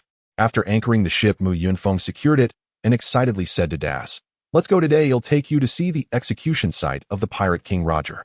After walking for more than 10 minutes, Mu Yunfeng realized that this was not Lobe Town at all, as they hadn't encountered any passers-by, so they didn't know the name of this small island. Mu Yunfeng muttered to himself in confusion, "That's strange. The last stop before entering the Grand Line is Lobe Town, so we should have seen Lobe Town first. Could it be that we are lost?" After thinking for a moment, he felt that this possibility was quite high because there are no references at sea and this world lacks satellite positioning and navigation. If one hasn't learned navigation, it's really not up to them to decide where to go, but they should be in the East Sea and not lost to the North Sea or something. After walking for more than 10 meters, they finally saw a crowd. Just as Mu Yunfeng was about to ask where they were, he suddenly noticed the sign of a martial arts hall nearby. Isen Dojo. Upon seeing this dojo, Mu Yunfeng understood where he was. If nothing unexpected happened, this should be Frost Moon Village. If there was an unexpected event, it would just be a dojo with the same name. Upon spotting the dojo, Mu Yunfeng decided to go in and take a look, hoping to see a younger version of Sora. He then pulled Daz along towards the dojo. Hey, Mu Yunfeng, what are you going to the dojo for? Are you planning to challenge them? Challenge? No, I just want to take a look. Just follow me. As the two entered the dojo, the disciples training inside noticed them, but they instinctively frowned because the two were carrying weapons. People like this are probably here to challenge the dojo. Seeing the unfriendly gazes from the disciples, Mu Yunfeng generously greeted them. "Hello everyone, you don't need to worry. We're not here to challenge the dojo. I just want to see Frost Moon Jinxiro. We are friends with him." Upon hearing that the two were friends of the dojo master, the people visibly relaxed. Although they were curious about how two teenagers could be friends with Frost Moon Jinxiro, they still went to inform their master. A few minutes later, Frost Moon Jinxiro walked out from the inner hall, looking a bit puzzled upon seeing Mu Yunfeng and Daz. "Are you two looking for me? Have we met before? If you are Frost Moon Jinxiro, then we are indeed looking for you. Do you know Frost Moon Jinxanro?" "Jinxanro is my father. What is your relationship with him?" "No, I've never met Mr. Jinxanro. It's just that we always heard this name when we were in Wano, so after hearing the master's name we were curious and came to ask." Upon hearing the mention of Wano, Frost Moon Jinxiro's expression changed to one of delight. He then turned and opened the door, inviting Mu Yunfeng and Daz in. "Since you two are from Wano, would you please come in for a detailed discussion? We can drink tea while chatting about Wano." Once inside the inner hall, Mu Yunfeng and Daz sat at a table. Soon a little girl brought in 3 cups of tea. Despite her young age, she exuded a sense of tenacity. Seeing that Kuina was still alive, Mu Yunfeng recalled his memories of her. Kuina should have broken her neck at the age of 11, and judging by her appearance, now she was about 11. Is this also a disciple of Jinxiro? Such a small child already shows the shadow of a swordsman. I wonder how old this child is this year. Jinxiro smiled humbly. "This is my daughter named Kuina. She is already 11 years old. Don't be fooled by her young age. She is currently the best at swordsmanship in the dojo." "Oh, so she is Jinxiro's daughter. No wonder she is so cute. However, children should just play with wooden swords and avoid real blades, or they might get hurt. Of course, the swords used in the dojo are all wooden. By the way, you two are from Wano, right? May I know your names, and can you tell me about Wano now? I often heard my father talk about how Wano was, but unfortunately, I was born in Frost Moon Village and couldn't see the land where my father lived as a child. Of course, my name is Mu Yunfeng, and this is Daz. We grew up on Onigashima in Wano. Wano used to be a good place where people lived happily and could go to sea. But I am also very curious about the deeds of Frost Moon Jinxanro. Although he has been gone for many years, the legends of Frost Moon Jinxanro still circulate in Wano. If possible, could you tell me about Jinxanro's deeds? If it's inconvenient, just pretend I didn't ask." I apologize again. The order of this chapter and the previous one cannot be changed despite numerous attempts. Please bear with it while reading. The next chapter, chapter 69, connects to the previous chapter 68. If it feels incoherent, read this chapter first, then the previous one, and finally the next. This was a mistake on my part, and such errors will not happen again in the future, the author sincerely states. What do we need a weapon system for? We're not using it to fight. It doesn't matter whether we have it or not. After hearing Da's innocent words, Mu Yunfeng could only explain. It's not that we don't need a weapon system just because we aren't going to fight. Most battles can't be avoided just because you don't want to fight. We are pirates, bounty hunting pirates worth over 100 million. You must understand this. In the future, our adventures will undoubtedly involve battles. Even if we don't want to fight, wouldn't the Navy try to capture us if they see us? Won't other pirates want to rob us? And this ship doesn't have a single cannon. It doesn't even have a lookout tower for reconnaissance. It's merely a vacation vessel and is utterly useless in battle. Day waved his hand casually and said, "No cannon. That's fine. During battles, we can just protect the ship. You fly out and destroy the enemy's ship while I stay on board to protect ours. Isn't that a feasible plan?" After hearing Da's words, Mu Yunfeng realized that they weren't expecting to use the ship for combat, and Da's solution was simple and practical. Mu Yunfeng had the ability to fly. Note that it wasn't hovering, but flying. He could easily approach an enemy ship and destroy it, while Day temporarily protected their ship from harm, which wasn't a problem. Moreover, both of them had abilities well suited for naval battles. Devil Fruit users become useless if they fall into the sea, but Mu Yunfeng and Day did not have this weakness. Mu Yunfeng could fly, and Da's freezing ability could ice over the sea's surface, potentially freezing the enemy's ship in place. Their combination made them unbeatable in naval combat. Mu Yunfeng looked at Day with an approving gaze. Although you're a fool, you occasionally come up with good ideas. A fool's 1,000 worries may yield a single insight. Ancient wisdom does not deceive me. Day Hanoi punched Mu Yunfeng. "You're the fool. By the way, let's give this ship a name. What should we call it?" "How about Adventure King?" Mu Yunfeng immediately rejected Da's suggestion. "No way, that name is too cliché. Let's call it Sunny Voyage instead." "Sunny Voyage? Why that name?" "I think Adventure King sounds better." As for why Mu Yunfeng wanted to call it Sunny Voyage, it was just a quirky thought. He simply wanted to know what they would name this ship if it became famous, especially if Luffy's ship was also called Sunny. Seeing that Day didn't like this name, Mu Yunfeng began to ponder again. "Adventure King is too cliché. Let's call it Gentle Sun and Wind. It includes both our names and symbolizes good weather for every voyage, allowing us to enjoy the sunshine. Gentle Sun and Wind. Fine, let's go with that name." Now that the name is settled, Mu Yunfeng said to Day, "We've lingered long enough. If we wait any longer, we might be caught. You go stow the anchor while I open the sails. Gentle Sun and Wind is setting sail." Although neither of them knew how to navigate after spending many years in a pirate crew, they understood the basics. After Day stowed the anchor, Mu Yunfeng also opened the sails and transformed into his half-beast form, jumping to the mast. From the top of the mast, Mu Yunfeng waved his wings, creating a gust of wind that made the sails of Gentle Sun and Wind flutter, and the ship sped away, as if turbocharged. Mu Yunfeng suddenly realized that navigating the seas with Day was indeed very convenient. He could control the wind, meaning he could make the ship move anytime, even in still air. Da's freezing ability was very useful at sea. If they encountered an enemy they couldn't defeat, Day could freeze the enemy's ship, and they could escape by controlling the wind. It seemed like a combination technique. Gentle Sun and Wind quickly sailed smoothly across the sea, but its course was not towards the New World, as there were only two ways to reach the New World. One was through Fishman Island, which required a coating to travel underwater, and the other was the Navy's official route. Mu Yunfeng didn't have time to coat the ship and didn't dare to take the Navy's route, so he could only take Day to the East Sea. The reason for choosing the East Sea was that it was the starting point of the entire One Piece world. He also wanted to see Windmill Village Roguetown and the Bartai floating restaurant. The sailing was smooth, and after more than 6 hours no admiral came to chase them. Mu Yunfeng could finally relax. They had traveled so far that even if an admiral wanted to chase them, they couldn't catch up. As Mu Yunfeng stood on the mast watching the calm sea and the beautiful sunset, a voice interrupted his enjoyment of this wonderful moment. Mu Yunfeng, it's dark, and I'm hungry. Hurry up and cook." Looking at Day waving from below Mu Yunfeng's side. "Sai, isn't it usually the women who cook in situations like this? Why do I have to cook?" "I don't care, you have to cook. I want fish-flavored shredded pork, your style of stir-fry. Anyway, I can't cook, so if you don't go, we'll both starve. Want stir-fried dishes and fish-flavored shredded pork. How wonderful. You're not cooking yet, you're ordering dishes here." Even though he complained, Mu Yunfeng still walked into the kitchen. He was quite good at cooking. Although he couldn't be called a chef, he was certainly an amateur cook. In his previous life before being hospitalized, he lived alone and generally cooked for himself. Moreover, in this world, he often prepared meals for himself, so his cooking skills hadn't declined. Gentle Sun and Wind had a decent kitchen. Doflamingo had also prepared a lot of fresh ingredients for the two of them. Meat, eggs, rice, noodles, and vegetables were all available. Since Day ordered fish-flavored shredded pork, Mu Yunfeng effortlessly made a portion. After cooking a pot of rice, he started to get busy in the kitchen. Half an hour later, the large table in the living room was laid out with several dishes. After the meal began, Da's whole demeanor changed, instantly shifting into battle mode as he started to eat. "This is great. Eating such delicious dishes during our adventure is much better than eating dry rations on our small broken ship. By the way, did we forget about that small broken ship? It seems so. That small ship is probably still sitting at the port of Jeremiah Island. Oh, what will happen to it? What else? It will either be picked up by someone, or it will rot away. By the way, Day, since you have time to think about this, you might as well hurry up and wash the dishes. After hearing about washing dishes, Da's smile vanished. I'm so full I don't want to move. How about you go wash them instead? Of course. In that case, you can cook and I'll wash the dishes.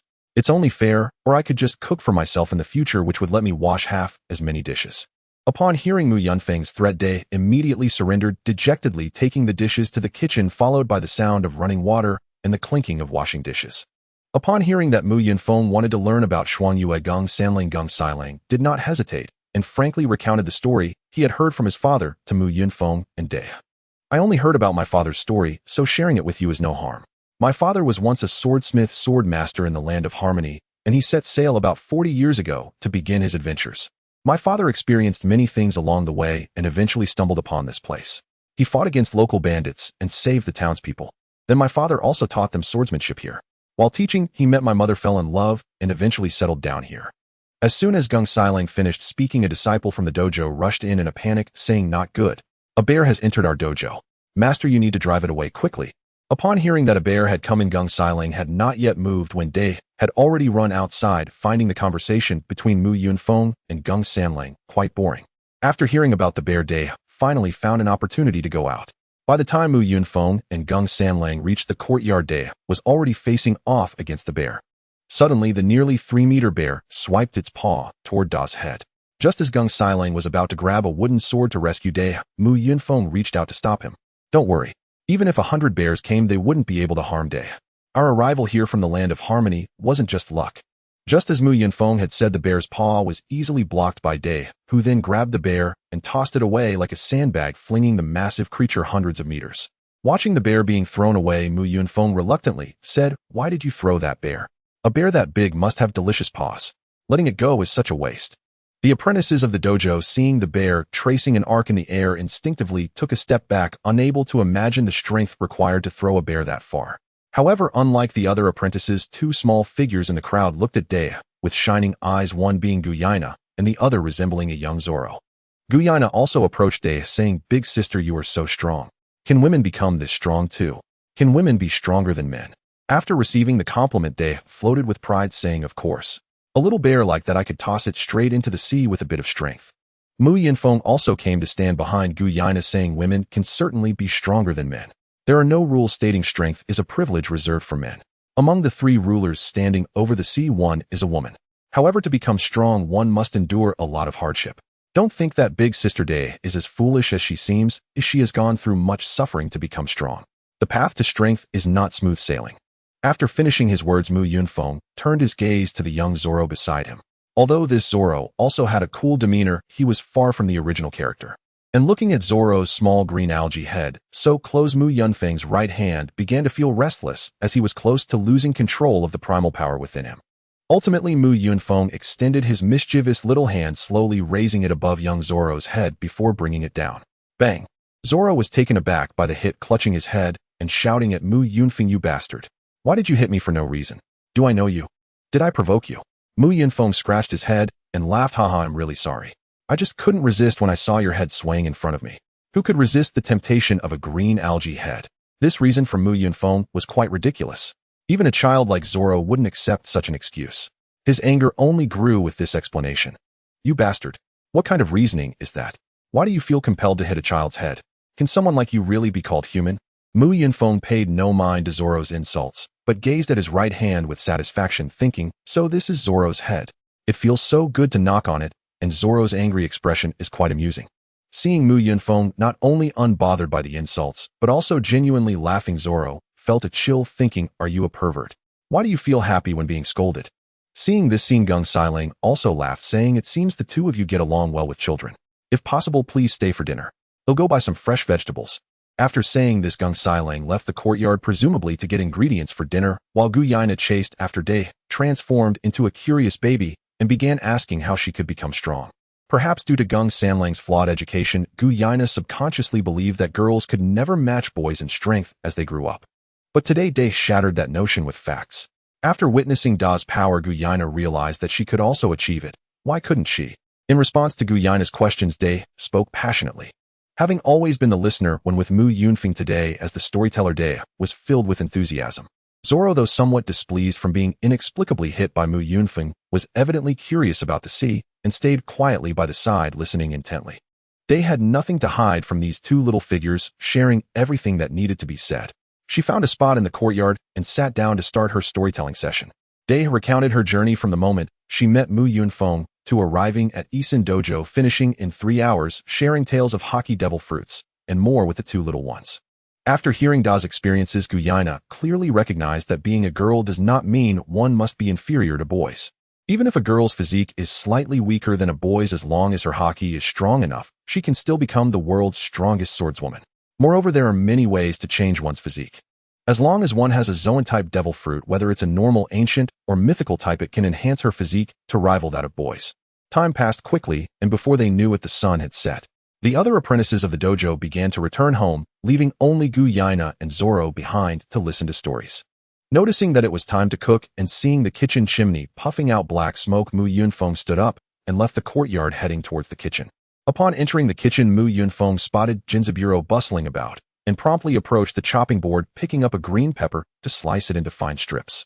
Seeing Mu Yunfeng's actions, Jinzaburo hurried over to stop him. "Please allow me to handle these tasks. I'll gladly let you explore Frost Moon Village at your leisure, Mr. Feng." "Mr. Jinzaburo, grant me the chance to prepare 2 dishes. They hail from a land called China, whose cuisine is widely regarded as the finest in the world. But that would be highly inappropriate. You and Day are our honored guests. How could we possibly ask guests to cook in our kitchen? It would be a grave breach of etiquette." "Not at all. I am exceptionally skilled in cooking, and I truly savor the art of it. I wish for others to taste the world's most exquisite fare. Besides, dining without contributing is simply not in our nature." Convinced by Mu Yunfeng's earnest insistence, Jinzaburo relented and grew genuinely curious about how Chinese cuisine was prepared. Mu Yunfeng's technique, high-heat stir-frying, left Jinzaburo utterly astounded, as nearly all local dishes were simmered or boiled. Such rapid, fiery cooking was virtually unknown to him. "Watch closely, Mr. Jinzaburo. The next move is called quenching the flame." As he spoke, Mu Yunfeng poured a generous ladle of oil into the iron wok, igniting a roaring blaze that sent Jinzaburo's spectacles tumbling off in shock. "What? How did you do that? Did the wok crack?" "No, it's merely a culinary technique. This intense flame imparts a distinctive aroma of hearth and fire, elevating the dish's flavor profoundly." Through their joint efforts, a lavish spread soon graced the dining table in the main hall, and Mu Yunfeng stepped into the courtyard to call everyone to eat. "Daiwa, Kuina, and that green-haired boy, pause your storytelling for now. We'll resume after dinner." At his call, the 3 rose and headed toward the hall, though only Zoro bristled at the nickname, muttering his displeasure. "Why do you address them by name, but call me that green-haired boy? You seem fixated on provoking me, and you even struck me upon our first meeting. Oh my, don't take it so seriously. A slap expresses affection, a scolding conveys love, and if love falls short, a kick may suffice. Striking you proves how fond I am of you, and I used that nickname simply because I didn't yet know your name. Then remember well, I am Roronoa Zoro, and I shall become the world's greatest swordsman." "Very well, I've memorized it. Now, green-haired boy, let's hurry to dinner before the dishes grow cold." "Damn it, you just recalled my name, so why still call me green-haired boy?" The 4 strolled merrily into the hall, where Jinzaburo had already served steaming rice. Daiwa and Kuina, encountering Chinese cuisine for the first time, devoured their meals with ravenous delight. Watching Zoro cram his mouth full like a cheek-puffing hamster, Mu Yunfeng stood proudly, arms crossed. "Well, are my dishes delicious?" "Just passable. I'm merely famished." "Then eat something else, not what I cooked." "I'll eat only this." After the meal, Jinzaburo prepared separate rooms for Mu Yunfeng and Daiwa, one for Daiwa alone, and another shared by Zoro and Mu Yunfeng. Daiwa intended to return to her room to continue recounting her adventures with Mu Yunfeng, and Kun naturally followed eagerly to hear the tale. When Zoro attempted to follow, Mu Yunfeng seized his collar, hoisting him aloft with a sigh of exasperation. "Why must I share a room with a brat like you? Even sharing with Kuina would be preferable. I have no desire to sleep alongside a male." Hearing this, Zoro flailed helplessly in midair, legs kicking wildly. "You'd better not lay a finger on Kuina. If you refuse to room with me, then go sleep with your companion, or outdoors for all I care." A sly grin flickered across Mu Yunfeng's face. "There is another option. I could simply bind you outside and claim your room for myself. Come, Zoro, let's take a stroll. I have matters of importance to discuss with you." "I won't go anywhere with you. You're clearly scheming something. I need to train and sleep. Let me go." "My apologies, I wasn't seeking your consent. I'm merely informing you you will accompany me on this walk. Zoro began struggling fiercely, his rigorous training having forged formidable strength. To subdue him, Mu Yunfeng spoke calmly.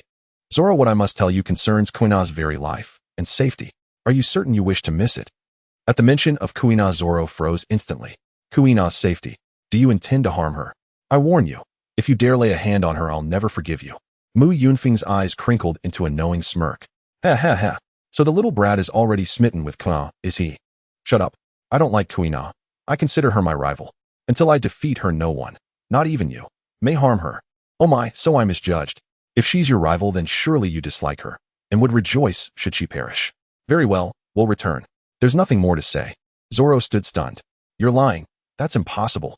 How could Kuina die? Explain yourself, now. Though I enjoy deception, and enjoy striking brats, I never lie to children. If I say Kuina will die, then she will die. Impossible. Show me proof, or I'll never believe you. Very well, proof it is. You know of devil fruits. Their extraordinary powers, yes. And I am an exceptionally rare devil fruit user. With those words, Mu Yunfeng shifted into a half-beast form and lifted Zoro skyward, while pale white ice flame ignited upon his left palm. Go on, touch it, little one. This is a unique ice flame, harmless to the touch. Zoro reached out, and as promised felt only a cool, soothing chill, not a trace of burn. Astonished, Zoro asked, how is this possible? Didn't I just tell you? I am a devil fruit user. This flame is one of my abilities, as is flight, and the power to decree life or death. I perceive visions of those nearing death, and today I saw Kuina's imminent demise. That is precisely why I summoned you alone. Then why not warn Kuina herself? If she knows of the danger, surely she can avoid it. Mu Yunfeng smiled enigmatically, and began weaving his persuasion. No, that crisis is one she must confront. Should I alert her, the fatal destiny would shift, and my vision would no longer hold true. To save Kuina, I must intervene only at the moment she faces mortal peril. Hearing Mu Yunfeng's words, Zoro excitedly shouted, tell me what will happen to Guyaina. I will definitely save her. All right, remember this clearly. According to what I saw, Guyaina will pass away unexpectedly on the night of your 2001st defeat. By the way, Zoro, you are about to lose over 2,000 times right. Upon hearing Mu Yunfeng mention his record, Zoro's face turned red, and he yelled at Mu Yunfeng, this isn't the time to discuss how many times I've lost. Tell me what will happen to Guyaina. Okay, during your 2001st battle, you will use real swords, and after the fight, Guyaina will go to find a sharpening stone, then she will fall from a ladder and die from a broken neck. At this moment, Zoro incredulously exclaimed, impossible. Guyaina is very capable, her body is agile. How could she fall and die from a ladder? Mu Yunfeng waved his hand saying, I don't know why she would die, I'm just telling you what I saw. If you don't believe me, you don't have to listen. Just don't blame me when Guyaina dies. As for why she would die this way, perhaps it's just a coincidence, or maybe it's a plot device, or perhaps there are unseen hands pushing everything. Just know that I'm not lying to you. After listening to Mu Yunfeng's words, Zoro fell silent. He couldn't be 100% sure that what Mu Yunfeng said was true, but he had already believed it to a large extent in his heart. The details of the situation were explained so clearly by Mu Yunfeng, even mentioning the number of battles he had with Guyaina, which made it hard for Zoro to believe that Mu Yunfeng was lying to him. He had fought Guyaina 1999 times with 1999 defeats and 0 victories. If Mu Yunfeng wasn't lying, that meant Guyaina would die after just 2 more battles. Moreover, even if Mu Yunfeng was deceiving him, it would only cost him some time. That little time was nothing compared to Guyaina's safety. While Zoro was contemplating all this, Mu Yunfeng had already taken him high above a forest and then set him down in the woods. I heard you're directionally challenged, Zoro. If I leave you here, you probably won't be able to find your way back all night. That means I can sleep in your room alone. Bye. After saying goodbye, Zoro didn't have time to react before Mu Yunfeng had already flown away, leaving only Zoro's angry shouts in the forest. Bastard, I knew you had bad intentions. When Mu Yunfeng returned to Isin Dojo, he saw Guyaina practicing swordsmanship in the courtyard, so he greeted her.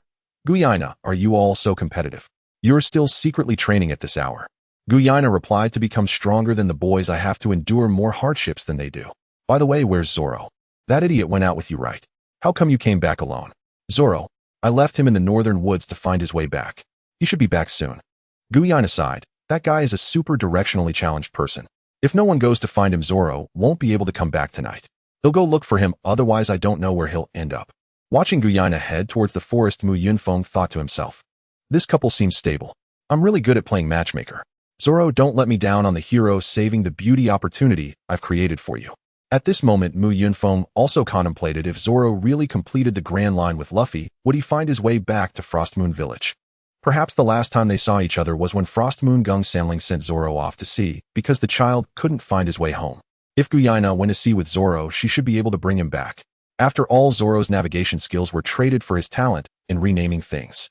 When Mu Yunfeng returned to Zoro's room and comfortably lay on the bed, Guyaina had also found Zoro in the forest. At this moment, Zoro was not running around, but sitting against a tree, still contemplating the words Mu Yunfeng had said.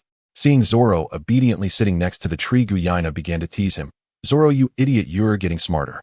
You know to wait here and not run around. Otherwise, I really might not have found you."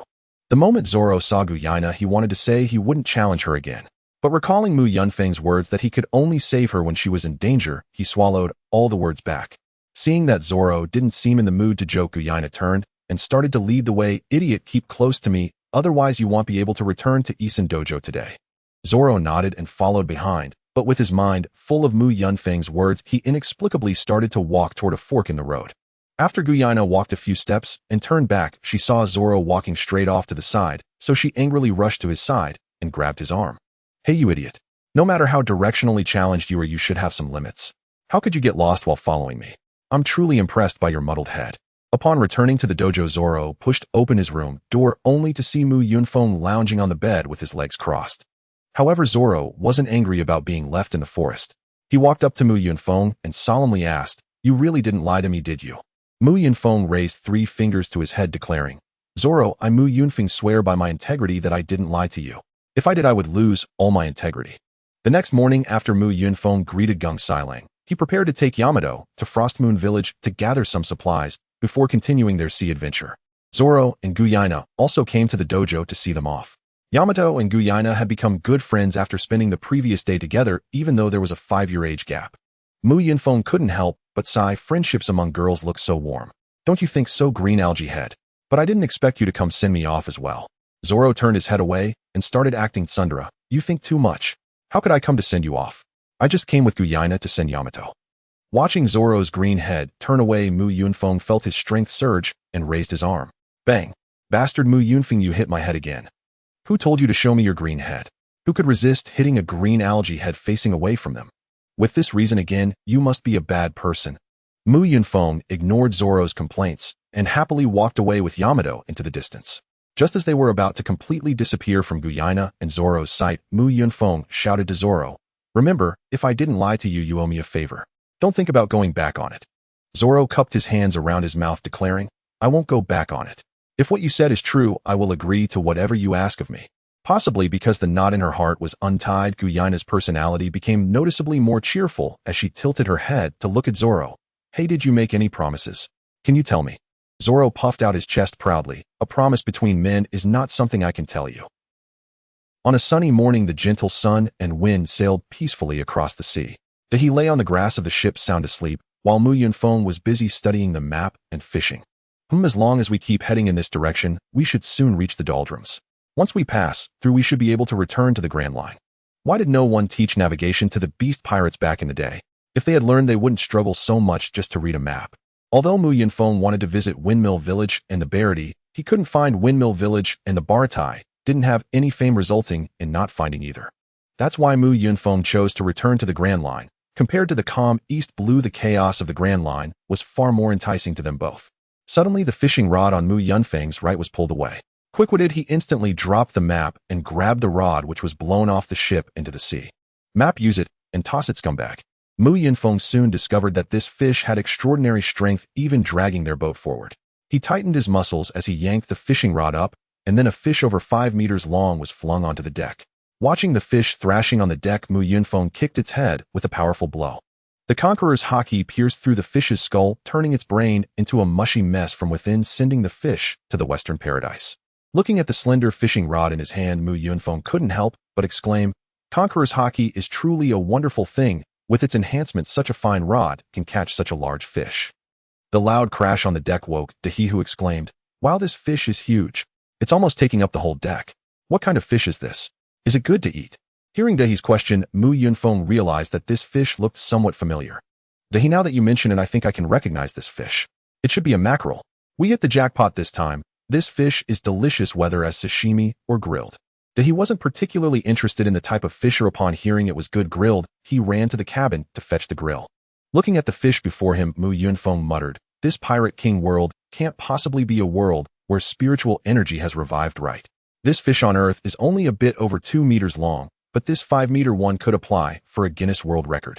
After he brought the grill, Mu Yunfeng used his ability to create a large block of floating ice on the sea, as killing the fish on the ship would surely leave it covered in blood and odor.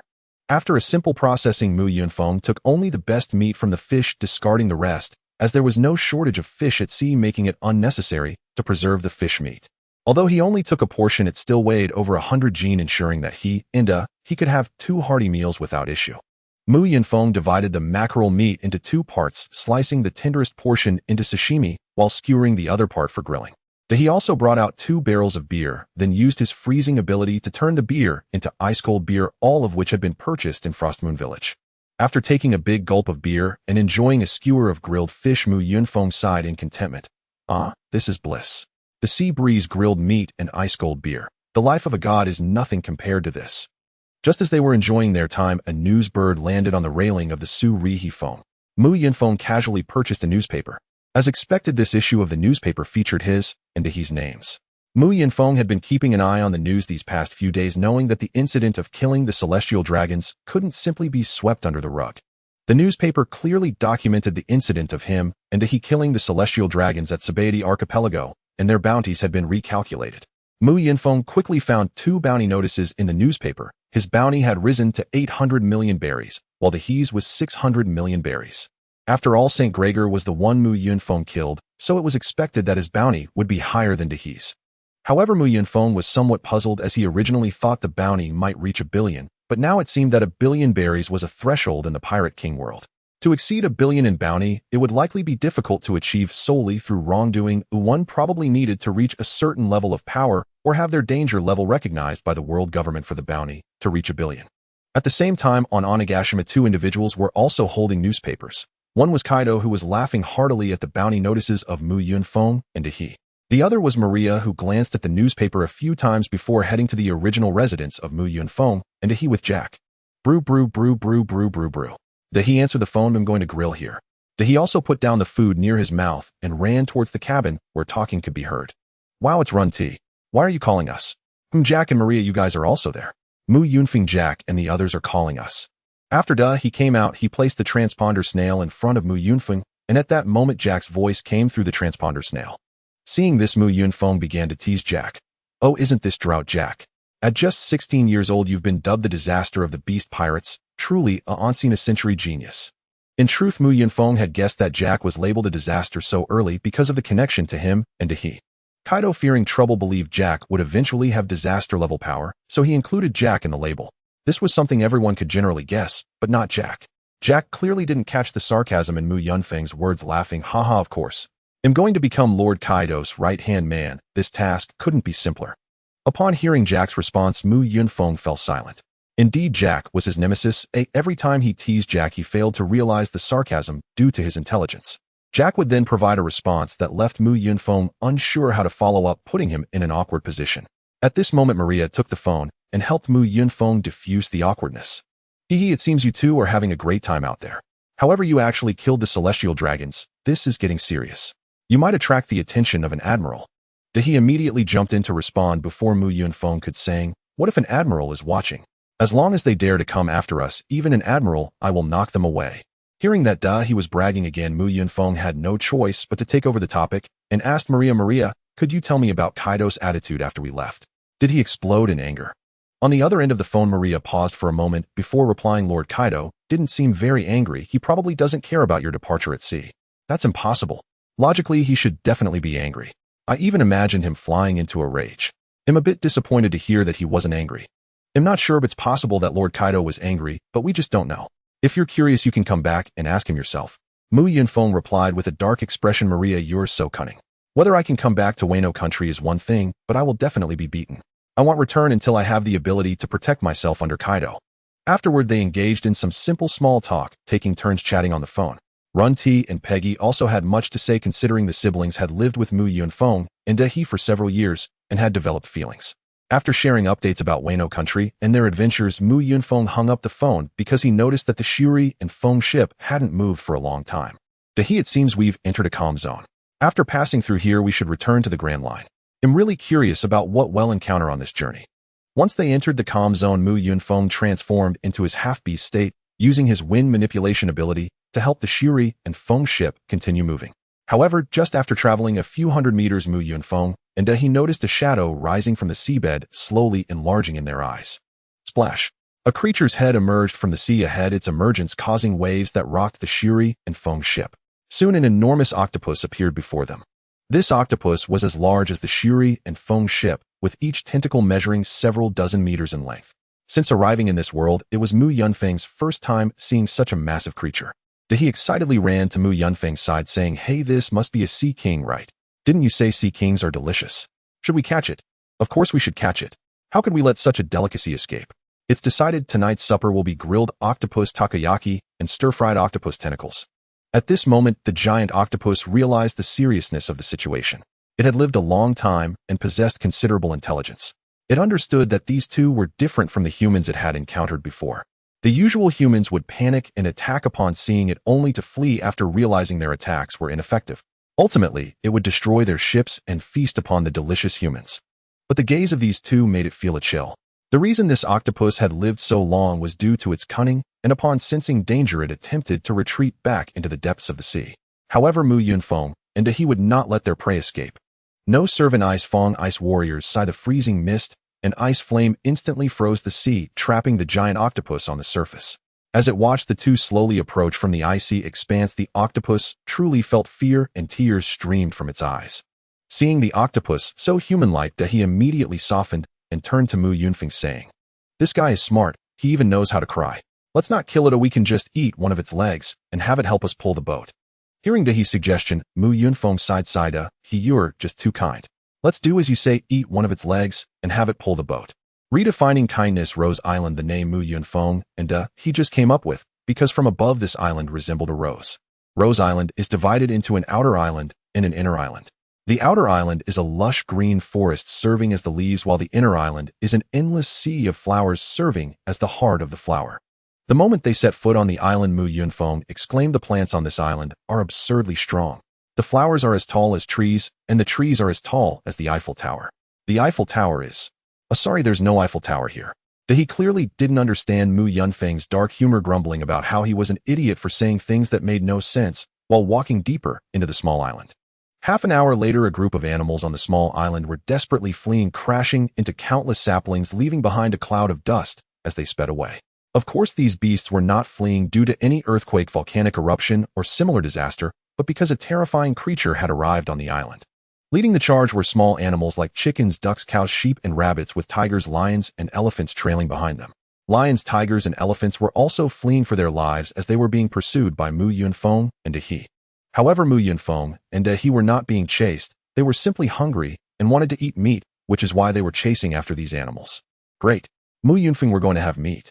After a month of eating fish at sea every day, I'm sick of it. Why didn't you prepare more food?" "How can you say that? I prepared plenty of food. It's you who keeps eating and eating every day, leading to such results. But the Grand Line is indeed chaotic, but took us a whole month to find an island. But it's strange, why do these animals run away when they see us?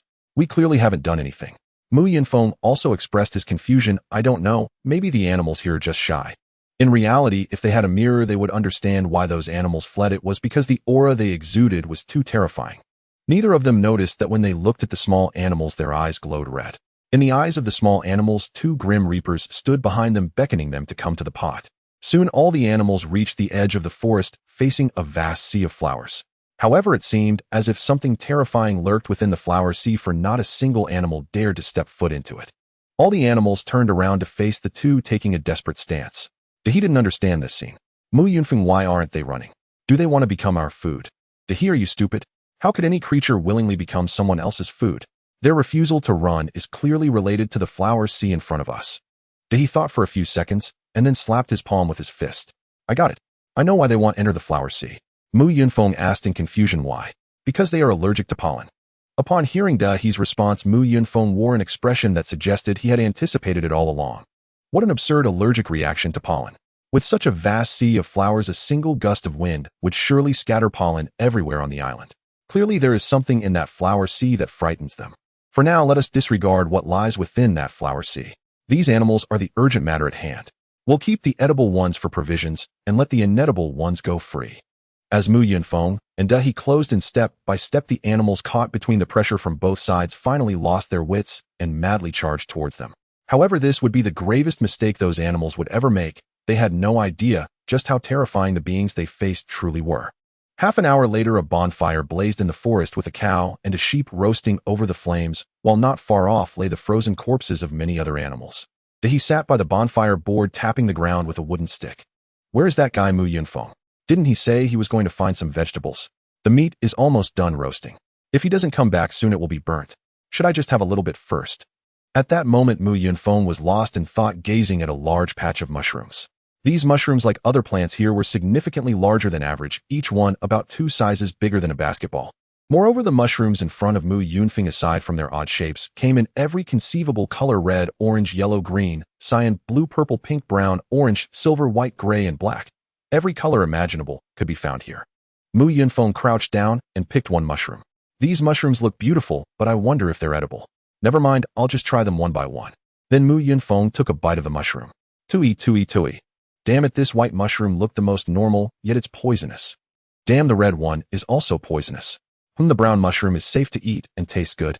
I'll gather some to stew with the little chickens. Oh, why does this green mushroom look poisonous, yet it's not? Why was Mu Yunfeng willing to test these mushrooms? It was all thanks to the confidence bestowed upon him by the devil fruit's power. After several years of development, aside from flying and enhancing his physique, Mu Yunfeng had also mastered 3 unique abilities. Let's not even mention the ice, flame, and wind control abilities. The third ability of the Cheonchi fruit was immunity to all poisons, reminiscent of the mythical Cheonchi, making it akin to a Magellan nemesis. Though he was uncertain if he was immune to all poisons, Mu Yunfeng had tested every toxin he knew, and none had any effect on him. As Mu Yunfeng picked a blue mushroom, he suddenly noticed something was amiss. With a gentle tug, he discovered that this was not just a mushroom, it had a carrot-like root. This mushroom was not entirely a mushroom. The root beneath was undoubtedly a carrot. Ignoring the dirt clinging to the root, Mu Yunfeng promptly put it in his mouth and began to chew. What the heck? It's not poisonous, but doesn't this taste like a potato? Then Mu Yunfeng tossed the mushroom into his mouth. Ha ha ha, I knew it wasn't a mushroom. Mushrooms are fungi, how could they possibly have roots? This flavor is clearly mustard greens. Huh. A mustard green shaped like a mushroom with a potato-like carrot root. Truly, this is the grand line. Ooh, I can't predict anything here. I've lost this round, haha. I need to gather more of this vegetable. It's a great deal to have 2 uses, and it tastes good too. After collecting plenty of non-poisonous vegetables, Mu Yunfeng returned to the bonfire only to find that all 4 legs of the roasted sheep were gone. Throwing away the vegetables, Mu Yunfeng stood over Dahi, looking down at him. Hey, where are the sheep legs? Don't tell me they ran away by themselves. Dahi cautiously asked, if I said a wolf took them, would you believe me? Bang.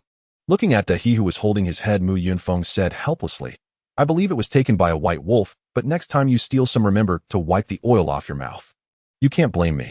You took so long to come back, and the sheep legs wouldn't taste good if we didn't eat them soon.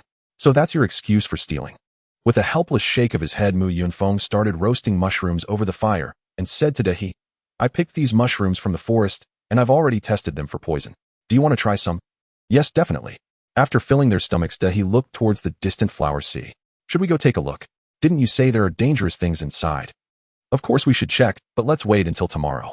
It's almost dark and there's no need to risk going in now. Let's rest here for the night and go investigate in the morning. After finishing his words, Mu Yunfeng jumped onto a tree, lying on the trunk with his eyes half closed. Dahi followed suit after a brief, jumping onto another tree trunk.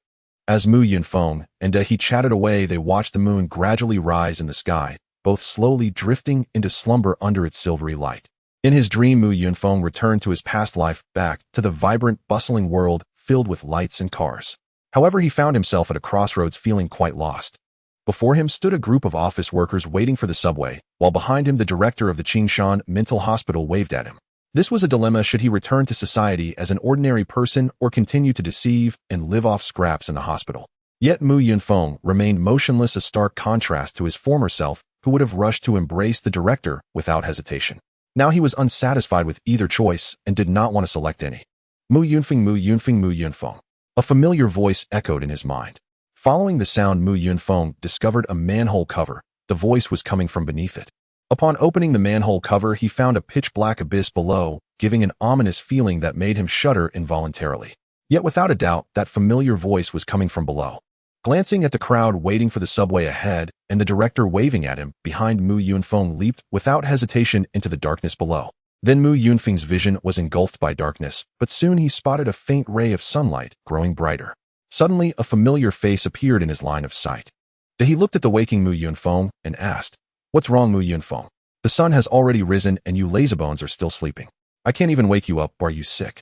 Mu Yunfeng shook his head, feeling as though he had just had a dream, but the content of the dream eluded him, so he could only helplessly shake his head. "You must have had a nightmare. But He woke up really early today. Of course I wanted to see what was inside the flower sea." "I see. Then let's set off, aiming for the center of the flower sea." "Yeah, let's go." The moment they stepped into the sea of flowers, Mu Yunfeng and Day halted simultaneously, taking a deep breath of the fragrant air that enveloped them. The flowers here were quite tall, with the shorter ones around 2 meters, and the taller ones generally reaching 5 to 6 meters, effectively blocking the harsh sunlight, making the temperature in the flower sea very pleasant.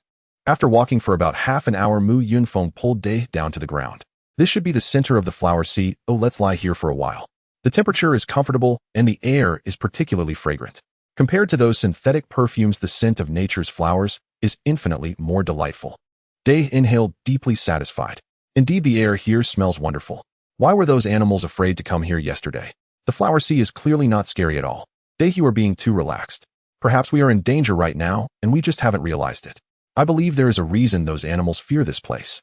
However, this environment indeed makes it easy to let one's guard down, as it is so beautiful and comfortable. If I had a camera right now, I might even win an award in a photography competition. Ha ha, silly Mu Yunfeng, you're speaking in riddles again. What's a camera? Is it tastier than a rooster? Mu Yunfeng helplessly explained, "A camera isn't a chicken. Oh, it's a device that can record video and show it to others." Isn't that just an audio-visual telephone bug? You should have said so earlier.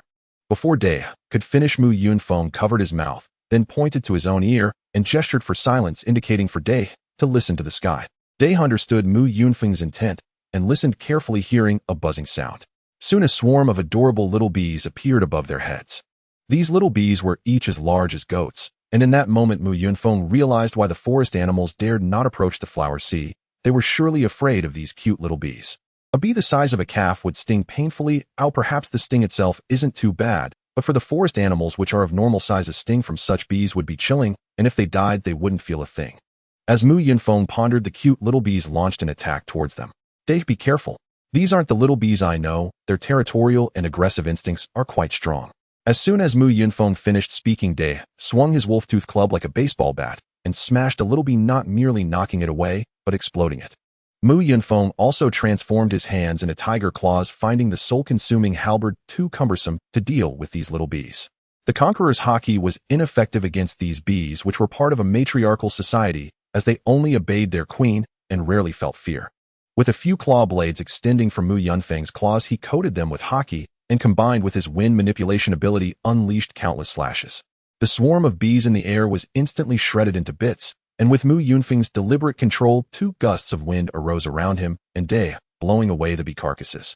Day frowned at the sight of the bee bodies scattered around. "We really are unlucky to encounter something like this out of the blue." However, Mu Yunfeng chuckled and shook his head. "We are not unlucky, we are fortunate. It seems we are in for a treat today. Where there are bees, there is honey. Moreover, this is no ordinary honey. The flowers here are enormous, so the nectar must be unbelievably delicious. Day, should we go poke the beehive?" "Of course.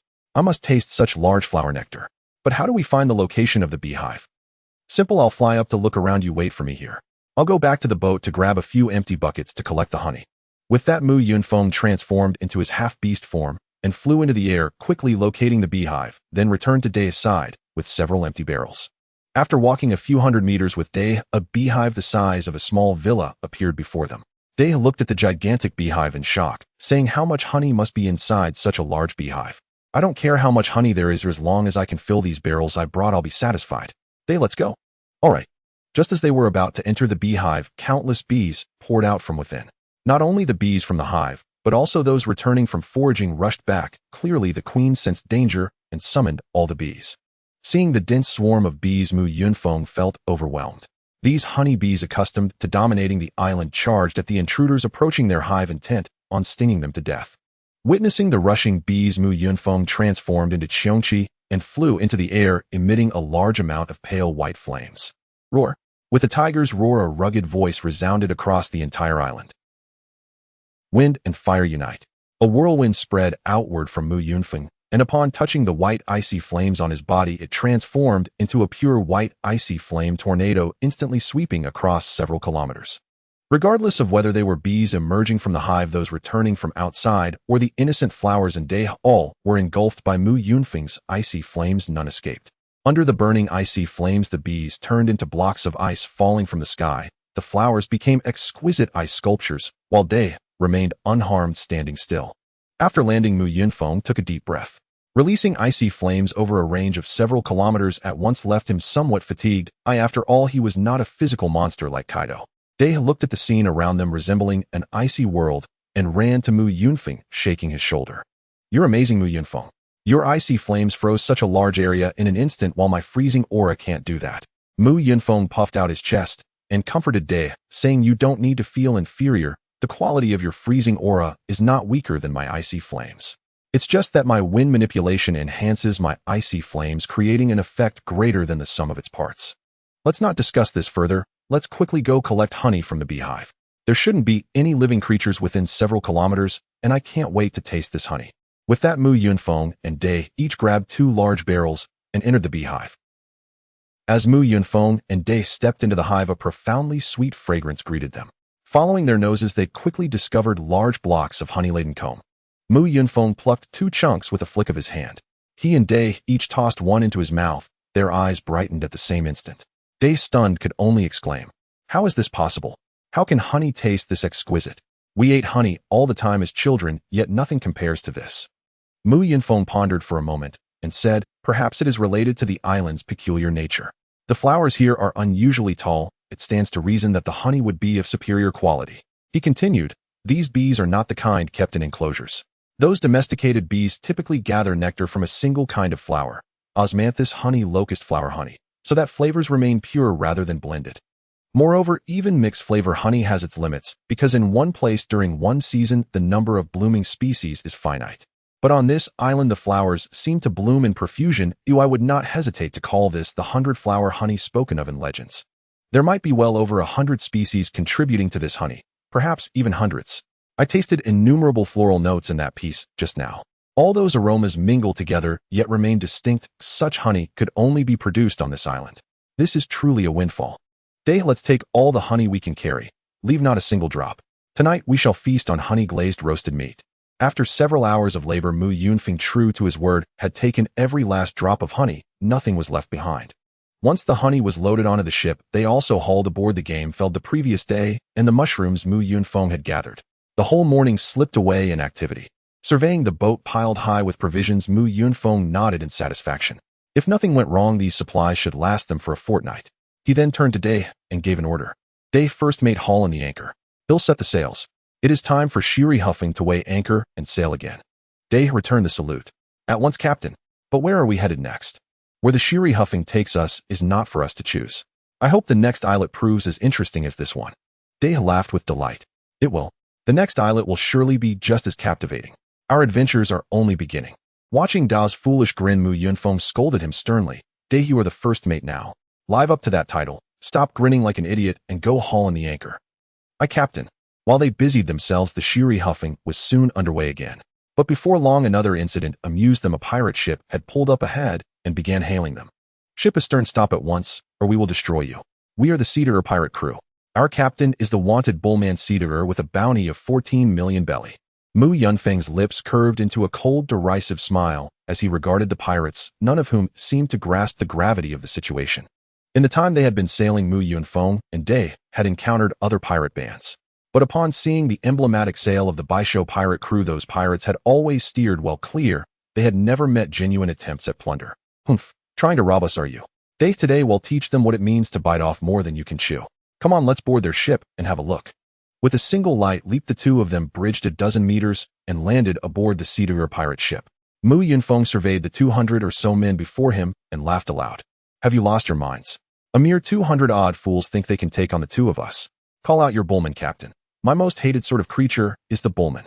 When the pirates saw how effortlessly Mu Yunfeng and Day had crossed such a distance, they at last realized how grave their mistake had been. At first they had assumed the pair had neither weapons nor guards, and so had dared to attack. There are usually only two kinds of unarmed pirate ships. One belongs to wide-eyed youths who fancied themselves pirates and set sail with nothing but a flag. The other belongs to superlative fighters like Hawkeye, whose presence alone serves as their weapon. The Grand Line rarely sees the first kind. Mu Yunfeng and Dai could only be the second. The captain, realizing the severity of the situation, stepped forward. "Gentlemen, it was wrong of me to stop your vessel. Could we not let today's matter pass?" Mu Yunfeng did not answer immediately. He looked at the man before him about his own height and asked, "You are the bullman Sita?" "Indeed. I am Sita Turkir, captain of this Sita pirate ship." "I see. Then this cannot be settled so lightly. Today you are doomed." Sita Turkir asked with bewilderment, "Why would you kill me? Have we some personal grudge?" Mu Yunfeng's face turned grave. "Of course we have a grudge. I am a warrior of pure love. There can be no rapprochement with a bullman." Sita Turkir hastened to explain, "That is not what I mean. My name is Sita Turkir. My devil fruit is an animal-type wild ox fruit, hence the name Bullman Cedar." "Humph. I don't care. In any case, Bullman, you are done for today." Dai chimed in beside him. Yes, you Bullman are finished." Mu Yunfeng turned to Dai. "So you're a warrior of pure love too. But do you even know what a Bullman is?" "No idea. What is a Bullman?" "Perhaps it's better you don't know. If you don't know what a Bullman is, why speak so boldly? Because you have been saying all the talking, and if I stayed silent, your spotlight would steal away all my credit." Seeing Mu Yunfeng and Dai fall silent, Sita Turkir seized the moment. "Look, perhaps this will do. I have some treasures aboard. I can offer them as compensation." Mu Yunfeng laughed as if at a poor joke. "Ha ha ha. Have you not grasped your own position? The moment I set foot on this deck, this ship was already taken. The treasure aboard has long belonged to me, and you are my prisoners. My prisoners offering me their own treasure to buy their lives back. Do you not see how absurd that is?" Dai echoed from beside him. "Right. Do you not see how absurd that is?" Mu Yunfeng glanced helplessly at Dai's imitative reply and thought to himself wryly, "It seems Dai truly craves the limelight. It'll let him have more chances to show off in future." Stall Cole felt a surge of anger when he saw Mu Yunfeng and Dai completely disregarding him. How many people who could be the head of a pirate crew were particularly easygoing? "My lords, I know you are not to be trifled with, but I have already given you enough face. I do not wish for my men to suffer casualties, which is why I have been accommodating towards you. But accommodating does not mean we fear you. If you insist on a mutual destruction, our Stall pirate crew will not be afraid. We have over 200 men on our side. Can you really defeat all of us? It would be better for both of us if you took your treasures and left." Upon hearing Stall Cole's threat, Mu Yunfeng and Dai both burst into laughter. "Ha ha, Dai, did you hear that? They have over 200 men. Are you scared?" "Not scared. TMB, you crack me up." "Stall Cole, didn't you just say mutual destruction? Do you really think we would be harmed? For a powerhouse, numbers mean nothing. Is 200 people a lot? Back in the day, Wong Luffy could take down 500 fishmen with his Conqueror's Haki. If I, Mu Yunfeng, were to unleash my Conqueror's Haki here today, it would be no less than his. Moreover, Dai also possesses Conqueror's Haki. If you want to cause us trouble, you might need to gather 99800 more people to make it worth your while. You dare to fight me? Ignorance and weakness are truly terrifying. I fear you lot don't even know what Haki is. Do you have the strength to challenge me, Mu Yunfeng?" At this moment, Dai also mimicked, "Do you have the strength to challenge us? Bastard, there's a limit to looking down on people. I am Stall Cole with a bounty of 13 million berries." After the mixed taunts from Mu Yunfeng and Dai, Stall Cole lost his wits and transformed into a bull-headed man. "Men, let's kill them together. The captain has spoken, everyone charge." As Stall Cole charged towards Mu Yunfeng, attempting to use his horns, Mu Yunfeng struck down with a fist covered in Haki as the opponent approached. Bull-headed man died. Bam! With a loud bang, Stall Cole was knocked unconscious, and his head smashed through the wooden deck, causing the bloodthirsty pirates to instantly calm down. Afterward, Mu Yunfeng kicked Stall Cole into the sea. For a devil fruit user, falling into the sea is akin to a death sentence. At this moment, the pirates who had just charged alongside their captain found themselves in an awkward situation, as they had followed the captain into battle only to see him taken out instantly. Suddenly, one of them collapsed onto the ground. "I remember now. I saw them in the newspaper. They are the infamous Wind Disaster Mu Yunfeng, with an 800 million berry bounty, and Frost Disaster Dai, with a 600 million berry bounty. Hearing that our total bounty does not even amount to a fraction of theirs, everyone instantly lost the will to resist, dropping their weapons and kneeling on the deck. The first mate also trembled as he approached the two. "I apologize for offending you today. If you can spare us, we will do anything you ask." Mu Yunfeng smiled gently. "Of course I can spare you.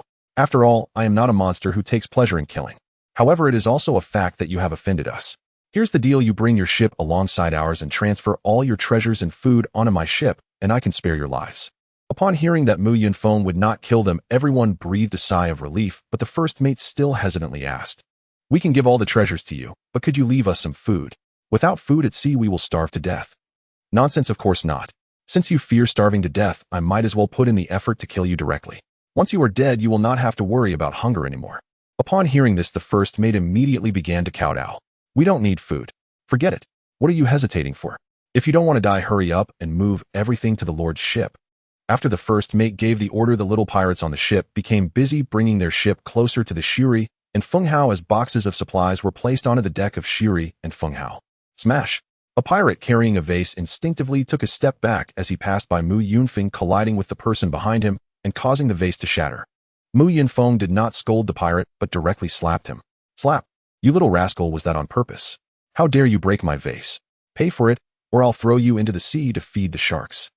The pirate who was slapped did not dare show any discontent, trembling as he took out a golden pocket watch from his pocket. "My lord, this is a pocket watch I found by chance. It is the most valuable thing I own. Please accept it." Mu Yunfeng played with the pocket watch in his hand, nodding in satisfaction. "Not bad. This is the first time I've seen such an exquisite pocket watch in my world. I will give it to Day later.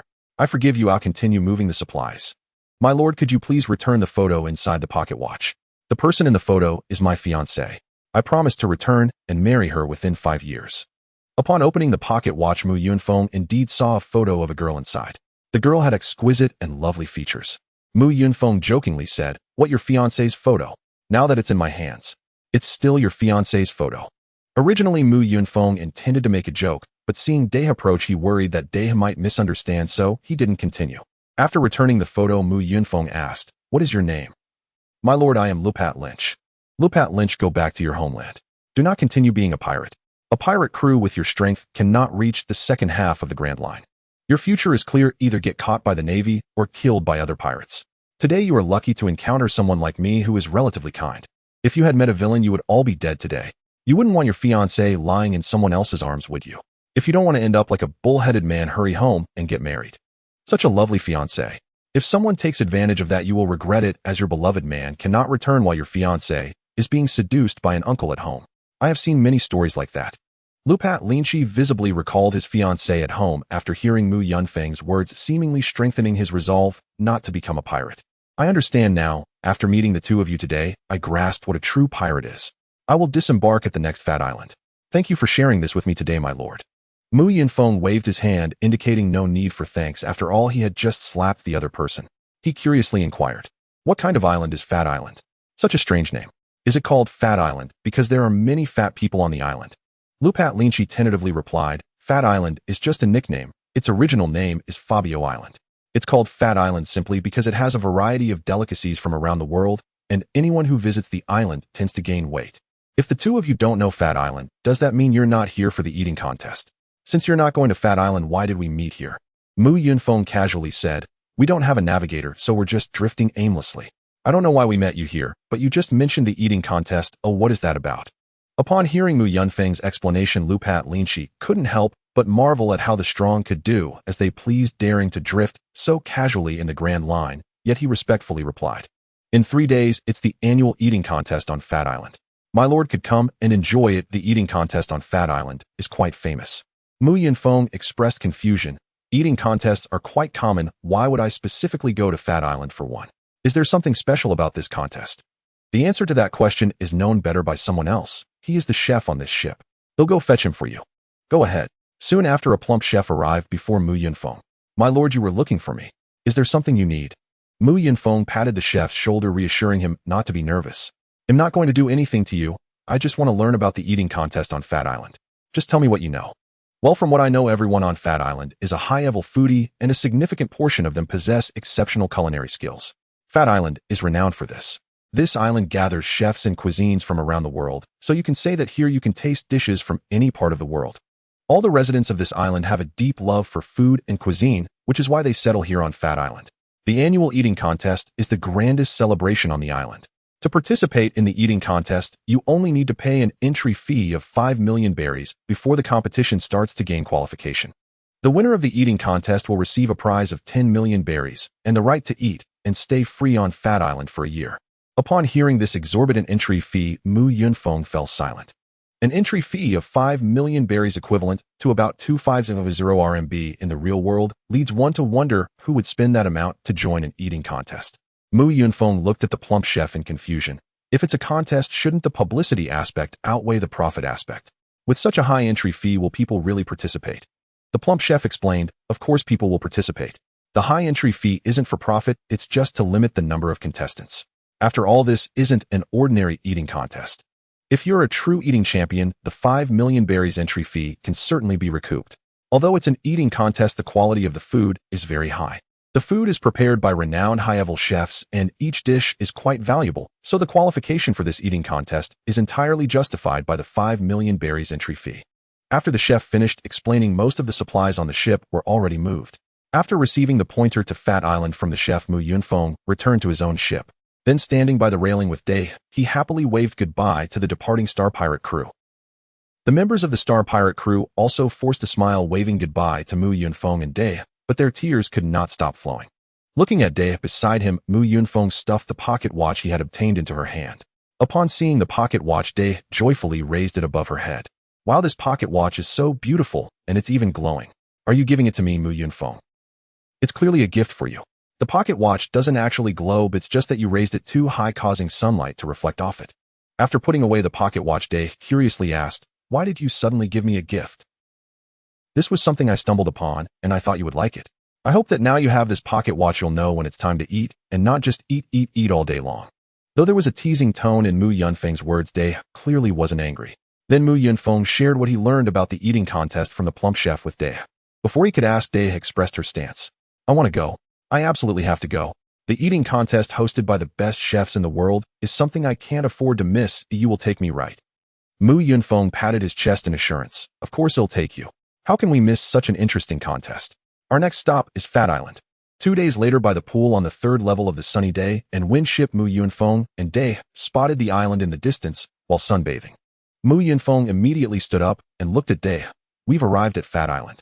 Let's change into our swimsuits and wear our masks to sign up for the contest. Although Mu Yunfeng liked seeing Day in a swimsuit, he didn't want her wandering around the island in one, so he reluctantly had her change out of it. After returning to their respective rooms and changing into new clothes while donning fox masks, they parked the ship and disembarked onto Fat Island, heading towards the central city. What Mu Yunfeng didn't know was that shortly after he and Day left, a massive dog-headed warship also stopped not far from the sunny Day and wind ship. Then 2 individuals disembarked, people whom even Mu Yunfeng would avoid if he saw them. As soon as the 2 individuals stepped off the ship, a Navy officer wearing glasses chased after them. Lieutenant General Carp, is it truly appropriate for us to participate in the eating contest here when we have a mission? Carp laughed heartily. Haha, it's fine, Colonel Gunka. That king is a jerk anyway. He can't even handle the internal strife in his own country, yet he wants us to provide support. Let them wait a few more days. They won't all die just because we arrive a couple of days late. Even if they do die, it doesn't matter. We can just select another wise king. This is the eating contest on Fat Island. The best chefs in the world are here, and it's only once a year. Do you think I'd go out of my way to come here for no reason? Colonel Jinka turned his gaze towards the man beside Kapu, saying, Admiral Kazan, shouldn't you persuade Vice Admiral Kapu? If the marshal finds out about this, he will surely be furious. Kazan lazily stretched and replied, I'm on vacation, so please don't call me Admiral. Besides, I came here on your ship to participate in the eating competition as well. Hearing Kazan's words, Kapu chuckled. Ha ha ha ha, Kazan, you haven't changed a bit. Colonel Jinka, you don't need to say more, it's decided. If anything happens, he'll take responsibility for it. You can play around with those new recruits here. Fatty Island is known for gathering all the delicacies in the world, so I believe you won't be disappointed. Colonel Jinka looked at Kapu with a complaint resembling a bullied little wife. How can I afford to buy food? My money was borrowed by Vice Admiral Kapu. Since you had already planned to participate in the eating competition, why did you need to borrow the registration fee from us? Kapu laughed heartily. Ha ha ha, I only found out yesterday that the registration fee is a whopping 5 million berries. I've already spent my salary for this month. But don't worry, Colonel Jinka, if I win the competition, I'll return the money to you. By the way, Kazan, you are going to participate too, right? Do you have enough registration fee? Kazan pulled out a bundle of berries from his pocket, saying, I was prepared for the registration fee long ago, so you needn't worry about that, Mr. Kapu. Since you are participating, you are my opponent. I won't go easy on you just because I know you. Mr. Kapu, I never expected you to let me win. Although I don't eat much, usually my appetite is quite large. That's good, Kazan. Let's go register. Mu Yunfeng and Yamato quickly found the registration office after a brief inquiry. After paying a registration fee of 10 million berries, they received 2 numbered tags. Numbers 995 and 996. Just as the two turned around with their tags, Mu Yunfeng's pupils constricted, and he instinctively grasped the soul-breaking trident behind him. He had spotted the last 2 people he wanted to see, the Navy hero Kapu and Admiral Kazan. But the next moment Mu Yunfeng relaxed his grip on the trident, he knew these 2 were not there to capture him. Both Kapu and Kazan despised the celestial dragons, so they shouldn't be here to apprehend them over the deaths of any celestial dragons. Mu Yunfeng had already guessed about the presence of these 2. It must be a coincidence they met here. Kapu and Kazan couldn't possibly know they were here since their visit was a spuro-themant decision, and judging by their demeanor, they were likely just here to join the eating competition. Meanwhile, Yamato had completely ignored Kapu, and Kazan, his eyes fixed on the street vendors' snacks. The 2 groups brushed past each other. Kapu and Kazan went to register, while Mu Yunfeng and Yamato left the registration office without sparing a glance at one another. As Mu Yunfeng had anticipated, Kapu and Kazan were merely there for the eating competition. However, the bespectacled Colonel Jinka glanced back at Mu Yunfeng and Yamato, seemingly pondering something. Upon seeing Kapu and Kazan, Mu Yunfeng felt an urge to flee, but he quickly dismissed the thought. They clearly weren't there to capture him and Yamato, so why should he run away in fear? Even if they were indeed there to apprehend him and Yamato, he would not flee before a fight. He and Yamato had worked hard to become stronger, not to run away with their tails between their legs at the sight of powerful foes. At that moment, Yamato tugged at Mu Yunfeng, saying, "Look, there's this specialty fruit meat from Jeremy Island. I want to eat it again, let's buy some." Having made up his mind, Mu Yunfeng put aside thoughts of Kapu and Kazan, heading with Yamato to the stall selling fruit meat. However, fate can be quite strange. The vendor selling fruit meat was someone Mu Yunfeng recognized, the unfortunate person he had robbed on Jeremy Island. Although he didn't know why that person was here, Mu Yunfeng would not mistake him. The unfortunate vendor instinctively looked up at the 2 as customers arrived. However, due to Mu Yunfeng wearing a mask, he did not recognize them immediately. But upon seeing the soul-breaking trident Mu Yunfeng carried, the vendor remembered instantly, having once found himself at its mercy, and instinctively wanted to flee. Bang! Mu Yunfeng slammed 1 million berries down in front of the vendor, saying, "2 servings of fruit, meat, no need for change. Including last times, I hope you don't cause a scene otherwise." Hearing Mu Yunfeng's threat, the vendor immediately covered his mouth with both hands and trembled as he handed over 2 servings of fruit meat. After receiving the fruit meat, Mu Yunfeng asked the vendor, "This is our first meeting, right?" The vendor quickly nodded, saying, "Yes, this is my first time meeting you too. We are participating in tomorrow's eating competition. I certainly don't want any problems that could prevent me from competing. If someone causes me to miss the competition, I will make them understand what a living hell truly is." The vendor was so frightened that he nodded vigorously, having decided to close up after Mu Yunfeng and Yamato left, returning to Jeremy Island overnight. After leaving the fruit meat stall, Yamato looked at Mu Yunfeng in confusion. "Hey, why did you give that guy 1 million berries? Those fruit meats aren't worth that much, not even 1,000 berries." Mu Yunfeng could only helplessly smack his forehead, saying, "Yamato, didn't you realize? That unfortunate vendor is the guy we robbed on Jeremy Island. Although I don't know why he is here selling, he clearly recognized us. If he causes a scene, we won't be able to participate in the eating competition, so that 1 million berries was a hush money. Ah, he's that person from Jeremy Island. No wonder he looks familiar." Seeing Yamato's reaction, Mu Yunfeng sighed deeply. "Sai Yamato, what is going on in your head? I was trying to tell you. Where are you running off to? Listen to me." Yamato had run over to a squid grill stall, saying, "Now is not the time to talk about that. There are so many delicious things here. Let's eat first and discuss the rest back on the ship." Mu Yunfeng could only smile wryly and shake his head as he mingled with Yamato among the various food stalls. Fatty Island truly lived up to its name, and anyone would undoubtedly gain weight here. Everywhere was filled with all kinds of snacks from around the world, each delicious in its own right. Mu Yunfeng and Yamato feasted until the afternoon, but their physiques were such that they didn't need to worry about gaining weight. That night, the 2 did not stay at an inn, but chose to return to their ship, as the beds on their ship were much more comfortable than those at the inn. Mu Yunfeng recalled that there was still a golden fruit in the bedside cabinet. If no one was on the ship at night, it would be in vain. However, on their way back, they happened to encounter Kapu and Kazan. "Little brother, your mask is quite beautiful. Have we met before today? I remember you from the registration, specifically your mask." "Indeed, we have met before. After all, it's hard to forget someone like the marine hero Carp. Are you also here to participate in the eating competition?" "Haha, of course. I intend to win the championship. You will soon realize that my title of Iron Fist is not just for show." "Wait a moment, what does Iron Fist have to do with being a champion eater? Are you called Iron Fist because you can eat?" It should be Iron Mouth or Iron Stomach instead. Nonsense. My title of Iron Fist was earned through fighting. Then what does Iron Fist have to do with being a champion eater? It has nothing to do with it. If it has nothing to do with it, then why mention it? Because I want to. Seeing Carp's demeanor, Mu Yunfeng began to provoke him. If it were a fight, I might not be able to defeat you, but in an eating contest, I am confident I won't lose. Don't underestimate my appetite. You little brat, are you provoking me? Indeed, I am provoking you. I won't lose. Humph, we shall meet on the competition stage tomorrow. I will make you submit. That suits me just fine. As Mu Yunfeng and Carp chatted, they unknowingly arrived at the port, and then parted ways to return to their respective ships. However, Colonel Jink was observing Mu Yunfeng and Day from the side of the dog-headed warship, feeling that he had seen them somewhere before. But he couldn't recall where exactly he had seen them. When Mu Yunfeng and Day boarded the ship named Sunny Breeze, Colonel Jink noticed the sail emblazoned with the Beast Pirates emblem and instantly remembered where he had seen them, on the bounty poster. He finally understood why he found these two familiar. They were the notorious disasters who had killed celestial dragons. It was only because they were wearing masks that he didn't recognize them at first. Colonel Jink rushed directly to Carp, saying, "Lieutenant General Carp, those two people accompanying us are pirates, the disasters of the Beast Pirates. We mustn't let them escape." Carp looked puzzled and pondered. Disaster, Frost Disaster, those names sound familiar. Have I heard them somewhere recently? Akiji chimed in, "Not long ago we were in a meeting together. Didn't Admiral Sengoku say that two people had killed celestial dragons? We even discussed their bounty. You've seen their photos." Carp slapped his forehead, suddenly enlightened. "Oh, so it's those two. No wonder I felt those little brats looked familiar." Seeing that the two had finally recognized Mu Yunfeng and Day, Colonel Jink suggested capturing them right there. "Great. With Lieutenant General Carp and Akiji, here we can surely catch them. Should I report to Admiral Sengoku now?" Carp shook his head. "No need to report. I'm here to participate in the competition, not to catch pirates.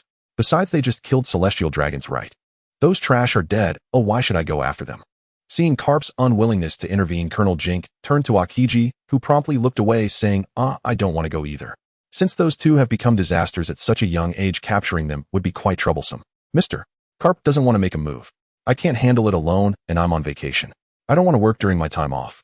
Hearing Akiji's reluctance, Carp directly stated, "Then it's settled. Let's act as if we didn't see anything and continue participating in the eating competition tomorrow." Akiji nodded, agreed. "Let's pretend we didn't see anything. After the competition, you can continue your mission while I head back home on vacation." Seeing Carp and Akiji's attitude, Colonel Jink was left dumbfounded. A Marine hero and a Marine admiral, both ignoring the notorious pirates with bounties, pretending not to see them. Carp laughed heartily at Colonel Jink's expression. "Ha ha, Colonel Jink, you seem eager to go after them. Why don't you just capture them? Speaking of which, their bounty is quite substantial." Colonel Jink's face darkened. If he had that kind of strength, he would have captured them already. The fact that those two recognized Carp's identity and didn't run away, but instead confronted him, indicated their confidence in their own strength. Colonel Jink knew that while his strength was sufficient to catch ordinary pirates, attempting to capture a notorious pirate with a bounty over 100 million was tantamount to seeking death. Mr. Carp, what are you talking about? What am I going to catch? There are no pirates around here at all." Meanwhile, Mu Yunfeng and Day were unaware of what was happening on Carp's ship. Once back on their ship, Day suddenly asked Mu Yunfeng, "Mu Yunfeng, that man with curly hair looks so familiar. Have we met him before?" "Of course. We met over half a month ago. How could you forget so quickly? But I can't remember where we saw him. Could you give me a hint?" Mu Yunfeng had no choice but to say to Day, "Don't you remember? Not long ago we were reading the newspaper together. You remember who destroyed the Lisha pirates, right?" Hearing Mu Yunfeng's words, Day suddenly realized, I remember. He is Akiji, one of the three current admirals." Seeing Day regain her memory, Mu Yunfeng helplessly said, "Sigh, aside from you, there aren't many who have come from the latter half of the Grand Line and don't recognize Akiji. So what should we do? Are they here to capture us?" As Mu Yunfeng was about to tell Day not to be afraid, her next words left him dumbfounded. Day pondered for a moment and suggested, "How about we smash their ship? I saw them go into that dog-headed warship over there." Upon hearing Day's plan to smash Carp and Akiji's ship, Mu Yunfeng was stunned for 2 seconds before he reacted. "Day, did you learn that from Jack? You're not the Pirate King, so don't imitate Jack's nonsense. Otherwise you will definitely regret it. If they don't come after us, we should act as if we don't know anything. You want to smash Carp's ship? Do you want to end up and impelled down? Forget this dangerous idea immediately." After hearing Mu Yunfeng's words, Day abandoned the idea of destroying Carp's warship, went to her room, picked up some change of clothes, and headed for the bathroom. "I'm not going to smash their ship. I'm going to take a shower now. I need to rest well and eat more tomorrow."